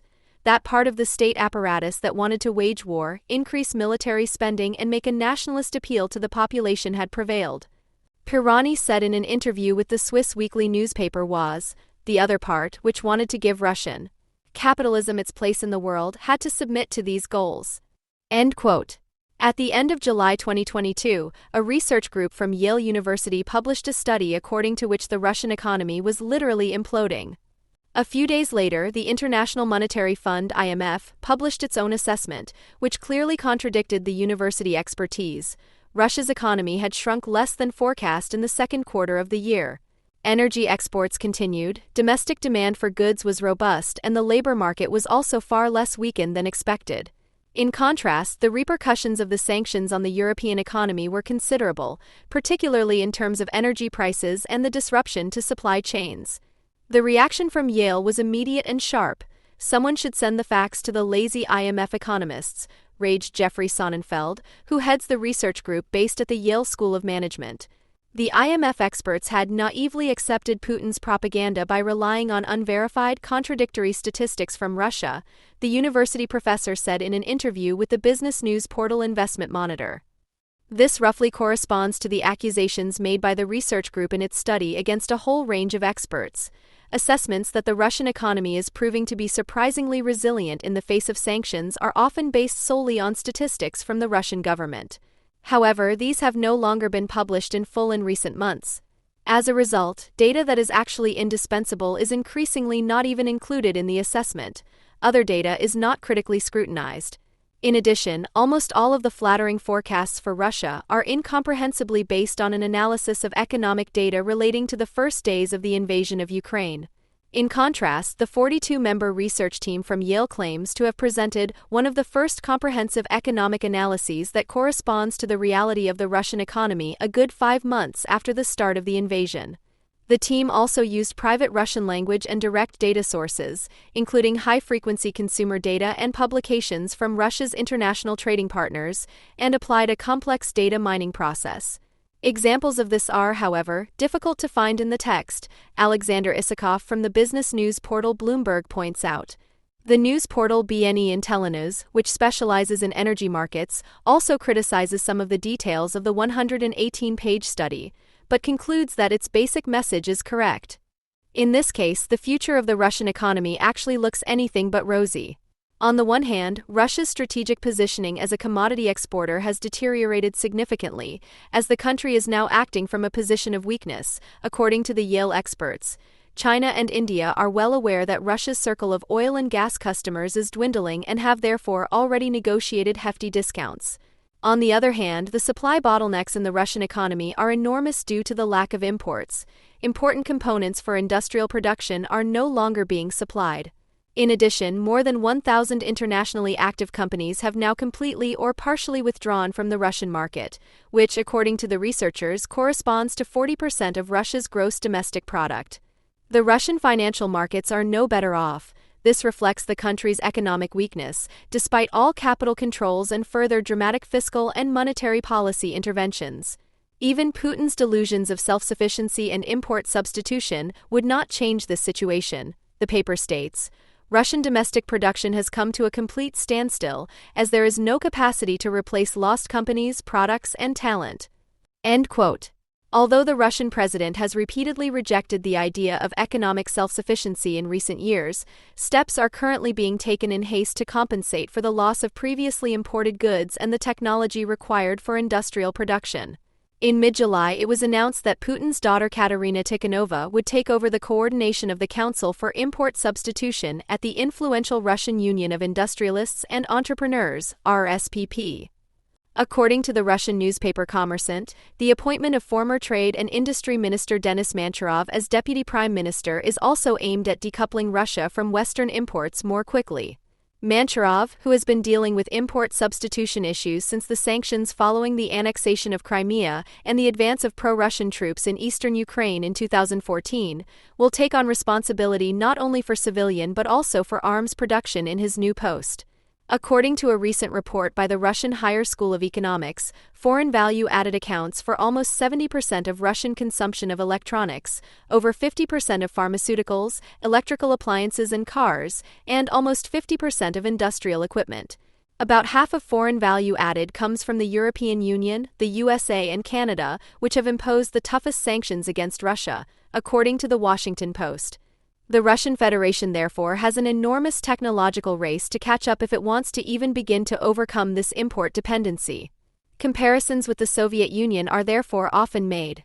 Even in the 1920s and 1930s, when the world market collapsed completely as a result of the global economic crisis, Russia had to contend with massive import shortfalls. Compared to that time, however, Russia is now much more integrated into global value chains. According to economics and Eastern Europe expert Alexander Libman from the University of Munich, it is very unlikely that Russia will succeed in import substitution, especially for technology goods. In principle, it is hardly possible today for any country to provide all goods in the complex production chains in the technology and high-tech sector entirely from its own production, says Libman in an interview with the magazine Osteuropa. The Russian central bank is now also openly admitting that the structural transformation of the country announced by its chairwoman Elvira Nabiullina will be accompanied by a massive technological regression. Within a few years, Russia will experience a reverse industrialization if less advanced and therefore also more environmentally harmful technologies drive industrial development, according to the head of the central bank's research department, Alexander Morozov, in an article for the business news portal Econs. In order to promote the investment climate, he proposes far-reaching economic liberalization, the radical dismantling of state regulation and control as well as a lower tax burden. Up to now, the measures taken by the Russian central bank to support the Russian economy have been geared towards austerity policy, and thus towards competitiveness on the global market as well as the creation of a monetary cushion and the avoidance of inflation.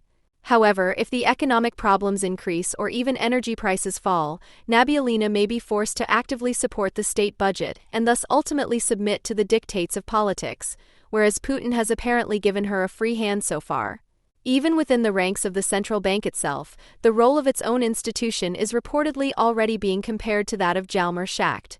As president of the German Reichsbank 1933 to 1939 and Reich Economics Minister 1934 to 1937, Schacht tried in vain to counteract the autarky policy promoted by Adolf Hitler and Hermann Göring, and at the same time finance Germany's future military expansion. However, whether people like Glaziev will actually gain the upper hand depends not least on whether the current central bank leadership can continue to provide Putin with the financial resources he needs to continue the war and maintain his system of rule based on rent distribution. Either way, the result will be an erosion of Russia's financial resources that trade with China, India, and others cannot compensate for in the short and medium term. In order to continue the current political course, the only economic option is therefore to increase the budget deficit or cut civilian public spending such as social and health care. The path taken will have a drastic impact on the Russian population, and not just in terms of social policy. But how do you exert social control over the population when the standard of living is no longer rising? Asks historian Pirani rhetorically in the interview cited above, and gives himself the answer. The easiest way to do this, as we all know, is still with flag-waving and nationalism. The sociologist Lev Gudkov from the still independent Russian Opinion Research Institute Levada Center has been emphasizing this in his writings for years. The everyday feeling of humiliation and defenselessness against the arbitrariness of the state is compensated for by a cult of strength and violence, wrote Gudkov in 2013.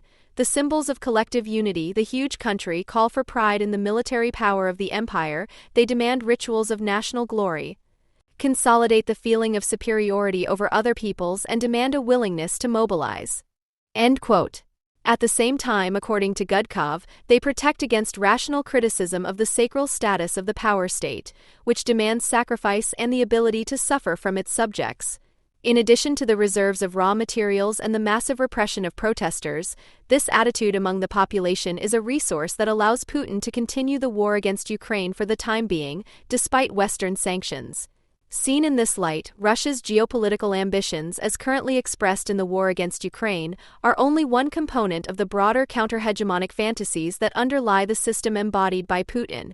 In space, military means are intended to compensate for what cannot be achieved by economic means on the world market. It seems as if the Russian president is not only trying to torpedo the world market, but also to create a different version of it in order to break the economic dominance of the USA, its currency and its allies in cooperation with Iran, China, and others. A version of the world market that is supposed to function like an extended internal market on which one can successfully compete economically as a regional hegemon despite a less differentiated, technologically backward production of goods, because the political position of power allows it. Vladimir Putin, who is trying to organize the various resources and interests within the Russian state racket towards a common goal, does not have a sovereign grip on the delusional identitarian dynamics within society in the sense of an instrument of power. Rather, he must constantly be careful not to be overrun by them, as Alexander Borodaj temporarily so-called Prime Minister of the Donetsk People's Republic, threatened him, the Russian government will soon fall, and in the then inevitable civil war, Igor Strelkov, a Russian citizen, leader of the separatists in eastern Ukraine and founder of the New Russia movement, as the head of patriotic forces, will become the leader of what remains of Russia. End quote. So Putin is not an anti-racketeer, but has merely placed himself at the head of the competing rackets as their champion, one who has gathered together the last scraps of state garb, and is now strutting around with them on the world stage. It is as sobering as it is revealing to observe who is applauding him. Russia is respected, feared and admired internationally as befits a great power. After the collapse of the Soviet Union, when it was the first of the 15 post-Soviet states to emerge, Russia has re-established itself as a world power after a process of disintegration that has been effective in every respect, characterized by destabilization in the structure of nationalities, economic decline, and political chaos. It can afford a confrontational relationship with the USA and many European countries, while it has developed partnerships with other countries such as China, India, Japan, Turkey, Iran, the Middle East, Latin America, and Africa. The most important countries in the Middle East rely on Russia to support their sometimes conflicting interests: Iran, Syria, Saudi Arabia, Egypt, or Israel. Today, they all recognize Russia as an important power in the region, where it meets with the sympathy of governments simply because it opposes regime change. Russia did not experience the collapse of the USSR as a gain after all. It was rid of the expensive borders, i.e. those Union republics that had to be kept happy at the expense of the Union budget in Soviet times. What today is often referred to as a collapse was actually fueled by the Russian side in the power struggle between the General Secretary of the CPSU, Gorbachev, and the reformer Yeltsin. When Russia, like almost all other Soviet republics, declared its sovereignty, not independence, in 1990, the center withdrew from the periphery. The first president of the Russian Republic played a decisive role in abolishing the territorial grip on the other republics that was associated with communist rule. Gorbachev had attempted to hold the USSR together through a new union treaty that would have granted more autonomy to the republics when a group of CPSU officials staged a coup against the line he represented. The failed putsch accelerated the movements to oust him, which included the decision of the Supreme Soviet of Ukraine to declare the country's independence in August 1991. With the CPSU General Secretary's domain effectively in the process of dissolution, the leaders of the three East Slavic countries of Russia, Belarus, and Ukraine sealed their national separation and dissolved the USSR, while some other Soviet republics would have preferred to remain in the USSR. While for the Russian leadership, national sovereignty brought the desired weakening of centralized structures, the same process also unleashed anti-colonial self-contemplation in Ukraine and other countries. Ukraine played a decisive role in thwarting Russian attempts to reappropriate the near abroad economically, militarily, and politically, for example by withdrawing from the CIS after Russia's military intervention in Georgia. Gorbachev was not the only one to unsuccessfully oppose the dissolution of the Soviet Union. U.S. President George H.W. Bush also tried to preserve its legal successor, the CIS, simply because of its nuclear arsenal, which could fall into unclear hands in the event of a collapse.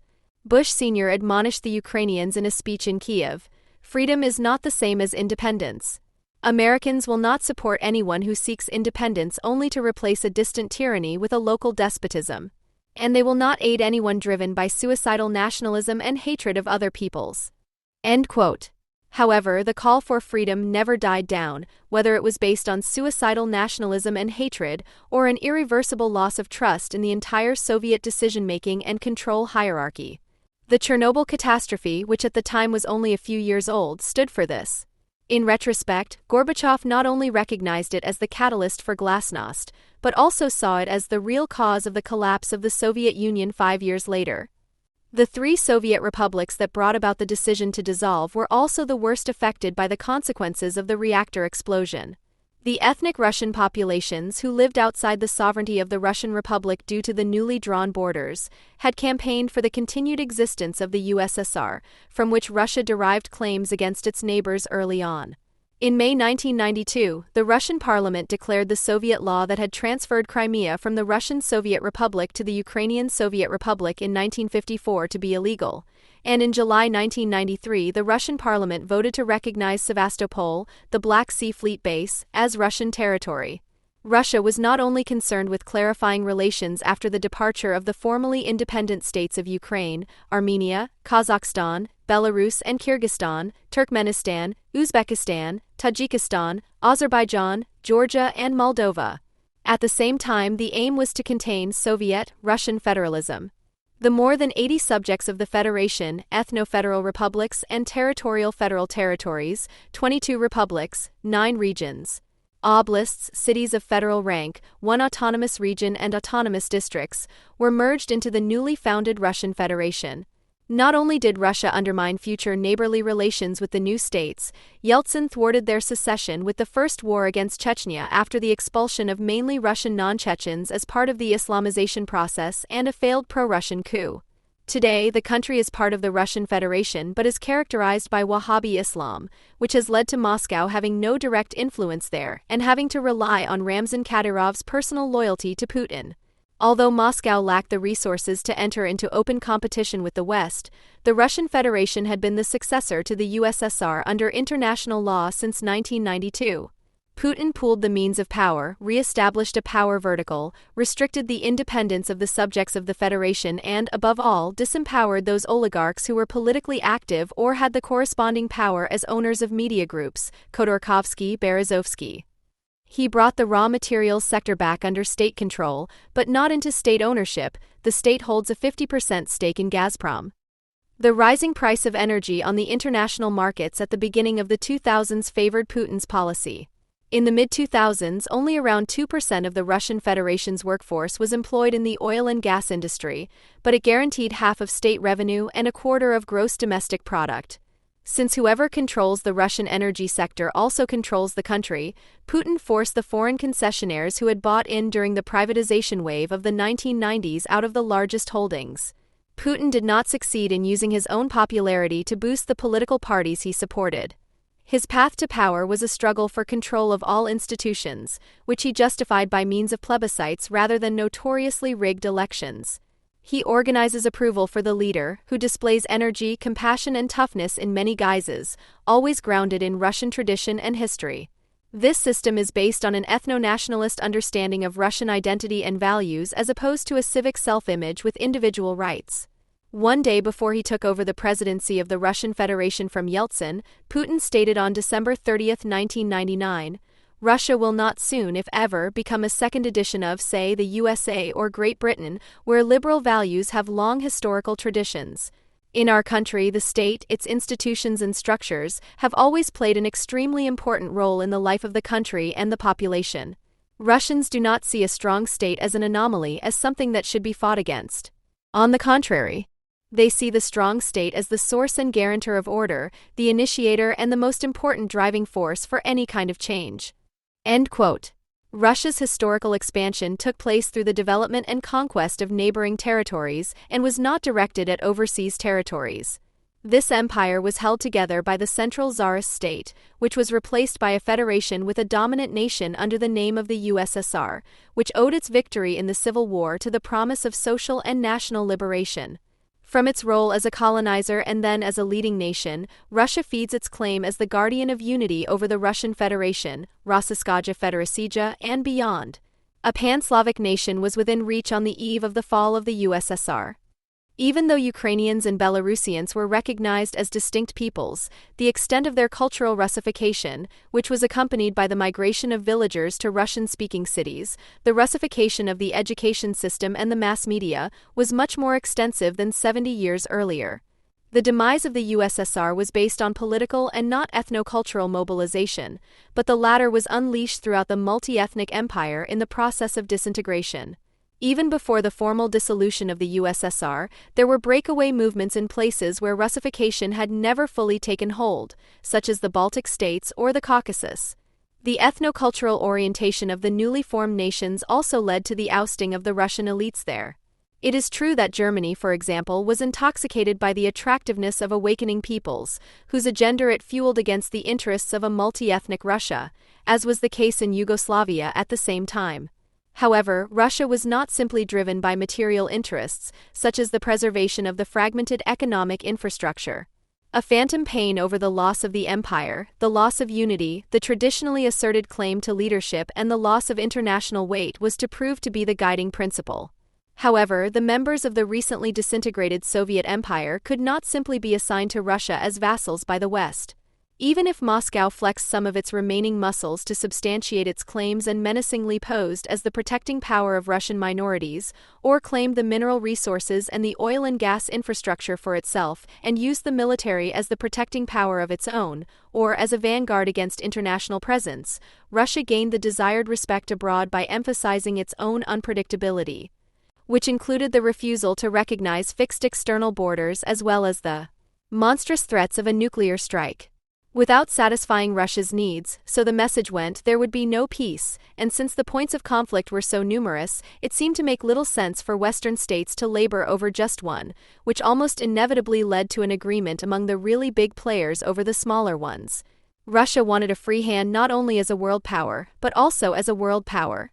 On the 75th anniversary of the Great Patriotic Victory, Putin recalled this under the heading Shared Responsibility Before History and the Future.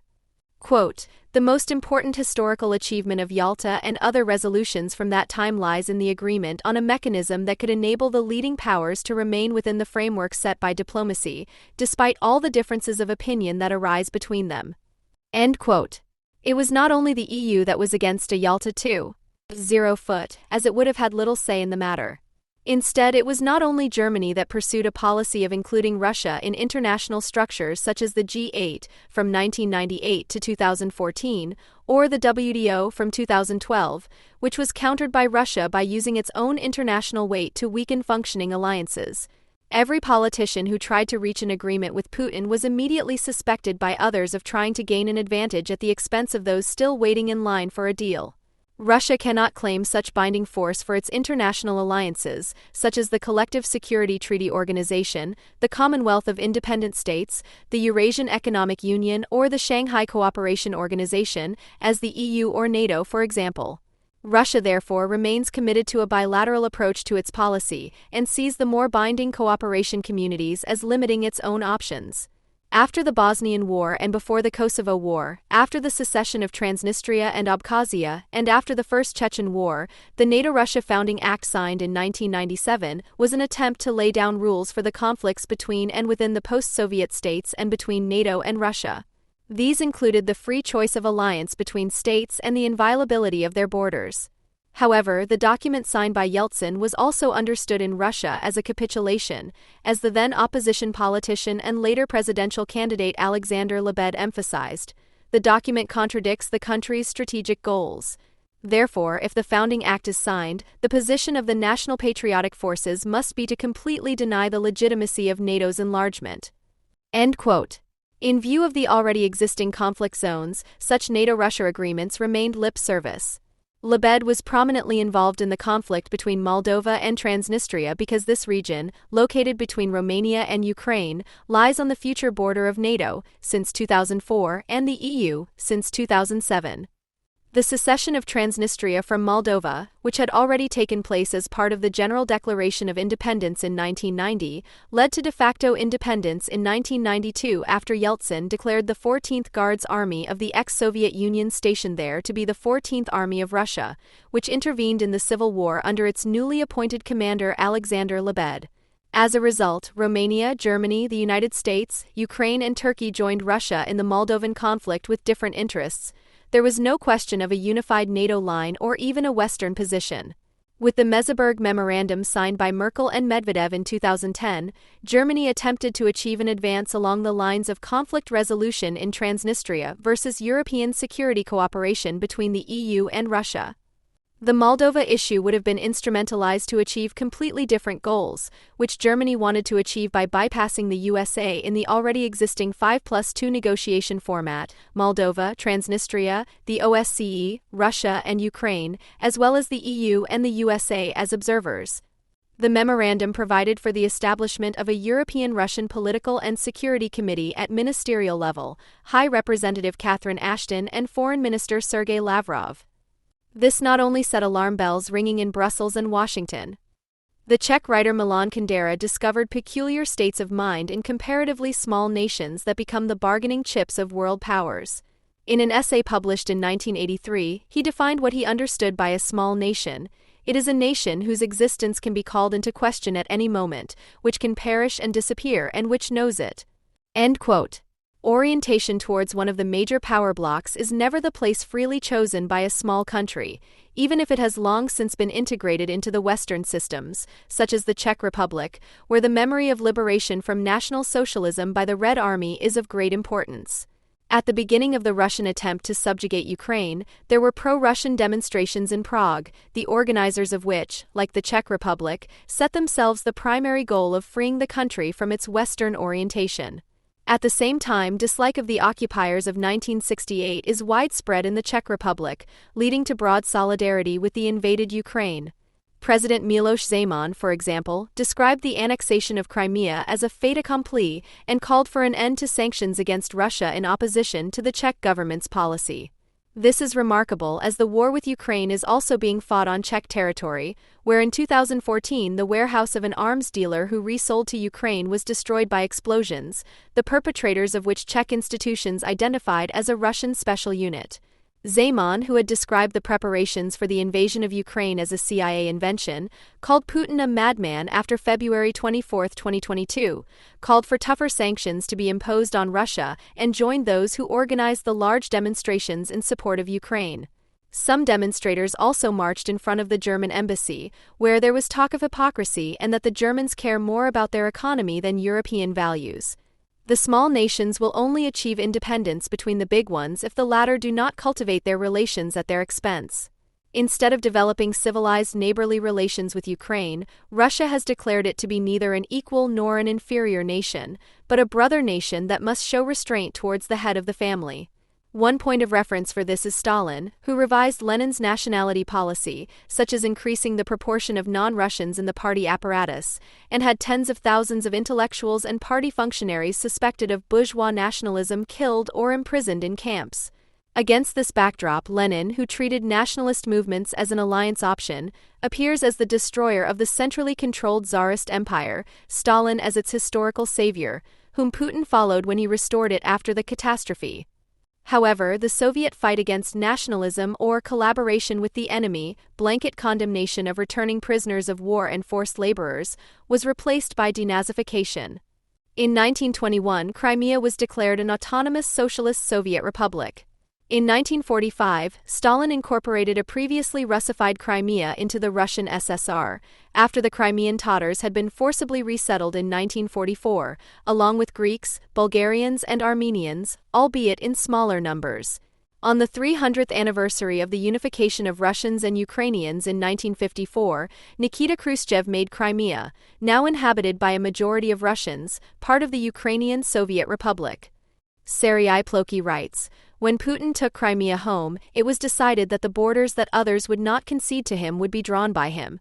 In comparison, the EU is a completely diffuse entity. It does not know where its eastern borders should run and does not want to know anything about territories and their structure."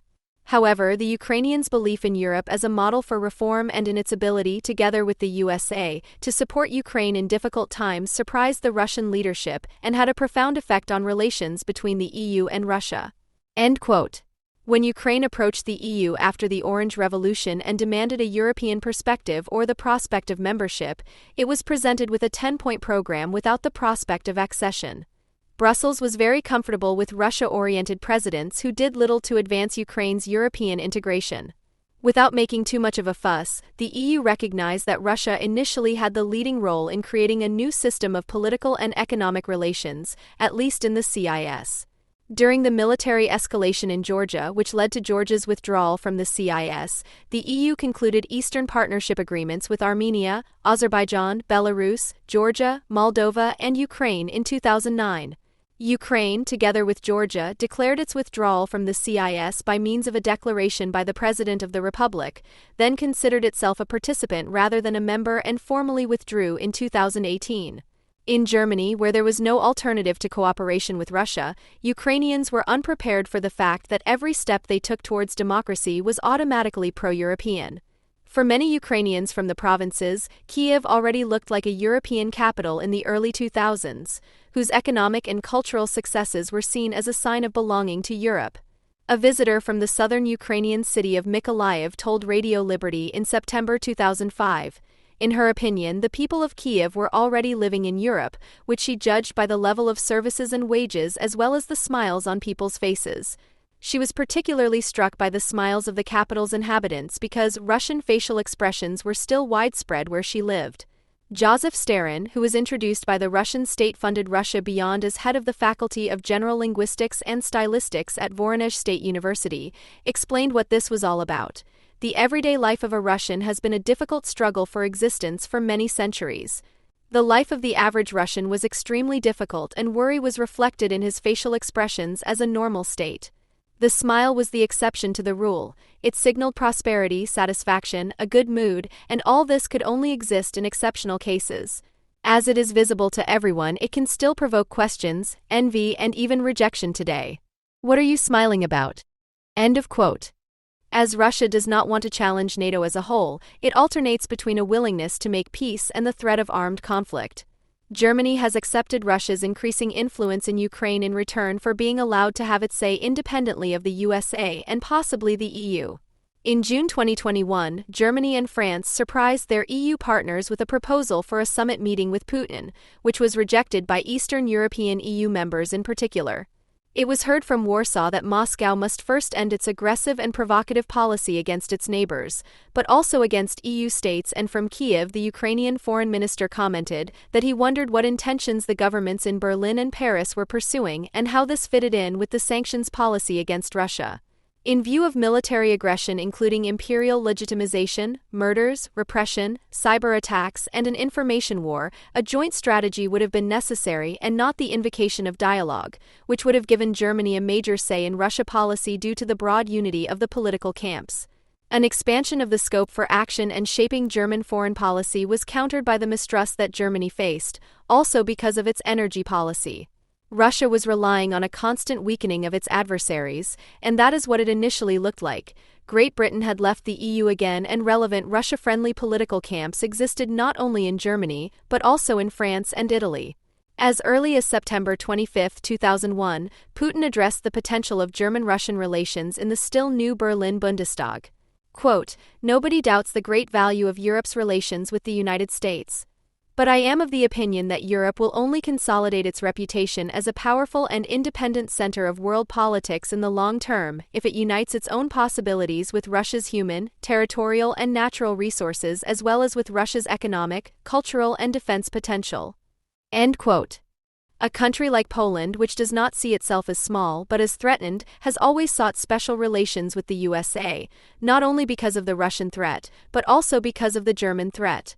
Poland was not satisfied with membership of the EU, application for membership in 1994, accession in 2004, but also pursued membership of NATO, accession in 1999.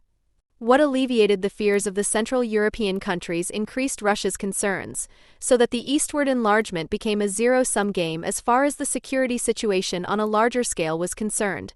The EU has somewhat helplessly tried to pursue its policy towards Moscow and the EU's eastern neighbors separately. Economic relations have been the foundation of German-Russian relations, which have also been elevated to a question of sovereignty. Despite the irritations over Russia's internal development, the actions of Russian secret services in Europe, and the occupation of Crimea, this line was not to be misled. This policy has created a surreal language in which official Russian statements have been taken up as an expression of a post-national will for peace and blended with the homegrown lessons of history. In embracing understanding, partisanship already holds the whole truth. Quote, "What I can tell you is that Putin is interested in ending the war. But it's not that easy. There are a few points that need to be clarified," former Chancellor Schroeder to the New York Times, April 23, 2022. In its self-perception, Russia is not economically superior to the West, but culturally superior and sees itself as the leading power of a conservative international. While people in the West wanted to believe that there was no longer any ideological opposition to Russia, an ideology was sampled together there whose starting and end point is always Russia. History, culture, race, tradition, religion, everything is in the service of Russian anti-universalism, the sovereignty and self-importance of the Russian world. Critics of this general line are accused of Russophobia and incur the vengeful Russian enmity, which is based not so much on anger as on envy. A large part of the Russian population is only a beneficiary of the oil, natural gas, coal, iron, copper, nickel, platinum, gold and diamond rentier state, which is only committed to supplying loyal citizens who do not question its claim to power. In contrast to the Soviet era, the Kremlin no longer promotes a universalist ideology aimed at converting others to its own social order. The overriding goal, and in this Putin Russia is in agreement with Xi Jinping China or Khamenei Iran, is supremacy in one part of the world. In order to be able to act as the powers of order in a post-Western age, the era of US-American hegemony must of course come to an end. Since the US or the West threatens Russia not simply through NATO, but through its sheer existence with culture, ideology and institutions and its abilities to influence and shape, there is no real difference between war and peace. If the West were not actively opposed, it would become entrenched through its omnipresence and weaken the Russian people's ability and willingness to resist through its so-called ideology. Putin's statement against the global hegemony of the USA has met with a great deal of understanding and sympathy from those who consider clearly defined, dominated spaces to be a significant feature of the age of nationally organized territorial states, which is supposedly coming to an end. This extends all the way to the USA, where there are bitter disputes about the focus of national and universal interest policies, which often cannot be successfully combined in political practice. Russia has its own answers to the questions of order in the 21st century. While in Western countries a cultural struggle is being waged against civic consciousness and the individual without any concern for fundamental political change, Russia claims to have decided all this within its own sphere of rule by opposing Western values and Western influence and neutralizing them internally. In the fall of 2011, a rapprochement between Russia and the USA under President Obama suffered a setback. The announcement that Putin and Medvedev would swap places again and that Putin would return to the Kremlin as president the following year sparked angry protests in Russia. In December 2011, tens of thousands took to the streets to demand free elections and protest against the results of the Duma elections. Surprised by this unexpected opposition to his rule, Putin immediately accused the United States of initiating the protests. He took particular aim at Secretary of State Hillary Clinton, who had given the starting signal for the protests with her call for a comprehensive investigation into all reports of fraud and intimidation during the elections. In view of the demonstrations, there were voices such as that of Mikhail Gorbachev. The country's leadership must recognize that there have been numerous violations and manipulations, and that the published results do not reflect the will of the voters. End quote. But the anti-Western propaganda had long since caught on, and when Putin was firmly back in the presidential chair, he was repaid in supposedly equal measure after the annexation of Crimea. Russia intervened massively in the 2016 U.S. presidential election campaign, in which Trump emerged victorious against Hillary Clinton. Clinton, who even blamed Putin for her defeat, spoke of an attack on our country. Russian hackers used false identities in social media and organized rallies of right-wing and left-wing groups in Texas and other states from over 8,000 kilometers away, hacked email accounts of American politicians and ensured that they were passed on to WikiLeaks, which put 20,000 emails from Democratic National Committee employees online in order to work for Donald Trump's victory. The Russian state media RT and Sputnik carried out incessant defamatory attacks against Clinton, and fake news was spread online via programmed internet accounts and paid trolls. According to testimony from Twitter executives in October 2017, around 1.4 million tweets were generated by over 30,000 Russian-language fake profiles in the final months of the election campaign. The Department of Homeland Security reported that attempts were made to manipulate voting systems relevant to the presidency in at least 21 individual states, including crucial swing states. Now that Trump has little chance of winning the presidency again, Russia likes to boast about its own successes, as Yevgeny Prigozhin, who was involved in the attacks with a so-called troll factory, says, "We have interfered, we are doing it, and we will continue to do it." Since 2012, Gerasimov, the Russian chief of the General Staff and current commander of the armed forces in Ukraine, has been formulating the cornerstones of Russian security policy in his speeches, in which the difference between war and peace has increasingly disappeared. The so-called color revolutions and the associated protest potential, but also the significance of covert operations and military interventions under the banner of peacemaking operations, play a special role here. From the official Russian perspective, color revolutions are strategies of the West, above all the USA, which are used to provoke coups and intervene in the internal affairs of other states under the guise of democratization and the strengthening of civil society. Such illegitimate interventions include the 2000 civil uprising in Serbia, which led to the removal of Milosevic, the 2003 Rose Revolution in Georgia, the 2004-05 Orange Revolution in Ukraine, and the Tulip Revolution, which led to the overthrow of President Akayev in Kyrgyzstan in 2005.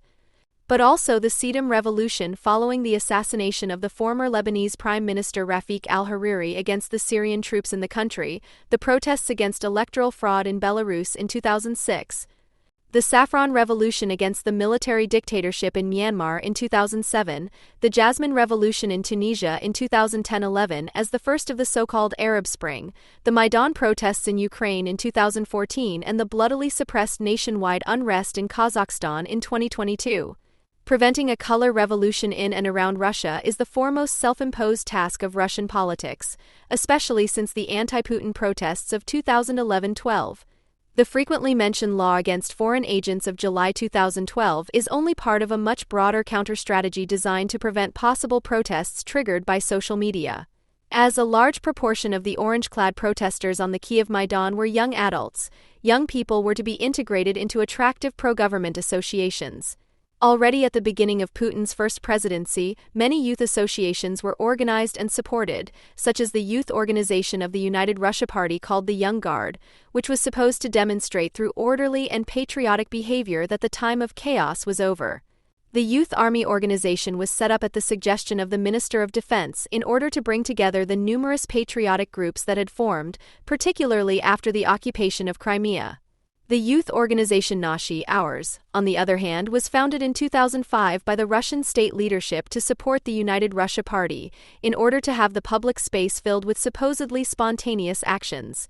With the promise of better opportunities for the future, the Nashi were founded as a storm troop against competing parties and supposed heretics, whose members were deployed for mass acclamation in large marches and for the affirmation of unity between young people and party officials as a national family. Unusually, the Nashi also became active in foreign policy, as in the Russian-Estonian conflict over the commemoration of the Second World War, which escalated in 2007. The Nashi took a stand against the fascist Estonian government and blockaded the Estonian embassy in Moscow. There were several weeks of hacker attacks against Estonian state bodies, including the Estonian parliament, the president and various ministries, banks and media, to which a Nashi functionary claimed responsibility, riots in Tallinn in 2007.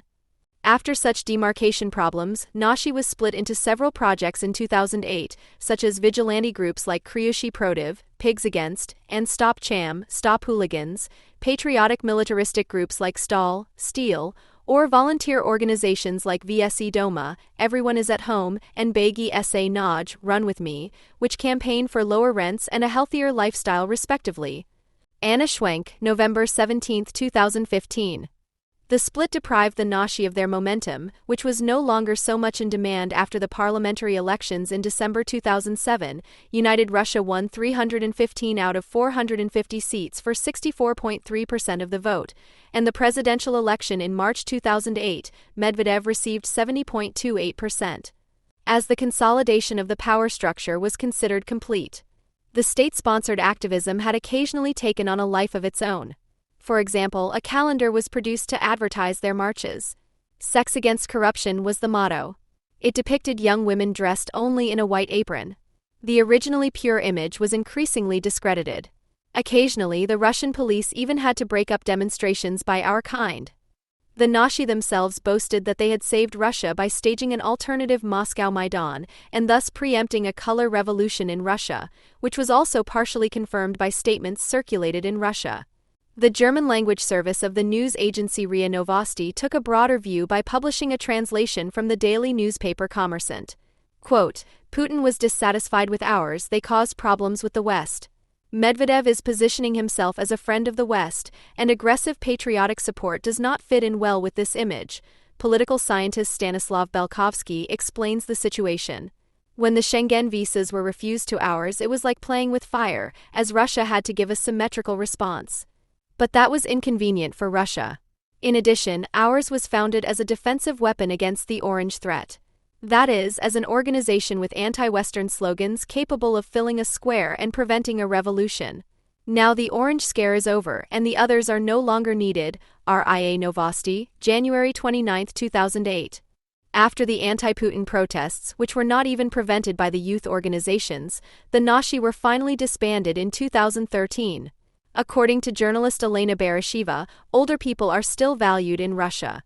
As pensioners in Russia are generally poor, Putin paid tribute to them shortly before the parliamentary elections in September 2021 by paying them an extra amount around the election date.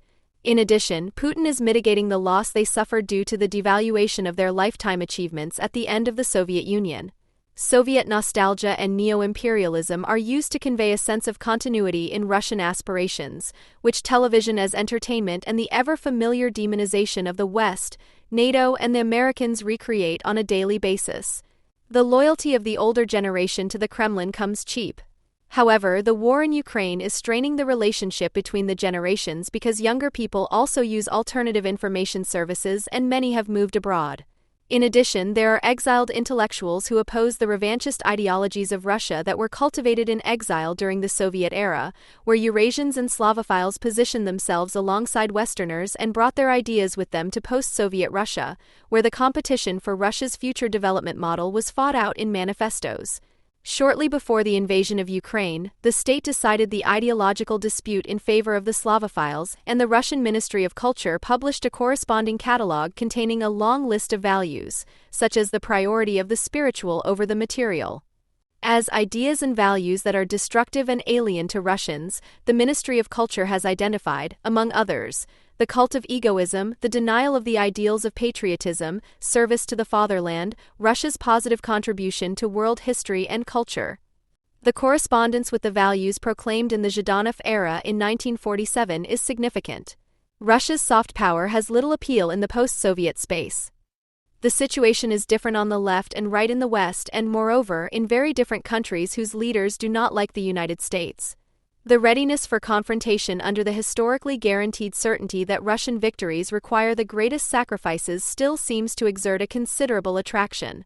Since Russia does not love freedom but regards it as a neglect, which is why it is really, to a certain extent, a neglect, literally, according to Thomas Mann, it has considerable ideological power among the rebellious and the avengers, who like to look up to the leader with the unshakable consistency and great unpredictability that they regard as genius.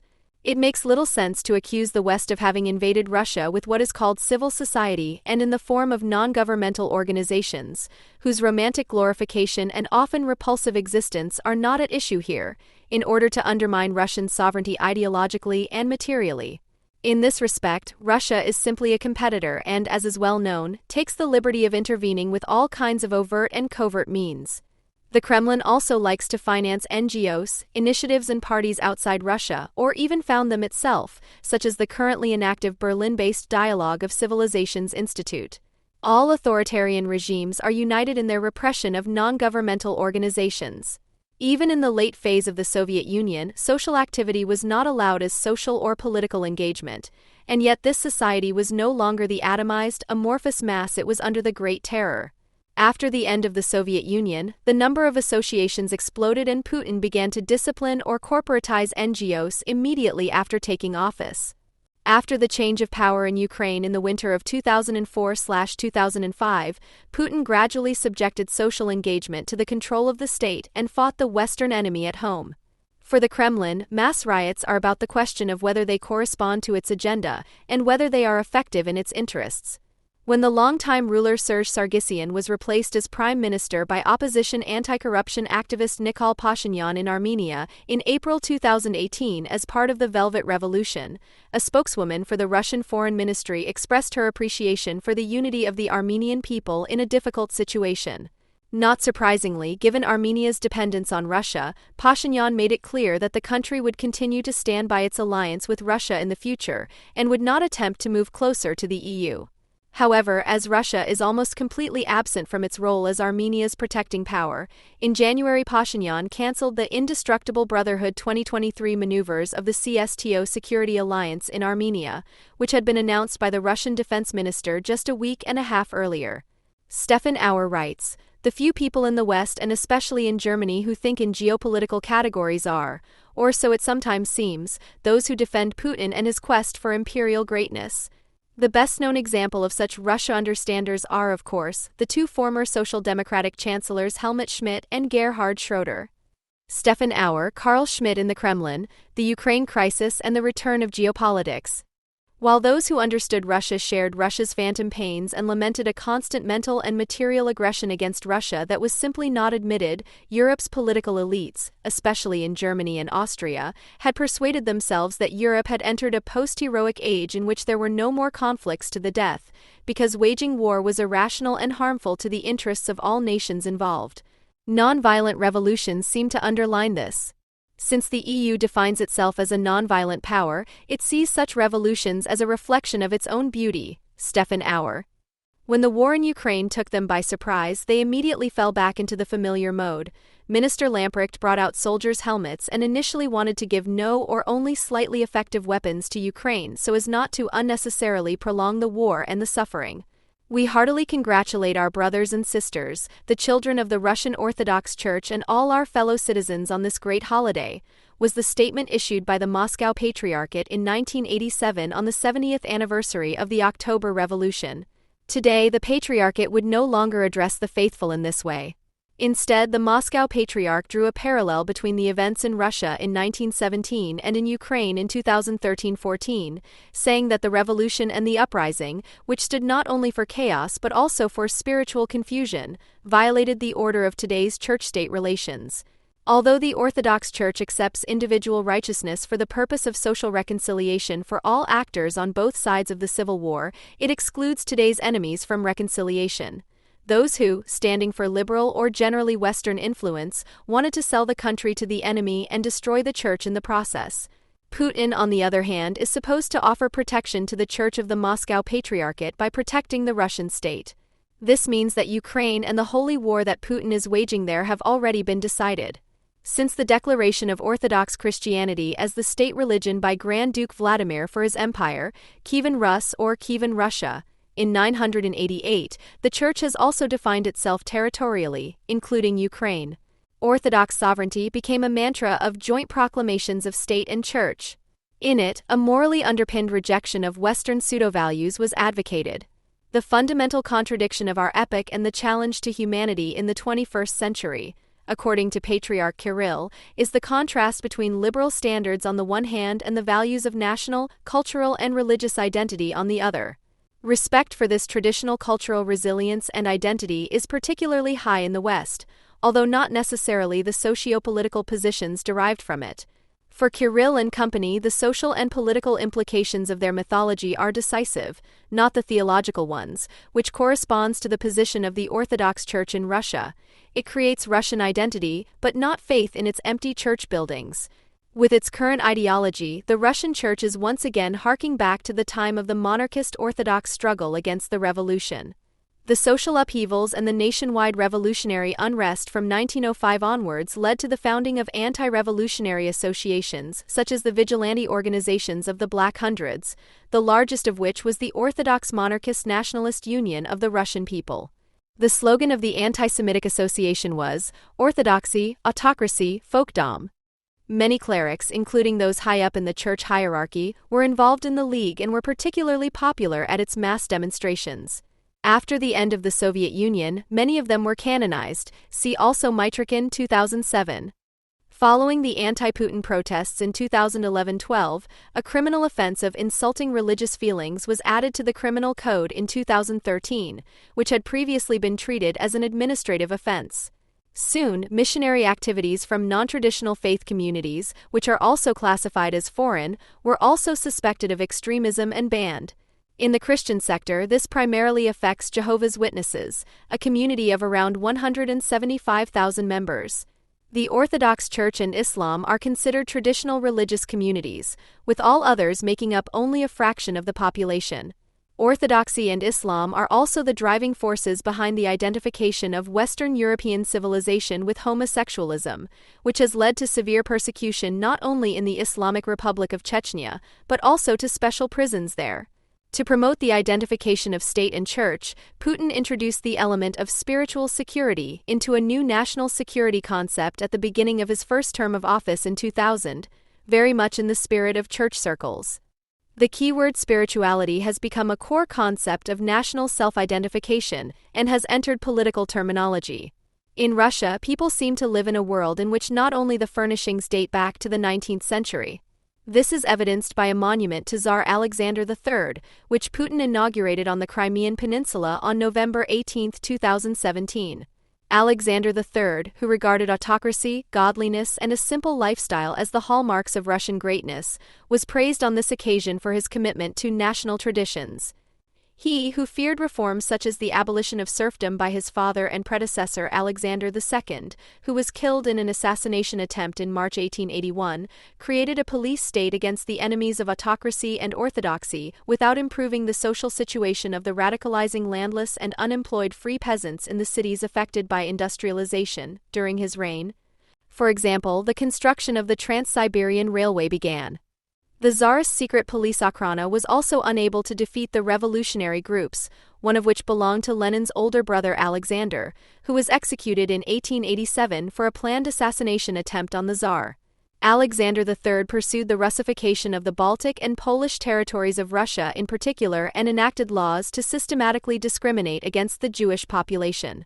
Putin does not discriminate against Jews, but he has ensured that Israel is experiencing the largest wave of Russian immigration since the collapse of the Soviet Union. In view of the conditions in the country, Putin not only needs contact with the equally bleak Russian past for his productions, but also prepares a panorama of the even bleaker Western world for the spiritual experiences of his compatriots. With the help of his Ministry of Culture, he has already had priority themes for domestic cinema production formulated, which the state wants to promote in the coming year. These include in particular the themes of the decline of Europe, the neo-colonial policies of the Anglo-Saxon world, and the creation of a multipolar world. In Western media, Alexander Dugin, born in 1962, is often referred to as Vladimir Putin's whisperer, chief ideologue, or even brain. This implies that he is very close to the Russian president. Dugin last gained public attention beyond Russia in August when his daughter was killed in an attack. The journalist and political scientist Daria Dugina was also a Putin propagandist and an advocate of Russia's war of aggression against Ukraine. However, speculation immediately arose that Dugin himself was the actual target of the attack. Whether his influence is actually that great, however, is highly controversial. Much more important than all this speculation is the fact that Alexander Dugin's writings propagate precisely the ideology that Vladimir Putin has been increasingly putting into practice for years. Every philosophy is ultimately its time captured in thought, wrote George Wilhelm Friedrich Hegel over 200 years ago in his Philosophy of Right. This statement also applies to the ideas advocated by Dugin. Putin wanted to establish a Eurasian empire against American influence, Dugin announced in his 2009 publication The Fourth Political Theory. Before 3 years have passed, he will have seized a part of Ukraine, the part on the right bank of the Dnieper. Ultimately, 5 years were to pass before Russia annexed Crimea and pro-Russian separatists proclaimed the People's Republics of Donetsk and Luhansk, which were declared part of Russian territory last week along with the Zaporizhia and Kherson oblasts. Nevertheless, Dugin's statements may seem almost prophetic in retrospect. But where does the thinking of a man who formulates such predictions come from? Dugin's main goal is to establish a fourth political theory after liberalism, communism, and fascism, which would be able to show its followers a way out of the social crisis phenomena of post-modernity.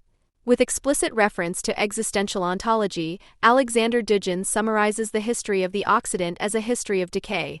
Something went wrong right at the beginning of Occidental history, and Martin Heidegger sees this wrong path precisely in the affirmation of the exclusive position of an exclusive logos.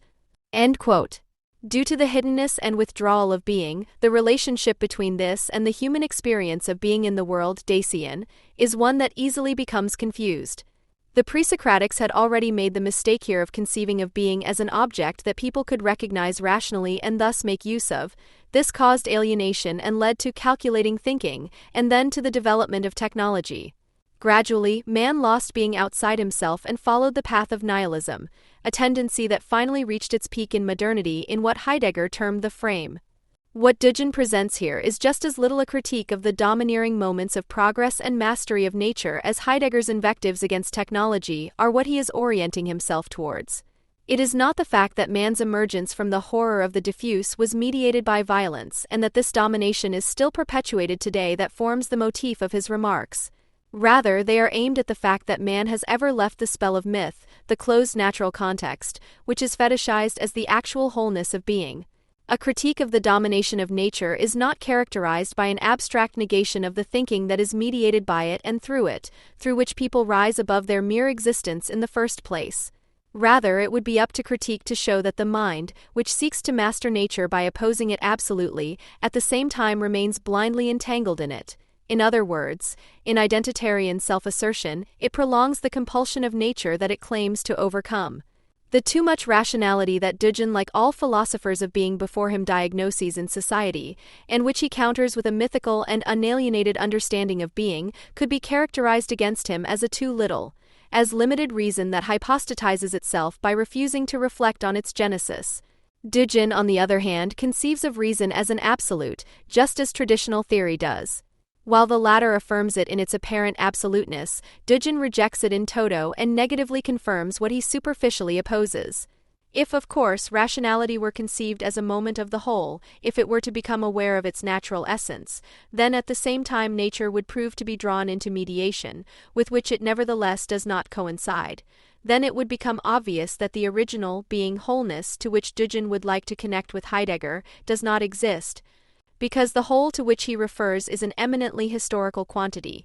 The form of reality in which human beings live is human, and still the worse extrahuman nature mediated by consciousness. People cannot penetrate this, they live in social existence, not in nature. End of quote. It is a kind of regression into naive realism to believe that we can skip this separation and get hold of an immediate being beyond thinking. It is impossible to imagine being without mediation and thus subjectivity, even if it is as little absorbed in this as in objectivity.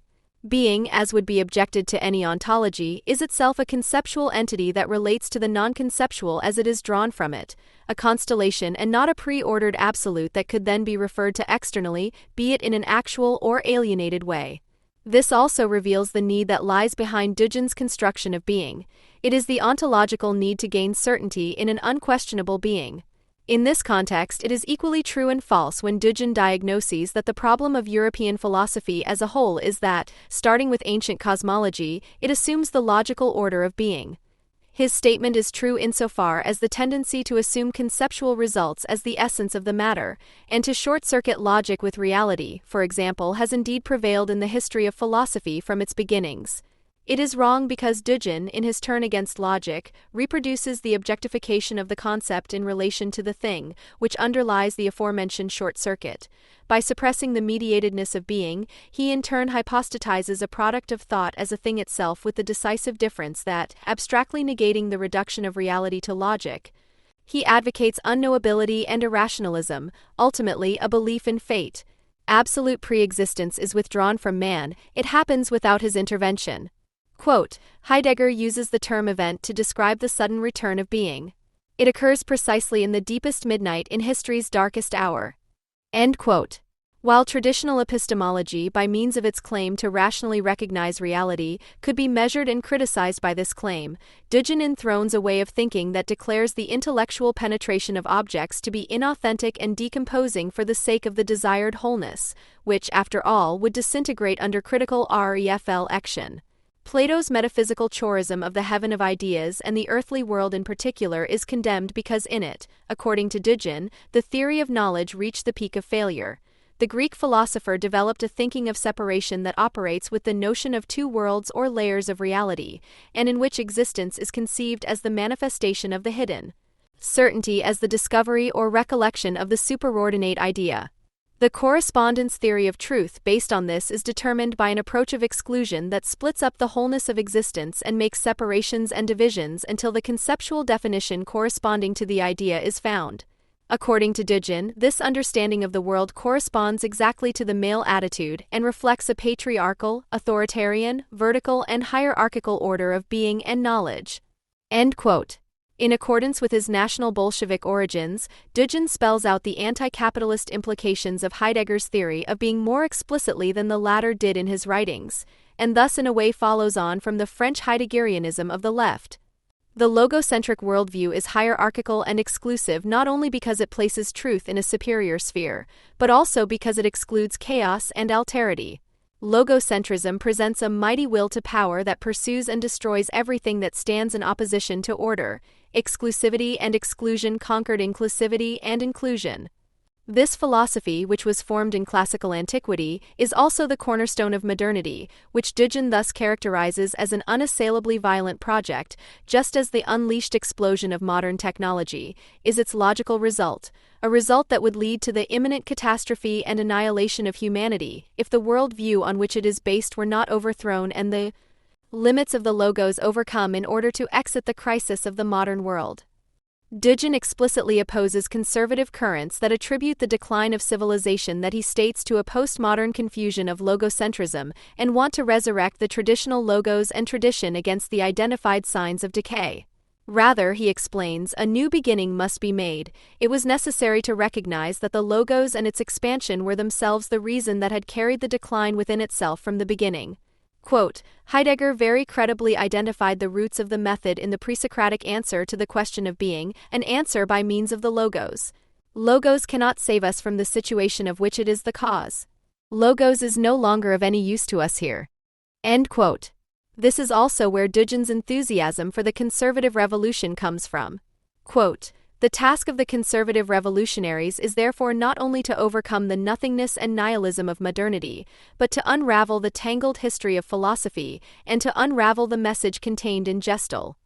The nihilism of modernity is thus not only evil, as for the traditionalists, but also a sign that points to the deep structure of being and the paradoxes that lie within it. End of quote. This opposition to the logos also explains Dugin's interest in postmodern theory. Far from considering the post-structuralist thinkers to be the cause of the crisis he has identified, he sees them as the expression of a development anchored in society itself and therefore necessary. Indeed, he even admires them for accelerating and radicalizing this crisis of modernity and its subject with their attacks on the logos. Accordingly, Dugin is also characterized by his fans as a postmodern anti-modernist, for example in an internet article in the right-wing intellectual magazine Secession, where he is also referred to as the Slavoj Zizek of the right. What Dugin criticizes about post-structuralism is that it does not know the right answer to overcoming the crisis, rather it is content to settle into an aesthetic relationship with it. Post-structuralist thinkers, for all their insights, would not think radically enough. In their deconstructive play with the logos, they would remain attached to it and reproduce it.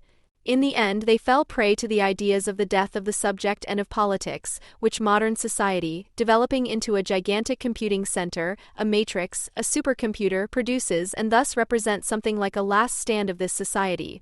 We could say that Deleuze's rhizome is a postmodern and post-structuralist parody of Heidegger's Dasein, because it does not unfold the eschatological meaning of politics. With this accusation of aestheticism, Dugin adopts a widespread characterization of postmodern thought, which may still contain a certain element of truth with regard to the rhizome of Gilles Deleuze and Félix Guattari, which he cites several times in this context. However, this assessment is completely inaccurate in relation to thinkers who have become influential in recent years, such as Alain Badiou or Slavoj Zizek, who for their part criticize deconstruction as a game without consequences and call for a radical politics of the event or a heroism of the act, and who are therefore very close to Dugin in this respect. Against such a parodistic institution in the existing, it is necessary to use existence as an actor in order to overcome modernity, which in postmodernism necessarily disfigures itself to the point of recognizability, by appealing to something that is more original than the reason for the decline. This reason is to be found in the separation that the logos makes of wholeness, which it divides into subject and object. According to Dugin, the demythologizing separation, with which thinking began as a transcendence of the immediate present, contains the history of decay he has identified, which has led from the beginnings of Greek philosophy via liberalism to the reality-destroying virtuality of the postmodern world order. The critical function of the logos, which elevates the individual above what is blindly found by relating it to concepts that are not identical to it, already contains the liberal freedom of what, which, as the most disgusting formula of slavery, takes the destruction of human selfhood to the extreme. It is therefore the work of the concept that Dugin interprets as the cause of all evil and which he opposes as an antidote by breaking out into the abyss of archaism into pre-ontological chaos, which encompasses and incorporates everything, and in which everything can mean everything, because the pre-dualistic status is respected. Dugin's attempt to leap directly into the realm of the absolute, which is removed from all human mediation and exists in itself, through a founding gesture 21 is characterized by a contradiction that can only be resolved by force. His theory itself must take account of the Enlightenment, which it rejects insofar as it concedes behind the scenes that it can only reach back behind the subject on the ground of the subject. Quote, Ontology wants to restore out of the spirit the order that has been blown up by the spirit, together with its authority. The term projection betrays its tendency to negate freedom from freedom.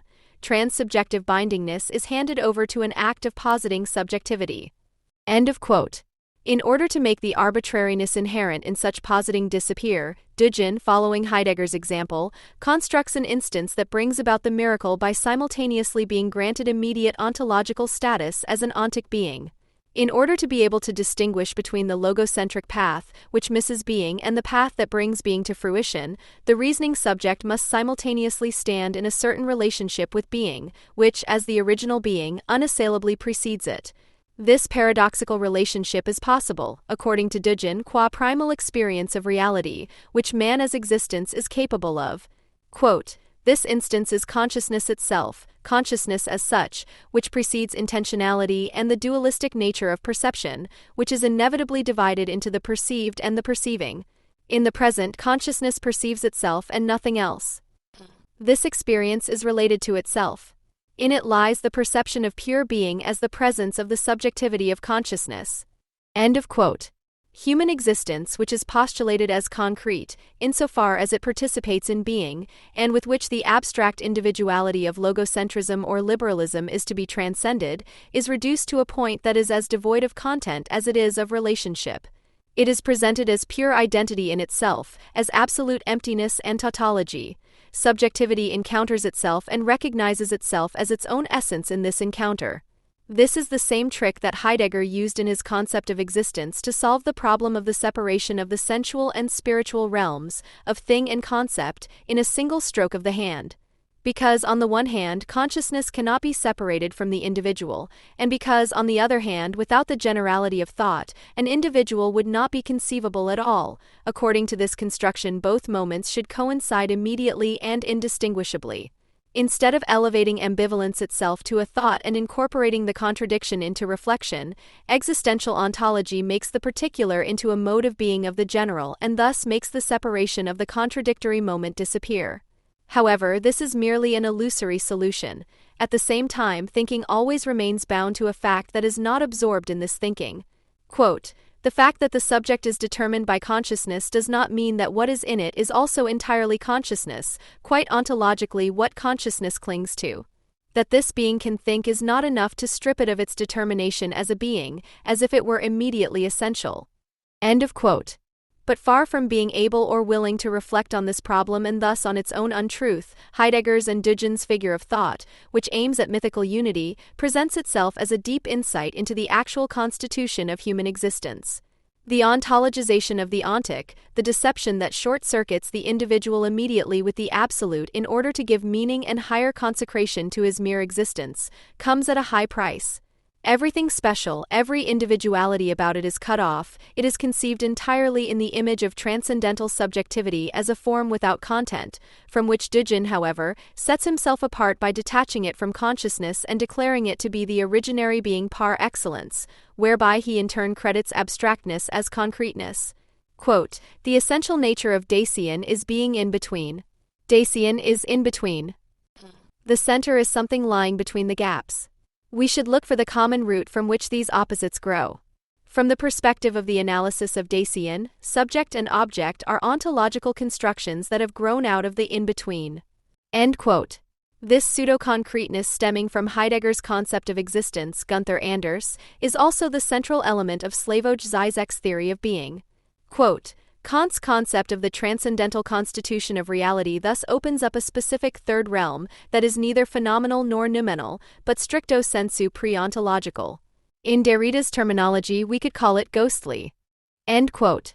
In this respect, the regression to naive realism proves to be a regression that takes place in and through modernity.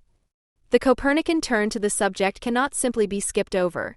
Every attempt to do so and to go back behind subjectivity instead of reflecting it hypostatizes it all the more blindly. Modern ontology is imposed and prescribed. As in phenomenology, the promise of secularity offered by naive realism is transferred to the sphere of the ego in the form of existence as such, which in a sense becomes a thing itself. This impoverishment goes hand in hand with a tremendous revaluation. By directly subordinating the particular to the general, Dugin endows it with creative powers of almost mythical proportions. Because everything is one, this one is everything. The subject, immediately short-circuited with the absolute, becomes the sole instance of meaning, truth, and history, the place where idea means realization and realization is idea. Quote, what is the fourth political theory? It is contemplation. It is the idea that thoughts are magical, that thoughts can change reality. It is a suggestion that thoughts replace reality as fact. What kind of thinking is that? Pure thinking. The vehicle of the fourth political theory and practice resides in a supernatural world. It is a transubstantiality, a transformation of the mind into the body and the body into the mind, and the core question of Hermeticism. End quote. Sigmund Freud relates the megalomania expressed in such ideas to both infantile and archaic mental life and the overestimation of the power of desires and psychic acts found in these, the belief in the magic power of words, in magic as a technique against the outside world. The higher dignity and power is supposed to emerge precisely from this cloudy inseparability, in which all moments indistinguishably coincide, whereby the destruction of mediations is declared to be the royal road on which the desired unity could be achieved. Dugin no longer wants to think of a certain entanglement of subject and object, in which these interpenetrate each other in their separation. Rather, he sees this as a modern logocentric aberration of technology to be overcome. Everything that stands in the way of his domineering fantasies of omnipotence, everything that reminds the unrestricted subjectivity, which is overly obsessed with itself, of its non-identity, is cursed and exposed to persecution. That which it cannot reach is not meant to be. If narcissism in its present form is nothing other than a desperate effort on the part of the individual to compensate, at least in part, for the injustice that in the society of universal exchange no one ever gets their money's worth, that the individual is forced, by the almost insurmountable difficulties that lie in the way of any spontaneous and direct relationship between people today, to direct his unused instinctual energies towards himself, then Dugin's ontological construction marks that point at which any possibility of reflection on this state of affairs is cut off and narcissism is elevated to a positive determination. Far from being an expression of the subject's strength and autonomy, narcissistic inflation is the sign of socially mediated ego weakness, which is to be drowned out by a mere display of strength. It is precisely in its deification that subjectivity proves to be absolutely heteronymous. Dugin's thinking is the expression of a constitution that is incapable of object occupation, that has completely withdrawn all libido into itself, and that therefore regards any memory of the object as an evil to be abolished, just like nature and thus also one's own body, as a limitation of the idea of constitutive subjectivity that has become a boundless delusion, which Dugin calls politics. The fourth political theory is an immaterial idea against matter. End quote.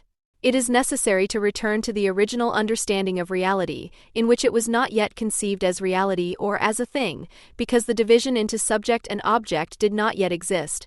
Pragma is both the action and the object, the instance in which everything indistinguishably coincides, so that everything can arise from it. If we replace pragma with terms such as discourse or power, it becomes clear how congruent Dugin's ideas are with the post-structuralist theory of discursive construction. In this respect, it is hardly surprising that Dugin admits to queer theory despite the misinterpretation and disapproval that we cause with it, that he has recognized that gender is a political concept. Quote, on the whole, Marxist thought, i.e. Haraway and Foucault, makes the most significant contribution to the erosion and destruction of the gender construction of modernity. End quote. Even Duggin's view that various lobbies use the assertion of gay rights to make Russian society ready to be taken over by Western liberalism has its counterparts in discourse theory. There is no need to refer to Joseph Massad's delusion of a gay international, the argument that the propagation of women's and gay rights in the Arab world, for example, is a strategy of Western imperialism forms the basis of debates about gay propaganda wars, Jasbir Puar, pinkwashing, Sarah Schulman, and the cultural imperialist exploitation of feminism, Judith Butler. Where the aforementioned may differ from Duggin is in their assessment of whether Russia or Europe itself belongs to the West or to the sphere of societies subjugated by it. While Duggin, for example, wants to save Europe from Western apostrophized phenomena such as Pussy Riot, queer theory sees the punk band's performances as a contribution to the deconstruction of dominant notions of subject and politics. In the rejection of gay marriage, however, the seemingly completely irreconcilable positions already converge, even though Duggin presents his opposition to legal equality as an anti-Western struggle for living wholeness. While leading representatives of queer theory such as Judith Butler or Jasbir Puar want their opposition to be understood as resistance to the subjugation of difference to normalization and standardization by the state.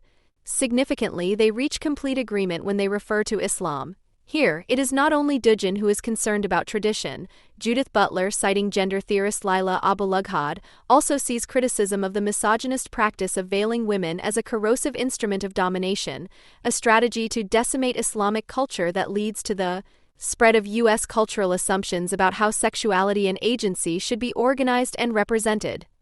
Because of its self-referential and constructive character, Duggin's appeal to tradition and history, which at first glance appears to be conservative, is arbitrary and at the same time as intentional in this arbitrariness as he accuses logocentrism, which functions as the negative foil of his thinking. Just as the pure actuality and self-referentiality he postulates destroy any understanding of the genesis or development of phenomena, so instrumentally does he refer to the moments that appear useful to his theory without ever being able or willing to determine their specific quality.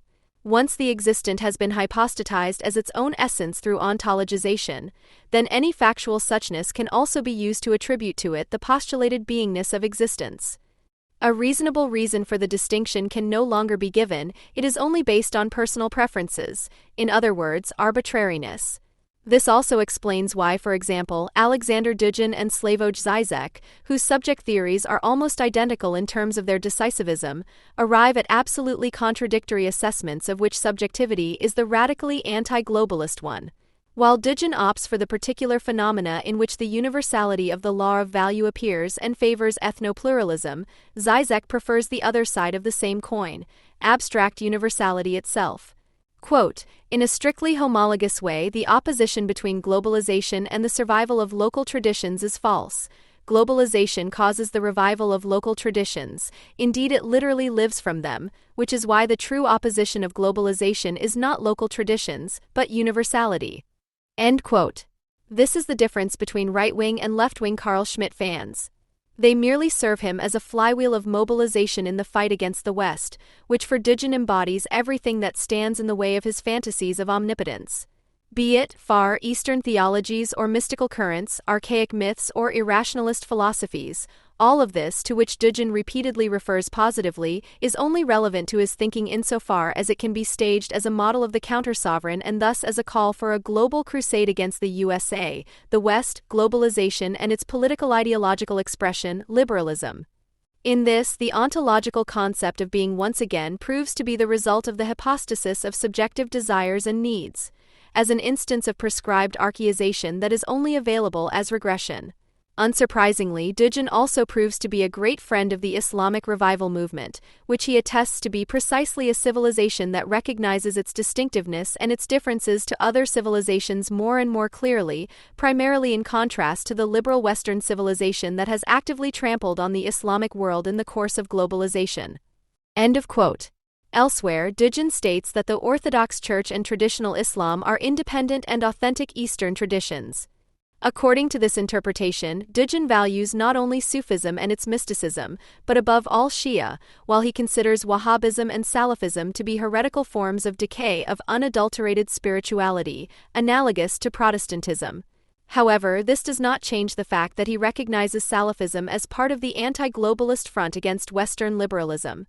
Accordingly, he pleads for Islam to be included in the anti-globalist and anti-imperialist front, whose common basis is hatred of the current social reality, whereby his particular admiration is directed at Iran, which is already directly resisting Western American hegemony. Dugin would therefore like to ally Russia and orthodoxy with Islam, thus providing something of an ideological underpinning for or accompaniment to Putin's increasing rapprochement with Tehran.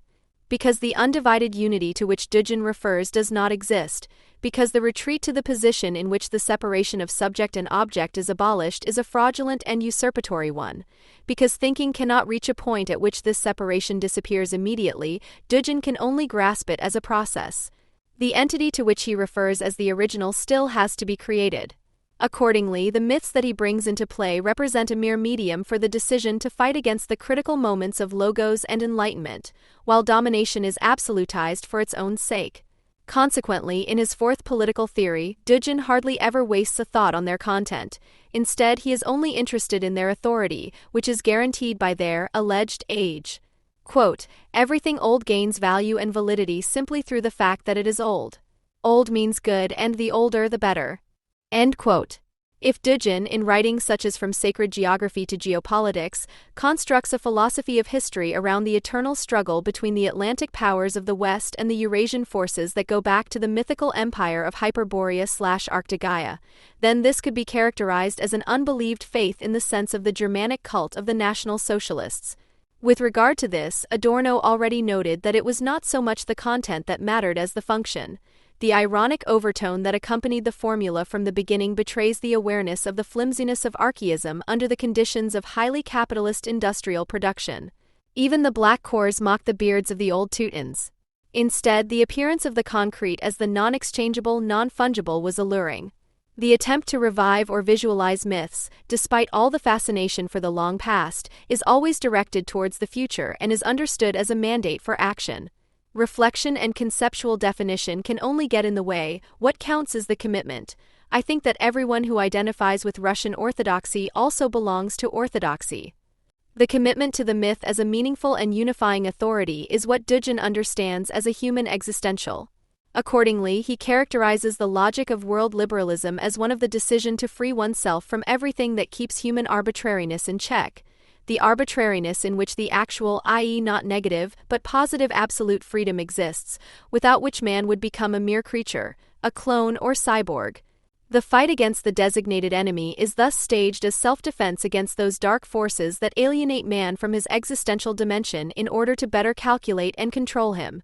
In order to arm its project of alienation against the coming uprising that Dugin wants to unleash, liberalism tries to pass off its own decisions as corresponding to human nature, i.e. to locate them in the fundamentally unattainable post-political realm.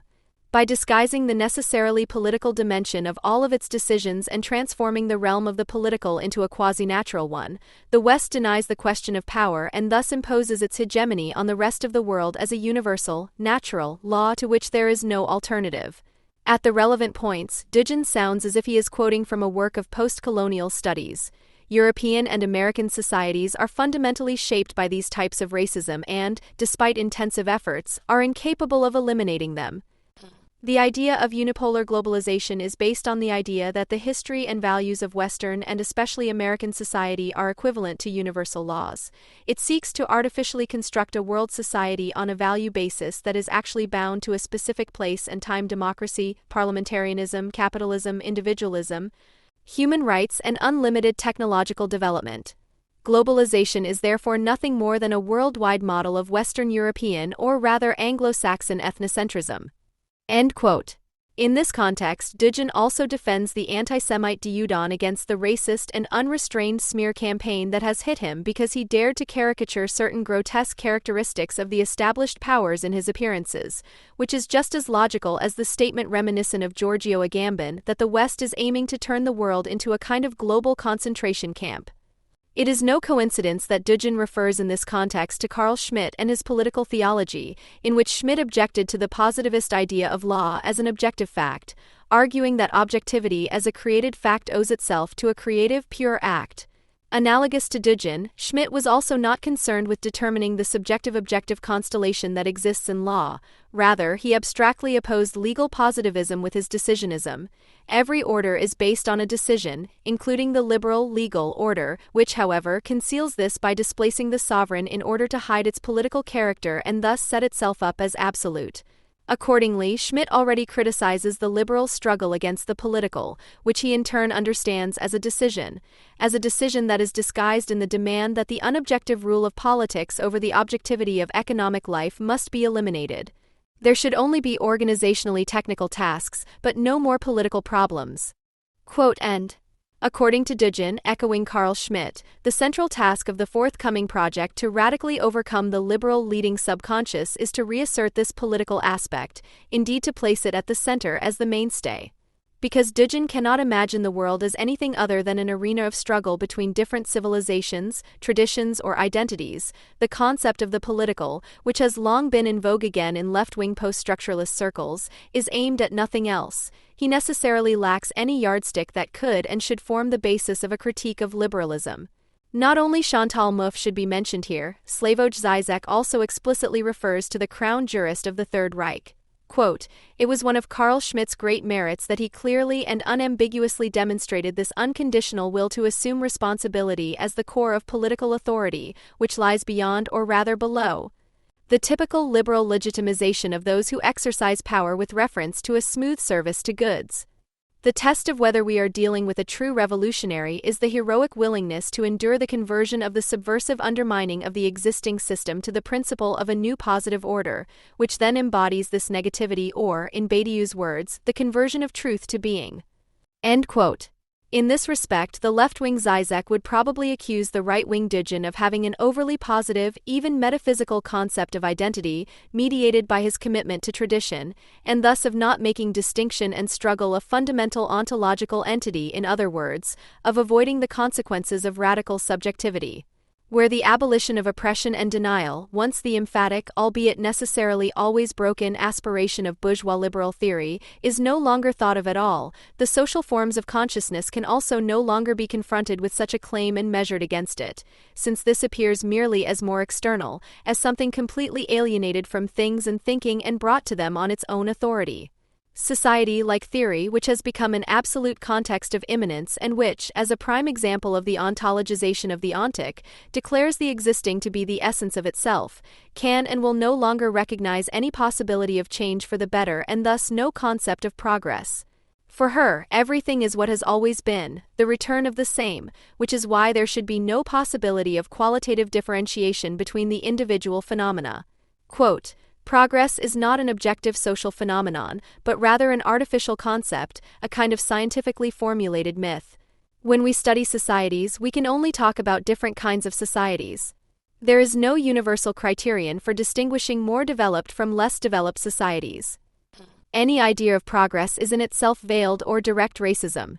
End of quote. No judgment should therefore be possible, except the one existential one, the determination of the absolute enemy. Insofar as society only appears as the result of a decision to authority and order, thinking that does not want to submit to this idea, or that is at least suspected of not doing so, becomes the absolute adversary that attracts persecution. Accordingly, it is the memory of autonomy and freedom, which still resonates in liberal ideas despite everything, that is denounced as a particularly perfidious technique of domination, particularly perfidious, not because it is domination, but because it claims, however implicitly, not to be. It is not the fact that liberalism cannot do justice to its own claims, which it itself hardly formulates as such, that is criticized, but rather the claim itself, even the mere memory of it, is to be killed off, that a reasonable establishment of relations is possible. The prospective victim is burdened with what one denies oneself. It is projected as a troublemaker who does not want to participate in the cheerful affirmation of domination and denial, and on whom one can hold oneself harmless for the narcissistic insults inflicted by a society that is both hated and perpetuated by domination. It is this mixture of bad conscience, unreflected humiliations, and unacknowledged imperiousness that breaks through in the designation of the enemy and is blamed on the person who has been released to be shot down, against whom one presents oneself as persecuting innocence. Karl Kraus. It is hardly surprising that a thinker like Dugin, who ennobles this constellation by elevating it to a political theory, arouses fascination among FP party supporters. After all, they are the ones who show time and time again how close persecution mania and persecution mania are. They regularly and inevitably fall into self-pity as soon as even the slightest criticism of their political delusions is voiced and, like Maximilian Krauss recently, after describing Michael Hoppel as a Turkish mayor who gives the impression that he gets his orders directly from Ankara, they are shocked by the lack of objectivity and hatred that I have been met with in public.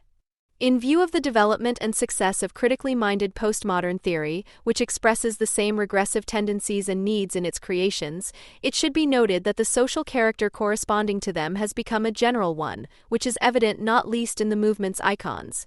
Judith Butler, for example, felt exposed to an anti-Semitic attack when her declaration of solidarity with Hamas and Hezbollah, which in retrospect she of course never intended as such, was confronted with criticism. At the same time, she expressed in an extremely perfidious way who is particularly chosen to embody the existential enemy of the longed-for coming uprising against mediation and reason, Israel as well as the Jews worldwide. Dugin's concrete idea of spatial planning is largely based on the Belgian Jean-François Thiriart, 1922–1992. Growing up in Liège, Thiriart was initially on the left, but during the Second World War he joined the German Fichtebund, which was responsible for foreign propaganda, and the Amos du Grand Reich Allemand, AGRA, an organization set up by the National Socialists to compete with the Rex movement led by the collaborator Léon Degrelle. After the war, in which he took part in the ranks of the Waffen-SS, Thiriart was imprisoned for a year and a half for his collaboration.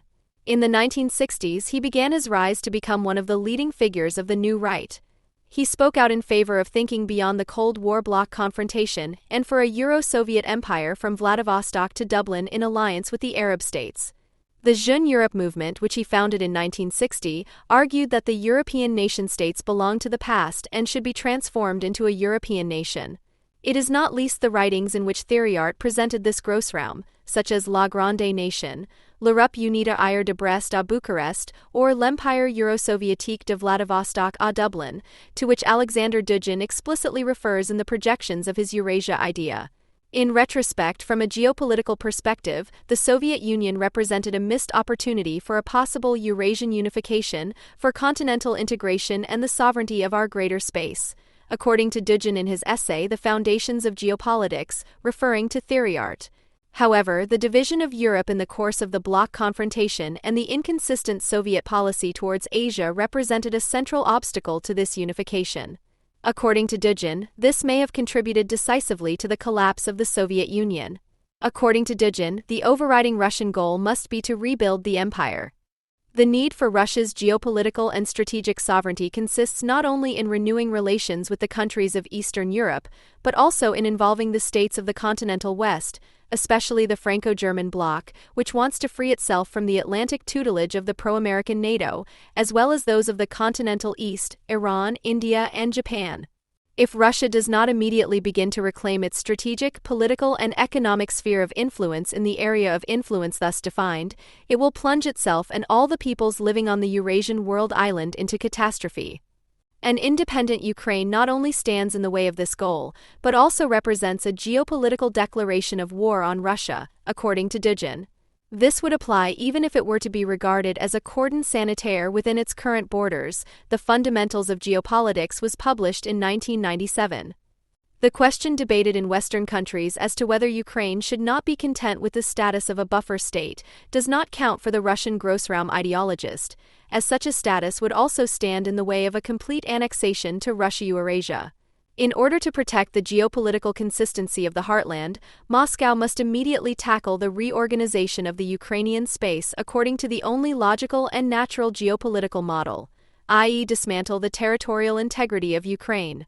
Irrespective of the extent to which Dugin can be explicitly regarded as Putin's cue, it is clear how closely the Kremlin's current policy seems to correspond to such strategic considerations and their political consequences. However, Michel Elchinanov emphasizes in his analysis that Putin is above all a realist. He attaches no importance to being chained to any ideological yoke. He adapts his discourse to the respective political circumstances.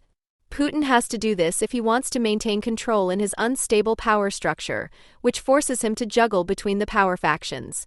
According to Russian sociologist Lev Gudkov, the archaic myths and ideas of Russia as a geopolitical organic entity revived by Putin are being used purely instrumentally to consolidate the country through negative identification and mobilization. The appeal to the past and to a natural order is so successful because, just like the propagated image of history, they are well known and therefore easy to understand. The simple geopolitics propagated by Dugin, which is pieced together from the writings of others, fits in well here.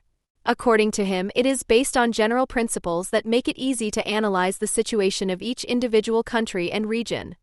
Quote, geopolitics exposes the historical demagogy of foreign policy discourse by revealing the real factors that determine international, interstate, and inter-ethnic relations. End quote.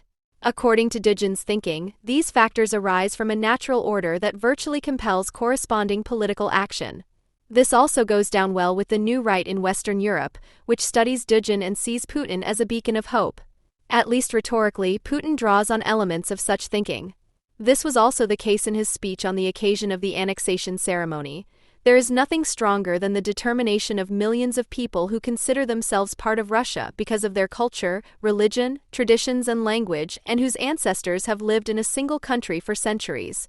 There is nothing stronger than their determination to return to their true historical homeland, said the Russian president, invoking the new geopolitical reality he propagated, which corrects the mistakes of both the Bolsheviks and the Gorbachev era with regard to Russia's greatness. Alexander Dugin was mentioned by him at least indirectly. Quote, the Western nations see our thinking and our philosophy as a direct threat. That is why they are targeting our philosophers in order to assassinate them. End of quote. However, Putin quoted and mentioned by name another Russian philosopher whose influence on him is less controversial, Ivan Ilyin, an opponent of the Bolsheviks who left the country in 1922 on one of the so-called philosopher ships. Putin described him on Friday as a true patriot. Alexander Dugin does not share this enthusiasm. As an anti-Bolshevik, Ilyin did not see the geopolitical significance of the emerging Soviet Empire on Eurasian soil. In an interview with Elchaninov, Dugin describes him as a philosophical loser. Ilyin is not an independent thinker. He has predicted nothing. However, it remains to be seen whether Dugin's prophecies about the lack of geopolitical sense in Ukraine's existence will come true. There was much talk of a new historians' dispute last year. This was prompted by the debate on the extent to which the Holocaust should be understood as a singular act or as comparable to other genocides. The old historians' dispute was triggered by the conservative historian Ernst Nolte. In an article in the Frankfurter Allgemeine Zeitung in 1986, he formulated a widely scandalized thesis. Although the Holocaust could not be justified, it should be seen not least as a reaction to the horrors of Bolshevism. The Nazis considered themselves to be the next victims of Bolshevism. Therefore, not only a comparability, but also a connection between the two acts could be assumed. Nolte wanted to substantiate this thesis with the geopolitical perspective he claimed. Previous analyses of the Third Reich and its leader had primarily focused on the internal German aspect. In contrast, he insisted on the primacy of foreign policy. According to him, Germany's fear of the Soviet Union resulted in a causal nexus that made Auschwitz appear as a consequence of the archipelago Gulag. Nolte presented the war of extermination and the murder of the Jews as a kind of putative self-defense by the National Socialists, as the historian Ulrich Herbert later pointed out in the infamous text. A formally similar argumentation strategy has also been popular for years in discussions about Russia's policy in relation to its neighboring states. It is not the internal structure of the Russian system of rule that is decisive for understanding President Vladimir Putin's actions, but foreign policy contexts. Of course, Putin is not a reincarnation of Hitler, but the geopolitical argument has a clear apologetic trait in both cases. Authoritarian state structures are often equated with strength and a repressive form of stability, but in the case of Russia in particular, this is only permissible to a very limited extent. It should not be forgotten that the West's geopolitical offensive, which has been going on for many years, was the action that led to the Russian reaction. Read the anti-militarist newspaper against the war in March 2014, for example, in the immediate aftermath of the Russian annexation of Crimea. It was up to the West to put a stop to the escalation spiral, and the best way to do this would be to reach an agreement with Moscow, which seems open to this on a categorical non-alignment of Ukraine. And there is something else to consider. For Russia, Ukraine is the most important buffer state against the expansion of NATO and the EU, which is increasingly perceived as hostile. NATO reaching out to the east was the headline on the front page at the time.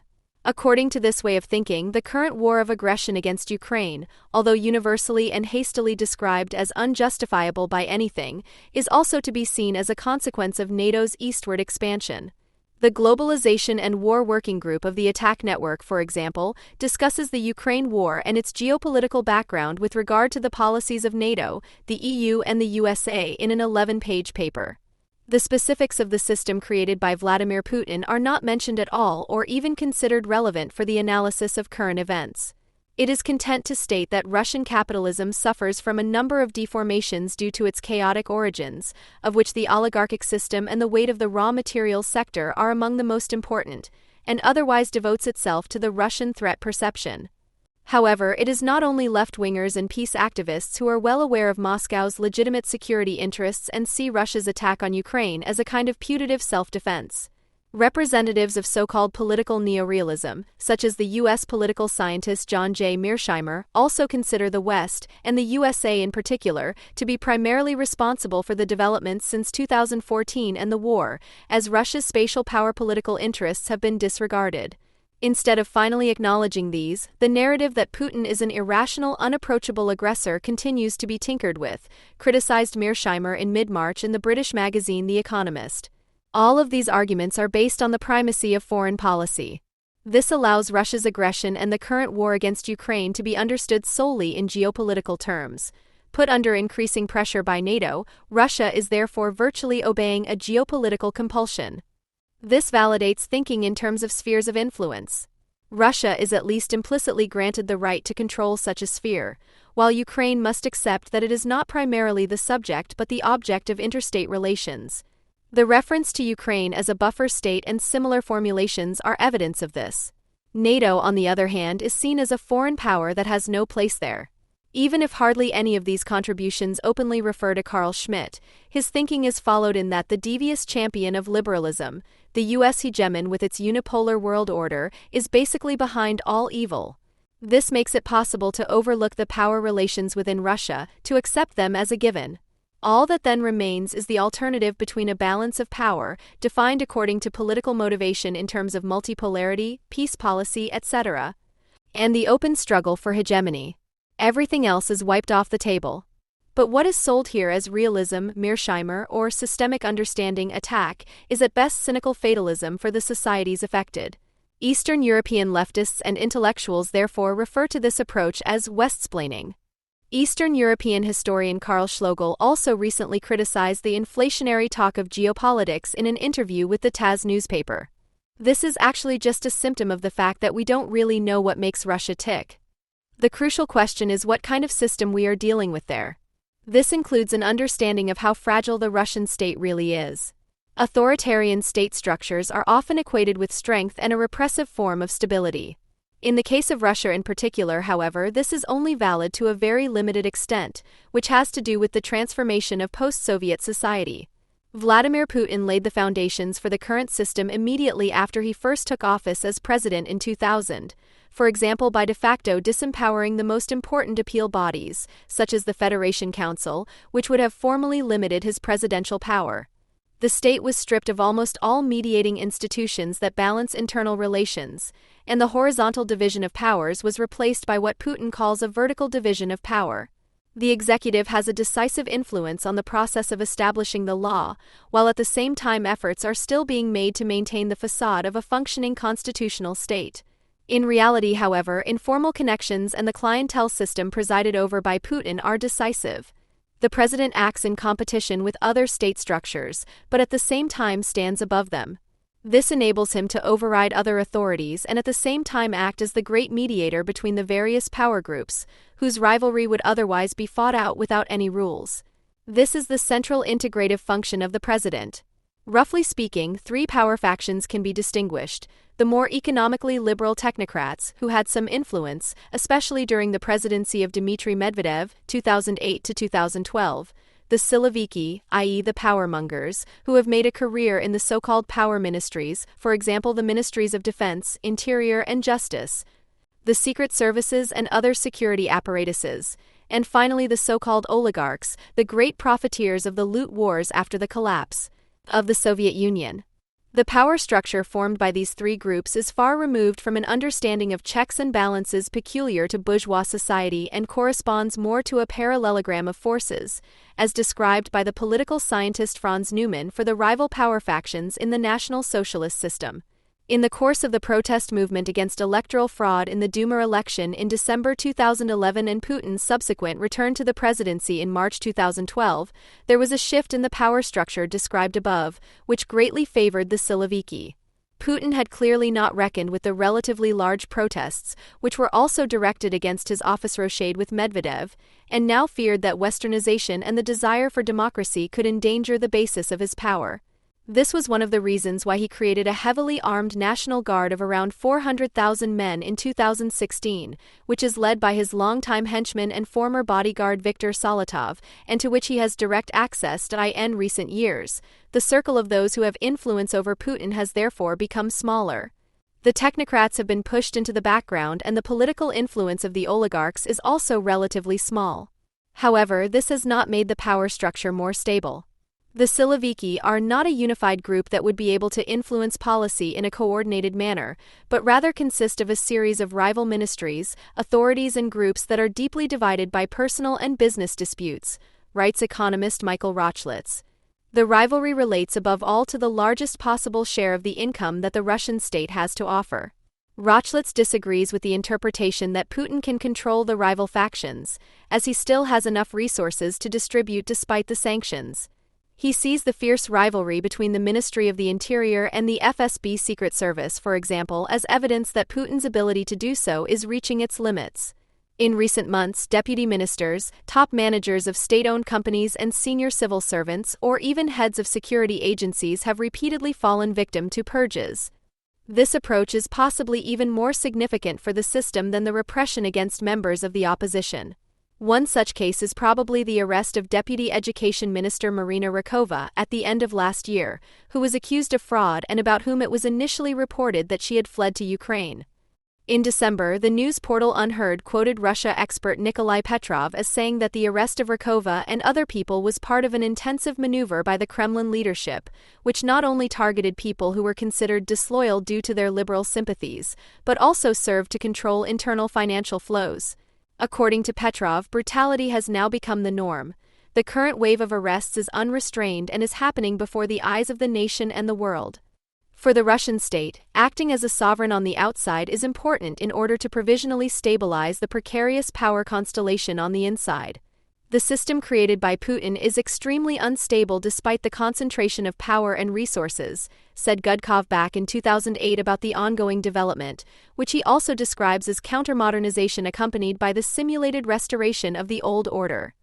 Gudkov wonders whether the eclectic collection of old clichés and stereotypes, such as the foreignness of Western culture for Russia and various geopolitical theories, can be described as ideology. However, he leaves little doubt that, in his opinion, they were purely instrumental and used for compensatory purposes. The aim was not least to stir up antipathy in the Russian population towards the West in order to consolidate the country through negative identification and mobilization. He also considers a demonstratively aggressive foreign policy towards neighboring countries to be part of this negative mobilization. Do you think the Russians want war? Asked Yevgeny Yevtushenko in his famous poem in 1961. He was able to answer with a clear no.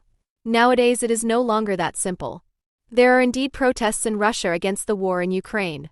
On the very day of the invasion of the neighboring country, hundreds of scientists signed an open letter against the aggressors in the Kremlin.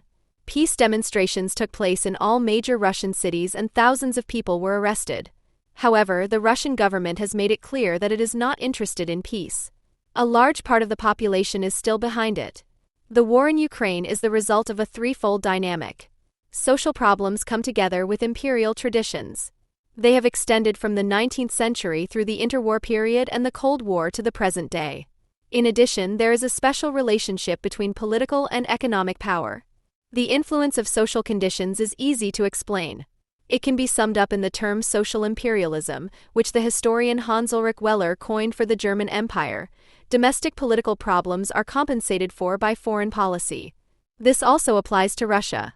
The arrest of Alexei Navalny, the best-known and most influential opposition figure, a year ago, the harassment of the independent newspaper Novaya Gazeta, and the ban on the human rights organization Memorial in December 2021 undoubtedly spoke to the authoritarianism of the regime. However, they were not a sign of strength. Those who are secure in their power can afford to grant certain freedoms to the press and NGOs. There are good reasons for this insecurity. The social situation in Russia has deteriorated significantly in recent years. The economy has stagnated since the financial and economic crisis of 2008.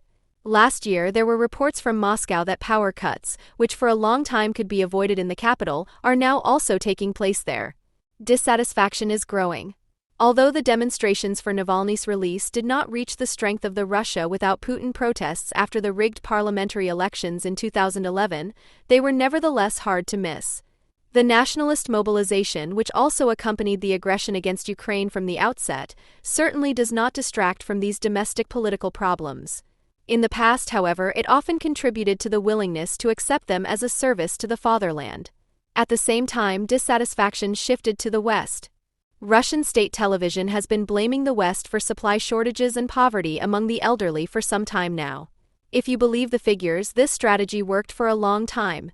In the most recent presidential elections in 2018, which were still influenced by the annexation of Crimea, Putin received 77% of the vote. Before the Ukraine crisis, his approval ratings had fallen to 61%.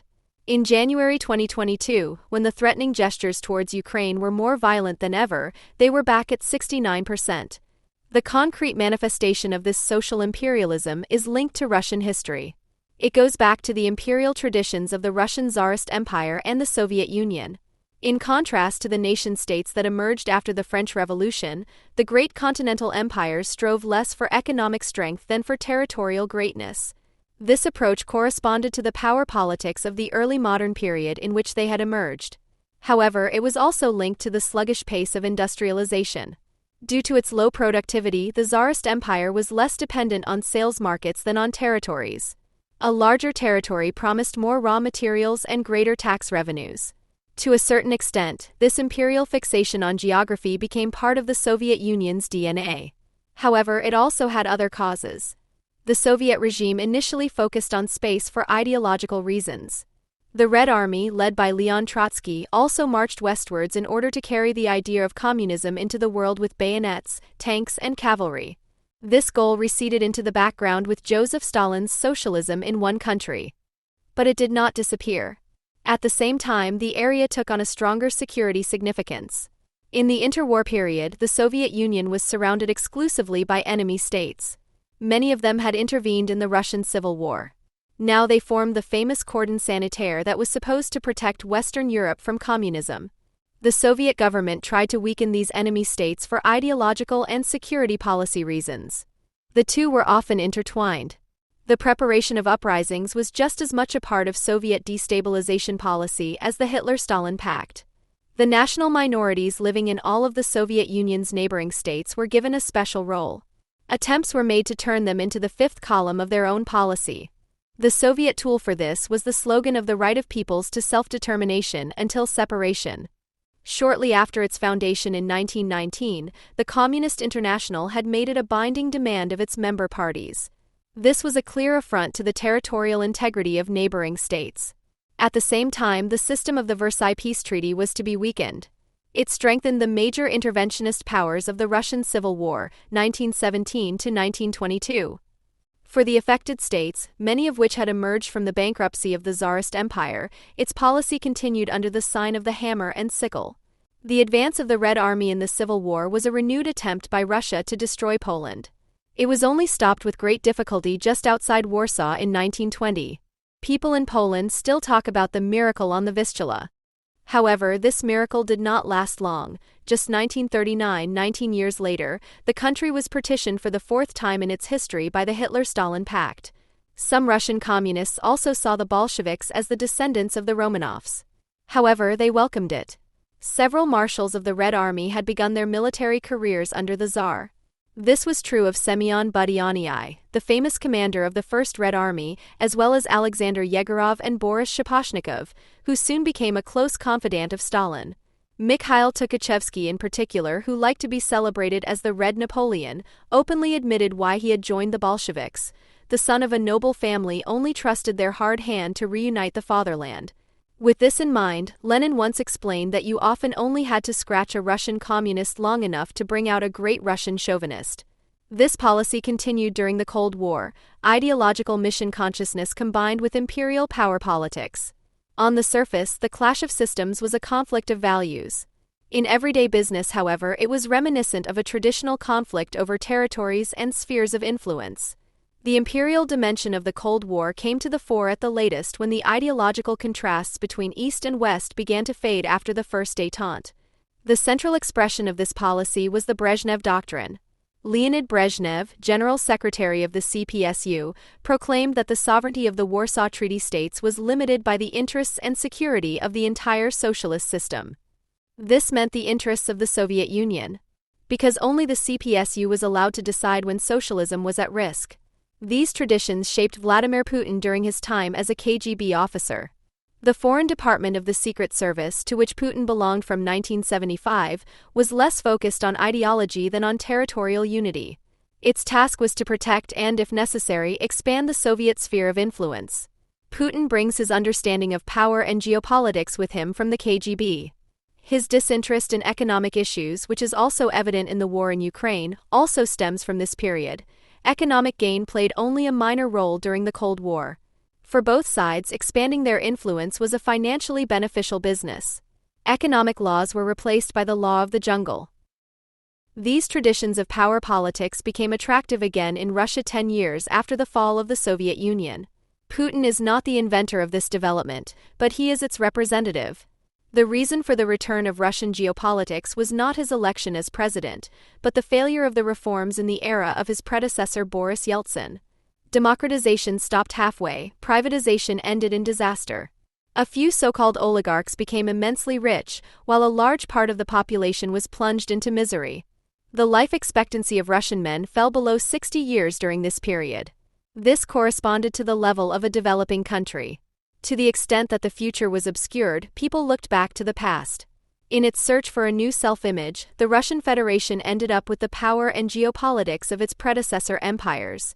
The modest prosperity and global political prestige of the Brezhnev era merged in memory with the great Russian imperialism of the Romanovs. To achieve this, Soviet great power politics had to be separated from its already weak ideological components. Despite all the Soviet nostalgia, the relationship to communism in Russia is ambivalent. This is why the anniversaries of the October Revolution are officially only celebrated with restraint, while Putin described the fall of the Soviet Union in 2005 as the greatest geopolitical catastrophe of the 20th century. It is not about the rule of the councils, but about the power of space. As in the old empires, political significance is linked to territorial size. The national, ethnic, and religious conflicts, which became more acute again with the collapse of the Soviet Union, promoted this development. Although they had been absorbed by the ideological antagonism of the Cold War, they had not been neutralized. Ukraine played a particularly important role in this new geopolitics. With its annexation, both the Tsarist Empire and the Soviet Union had become great powers. It is therefore a symbol of past strength. The Polish-American political scientist Zbigniew Brzezinski, whose father had witnessed the Great Terror as a diplomat in the Soviet Union in the 1930s, explained clairvoyantly a few years ago, "Without Ukraine, Russia ceases to be an empire, but when Ukraine is subjugated and then subordinated, Russia automatically becomes an empire." Furthermore, even after its independence in 1991, Ukraine was a security buffer zone between Russia and the European NATO states. The Russian government initially pursued a strategy of economic pressure, political influence, and gentle threats.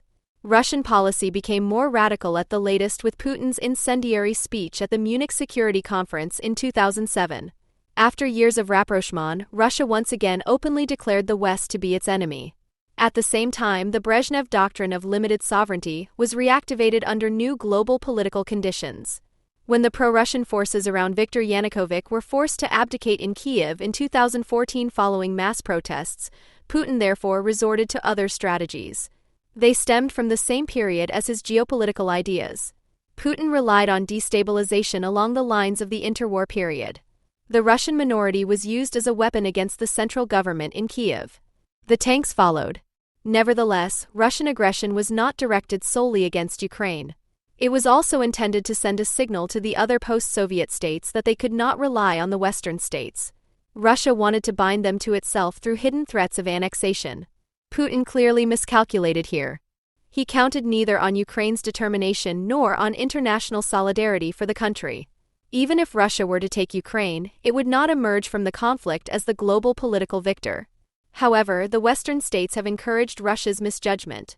As a geopolitician, Putin is primarily guided by the imperatives of power and feasibility. This includes weighing up possibilities, opportunities, and dangers. However, the Western policy of appeasement made the risk of an invasion of Ukraine appear low. It spoke of ignorance and a lack of interest in the workings of Russian politics. A decisive approach could possibly have prevented worse. Nevertheless, even such a course of action would have come up against certain limits. These are set by the special relationship between the state and the economy in Russia. Contrary to what is often claimed, the country is not a traditional oligarchy. After taking office, Putin disempowered many of the super-rich new Russians who shaped the Western image of Russia in the Yeltsin era. A number of large companies were nationalized again, and politics and economics merged in many sectors of the economy. Some observers speak of a corporatist market economy, others of bureaucratic capitalism. In 1934, the sociologist Heinz Langerhans, a student of Max Horkheimer and Karl Mannheim, described such a combination of politics and economics as the state subject of capital. The world crises have melted capital and the state, those two sides of the basic social relationship between wage laborers and capitalists, into a single protective shell. As with its predecessors, about whom Langerhans wrote in the 1930s, armaments are at the heart of the Russian state subject of capital. The Russian government has long been the best customer of the domestic arms industry.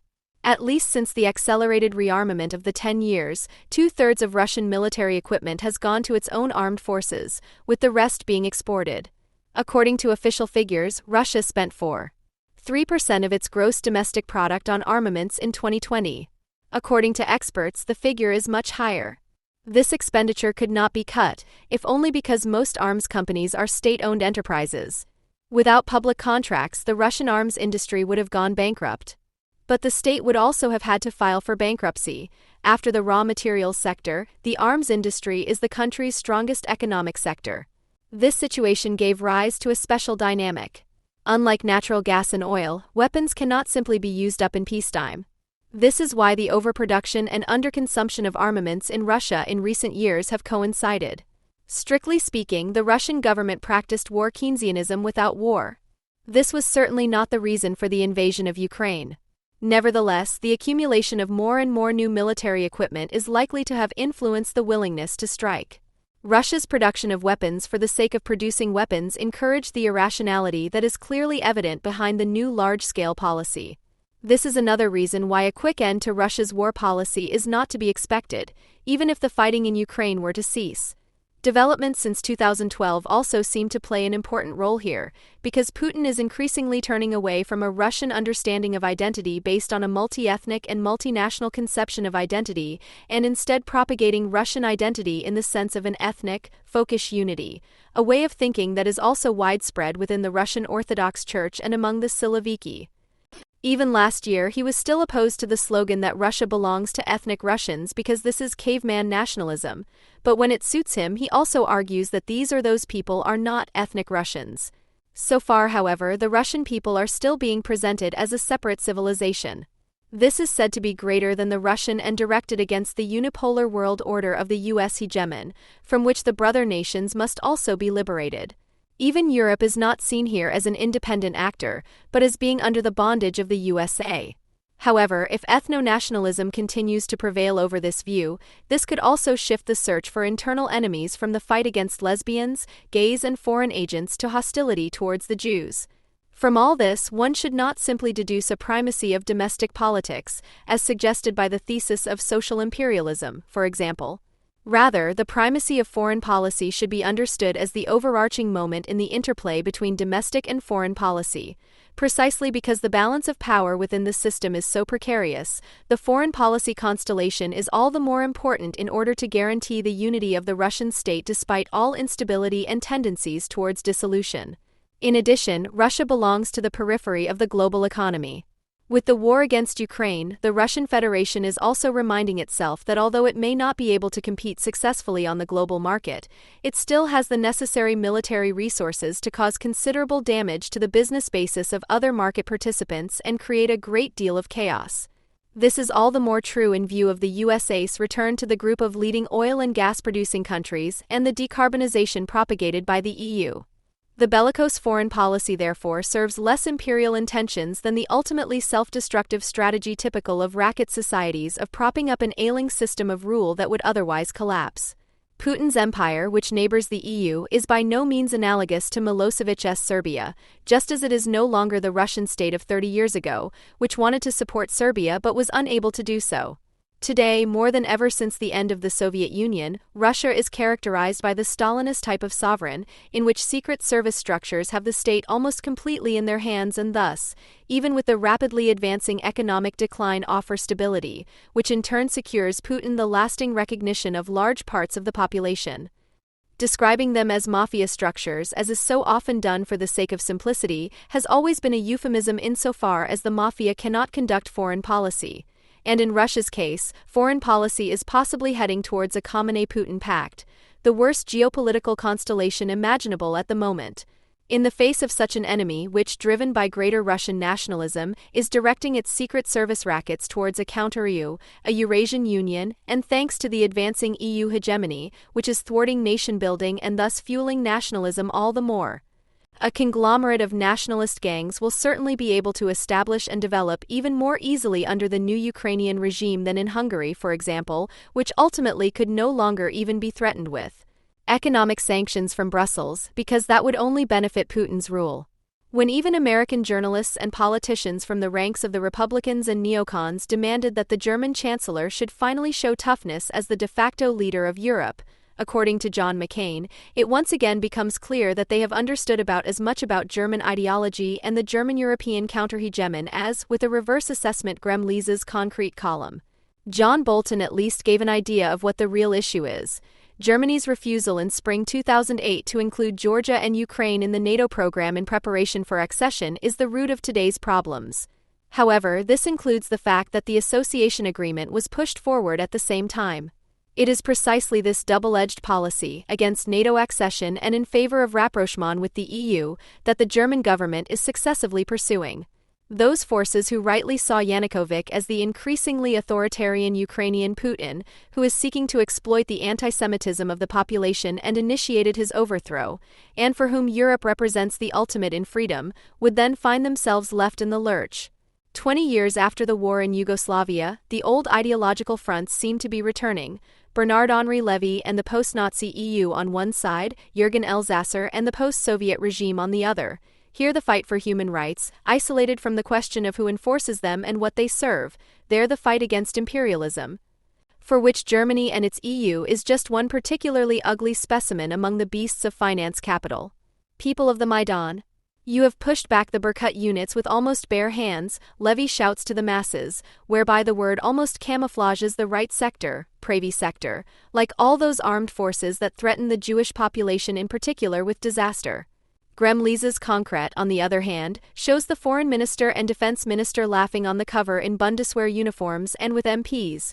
From Mali to Ukraine, Germany mobilizes, as if the German government were not currently standing for military de-escalation within NATO. The cover of the April issue then placed Putin's head on the Stalinist Lenin figure, pointing the way for Soviet troops against a bright yellow background. Krim's fairy tale, the Russians are coming. The identification, however ironically intended, with the enemy image of the West, the magazine again features Christoph Kramer's Foam Lenin as a publisher's advertisement, in any case avoids analyzing the enmity. The structures that allow us to speak of a unity of the West, i.e. the questions of sovereignty, are ignored, as is the criticism of the post-Stalinist sovereign, which is a thorn in the side of this West. Not a word in Gremlise's column about the fact that U.S. strategists, especially those critical of the Obama administration, are much more aggressive towards Russia than their German counterparts, probably just to avoid falling back into the old, now incriminated anti-Americanism, but lots of praise for Putin in the name of the people, with one now necessary small caveat.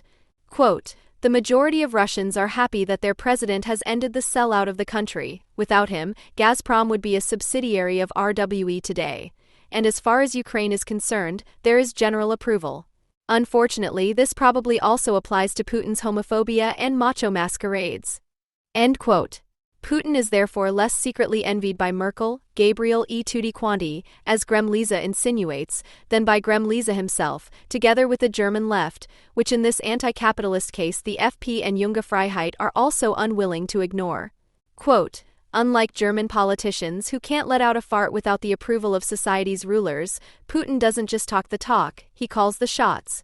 It can put oligarchs, in front of whom Merkel, Gabriel and tutti quanti have nothing to do but curtsy and serve, in jail or chase them out of the country. End of quote. The fact that a party like the FP is also leaning towards Putin and wants to deal with Ukraine in accordance with the Hitler-Stalin Pact, while Junge Freiheit encourages the Russians to punish the effeminate, feminized and westernized peoples of Europe, may also somewhat disturb the return of the old consonants. But Elsasser's initiatives are now being used to expand the Popular Front into a cross-front or, in other words, to deepen the Hitler-Stalin Pact. In fact, his militaristic garden gnomes are just a duplicate of the compact cover No Blood for Ushi. Von der Leyen, leave the Bundeswehr at home. The French tribune of the people on the Maidan and the politically committed man from Hamburg or Berlin are, as in the past, confronted by the concepts of power of Foucault and Stalin. What they have in common is that they do not want to know anything about the form in which Germany produces hegemony, although little has changed in this respect for over 100 years. Wherever there are the reserves to produce general chaos, the hour of German politics strikes, as Karl Kraus recognized as early as 1908 from the far-sighted zeal to mess up the Balkans. Whether looking back at the First World War, see The Sleepwalkers by Christopher Clark, or the current crisis in Ukraine, today we speak of the law of unintended consequences. Michael Sturmer. This law, not Germany or the EU, asserted itself when the EU negotiated that association agreement with Ukraine that was due to be signed in Vilnius last November. Little did those in Brussels suspect that what to them was bureaucratic routine with the best of intentions was the decisive Western strategy for the Kremlin Russians to block Moscow's planned Eurasian Free Trade Zone, and thus the economic reconstruction of the empire. Development policy met geopolitics, soft power met hard power.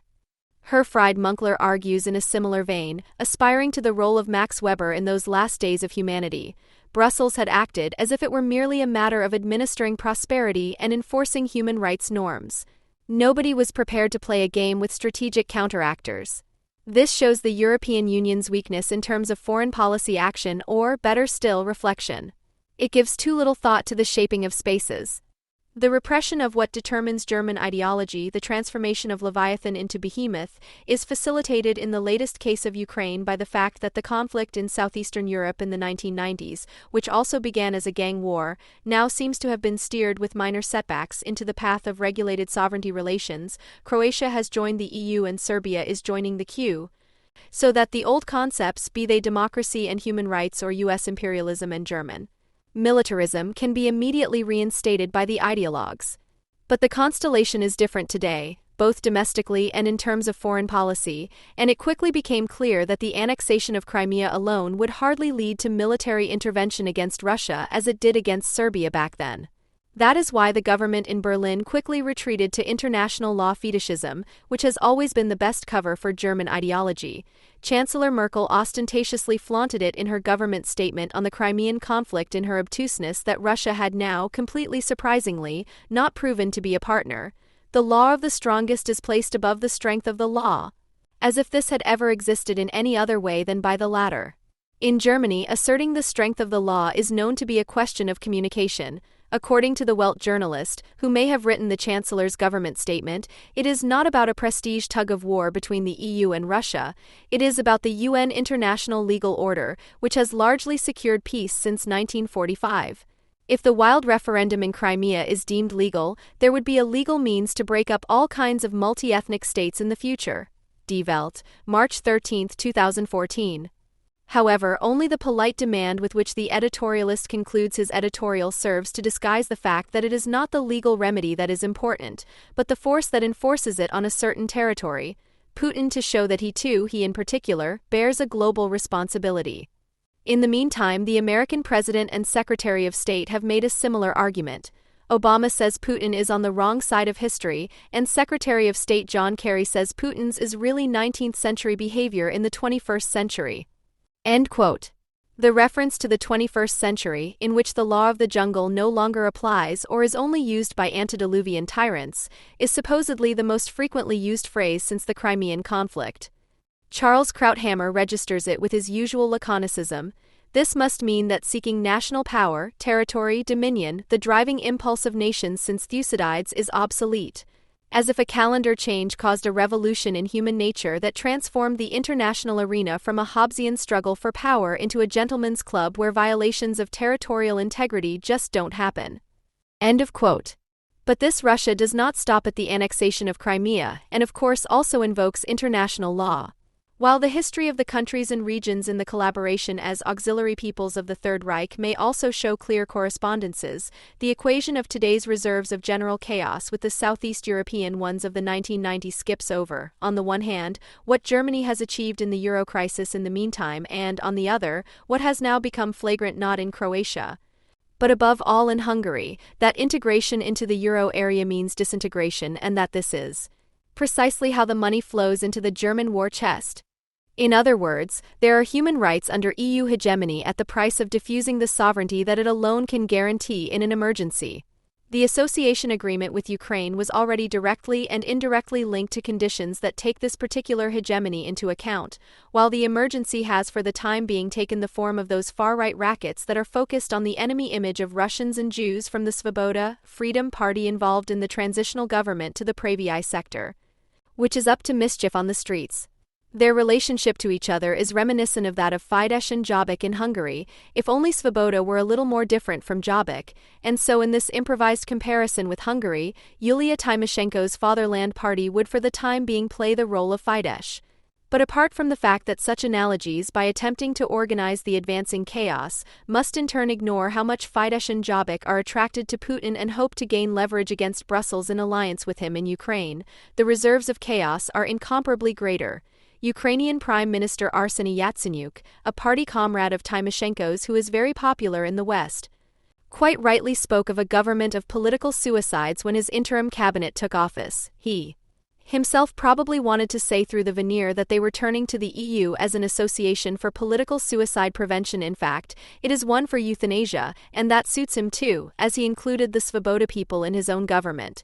However, the emergency does not only appear more threatening in the longer term than in retrospect in the former Yugoslavia, because the diffusion of sovereignty in the form of the EU has become more visible, and at the same time the USA, which could still stand up for its re-establishment as a classic hegemon, is increasingly withdrawing from international politics or, which amounts to the same thing, towing the EU line.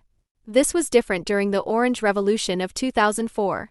Now, however, Russian troops disguised as separatists have to advance into eastern Ukraine for the USA to send its politicians to Kiev and deploy its troops on a larger scale. Developments since 2012 also seem to play an important role here, because Putin is increasingly turning away from a Russian understanding of identity based on a multi-ethnic and multinational conception of identity, and instead propagating Russian identity in the sense of an ethnic, folkish unity, a way of thinking that is also widespread within the Russian Orthodox Church and among the Siloviki.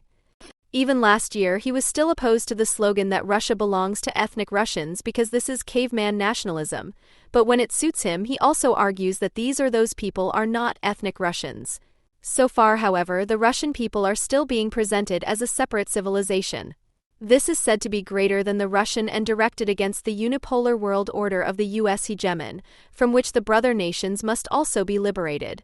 Even Europe is not seen here as an independent actor, but as being under the bondage of the USA. However, if ethno-nationalism continues to prevail over this view, this could also shift the search for internal enemies from the fight against lesbians, gays and foreign agents to hostility towards the Jews. From all this, one should not simply deduce a primacy of domestic politics, as suggested by the thesis of social imperialism, for example. Rather, the primacy of foreign policy should be understood as the overarching moment in the interplay between domestic and foreign policy. Precisely because the balance of power within the system is so precarious, the foreign policy constellation is all the more important in order to guarantee the unity of the Russian state despite all instability and tendencies towards dissolution. In addition, Russia belongs to the periphery of the global economy.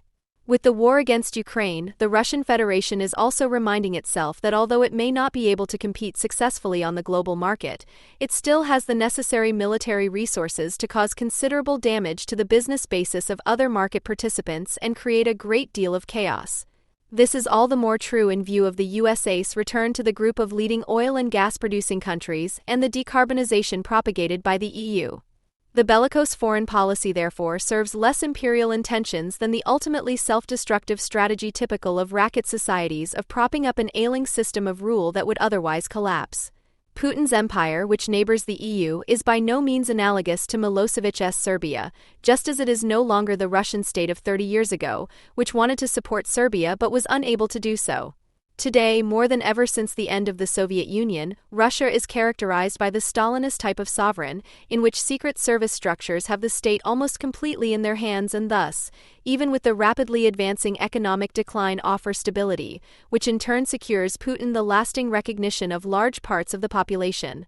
Describing them as mafia structures, as is so often done for the sake of simplicity, has always been a euphemism insofar as the mafia cannot conduct foreign policy. And in Russia's case, foreign policy is possibly heading towards a Khamenei-Putin pact, the worst geopolitical constellation imaginable at the moment. In the face of such an enemy which, driven by greater Russian nationalism, is directing its secret service rackets towards a counter-EU, a Eurasian Union, and thanks to the advancing EU hegemony, which is thwarting nation-building and thus fueling nationalism all the more.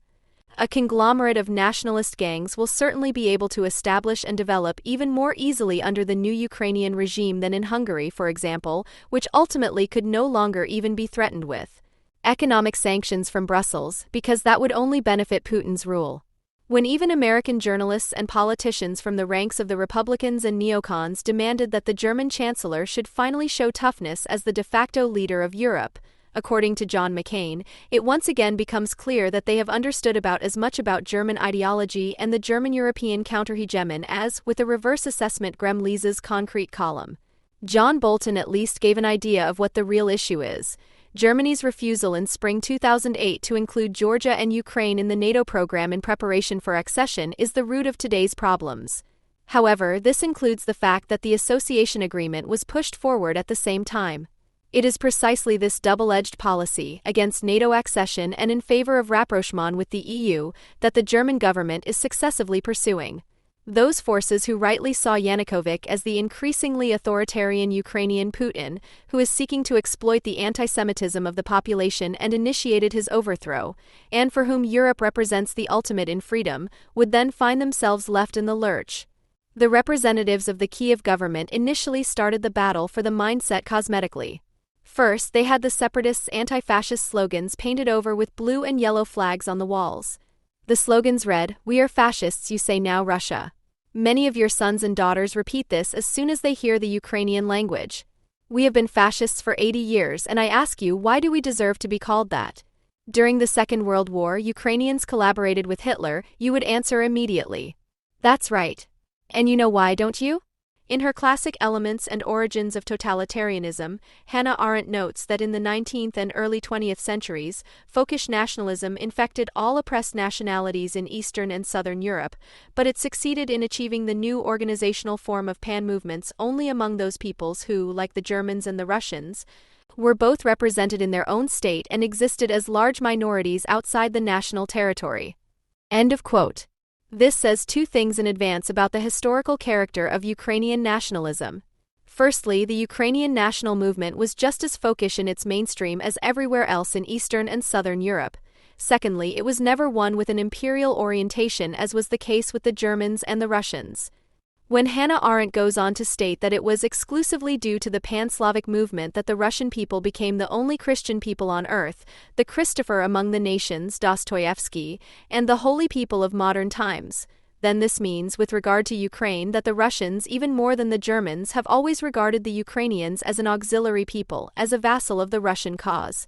When Vladimir Putin referred to the Ukrainians as a brother nation in his speech to the Duma on March 18, 2014 on the occasion of the annexation of Crimea, this could only be understood as a threat by the vast majority of Ukrainian brothers, because this term has always meant the coded demand for submission to the Russian hegemon, and not just since real socialism and the Brezhnev Doctrine. With the Soviet invasion of the CSSR by Moscow in 1968, the Brezhnev Doctrine became an instrument for the then de facto official restriction of the sovereignty of the Socialist brother states. It was a ban on breaking away from Moscow. The Russian master nation mentality was only pushed back somewhat in history for a brief moment from 1917 to the 1920s by Lenin's nationality policy, which was primarily motivated by the fight against this great Russian chauvinism. However, with the seizure of power by the Georgian-inclined Russian Stalin, it was also gradually revived officially by the state. Stalin's disparaging toast to all non-Russian Soviets suffering at the victory celebration in May 1945, in which he glorified the Russians as the leading people and Russia as the most outstanding nation among all the nations belonging to the Soviet Union, was by no means a slip of the tongue. This view had been a brutally enforced party line for decades, which ultimately only followed on from Lenin's nationality policy in one macabre respect. It proved advantageous for the ethnic contingents for the Great Purge, which Stalin had demanded as planned in the mid-1930s, that the ethnic national confession was promoted by the sometimes folkloristically exaggerated policy known as Korenisazaja. Rooting in. The rooting-in policy, which was adopted in the spring of 1923, was Lenin's last great victory within the party shortly before his death. On the one hand, its aim was for the Great Russians to come to terms with the respective cultural customs in order to develop a common national or regional identity. On the other hand, national minorities were granted regional autonomy and collective rights, which resulted in a sometimes bizarre cultivation of customs and folklore. Ethnic confession was downright desirable. The efforts in Crimea at the beginning of the 1920s to create a kind of autonomous Jewish region there were also based on the rooting-in policy. These ended with Stalin's decision in 1928 to segregate Jewish autonomy efforts far to the east of the Soviet Union, in the specially founded Birobidzhan. When the head of the NKVD, Yagoda, was replaced by Nikolai Yezhov in 1936, he began to cleanse according to quotas based on the principle of the 5-year plan. To this end, national contingents were also demanded from the regional party cadres, which were either compiled according to Category 1, to be shot, or Category 2, to be deported. The national commitment that had previously been promoted thus became the undoing of many. These quotas led to a total of 1.5 million arrests and 700,000 shootings. Vladimir Putin's Duma speech not only followed on seamlessly from great Russian thinking, he also consistently presented himself as an anti-Leninist. Quote, "After the revolution, the Bolsheviks, for various reasons, we do not presume to judge them here, God be their judge, annexed significant areas of the historical Russian South to the Ukrainian Soviet Republic. This was done without regard to the ethnic composition of the population, which then became today's southeastern Ukraine." End of quote. Alongside Crimea, this southeast is the area that today's separatists, as a merger of the so-called Donetsk and Lugansk People's Republics, call by the same name as the Great Russian side did from the middle of the 18th century until Lenin banned it, New Russia. By far the most people who see themselves as ethnic Russians, but at the same time the majority as Ukrainians, live in the southeast. The majority of their ancestors only resettled there during the Soviet era, partly voluntarily and partly by force as part of the industrialization process under Stalin. They gave rise to the image of the two Ukraines in one state, whose not only territorial but also mental poles are Galicia in the west and the Donetsk Basin, Donbass, in the east. As early as 2003, Yuri Andrikovich described the mood in the southeast in his volume of essays The Last Territory, using the example of everyday language. You can live completely undisturbed in Lviv, the former Lviv in the Ukrainian part of Galicia, and speak Russian day in, day out. Just imagine this phenomenon in reverse, for example in Donetsk or Crimea.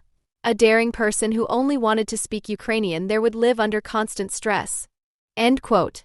What the future of the Ukrainian southeast will look like, whether it remains part of Ukraine or not, depends on the extent to which Ukrainian society shows willingness to find a satisfactory status for the majority of the inhabitants there with appropriate representation within the Ukrainian state. Whether this will be possible is all the more questionable the more secession and annexation to Russia are the goals of Russian aggression, which, following Hannah Arendt, can only be called folkish and pan-Russian. The ideological meaning of the terms New Russia and Great Russians can only be fully understood in the context of another historical term that is still popular among Russians today. The Ukrainians have always fought against the derogatory character of this term and received Lenin's full support, who declared the public designation of Ukrainians as Little Russians undesirable due to the chauvinistic connotation of the term. When monuments to the man who was an important promoter of Ukrainian national consciousness throughout his life are raised in Ukraine today, both supporters and opponents of such ugly actions are least interested in Lenin's view, which led him to speak of Greater Russia as a prison of nations as early as 1914, which, unlike German propaganda 80 years later in the case of Tito's Yugoslavia, was by no means wrong. In his essay on the national pride of the Great Russians from December 12, 1914, he wrote, "It would not behove us, the great Russian Social Democrats, the representatives of the great power nation in the far east of Europe and in large parts of Asia, to forget the tremendous importance of the national question, especially in a country that is rightly called a prison of nations." End quote. Many on the Ukrainian side want to misunderstand Lenin, of all people, as the personification of great Russian chauvinism, while others see the toppling of the monument as nothing more than a barbaric act by the Little Russians, confirming what they believe they have always known about Ukrainian fascism and its anti-Russian will to annihilate. The fact that the Ukrainians, at least since the end of the 19th century and even more so today in their absolute majority, no longer want to be categorized as Little Russians is due to the avowed Great Russians of all times, to whom Putin undoubtedly belongs. In the aforementioned Duma speech it sounds like this: "We are not just neighbors, but in fact, one people. Kiev is the mother of Russian cities. Ancient Rus is our common origin, we simply belong together." End of quote. Anyone who finds a place for a sovereign Ukraine in this picture of history is hallucinating. Putin's message is unmistakably the same as in Tsarist times. Significantly, it can be found similarly in the Soviet national anthem that replaced the International in 1943, where it reads as if to mock all Soviet non-Russians: "The unbreakable union of free republics united for eternity, the Great Rus." By talking away an independent Ukrainian history, Putin is striking at the heart of Ukrainian national consciousness, whose most important element is the reference to history, according to Andreas Kapeler, one of the best experts on Ukraine. Kapeler wrote this in a response in Die Zeit on April 3, 2014, to an article published there on March 28, 2014 by Jens Jessen, who until recently was the paper's features editor. Kapeler noted that despite enough books that provide competent information about Ukrainian history, it has not yet been possible to break through the interpretative sovereignty of a Russocentric image of Eastern European history that has been uncritically adopted by Russia. End quote. Jens Jessen had previously demonstrated what such a view of history looks like in his article, which he grotesquely, Kapeler, titled Devil's Pact for Ukraine, alluding to the EU's relations with Ukraine and based on Sebastian Hafner's phrase referring to the Hitler-Stalin Pact. In the following, Jessen's Russocentric assertions will be subjected to scrutiny under the condition that the Soviet disinformation works contain obvious falsifications and incorrectness of the grossest kind, as the historian Frank Galkziski puts it in his standard work on Germans and Ukrainians 1914 to 1939 from 2010, and also points out. The function of national Ukrainian statements is sometimes only revealed by those of the Soviet counterpart whose arguments they combat. End of quote. Irritation 1. The abandonment of the Russian core territory around Kiev is an imposition from the Russian point of view. Kiev and the East have always been Russian. This is how the Great Russians see it, but not the Ukrainians. Kievan Rus, whose beginnings date back to the 8th century, which experienced its heyday in the 10th century under Vladimir I in an area around Kiev and ended in the middle of the 13th century, is undoubtedly the original national scene for both Russians and Ukrainians, but also for Belarusians. Vladimir I's conversion to the Orthodox Christian faith still determines the main confessional character in all three countries. To talk about Russians or Ukrainians at all at this time is, as Andreas Kapeler put it, nonsensical, because it was mainly Orthodox Slavs who lived there. Lisa-Gerda-Henkel-Stf-Tung.de.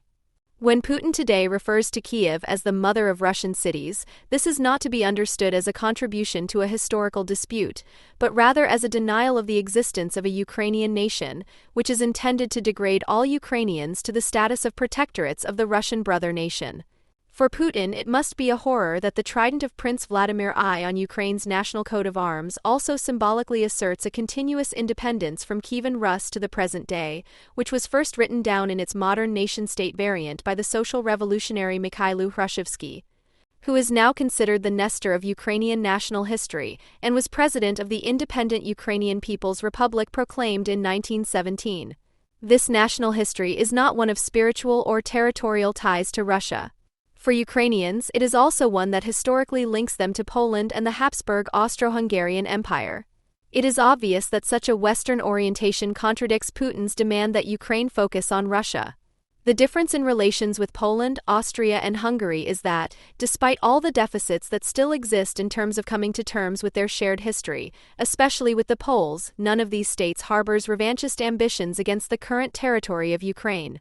Such revanchism is socially marginalized in these countries, even in Viktor Orban's Hungary, unlike in Russia. The Ukrainian view of history derives its ultimate legitimacy for historical independence from the glorification of the Cossack hetmanate proclaimed in 1648, about which the last line of the Ukrainian national anthem of 1865 directly refers. "We will give body and soul for our freedom, and we will show that we are a Cossack nation." The Cossack hetmanate, which existed until 1782, was the result of an alliance between the Cossacks and the Kiev Orthodox Church. Its independent territory stretched from Kiev in all directions along the Dnieper River and thus encompassed both western and eastern parts of present-day Ukraine. It is particularly explosive that Hetman Khmelnytsky asked the Russian Tsar for help in the fight against the Poles and received it. To this day, the Russians derive their special legitimacy to act as the eternal protective power of the Ukrainians from this request for help.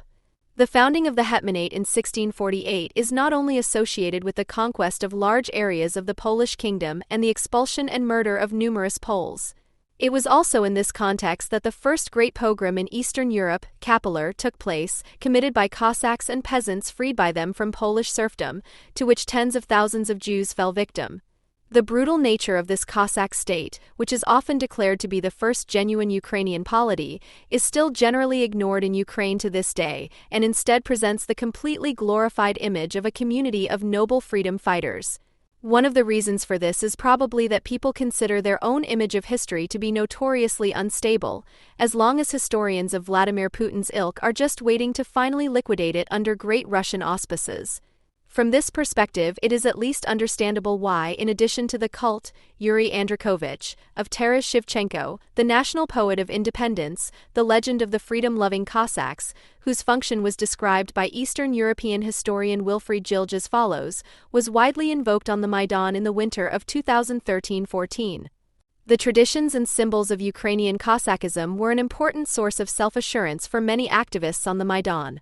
The formation of Cossack tradition demonstrated to the anti-Maidan propaganda that Ukrainians have an independent history and are a living nation that no longer wants to be determined by others. End quote. According to Yuri Androkovich, the secret of the cross-camp cult of Shevchenko lies in the fact that he is more suitable than anyone else as a projection screen for the various ideological currents within Ukraine. Thus he is sometimes Shevchenko the communist, Shevchenko the nationalist, Shevchenko the Christian, sometimes Shevchenko the atheist, Shevchenko the dissident, or even sometimes Shevchenko the anarchist. Androkovich reports on Shevchenko's permanent presence on the Maidan in 2013-2014. Everywhere on the Maidan you can see larger or smaller portraits of Shevchenko, sometimes decorated with lines of his poetry. They are meeting places for impromptu discussion clubs or literary workshops. One of the largest banners, the main Shevchenko of the Maidan, sometimes blesses the large stage with his presence, the place from which activists and opposition politicians speak to the protesters. They talk to Shevchenko in the background. Or rather, Shevchenko looks attentively at their backs. Taras Shevchenko, his icon, is an integral part of the Maidan's symbolic language, the center of its system of signs. End of quote. Irritation 2. The first heroes of Ukrainian independence, who are still revered today, were heroes by German grace. This explains the Russian mistrust of seeing Western power in Ukraine's current independence. The phrase heroes by German grace would probably be better suited to the Bolsheviks and their support by the German Reich until the revolution of 1917. In relation to the beginnings of the modern Ukrainian national movement, it is inaccurate. In order to understand this judgment, it is necessary to correct the legend of the Ukrainian auxiliary people of the Germans. To speak of an auxiliary people is only historically correct in part for the period from 1939 and even more so from 1941, because even then the Ukrainians were not the hirelings of the Germans, as they were often referred to in Soviet historian circles. The fact that a large number of Ukrainians got involved with the Nazis cannot be analyzed without characterizing German-Ukrainian relations in the interwar period, apart from the decisive Russian-Soviet oppression and the associated desire for independence. For in the period before 1939, it was not the Germans who discovered the Ukrainians for themselves. Conversely, it was the Ukrainians who had chosen the Germans as their helpers in the struggle for independence from Russia, but also from Poland and the Habsburgs. However, this was only after the independent social revolutionary efforts had failed because of the German, but above all the Russian and Polish superiority. In his study on Germans and Ukrainians 1914 to 1939, Frank Galczycki comes to the conclusion that since 1914, it has always been the representatives of the Ukrainian side who have been ante-chambering with the Germans, offering them cooperation and services. End of quote. Galczycki explains how this choice of partner came about in the first place. In Ukrainian correspondence, the Germans were initially criticized, but then offered further cooperation. These texts are an expression of the subjective certainty of their authors that they had no alternative to the Germans. There were attempts by Ukrainian nationalists to free themselves from their ties to Germany and to diversify their contacts. But none of these British, Italian, Japanese, Lithuanian, Polish, Czechoslovakian, or American connections were even remotely as successful and fruitful as the German one foot. End quote. The claim that the first heroes of Ukrainian independence were German disciples is historically disgraced by the existence of the first two short-lived independent republics, the Ukrainian People's Republic, which was proclaimed on Russian territory in 1917, and the Western Ukrainian People's Republic, which was established on the territory of the then Polish Eastern Galicia in 1918 and immediately joined the Ukrainian People's Republic.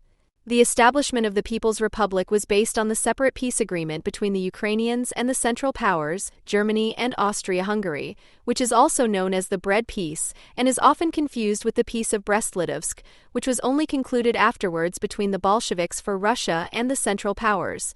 As a condition for the Bread Peace, it was agreed between the Ukrainians and the Central Powers that the former would receive military support for their People's Republic in return for the supply of grain and meat.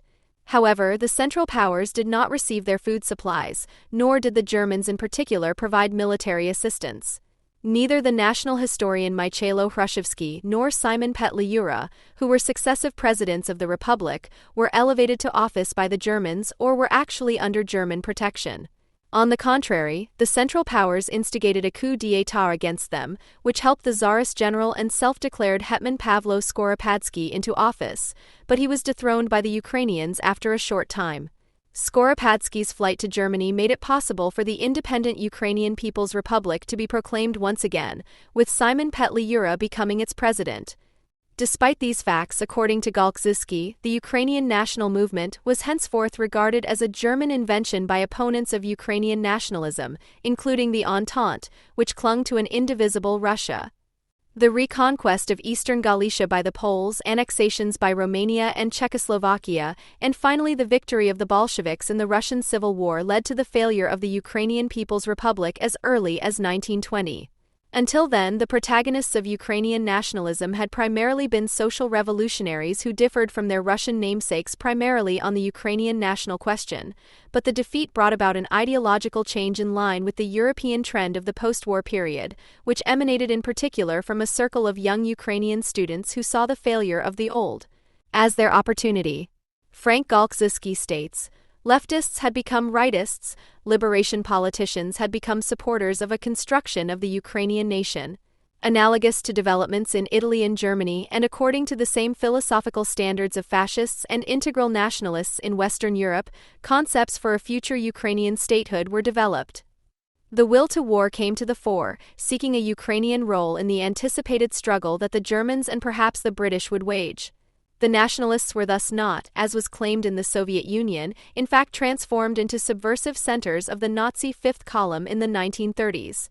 End of quote. As you can see, the German paternalism towards the Ukrainians constructed by Jens Jessen is largely fictitious.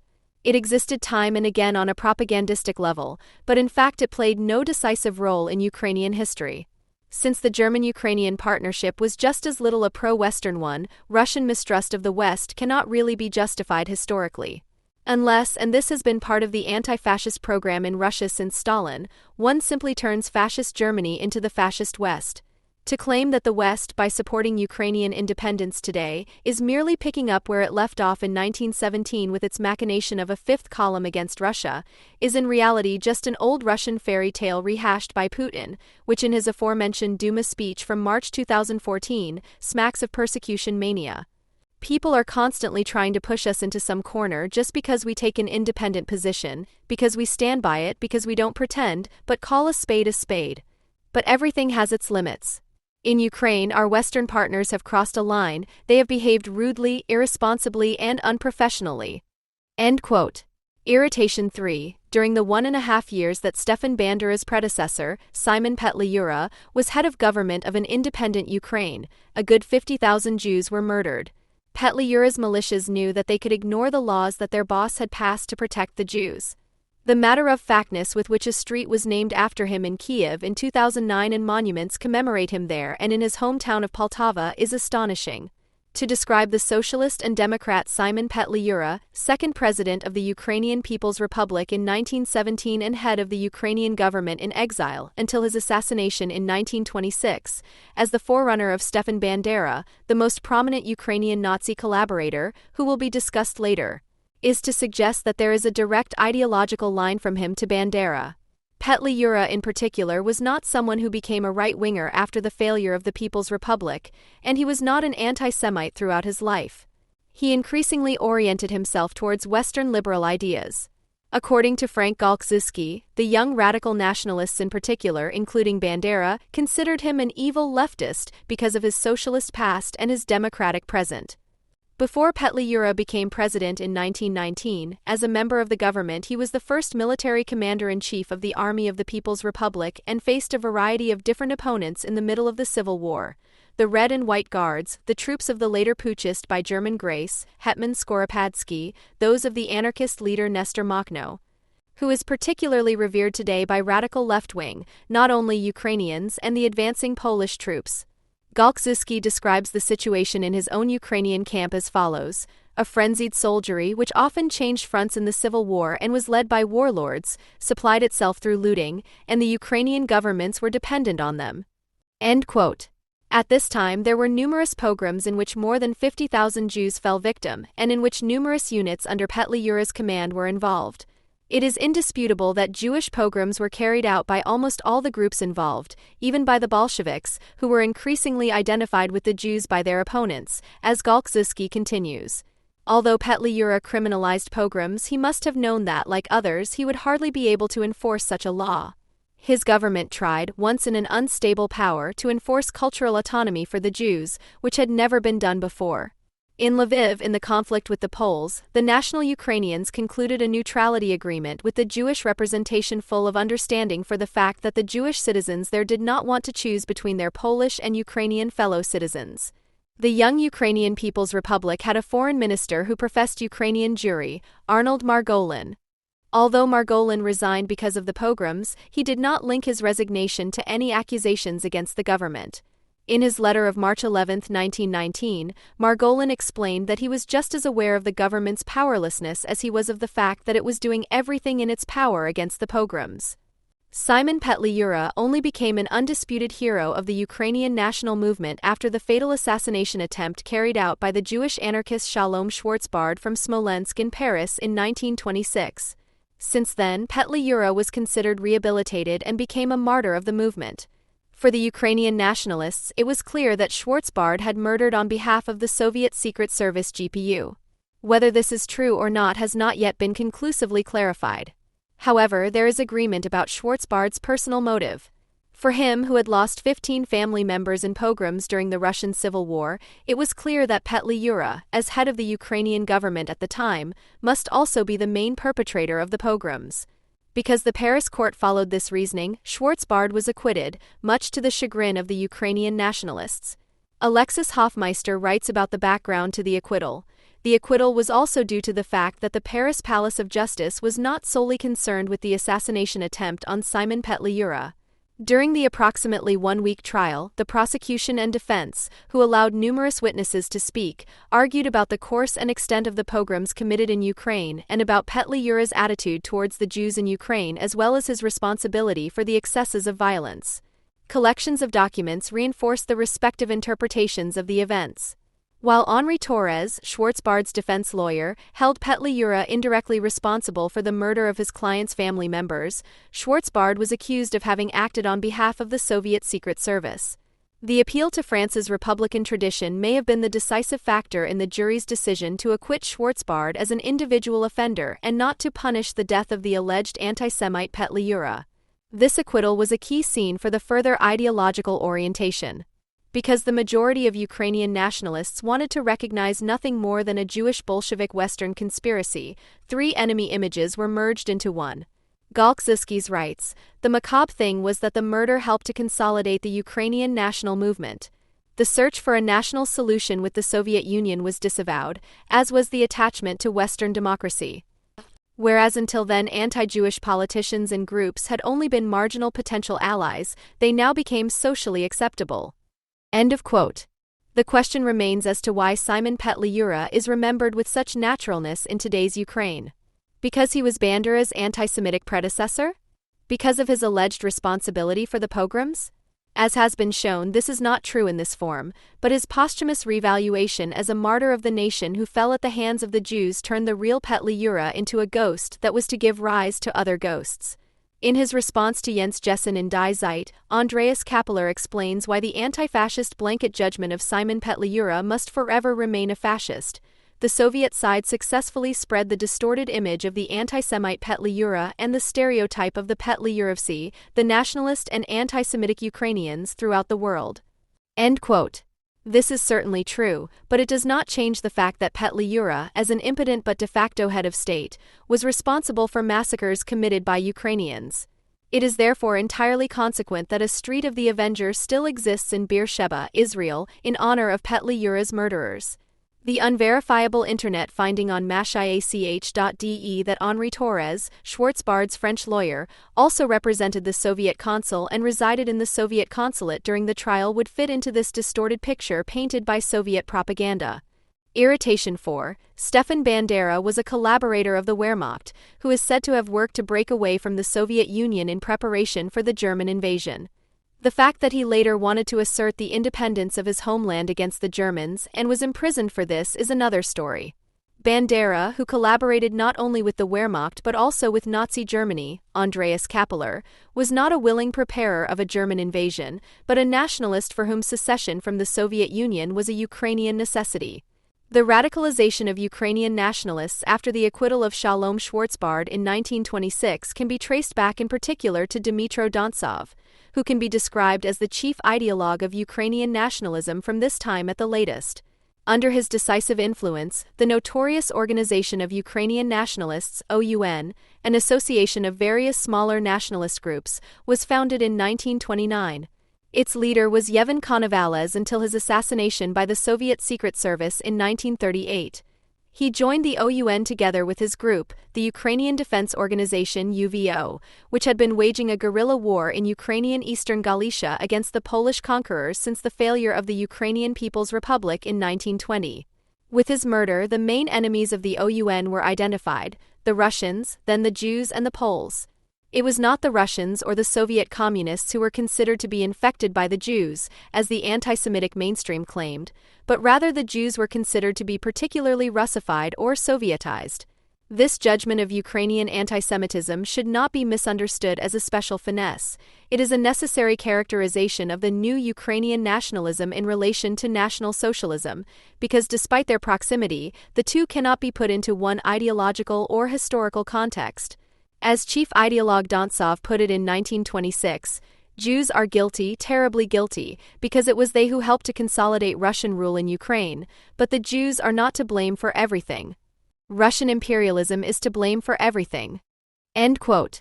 The ideological concept that Dontsov gave to the OUN placed the goal of establishing a separate Ukrainian state above all else, even above morality and ethics if necessary.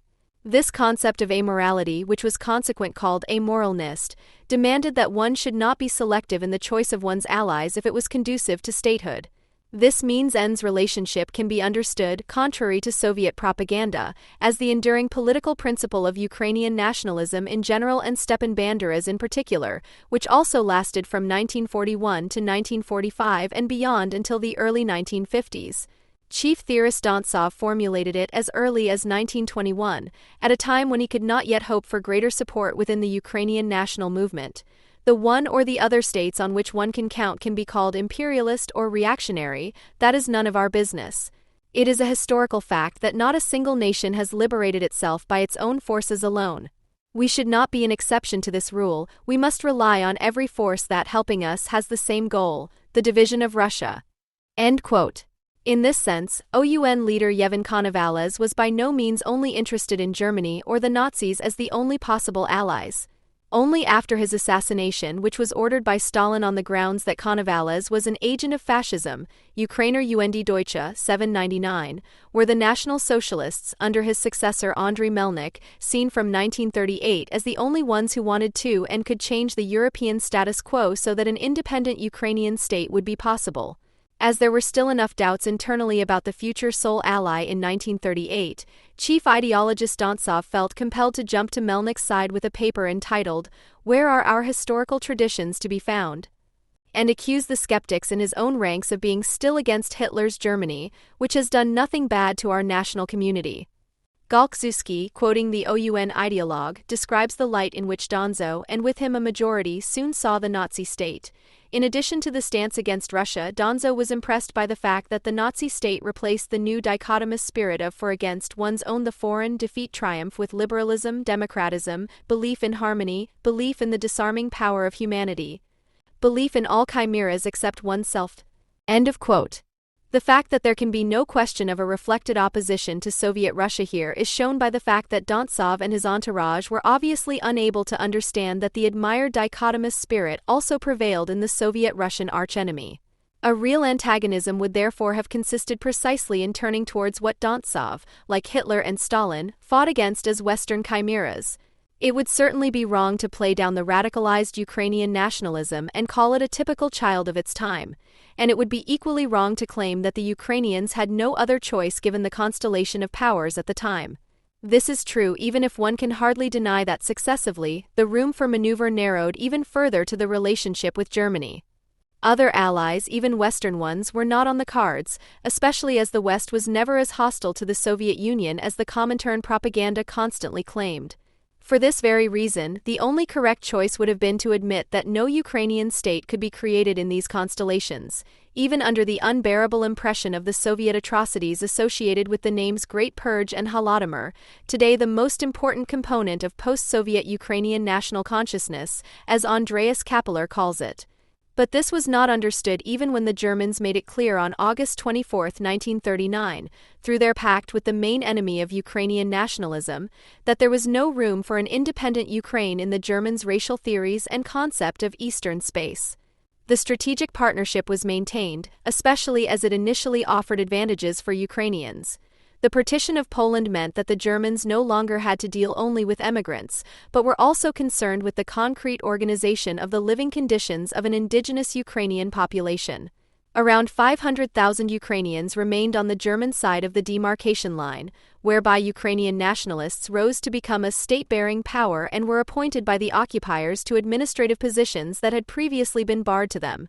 The Germans soon allowed the Ukrainians to form Ukrainian cooperatives, take over Polish and Jewish businesses, and open grammar schools and Ukrainian reading halls. It was very important, Galkzuski, that people like Dmytro Dontsov and Stefan Bandera, the regional leader of the OUN in Galicia, who had been imprisoned in Poland for anti-Polish crimes, were released under German rule. With Stefan Bandera's freedom, a smoldering conflict broke out within the OUN. The question was to what extent subordination to the Germans would impair the OUN's own military struggle for an independent state, and to what extent a military advance could harm its own cause. Prompted by a failed coup attempt by Ukrainian nationalists in Carpathian Ukraine, the OUN split into a Melnik, OUNM, and a Bandera wing, OUNB, in the course of this conflict in 1940. If one were to qualify this split, then it would most likely be a generational conflict between the younger, impatient Bandera people and the older ones around Melnik. However, there was no ideological dissent, and to imply this could only lead astray, according to Galkziski. The Germans recruited 2 units from the OUNB, whose different names on the Ukrainian and German sides alone do not suggest any congruent motives for fighting the Soviet Union. While the Germans spoke only of the Nachtigall and Roland legions, the Ukrainians saw the Joint Legion of Ukrainian Nationalists, Drizhny Ukraine's KYCH Nationalistiv LUN, as the core of a future army of their own. The LUN members did not swear allegiance to the Führer. The oath read, "With this rifle I will fight for the freedom of Ukraine, or I will die."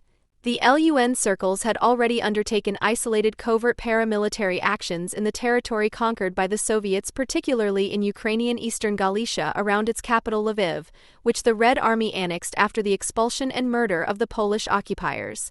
Stalin had mockingly justified the Soviet occupation as a necessary protective measure for the Ukrainian Soviet Republic, which was threatened by Poland. The fact that by the time of the German invasion of the territories occupied by the Soviet Union, the Bloodlands, as Timothy Snyder calls them, tens of thousands of Ukrainians had been deported to Siberia or murdered alongside the hundreds of thousands of Poles may have been the final reason why most non-Jewish Ukrainians initially welcomed the Germans as liberators from the Soviet Union. Contrary to what Soviet propaganda and Jens Jessen claim, however, the 2 legions Nachtigall and Roland were not the vanguard but the rearguard of the German invasion. While the Roland Legion only reached Ukrainian territory via Romania and Moldavia on July 25, 1941, the Nachtigall Legion followed the Wehrmacht directly. When Lviv, which the German troops had initially bypassed, was taken on June 29, 1941, the Nachtigall Legion was allowed to march in a closed formation and combine the war against the Soviet Union with an aspect of liberation that not only allowed Ukrainians to breathe a sigh of relief after the months of Sovietization and deportation. The fact is that immediately after the invasion, a number of local Ukrainians organized a special kind of celebration together with Bandera's OUN people, for which they did not have to be encouraged by the Germans, for whom the hustle and bustle soon became too wild and who therefore preferred to leave the matter to the decent and clean Heinrich Himmler SS. Many Lviv citizens went on a brutal hunt for Jews together with the OUN men and organized a veritable massacre because the local Jews had not only been declared responsible for the crimes of the Soviet NKVD, who had particularly profited from Soviet rule. The hopeless situation faced by the Jews resulted from the paradox that they had actually benefited from Soviet rule, as it at least ended years of oppression by the Poles, which they naturally welcomed. This liberation from Polish anti-Semitism was now their undoing, as they were declared complicit in the execution of several thousand NKVD prisoners in Lviv, including a number of Ukrainian nationalists from the OUNB, who had attempted an uprising against the Soviet occupiers shortly before the German invasion. The Soviets committed their crimes shortly before their escape from the German troops, without even bothering to cover them up. All over the prisons, mutilated bodies and people shot in the neck were found. While some of Bandera's men were still committing massacres of Jews, others, with Bandera's direct involvement, proclaimed an independent Ukrainian state on the Lviv market square and over the radio just a few hours after the invasion of the Legion Nachtigall and the Wehrmacht, and named Yaroslav Stezko as its president. According to Wikipedia, in August 1941, Stezko made the following statement, which was representative of the ideological constitution of the Bandera troops, but also of a large part of the Lviv and East Galician population at the time. Moscow and the Jews are the greatest enemies of Ukraine. I consider Moscow, which has kept Ukraine in bondage by force, to be the main enemy, and I consider the Jews, who help Moscow to enslave Ukraine, to be no less harmful and hostile. Therefore, I insist on the standpoint of the extermination of the Jews and the expedient introduction of German methods of extermination of the Jews in the Ukraine, excluding their assimilation. Even if one subtracts a dash of opportunism towards the Germans, what remains is an eliminatory hatred of Jews that clearly testifies to an ideological line that has been maintained since the 1926 days of radicalization. This gives the lie to many a prominent Ukrainian bureaucrat, such as the former Minister of Education and president of the leading Kiev University, who, in the monograph he wrote on the OUN's chief ideologist Dontsov, is said not to have said a word about the latter's preference for National Socialism and its anti-Semitism. Stezko and Bandera did not make any friends with the Germans when they proclaimed the Ukrainian state and were promptly imprisoned. It was only when the Nazis began to panic in the face of the possibility of a final victory that both were released from preferential detention in Sachsenhausen concentration camp in the spring of 1944, so that they could be reactivated to fight against the Red Army in their own ranks, but they were no longer able to do so. In this context, there is a brief report by the German Foreign Office on Stefan Bandera and his loyalty to the alliance, which was written on April 5, 1944 for the Army High Command on the occasion of Bandera's imminent release. Bandera is described as a leader of great energy and intelligence, whose initiative is said to be unbroken despite several years of imprisonment in Poland. Bandera is a radical nationalist, rejects Germany's claim to leadership in Ukraine, and is only in favor of German-Ukrainian cooperation. His followers are mostly young people. Bandera was arrested because of the dangerous nature of his agitation. End of quote. The Nachtigall and Roland legions were also disbanded a good 4 weeks after the proclamation of the Ukrainian Republic in Lviv in 1941 because of their rejection of the German claim to leadership. The 201st Battalion of Himmler's notorious SS Schutzmannschaft was then formed from their ranks, which was deployed in Belarus from spring 1942, primarily to fight partisans but also to exterminate Jews. At the end of the commitment period of 1 year, the entire 201st Schutzmannschaft refused to continue their service, whereupon their commanders were imprisoned. Among these commanders was Roman Shukovich, who, after his escape from German captivity, was the commander-in-chief of the Ukrainian Insurgent Army UPA, which operated from 1943 and comprised several tens of thousands of fighters, until his death in 1950.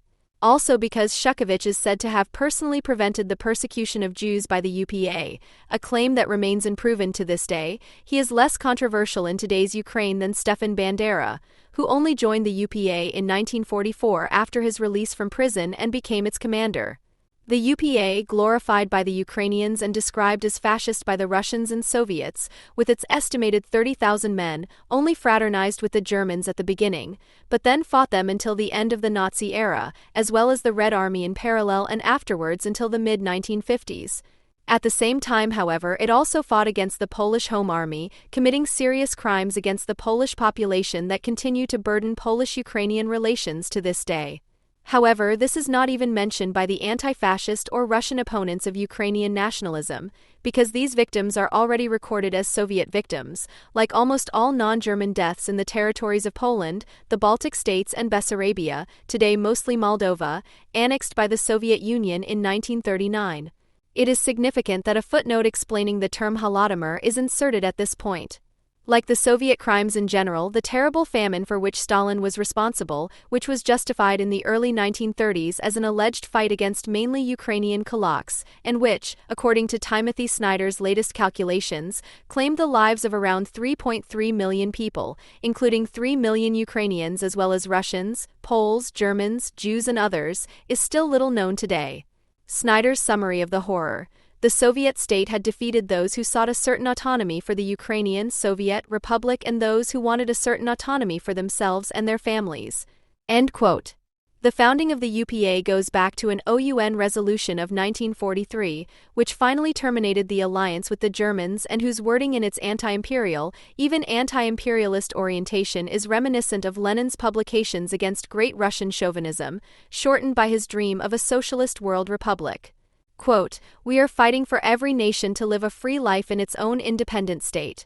The end of national oppression and exploitation of one nation by another nation, a system of free peoples in their own independent state, that is the only order that gives a just solution to the national question and the social question in the whole world. We are fighting against the imperialists and empires because in them a ruling people culturally, politically, and economically oppresses other peoples. That is why we are against the USSR and against the German New Europe." End quote. At this point in time, almost all Ukrainians shared the negative attitude towards the new German Europe, as they, like Stefan Bandera, had expected German-Ukrainian cooperation to lead to statehood. The Ukrainians realized that this was never planned by the Germans, and not only because of the administrative borders in the so-called General Government Ost, which divided the Ukrainian territory into different administrative units. The deportation of hundreds of thousands of Ukrainians to Germany for forced labor, which began in 1942 and culminated in outright slave hunts, did the rest. Even beyond Bandera land, as Western Ukraine is often disparagingly referred to today, people had finally had enough of the Germans by 1943. Contrary to later Soviet Great Russian historical myths, the Germans were not initially viewed overly negatively in eastern Ukraine either. According to German impressions, which were expressed in the mood reports of the Southern Economic Inspectorate, the inhabitants of the Donetsk Basin initially received the occupiers with great confidence and a feeling of elation at being liberated from Bolshevism. Unlike in the rural regions of Ukraine, the occupation authorities had originally expected greater loyalty to the Soviet government and stronger resistance to the occupation from the working-class population in the industrial areas on the Dnieper and in the Donbass. The German astonishment at anti-Bolshevik elation may have had something to do with the fact that Hitler's secret respect for Stalin meant that his propaganda about the enthusiasm of the masses for industrialization had also caught on in the Nazi apparatus. Today, at least, we should no longer be surprised why the Germans were seen as the lesser evil in the Donetsk region.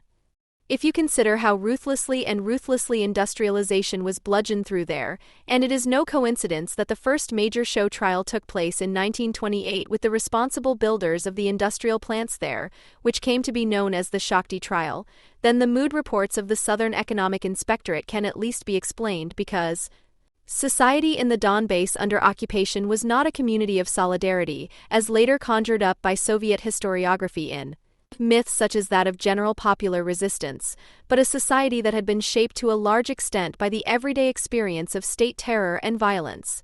End quote. According to the historian Ljubica, if Donbass were to be incorporated into Russia, the feelings of pride and confidence with which the Donetsk workers confronted the fascist aggressor would be criminalized as a false representation of the role of the Soviet Union in the Second World War, according to the wording of the law passed by the Duma in April 2014. This law also received international applause due to its alleged main intention of preventing Holocaust denial.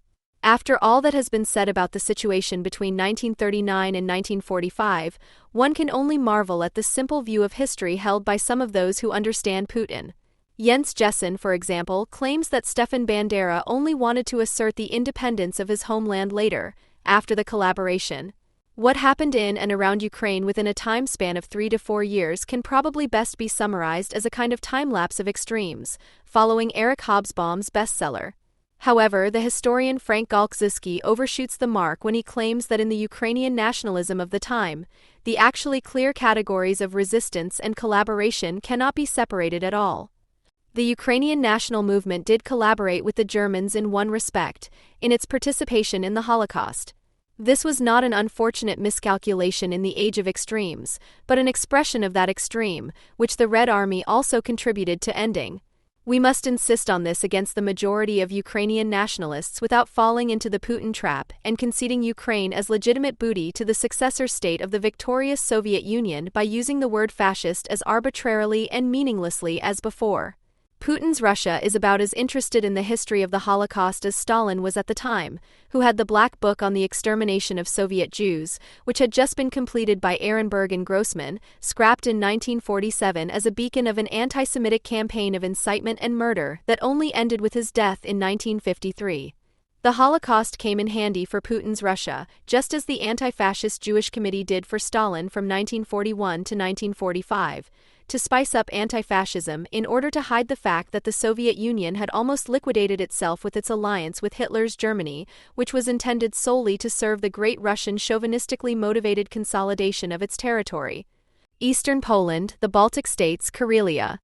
As thanks for a victory that had actually saved the lives of many Jews, the Soviet Union not only received the Baltic states and eastern Poland free of charge from the democratic West, but was also allowed to feel like an anti-fascist big brother over unreliable Soviet peoples and a motor of liberation. The idea that the Ukrainians had good reason to break away from the Soviet Union was a taboo that held up so well until 1990, not least because it was also seen in the West as the epitome of a perpetrator nation collaborating with the Germans, whose inhabitants had only themselves to blame for everything else.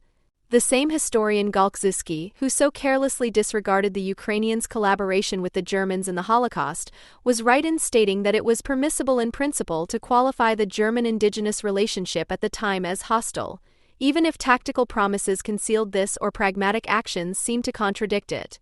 For example, the Galician division of the Waffen-SS made up of Ukrainian volunteers, which the then Archbishop of Lviv also advocated, was set up by the Germans in 1943 as a kind of rival organization against the increasingly successful Ukrainian Insurgent Army, UPA.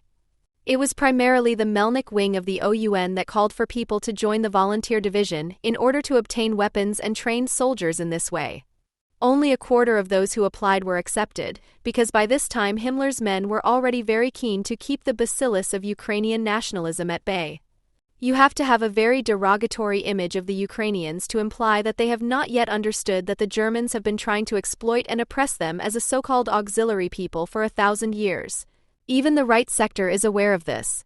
When asked by Der Spiegel whether Hitler was his role model, its leader Dmytro Yeresh replied, "He shed so much of my people's blood, I can't take anything away from him.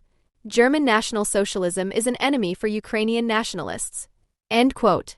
They also know what their grandparents already knew from 1941, that the Germans were in complete agreement with the assessment of Erich Koch, the then head of the Reichskommissariat Ukraine, about the Ukrainians. Strictly speaking, we are among Negroes. The population is simply dirty and lazy. In my territory, anyone who even shows signs of intelligence will be shot. End of quote. Do we really believe that Ukrainians can simply go back to business as usual in the face of such judgments and maintain an eternal and unbroken German-Ukrainian friendship? Joseph Sissels, chairman of the Association of Jewish Communities and Organizations in Ukraine and deputy chairman of the World Jewish Congress, told the FAZ that Ukrainian nationalism has changed in recent decades. The old enmity between Jews and Ukrainian nationalists had turned into the opposite for many in the fight against the common enemy Soviet Union. Today, says Sissels, there is no longer any serious anti-Semitism in the Ukrainian nationalist movement, apart from isolated cases. End quote. With the Euromaidan, Ukraine has not gone down the slippery slope of a folkish revival that would seamlessly follow on from the 1930s and 1940s. This is evidenced by such ugly phenomena as the right-wing conservative right sector and the still radical right-wing Svoboda party. So far, neither of them has become radicalized, but rather ideologically moderate in the wake of the Maidan events, despite or rather precisely because of their militant actions to protect all Euromaidan demonstrators across all camps. Incidentally, their very modest successes in the Ukrainian presidential election in May 2014 provide information about their current social relevance. The right sector won 0.7% of the votes cast, while the Svoboda party received 1.16%. Speaking of Svoboda, Joseph Sissels told the FAZ, Sissels is far from denying the role of the nationalists on the Maidan or the anti-Jewish past of Tyahnybok Svoboda. However, he points out that the Svoboda of today is no longer the party it was 10 years ago. Much, he says, has changed for the better. Although there are still individual neo-Nazis in Svoboda, the party program has long since been purged of anti-Semitic content, and the issue no longer played a role in previous election campaigns. The last documented anti-Semitic statement by party leader Tyahnybok dates back to 2004. Sissels also points out that parallel to this reorientation of the right, the number of anti-Semitic incidents in Ukraine has recently fallen rapidly and last year was at an unprecedented low of 13 cases. End quote. There is no doubt that a multitude of historical lies determine the Ukrainian view of history. For example, the one that has been cultivated to this day that Ukrainians never collaborated with the Nazis, but only with the supposedly non-Nazi Wehrmacht, not to mention the minimization and denial of eliminatory anti-Semitism in their own ranks. In order for the Ukrainians to be perceived in the West as anything other than the willing servants of the Nazis for the very crude, the still dominant Soviet Great Russian Antifa historical narrative, which goes back to Stalin, would have to be disempowered by a double memory. Jorge Semprin, Buchenwald survivor, one of the few unwavering friends of Israel in the communist movement, and someone who described the war against Saddam Hussein as just in 1991, coined this term as early as 1969 after reading a story by Varlam Shalamov for the first time. Unlike the complete works of the self-confessed great Russian Alexander Solzhenitsyn, the stories of Varlam Shalamov are recommended reading without reservation. According to Semprin, he should express the fact that the Auschwitz experience can no longer be played off against that of the Gulag in the sense that anyone who attacks Stalin and his entourage is automatically regarded as a trivializer of Hitler and a denigrator of the glorious Soviet Union. A practical step towards a historiography that takes this into account would be to make a sentence from Timothy Snyder's book Bloodlands the standard sentence about how the Second World War began. In September 1939, the Wehrmacht and the Red Army attacked Poland. End quote. If there is a congruence of interests between the Putinism that has prevailed in Russia since 2000 and the Ukrainian protagonists of the Euromaidan, then it is this: both were directed against the political or state power of the oligarchs and wanted to break it. While Vladimir Putin succeeded in disempowering the oligarchs, who were never a political or ideological bloc in either Ukraine or Russia, the same cannot be said of the Ukrainians. Unlike the Ukrainian oligarchs, the Russian oligarchs have not had any media power for several years now, and in the event of a conflict they must fear that they will be made an example of, as happened in the case of Mikhail Khodorkovsky. The Putin opponent and former politically influential head of the now insolvent Yukon Oil and Gas Company was disempowered by Putin and his followers in the traditional Soviet Russian manner, imprisoned and forced to emigrate. Because Putin succeeded in either subjugating the oligarchs or getting rid of them, it would be wrong to call today's Russia an oligarchy. This does not apply to Ukraine. Although it would not, or no longer, be accurate to simply describe the prevailing form of government as oligarchic, this does not change the fact that Petro Poroshenko, the first president elected after the Euromaidan, was an oligarch who had supported the Euromaidan movement, but was able to finance his election campaign out of his own pocket and maintained his own well-running TV station, Channel 5, until 2021, where he could advertise his own cause at any time. His opponent Volodymyr Zelensky, who won the 2019 presidential election against Poroshenko, found his main supporter and promoter in his former employer and owner of the TV station 1+1, the oligarch Ihor Kolomoisky, who has been banned from entering the USA since 2021 due to significant corruption. The disempowerment of the oligarchs, which would deserve its name and was demanded by the majority of the Euromaidan demonstrators, hardly took place until the Russian invasion of Ukraine in February 2022. That is why it was not just propaganda when Putin spoke disparagingly of oligarchic governance in Ukraine in his speech on February 21, 2022, without this accusation being able to fall back on him. It was not until September 2021 that the Ukrainian parliament passed a law introduced by President Zelensky to curtail the political and media power of oligarchs, probably at the urging of the USA and to the annoyance of Zelensky supporter Kolomoisky. Whether this law was passed in anticipation of a Russian invasion in order to make the state more capable of acting in the event of war can only be speculated. What is certain, however, is that the richest and most powerful of all Ukrainian oligarchs, Rinat Akhmetov, who is also the majority owner of the sadly famous Mariupol Azov steelworks, transferred his entire media empire to the state under the influence of the Russian invasion and with reference to the anti-oligarch law. Against this backdrop, Die Zeit could well be right in its prediction that the war will break the supremacy of the oligarchs. One of the main reasons why the oligarchs were not disempowered in the wake of the Euromaidan was the annexation of Crimea in spring 2014. Instead of the question of power, it put the question of loyalty first. How would the oligarchs feel about a Ukraine independent of Russia?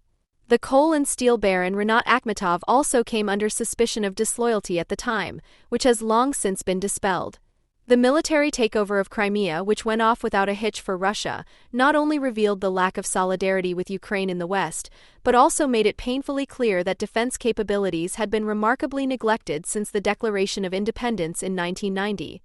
A fact that also gives the lie to Russia's constant propaganda against a Ukraine that has been heavily armed against Russia from the outset.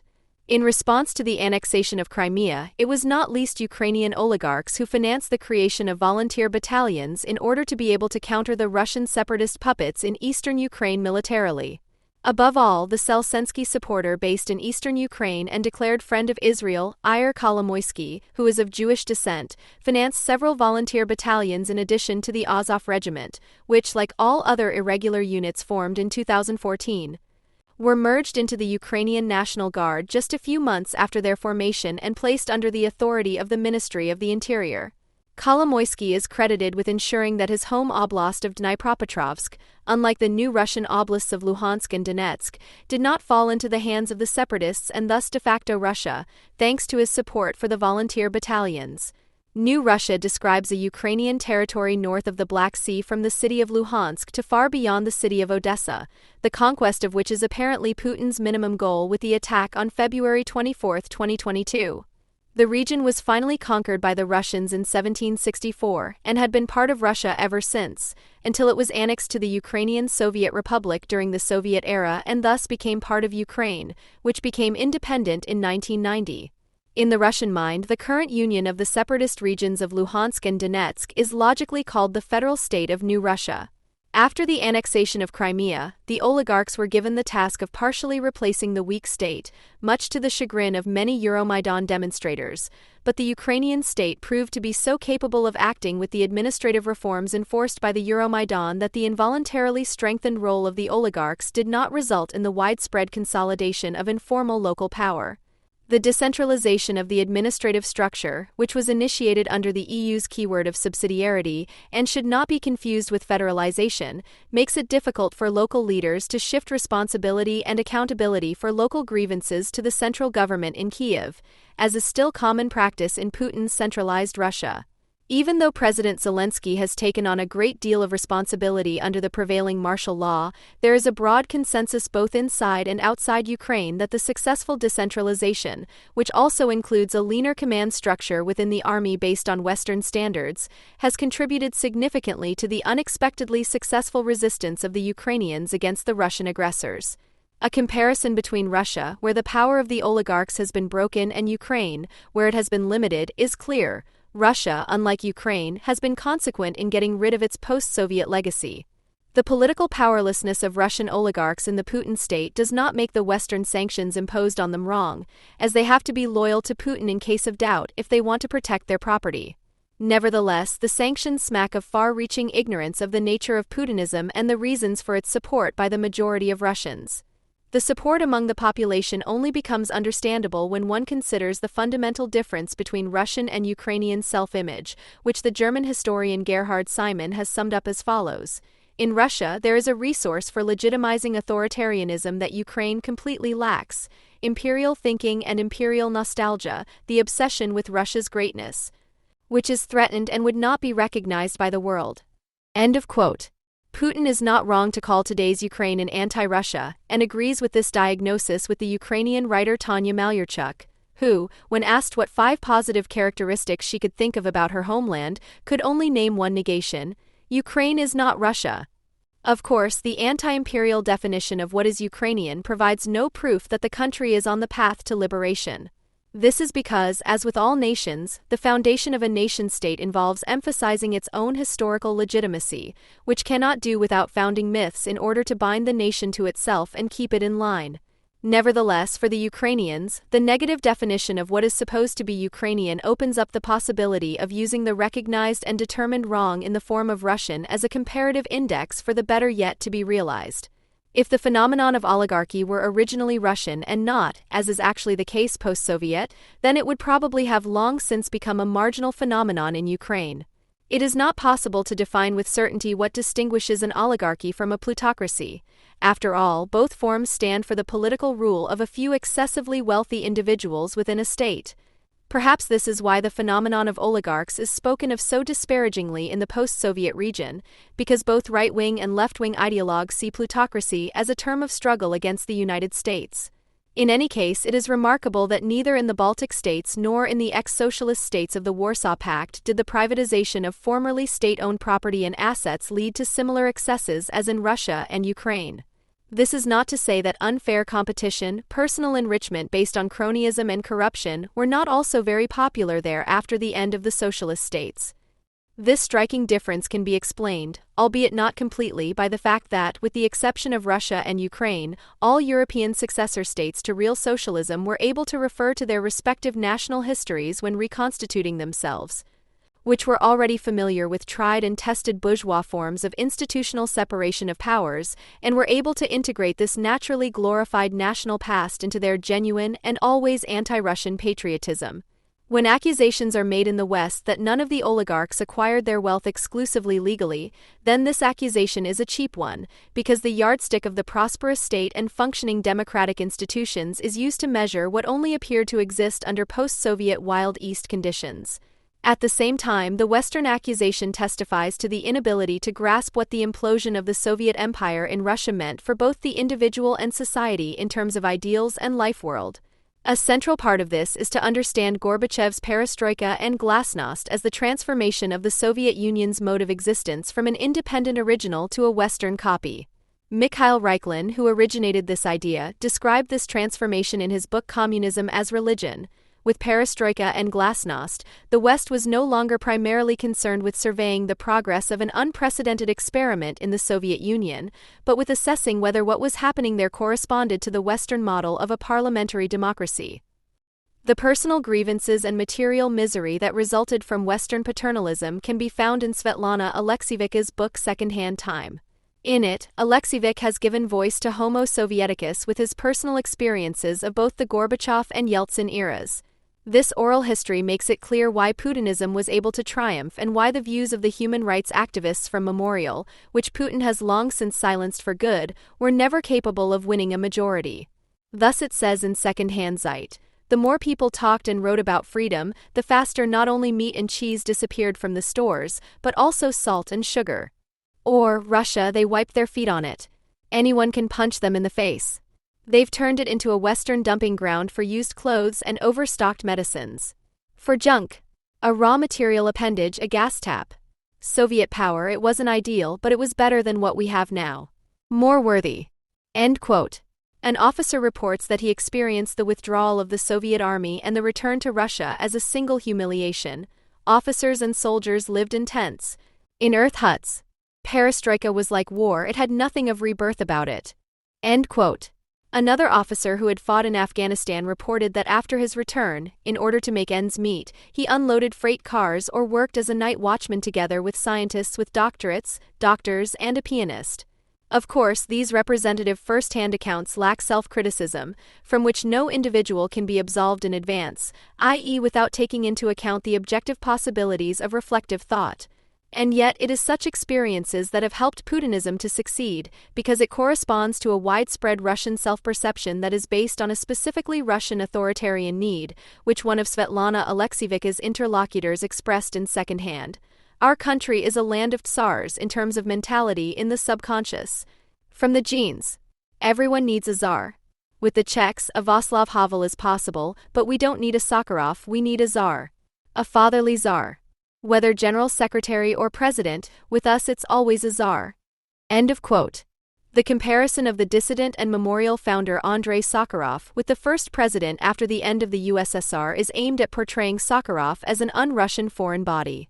And indeed, as an increasingly pro-Western dissident, Sakharov not only turned against the Soviet state leadership, but also called for a break with what was considered to be genuinely Russian obedience to authority far beyond Russia. In the words of another prominent Russian dissident, on his life's journey in the development of his personality, with the projection of projects for all of humanity, Sakharov fulfilled his duty to the democratic movement, to human rights, to the West, but not to the terminally ill Russia. End of quote. Alexander Solzhenitsyn, who thinks he has to read the riot act to the fatherless journeyman Sakharov here, has never forgiven the 1975 Nobel Peace Prize winner for naming the 1970 Nobel Prize winner for literature as what he was throughout his life, a great Russian nationalist, who confessed in his 1974 open letter to the Soviet leadership that it would be better to admit that Russia is condemned to an authoritarian structure for an unforeseeable future, whether we like it or not, whether it is destined to be so or not. This kind of doom and gloom, which was already widespread in the 19th century, underlines why the Ukrainian writer Tanya Maliachuk could only think of one thing when defining what is Ukrainian: everything that is not Russian. The rejection of the widespread celebration among Russians of the notorious Russian soul, which is a servant's soul, was and is seen as a prerequisite for a better future, and not only in Ukraine. The figure of the self-confessed great Russian Alexander Solzhenitsyn illustrates why the Neue Zürcher Zeitung is right when it calls the notorious anti-Westerner Solzhenitsyn a natural ally of Putin.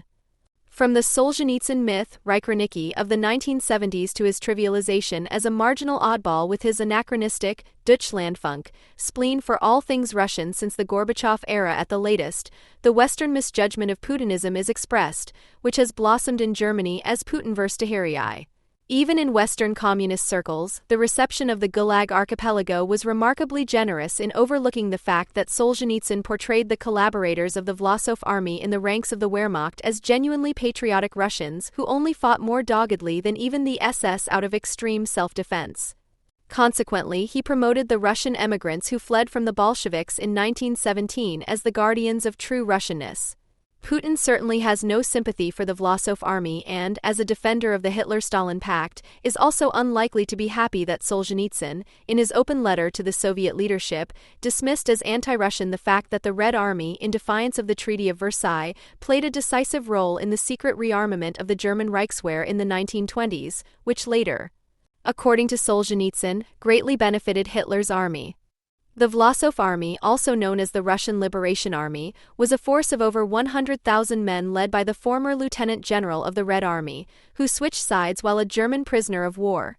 The exclusively Russian force, which was subordinate to the Wehrmacht, was recruited from Russian prisoners of war and forced laborers as well as Russian emigrants and was deployed at the front from November 1944. On the other hand, it is safe to assume that Putin shares Solzhenitsyn's enthusiasm for Stalin's proclamation of the Great Patriotic War as an expression of his turning away from the anti-national, universal communist idea and towards Russian patriotism from the time of the First Patriotic War against Napoleon. Quote, "When Stalin initiated such a turn during the war, no one was surprised, no one cried for Marxism, everyone took as the most natural thing what was ours, what was Russian," it says euphorically in the open letter. This is also the context of the ubiquitous black and orange striped St. George's ribbon of the Tsarist era, which serves Putinism as a symbol of victory over Germany and is also an insignia of Russia's eternal invincibility.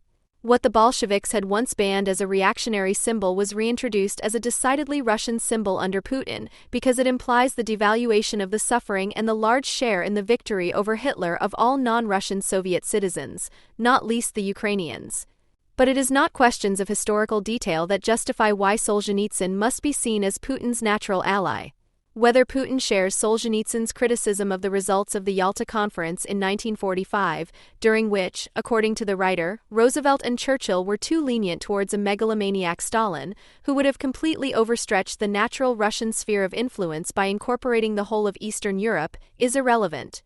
Just as irrelevant as the question of whether Putin today shares a similar criticism of the Yalta Conference, whether Putin would today formulate a similar criticism of the natural gas pipeline deal between the Soviet Union and West Germany as can be found in the open letter to the Soviet leadership, where it says that the Soviet Union, like the last backward country, invited a great industrial superpower to take our priceless sanctuary Siberian gas.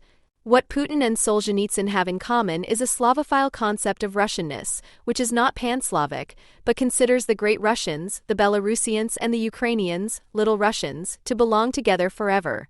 The idea of the trinity of the Russian people was fought against under Lenin as a distinctly Tsarist ideology and as Great Russian chauvinism. Both Solzhenitsyn and Putin differentiate between Russian for the core ethnic group and Russian as a collective term for everything that they attribute to the Russian cultural space, which they consider to be natural.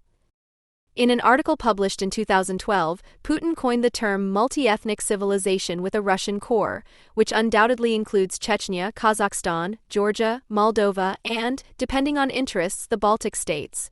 Committed to this folkish nationalism, Solzhenitsyn and Putin come to the conclusion that Russia is engaged in a struggle for existence in world history.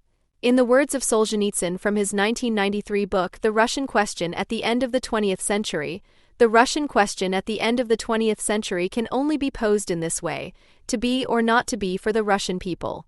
For this struggle for survival, Putin, in alliance with the Russian Orthodox Church, has adopted the concept of the Russian world, Ruski Mir, which is guided by the idea of a multi-ethnic civilization under Great Russian domination and is also considered the only true and therefore permissible Russian worldview. In relation to the war against Ukraine, the idea of a struggle for survival for Putin, who is acting with a Chinese tailwind, culminates in the formulation that his special operation marks the beginning of the end of the American world order. Putin continues, it marks the beginning of the transition from liberal globalist American egocentrism to a truly multipolar world, a world based on international law, on the true sovereignty of peoples and civilizations, on their will to fulfill their historical destiny, to live according to their own values and traditions. Speech of July 7, 2022. What is meant by Ukraine's historical destiny in this context was already clear from Putin's speech to the Duma on the occasion of the annexation of Crimea in March 2014. For Russia, it was necessary to combat all imposed standards that do not correspond to the way of life, traditions, and culture of the Ukrainians. If you want to understand Putinism, there is, of course, no getting around Putin's famous saying that the collapse of the Soviet Union was the greatest geopolitical catastrophe of the 20th century. Significantly, a number of Western Russia experts regard Putin as a simple Soviet nostalgic because of this statement. These people usually do not even notice that his derogatory talk of a Vladimir Lenin Ukraine does not fit in at all with a nostalgic inclination. In reality, Putin is most anti-Soviet where he criticizes Soviet Russia or the entire USSR as particularly anti-national, i.e. anti-Russian, and pro-Soviet only where he recognizes a return to genuine Russianness, as in the case of Stalin's proclamation of the Great Patriotic War. He thus fully shares Solzhenitsyn's judgment that Ukraine in its 1990 borders is nothing but a Bolshevik machination. It is therefore irrelevant to clarify whether the following quote is a sampling of the original tones of both, or whether it comes entirely from one of the two. The misfortune does not lie in the fact that the USSR has disintegrated. The enormous misfortune lies in the fact that this disintegration automatically took place within the false borders imposed by Lenin, thus snatching entire Russian territories from Russia. From the point of view of Russia's historical destiny, Lenin's principles of state building were not just a mistake, they were, so to speak, much worse than a mistake. Above all, one of Lenin's undisguised aims was to undermine the Russian people and, in particular, to sap its strength. End quote. The natural gas pipe deal of 1970, in which it was agreed that West Germany would supply large pipes for pipeline construction and construction logistics in exchange for Soviet natural gas, marked the beginning of the supply of Siberian gas to West Germany. Solzhenitsyn, who was initially hailed by many Russians as a living legend on his return from exile in America in 1994, was quickly marginalized in the Russian public sphere during the Yeltsin years, not primarily because of his great Russian views, but because of his criticism of the real post-Soviet living conditions. He judged that the Russia he found was destroyed and poisoned to the core, and that the Russian people were experiencing an unprecedented moral degradation. The powerful in politics and the media did not want to hear such complaints. He had already maneuvered himself offside with his appearance before the Duma in 1994, where he described Yeltsin's Russia as an oligarchic system that urgently needed to be abolished. When Vladimir Putin emphasized in 2018, 10 years after Solzhenitsyn's death, in his laudatory speech at the inauguration of a monument to the author of the Gulag Archipelago, that he had always clearly distinguished between the true, genuine Russia and the peculiarities of the totalitarian regime that brought severe suffering to millions of people. Yeltsin's successor had long since won the battle against the oligarchs, and Solzhenitsyn's divorce into true and false Russians had become the maxim of his rule. It was then also Solzhenitsyn who celebrated Putin as a kind of savior who had finally put an end to ingratiation with the West, under whose dictates Russia's leaders had behaved like a monkey without sense or reason. In the same interview, he did not miss the opportunity to lash out at Ukraine in the manner of Putin. There is a fanatical suppression and persecution of everything Russian there, which would oblige Russia to no longer indifferently betray the Russian population with its many millions of inhabitants in Ukraine. It was only logical that Solzhenitsyn received the state prize for humanitarian merit from Putin, which he had not accepted from Gorbachev or Yeltsin. The German reception of the Gulag Archipelago, which was published in German in 1974, and the way Solzhenitsyn was treated in West Germany are part of the prehistory of the misjudgment of Putinism. All political camps at the time, from the left-wing radicals to Heinrich Böll and Gunter Grass to the Springer Publishing House, maintained a decidedly instrumental relationship with the work and the author and could not or did not want to see his great Russian chauvinism, which was a central component of his deeply religious conviction, Spiegel. The content of Archipelago Gulag had an existential impact on radical left-wing circles. They thought they could escape the crisis by complaining that Solzhenitsyn had been instrumentalized by the Springer media and their political lobby. Solzhenitsyn was being courted so much in the West in order to silence the left in his own country, to distract attention from the own crimes committed by the international bourgeoisie, as can be read in an anthology published in 1975 by Rudi Dutschke and others entitled The Soviet Union, Solzhenitsyn and the Western Left. Springer hoped to position Solzhenitsyn as the figurehead of the literary magazine Continent, edited by Ulstein Verlag, in which dissident or banned Eastern European authors could publish. Even if it cannot be denied that the magazine, founded in 1974, was an important counterpart to the notorious left-wing equidistance towards those persecuted behind the Iron Curtain as a publication venue for Eastern European dissident literature for many years, Continent served above all as a counterweight to the left-wing supremacy and Willy Brandt's policy of détente in Germany. The magazine Continent as Springer's weapon against Boll and Grass was the headline of Die Zeit at the time, and it was not wrong because both writers who were associated with the Social Democrats claimed, just like Continent, to have the authority to interpret how the Soviet Union should be dealt with politically.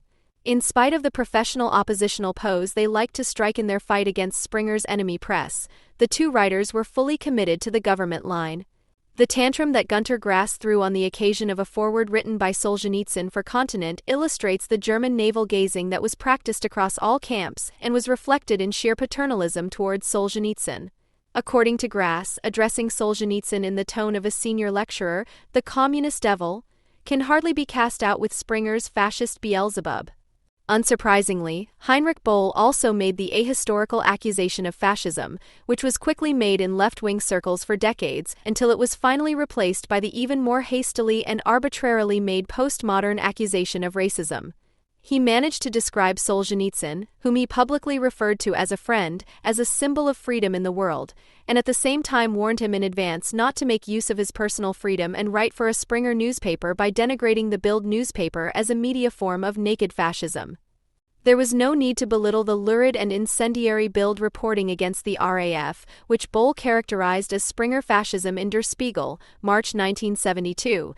In 1972, in order to notice that Boll glorified his adequate existence as a writer in the Federal Republic of Germany as the public conscience of the nation and partisan of the anti-fascist resistance.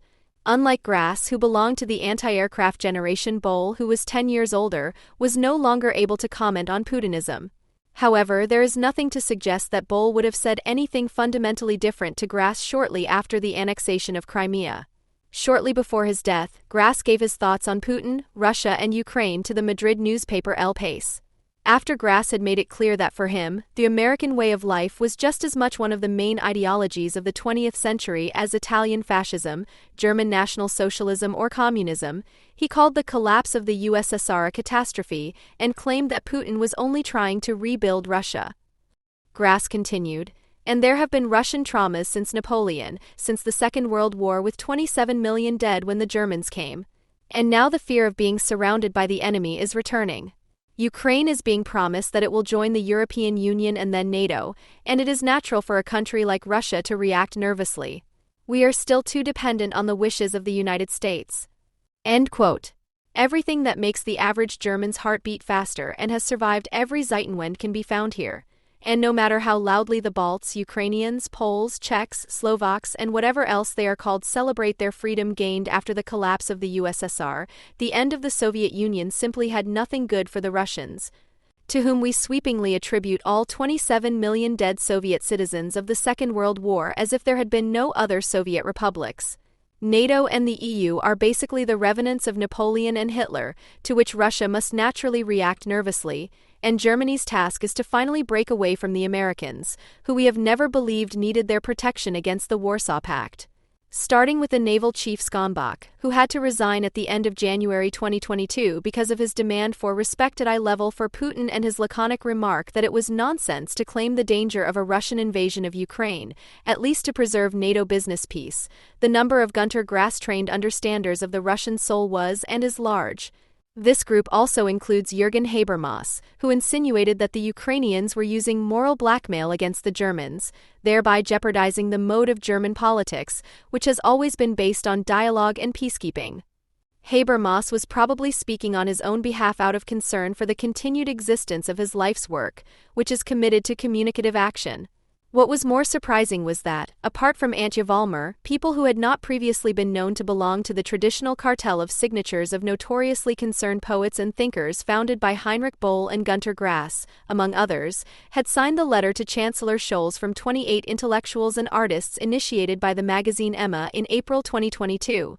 Addressed to the invaded Ukrainians, the letter states, "We share the conviction that there is a fundamental political and moral duty not to retreat from aggressive violence without resistance." End quote. Alice Schwarzer, Gerhard Polt, Dieter Nuhr, Alexander Kluge, etc. sent these love greetings from Germany to the Ukrainians out of our historical responsibility, and in accordance with the judgment of history. If one takes historical responsibility as a keyword, then, beyond the open letters of German ideologues, it is remarkable with what levity the Ukrainian talk of a Russian war of annihilation is adopted in this country without being vehemently contradicted. It may be in Ukraine's interest to use false analogies to point to the dramatic situation in the country. However, these should be contradicted even if, contrary to Habermas' assertion, they are not moral blackmail. The fact that Butscha was not a second Auschwitz must be insisted upon against all those who claim this, including Anatoly Yermolenko, who is, after all, director of the Institute of Philosophy of the National Academy of Sciences of Ukraine. Yermolenko wrote, "Auschwitz must not be repeated. This is the categorical imperative of Theodore W. Adorno. Bucha must not be repeated. That's how we Ukrainians spell this imperative." End of quote. The necessary objection neither relativizes the clear perpetrator-victim constellation of the war nor does it trivialize the traditional brutality of Russian action, which, both externally and internally, only ever knows the method of senselessly sacrificing human material and whose weaponry is only logically designed primarily for this purpose. The brutal internal constitution of the Russian army, for which the term Dedovshchina was coined in Tsarist times, is a system of endless inhumane harassment for recruits and has always been the mirror image of Russian special operations. An episode that Svetlana Alexievich, the daughter of a Soviet soldier, recounted about her father for her book Second-Hand Time is symptomatic of the treatment of her own people. This is true because the interviewee's father was deployed in the Soviet Winter War against Finland in 1939-40, which was not allowed to be called a war in the Soviet Union at the time. This Soviet soldier was rescued from drowning in an icy lake by Finnish soldiers before he was taken prisoner of war in Finland. When he was released as part of a prisoner exchange, he and his comrades were not greeted warmly by the Soviet side with flowers and hugs by their own people like the Finnish soldiers, but were treated like enemies by their superiors and thrown into prison. Quote, "Then the interrogations began. How did you end up in captivity? The Finns fished me out of a lake. You are a traitor? You thought of your own skin instead of your homeland." End quote. That was the reception, combined with the punishment of 6 years' imprisonment in a camp, announced by order and without a trial. Putinism has not broken with the boundless mistrust and need for punishment towards its own people. It has reactivated both and brought them to a new bloom of social conformism, the unmistakable sign of which is that Russians are now speaking publicly as they did in Soviet times, purely factually, without expressing an opinion of their own. This already disturbed Walter Benjamin in the mid-1920s during his extended stay in Moscow. Quote, "If you ask a person with whom you are only slightly acquainted about their impression of a very indifferent play or film, all you hear is, 'Here they say it's like this and that,' or 'most of the time it was said in this and that sense." End of quote. If what many reports suggest is true, then both the Soviet-Russian form of Dukhism and the legacy of the Dedovshchina in the army are disappearing in Ukraine. This process is not free of contradictions and opposing tendencies and is therefore reversible.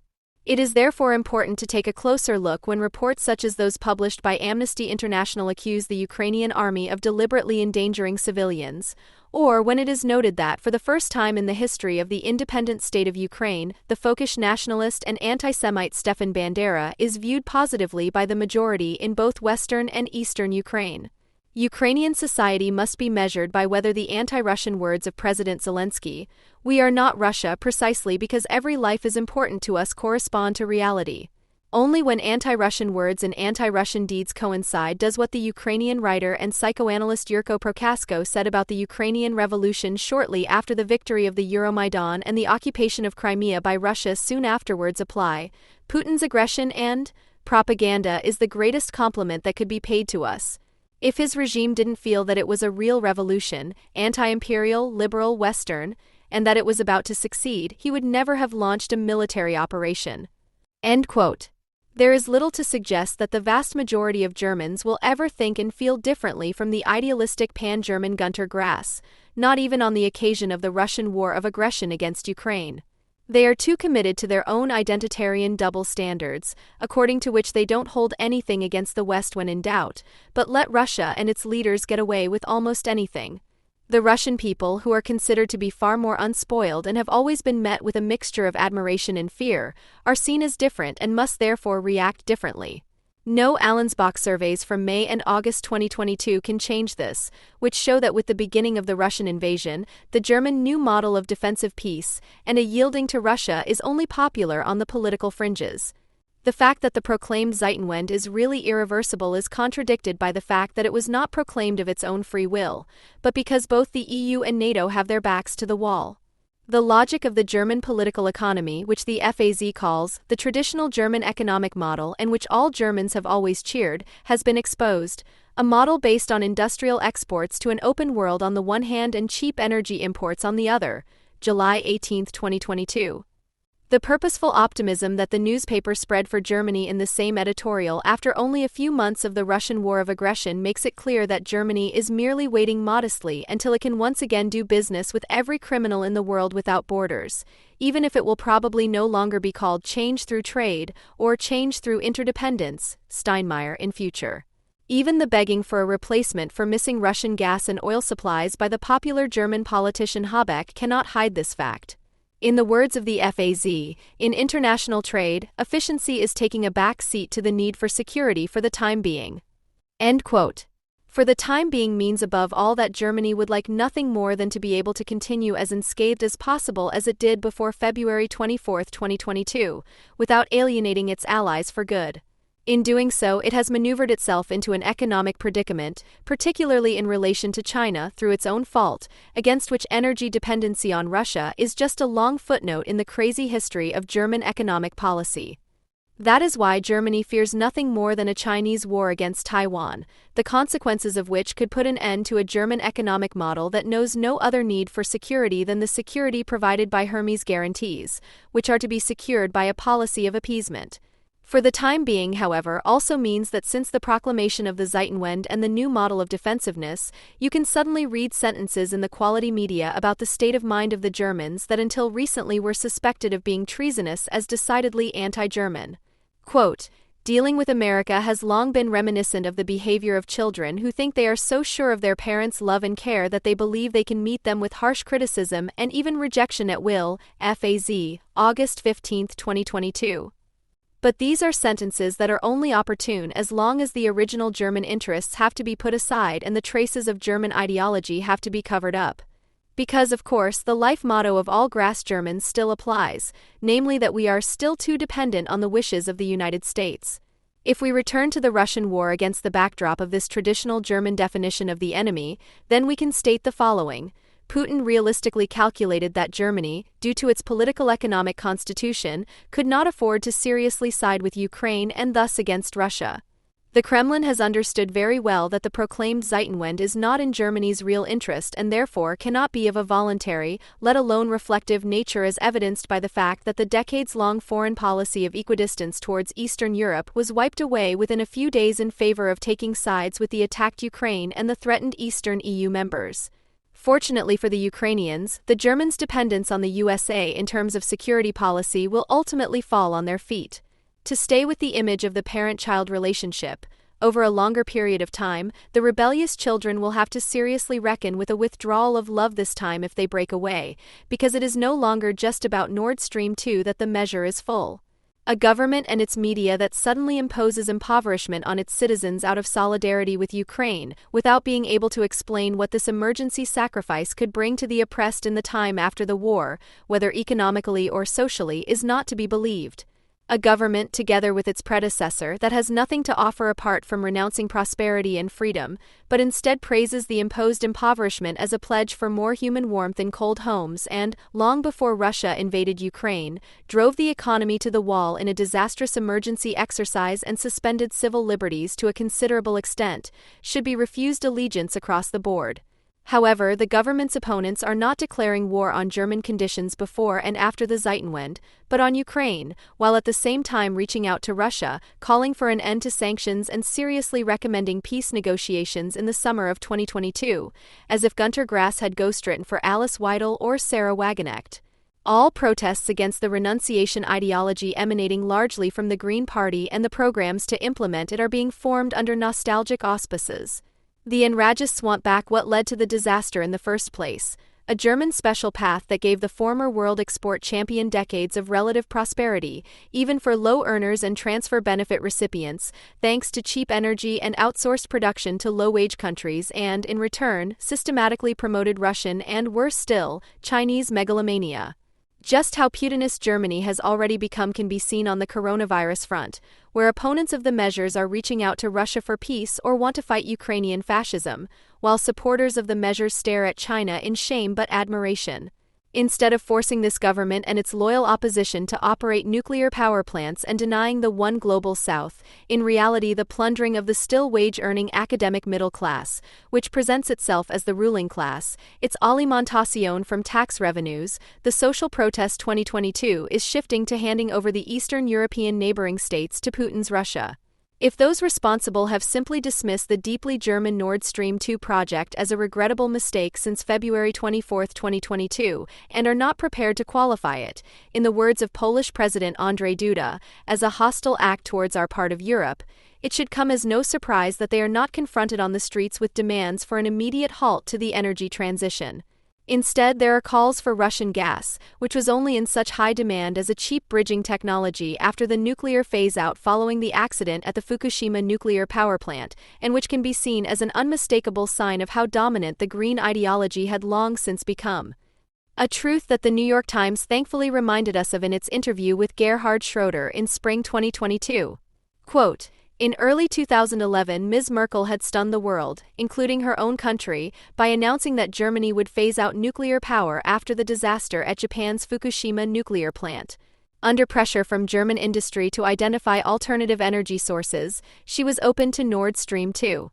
They said we need a transition technology, we won't be able to do it with renewables alone, at least not at a price that doesn't get us into financial trouble," Schroeder said. The transitional technology was gas. End quote. So we are currently faced with the paradox that avowed enemies of the green ideology of renunciation are defending an ugly product of this ideology with their protests. This turns such a protest into a pseudo-protest, which stands for the fact that they are hooking into Chancellor Scholz more firmly than the Wagenicks or Weidels might even be aware of in order to jointly save the German economic model. Measured by Western European criteria, individual freedom in Ukraine was not very good before the Russian army invaded. In addition to inhumane conditions in the overcrowded prisons, there were, as documented in some cases, deadly working conditions for investigative journalists. A large proportion of the members of parliament still belong to the clientele of the five leading patriotic, i.e. anti-Russian oligarchs. Corruption is considerable and the judiciary is certainly not independent. A few references to the efforts documented since the Orange Revolution in 2004 and especially since the Euromaidan in 2013-14 to establish a more civil Ukraine, which also includes restricting the power of the oligarchs, the almost faithful turn towards the European Union. However, the public domestic political dispute over more civil liberties and, above all, Russia's actions against them should be enough to reject as untenable and malicious the arguments of notorious friends of Russia that revanchist marauders who want to establish a new Nazism are setting the tone in Ukraine. Conversely, there is also no reason to break out in enthusiasm over the considerable Ukrainian resistance. After all, it is always cynical to go along with the risking of other people's lives as if it were a soccer match. But it should be enough to make us sympathize with the impressive seriousness with which the attackers stand up for their cause. To pick on them seemingly quite unpathetically, but in reality full of resentment, and to criticize them either for their lack of revolutionary perspective or their unrealistic resistance to an army far superior to their own, is in any case extremely tasteless and therefore very German. This also applies to all those who, in their anti-fascist concern, warn of a completely or partially Nazi Ukraine. Despite the ongoing fighting in Donbass and the neighboring regions since 2014, the influence of right-wing extremist or Nazi parties and groups in Ukraine is low. Parties of this persuasion have not only clearly failed to reach the 5% threshold, but also do not appear to be playing a major role in the current war. It is easy to see that all the objections are being used to keep a comparatively simple and obvious insight at bay, that most Ukrainians obviously know very well what they would have to lose in the event of a Russian occupation or, conversely, what is worth fighting for, even with weapons, against a superior armed force.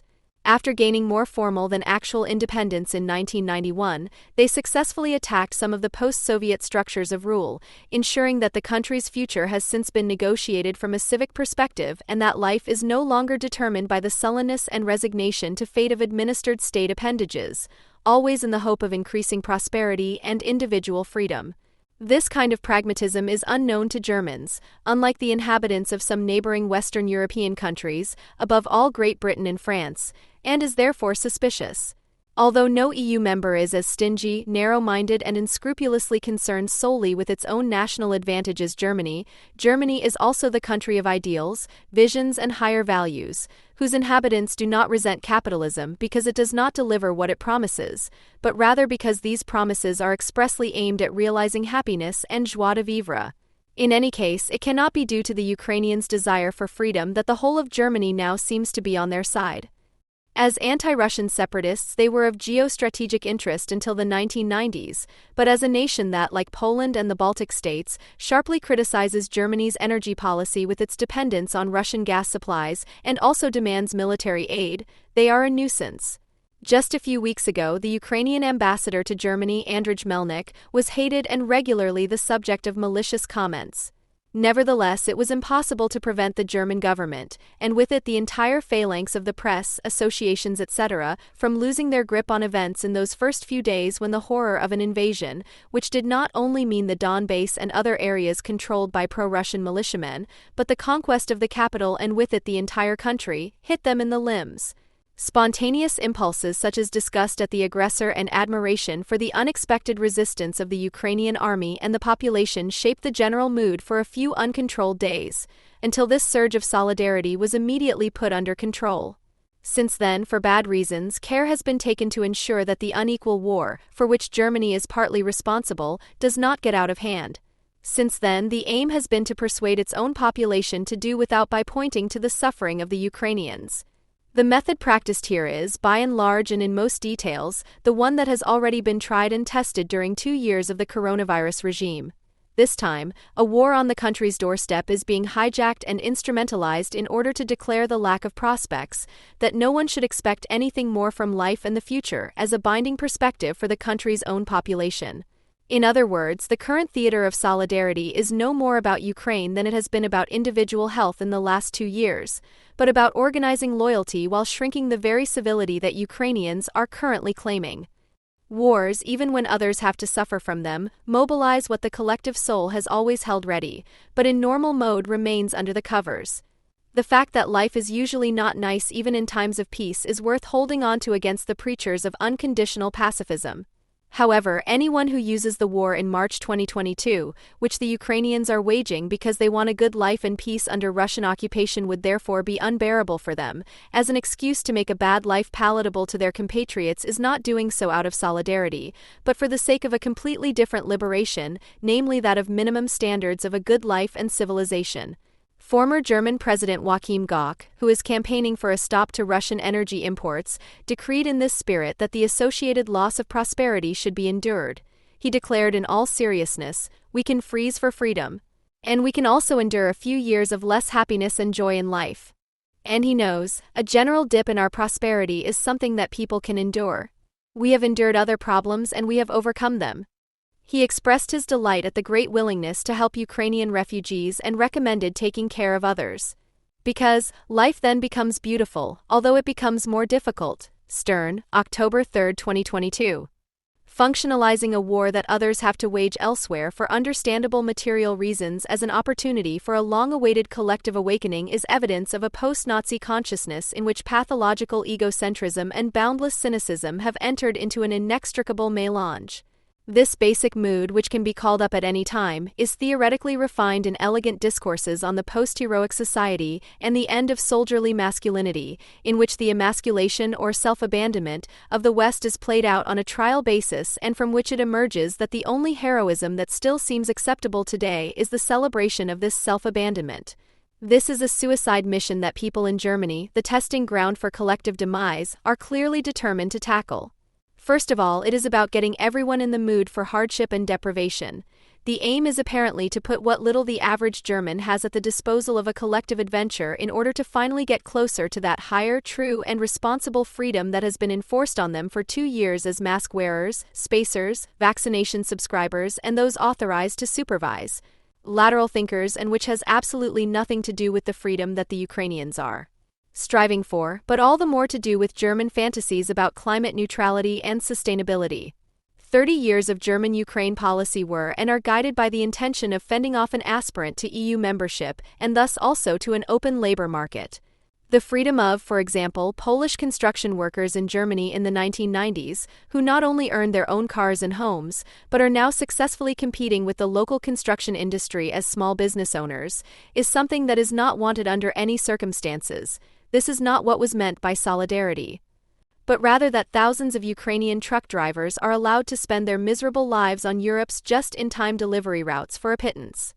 The Germans' expressions of solidarity are not about the civic goals of a better life that they would associate with Ukrainians, but merely about glorifying the path that the Ukrainians are currently forced to take to achieve this goal, because it is currently dirty and bloody, and that is exactly where the Germans are always drawn to.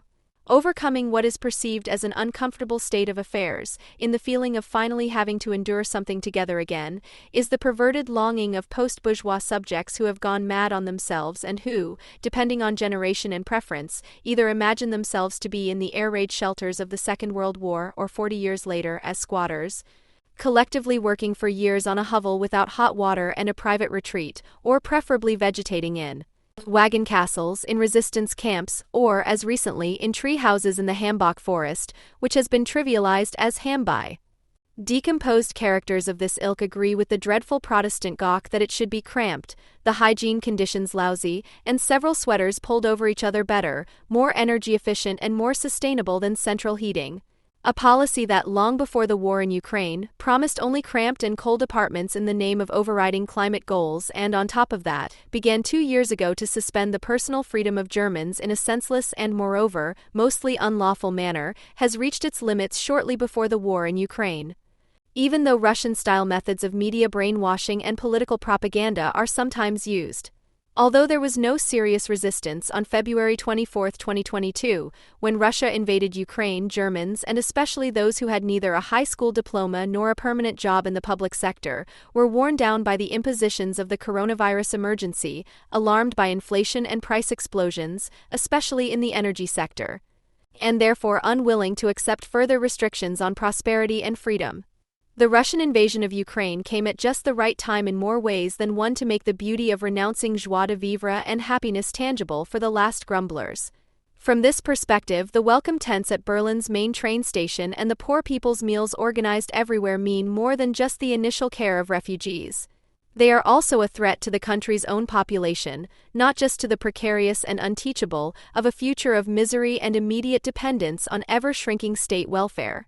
At the same time, the war situation has made it possible to suddenly start talking loudly and pathetically about freedom again, a term that was considered a badge of right-wing populism just a few months ago, while seamlessly continuing the offensive reinterpretation and actual perversion of the term in line with German ideology, a completely abstract ideal of freedom, cleansed of everyday experience and references to life, may be propagated by the disempowered individual who compensates by playing at being a global politician, but not by anyone who just wants to go back to his corner pub unmolested and without harassment.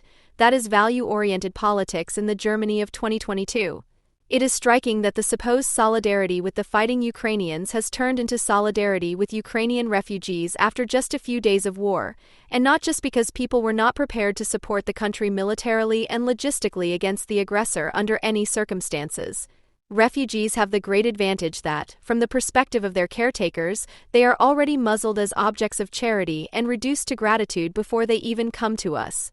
The organizers and voluntary extras of the unavoidable willingness to help, who think in terms of soup kitchens and communal barracks, do not even seek an answer to the question of why they or their male relatives have outrageously put themselves in the way of an incomparably stronger opponent and what victory they hoped for. They do so out of vile pity for those degraded to the status of objects and certainly not out of solidarity in a common struggle for civil freedom.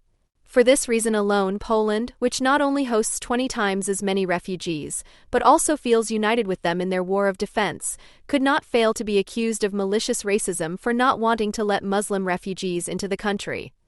Consequently, reference was also made to the conquest of East Aleppo after weeks of heavy Russian bombardment by the Syrian army in 2015 and the resulting increase in the wave of refugees heading west. The fact that East Aleppo was held by jihadist barbarians who abused the civilian population as a human shield and had previously dispossessed and expelled the Christian population is regularly missing from the refugee narrative. This kind of freedom of young men who, following their unconditionally respectable tradition, would massacre their sisters at any time if they went astray sexually and consider the annihilation of all and not just Israeli Jews to be a God-pleasing goal, which they speak smilingly into the microphone of German journalists at all times, is always closer to German anti-racists than the decidedly Western-oriented activities of Ukrainians for a nice life. The reason why Arab jihadists are more welcome as neighbors than the supposedly friendly and in reality constantly resented neighboring country of Poland, which keeps gag-bearded Aleppo defenders at bay just as much as Chechen murderers who enjoy asylum in Germany, is not because they have had particularly good experiences with them. Rather, Islamic immigrants are the pledge for a German path to freedom that leads purposefully away from what the Poles have partially achieved and what the Ukrainians are fighting for today, without it being possible to foresee what will actually come of it. However, even the most determined protagonists of this very German path to freedom would not be able to say what the goal of this path is. This aimlessness and self-purposefulness, as expressed in the celebration of the seemingly self-imposed meagerness that is in reality imposed by one's own masters, seduces people into adventurism, even if it initially remains limited to editorials and Sunday speeches. What we want to impose on ourselves and have been practicing for some time in the name of abstract health or sustainability, the permanent state of emergency, must never be questioned as to its purpose. The evocative assurance that life only becomes beautiful when it becomes more difficult must suffice. Where there are no longer any goals, but the path itself is the goal, milestones become facts. Following the shutdown of nuclear power plants and the rigorous reduction of coal-fired power generation, the anti-industrial dreams of an energy turnaround have meant that more and more people will soon have to stay in cold homes and be denied a flight to the Canary Islands. The fact that the de facto state of emergency exercises that have been held in Germany for 2 years now are becoming delusional is evident from the fact that their inverted criteria are being applied to any topic, with the result that every fundamental argument against them is first delegitimized and then immediately instrumentalized to maintain the state of emergency. The correct argument, for example, that German energy policy over the last 30 years has helped to keep a despotic regime alive and pre-financed Putin's war of aggression, and the resulting demand for a ban on imports of Russian gas and oil, which was outlawed and unthinkable just a few weeks ago, ultimately only helped to confirm the preconceived energy policy madness. The gigantic energy gap that would then open up could be closed within a short space of time by generating even more renewable energy on domestic soil, announced various federal ministers in all seriousness in a government that, in the face of a long-declared climate emergency, can afford 3 climate ministers, one for the environment, one for the economy, and one for foreign policy. This nightmare of a post-industrial society flirting with self-sufficiency must, if thought through to the end, lead to rapid economic decline while at the same time being thrown back on itself. The immediate consequences will be the belated import of very expensive fossil and nuclear energy, with a simultaneous inability and unwillingness to get out of the madness exemplified by the sole focus on wind and solar farms in an industrialized country. The possible way back has been purposefully cut off for years. No research and no planning in terms of improved nuclear or coal-fired power generation, no state-sponsored campaign such as the Reinventor le Nucléaire presented in France last year. Germany is taking a special path, i.e., it is hanging itself out to dry. Anyone who orders over 50% of the gas it needs from Russia and is therefore dependent on these supplies, but at the same time sets itself up as the representative of the Free West vis-a-vis its supplier. Anyone who since Willy Brandt's change through rapprochement has always wanted to know everything better in case of doubt and has also made itself dependent on China through its political export economy like no other, is seen internationally as a bankrupt and has had to vow an improvement that is not meant to be. In the wry words of Robert Habeck in the Deutschlandfunk interview, Mr. Habeck, has the head shaking in Washington stopped? Yes. Looking back, you have to say that the head shaking was loud and clear. Did a war have to come first? Seems so, DLF, March 3, 2022. Anyone who, like Germany, exhorts an aggressor to political moderation, even though for decades it has done everything to ensure that its own army has degenerated into a commando of well-drillers and barrack builders for all kinds of refugees, had to accept everything that Western countries imposed on Russia with apparent contrition when the aggression against Ukraine entered the warlike phase. What's more, for a short while it looked as if Germany's special routes associated with the names Nord Stream 2, Nord Stream 1 and Gazprom would be wiped out at the stroke of a pen, and that coal-fired power generation, and even the extension of the lifetimes of the last nuclear power plants could be negotiable as a replacement, and we would have been delighted if Robert Habeck had announced a return to nuclear energy. But Germany knows best what real sustainability means and has long since rowed back to its starting position. It insists on maintaining Russian gas imports, brusquely rejects the EU's privileged accession negotiations with Ukraine, warns against further Western arms deliveries, and sends GERD from Gazprom to Putin. To compensate for this foreign policy, which does not want to mess things up with the despot and warlord on the home front, and unfortunately not only in Germany, but there with particular zeal, the usual self-promotion theater is practiced, in which a sign is set with shrill and excessive rhetoric, and attitude is shown by blindly banning everything Russian. One does not dare to take action against the Russian government, but instead a bakery issues instructions to call Russian plucked cake only. Plucked cake for the time being. A university seminar on Dostoevsky is cancelled, German-Russian scientific collaborations are terminated, music by Tchaikovsky was removed from the program, a composer who, if one considers art politically, was definitely Western-oriented and, as the gay pacifist he was, must not be discussed in Russia. Here, too, the familiar pattern, instead of effective political action, a moral offensive on an imaginary home front that can be used to prolong the political economy of the coronavirus emergency. All those who have trained themselves over the past 2 years in the name of health to become honorary janitors and supervisors of their fellow human beings are now allowed to demonstrate their skills in canceling everything that could be Russian and thus per se already glorifying war. For the cultural workers, as the employees of the culture industry like to call themselves with a term used by the Nazis and Stalinists alike, it is a wonderful opportunity to take a further step towards the denaturalization of art and the equally Philistine and barbaric postmodern view that art is an expression of a collective identity and the practice of art an immediate political statement. By canceling disagreeable artists and their products, a view, mind you, that Putin presumably also holds and which is the norm in all totalitarian systems. However, it is not only the distorted standards of political correctness and wokeness, which have long been standard in the cultural sector, that continue to prevail in this way, but also the equally distorted standards of the coronavirus regime, as the case of Valery Gergiev demonstrates, terminating a conductor precisely because he does not comment on the war, but simply continues to make art, and because one can at best assume that he might also now be rooting for Putin, is not only an act of breathtaking arbitrariness, but is an immediate continuation of the policy of hypothetical suspicion against vaccination opponents and the danger they allegedly pose to the public. Something like this only goes through because the segregation and unequal treatment of people on the basis of an assumed disloyalty has long since become debatable and reputable. A welcome side effect is that in the anti-political moral offensive against everything Russian and anyone suspected of having an affinity with Putin, those annoying contemporaries who have attracted negative attention by asking overly critical questions about the coronavirus, such as Alice Weidel from the AfD or Sarah Wagenknecht from the left, can also be discredited as Putin understanders. Regardless of whether they really are, the fact is that they and others are being used to shape a society in which, on the basis of an everyday life that has become unpredictable, only reliability is tested in the face of periodically renewed daily orders and changing enemy projections, and which, in its self-serving nature, fits in seamlessly with German adventurist politics. This makes it just as clear that the current campaign is not a genuine hatred of Russia, which in reality becomes more irrelevant with every year that passes between us and unconditional surrender, and is no more plausible in the face of an arson attack on a Russian school in Berlin-Marsen on March 11, 2022. Its regular invocation only serves to reinforce its imminent opposite, namely an incomprehensible love that German ideologues feel for Russia as a proxy, and which can actually periodically turn into no less blind hatred. This is not only at home on the far right and far left, but also in the opinion-leading center-left of society.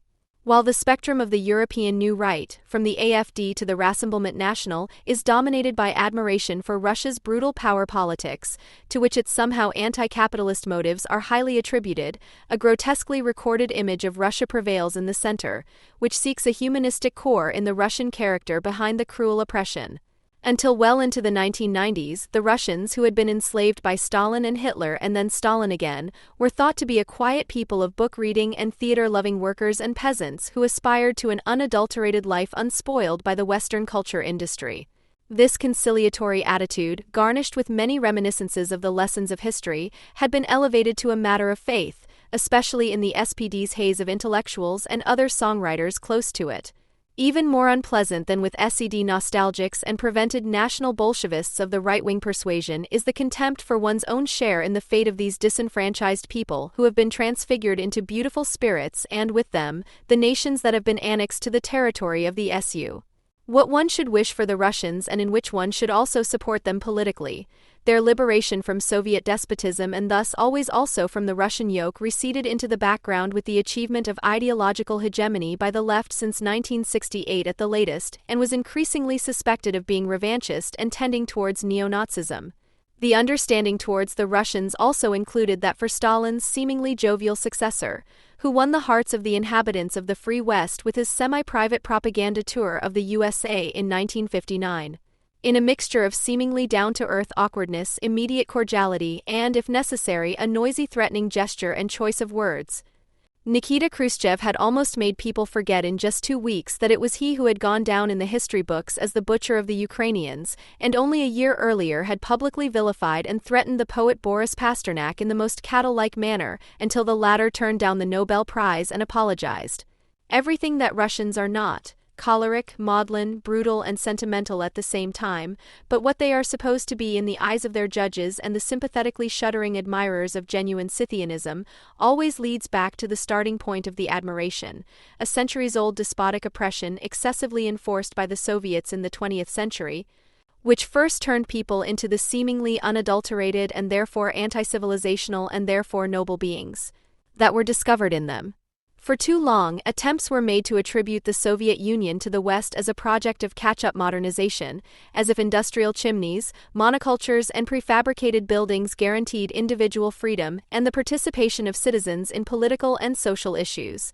By ignoring the brutal and immediate violence associated with it and at the same time glorifying it, almost the entire European left was already cheering on an act of modernization in the 1930s, against which people at home would have literally taken to the barricades. Even if the Ukrainian national myth of the Holodomor is to be rejected because the name is intended to equate the Great Famine with the Holocaust, forced modernization of a military nature, which included the mass murder of the rural population, has undoubtedly taken place there since the late 1920s. Anyone who deprives the farmers, not only in the Ukraine, of seed and livestock is taking their death by starvation into account. Anyone who seals off the famine areas and prevents any outside help is, each in their own function, a perpetrator. Such cruelty, which was unknown even during the great peasants laying during the original accumulation in the 16th and 17th centuries, and which included the de facto enslavement of the survivors, who were now robbed as agricultural workers, was then glossed over and rationalized with phrases from the arsenal of Marxism-Leninism. No private individuals had profited. The whole thing had not served any capital interests, but the progress of mankind, and therefore, according to the tenor, the good end justified all means. Such logic did not bode well for the following generations of Soviet citizens either. They had to be regarded as a conglomerate of peoples ultimately made happy by their conquerors, who were never allowed to name what had been done to them.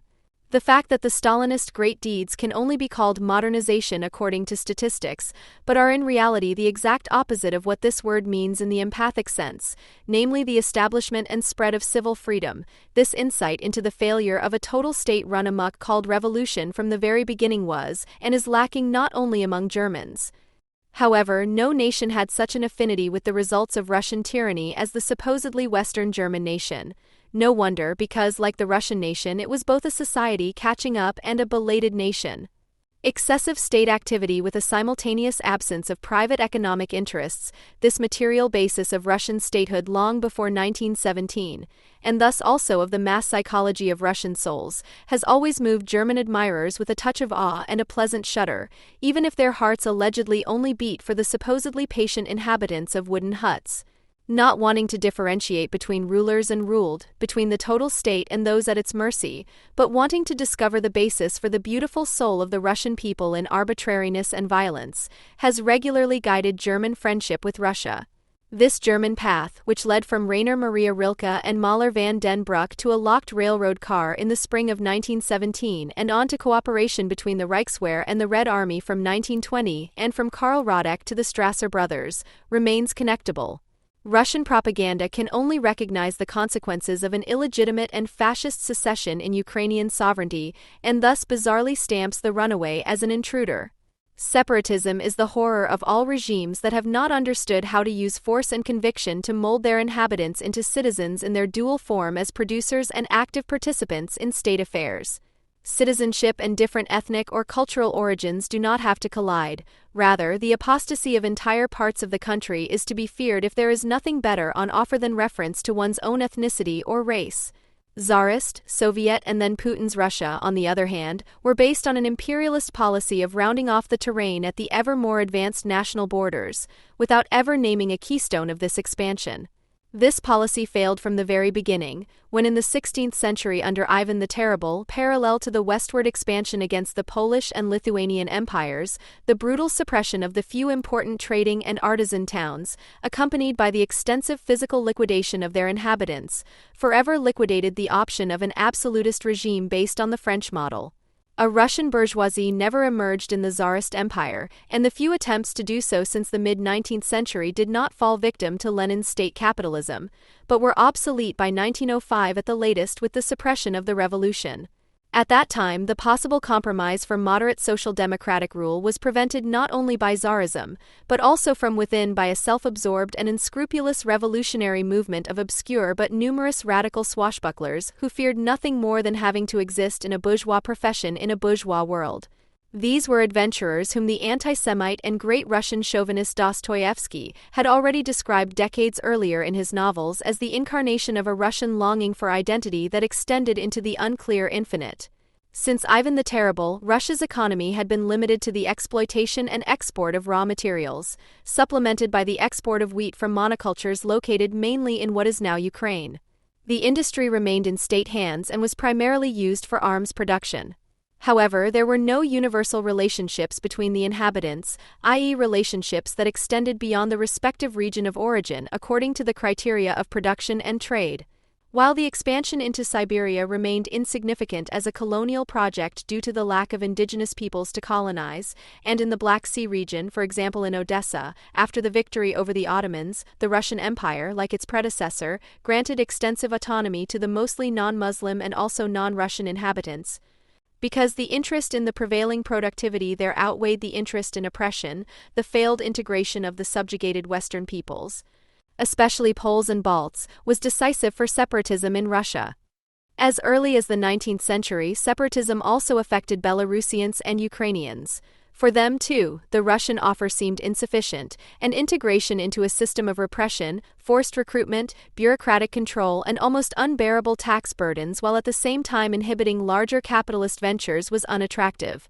The example of Ukraine and the mass demonstrations in Belarus in 2020 shows that separatism can be anti-Russian indeed. In light of the ongoing history of Great Russian oppression, it must be without being directed against the Russians, and that it can be nationalist without placing too much emphasis on all the claimed ethnic and cultural characteristics.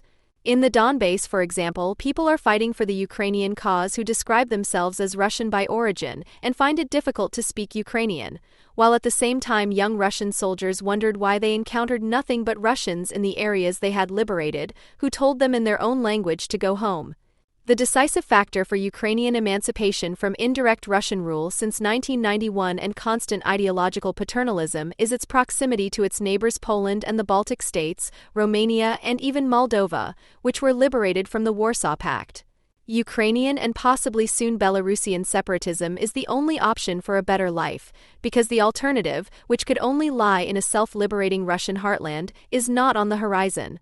The difference between an imperialist regime subjugating overseas territories in the form of colonies and setting up administrations there to organize the plunder, or enlarging its own territory through conquest, is of a fundamental nature and all the more important against the background of post-colonial efforts to reclassify National Socialism and its protectorate aspirations as a normal Western colonial project, especially in the case of Ukraine.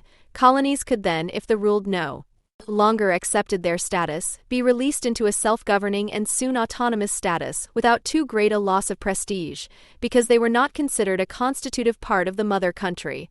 On the other hand, the release of occupied territories incorporated into the motherland into independence affects the national substance. Not only the failed integration of the renegades is then to be lamented, but according to these criteria the anxious question arises of first the borders and soon the national self-assurance of the motherland, if no more foreign peoples want to secede. The Russian heartland will be all the less able to get a grip on the nightmare of separatism, the more ostentatiously a Russian identity based on past greatness is conjured up, whose standard-bearers bring every doubter into the reputation of racial unreliability. What Lenin once called Great Russian Chauvinism, which must always be combated and which inspired him to pursue a sometimes bizarre and mannerist nationality policy, which in the case of Ukraine drove the anti-national Rosa Luxemburg, not free of Polish patriotism, up the wall, is today the self-assurance of delusional supporters of a declining regime, which only holds together because the exploitation of its own raw materials and trade in them is still sufficient to provide housing, heating, clothing and food for everyone. In view of the oppression that prevails everywhere in a system of patronage, in which relationships based on loyalty are everything, and the unscrupulous profiteers surrounded by private armies make their own miserable existence clear to you every day simply by displaying their plunder, this may still go on for a long time. A way out is not apparent as long as the practice of racializing the population for the purpose of making them the guarantors of a Russianness that breaks all boundaries in the name of anti-fascism is not broken from within. This also applies to the auxiliary peoples who have been forged into substitute Cossacks and who, like the Chechens in particular, defend the Russian cause with particular cruelty in order to remain in autochthonous barbarism at home. The fact that the Russian system is far from catching on with all Russians is shown on the one hand by the demonstrations and actions, such as those recently shown on Russian television against the war, and on the other by the news that Russian young people and members of the intellectual professions in particular would like nothing more than to leave for the West.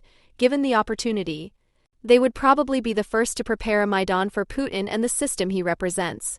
Just as Germany's affection for Russia historically stems from the commonality of being a catching-up society with a strong state and a weak bourgeoisie, which turns its backwardness into progress, the current electoral affinity is characterized by the fact that it is a coalition of the depleted and prospective bankrupts who support each other. Putin's Russia, like the former Soviet Union, is living beyond its means and must therefore rely all the more heavily on its rearmed military and the weakest possible West if it does not want to be what it really is without its weapons, especially its nuclear weapons. Nothing more than a regional power that stands alone, as Obama put it in 2014, whose economic performance is below that of Italy.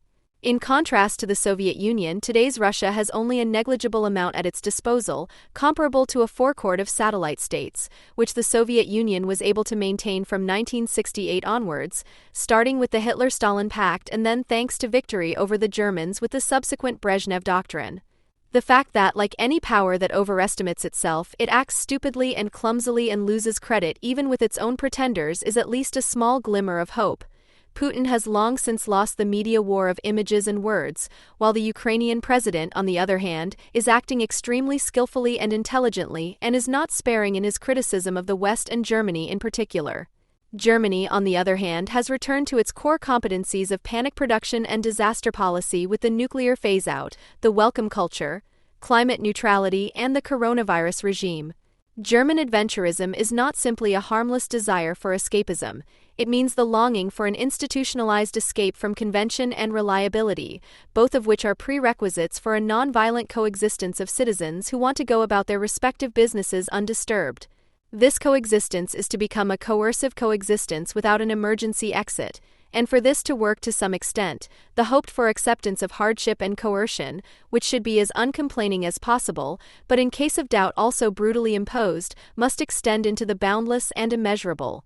The evil German dream of the totalitarian cause, for all its affinity with the Russian dream of great power, is far superior to it in terms of excess.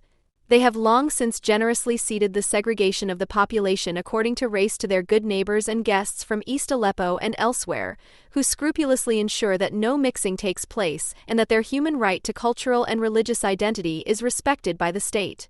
Freedom according to Ukrainian standards is not possible with Germany, because this country will sabotage any attempt to create conditions that offer more happiness and joy of life for the most philanthropic reasons. This was first and foremost noticed by the Ukrainians and also by the state personnel there, and most recently it became so clear after Zelensky's speech, which was broadcast to the German Bundestag, that no questions remain unanswered. No human reaction to it, no debate about it except one about the rules of procedure and then about compulsory coronavirus vaccination. It is therefore impossible to predict whether Germany will isolate itself with its renewed special path and become a European aberration, or whether it will drag others into the foreseeable abyss with it. At the moment it seems that with every wind turbine erected on a Greek or English hill, every new mosque in a European country and every pallet of Chinese software products, Europe is falling more and more into the German path. But this is by no means a foregone conclusion, and the outcome will depend not least on Eastern European states such as the Baltic states, Poland, the Czech Republic, Hungary, Slovakia, etc., which are by no means going down the path of the West's internal and external self-abandonment, on which Germany and the German-dominated EU are leading the way, and the Czech Republic and Hungary, for example, which have cooperated closely with Putin's Russia in recent years but, unlike Germany, made an unmistakable U-turn after the start of the war. There is no doubt that the West appears to its supporters and opponents alike as a ruin ready for demolition. If it were otherwise, Putin would never have dared to invade Ukraine. It is undeniable that in the West and in the epicenter of this madness, Germany, work is being done everywhere to collect and pervert the everyday freedom that the Ukrainians stand up for and thus to move alarmingly closer to either Russian conditions or those of China, its global political ally. However, it is not clear what this undertaking will trigger, what counterforces it will unleash, what conflicts and forms it will provoke. And that is why every insinuation, presented with a gesture that is as routinely superior as it is fatalistically shrugging, that freedom no longer exists in the West anyway, is an anticipatory acceptance of the state towards which the German policy of adventure is heading and, in this respect, a moment of its enforcement, even if the diagnosis was possibly meant to be critical or accusatory. But the defeatist tone of the following statement speaks against this. Quote, for freedom, which, because it no longer exists at home anyway, is no longer to be defended in the Hindu Kush, which has receded into the distance. But in the Donbass, no Ukrainians can be enlisted any more, who, if civilians, are deserting en masse across Poland's border or, if military, are obviously refusing to work, with the exception of neo-Nazi state mercenary troops who, out of sheer self-interest, are trying to save their asses from the brutal beating that Russia has planned for them.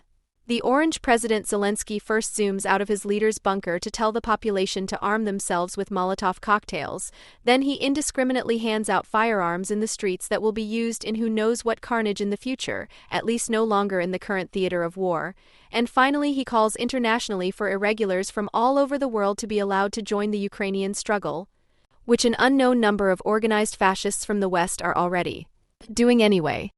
Well, the coolly calculating Putin will have finished his part of the spectacle very soon and will then turn his attention back to the south and east, leaving the other side bare for the time being. End quote. It can only suit the moral world champion Germany and distract from its total embarrassment of reality that a collective wokeness of morality is currently being performed as part of the spectacle under the guidance of the Americans, which with its quite effective cancel culture against Russia ultimately stands for driving the moralization of politics and thus its de facto depoliticization ever further. In the end, if Israel has to wage a hot war not against Hamas but directly against Iran, it could be precisely this ever-expanding anti-political global moralization that could possibly cost the Jewish state its existence. For the cancel culture, which is currently being so successfully exemplified in Russia and does not even stop at art, thrives on the demagogic media presentation of crying and helpless children, which are broadcast from Ukraine today and from Palestine tomorrow. They provide the moralistic yardstick for the David versus Goliath staging, with which the desire for a clear good-evil scheme and empathy for the supposedly weak is organized. From this perspective, solidarity with Ukraine in this war must always be based on solidarity with the Jews. Ukraine's struggle, although by no means declared in this way, is also one against anti-Semitism.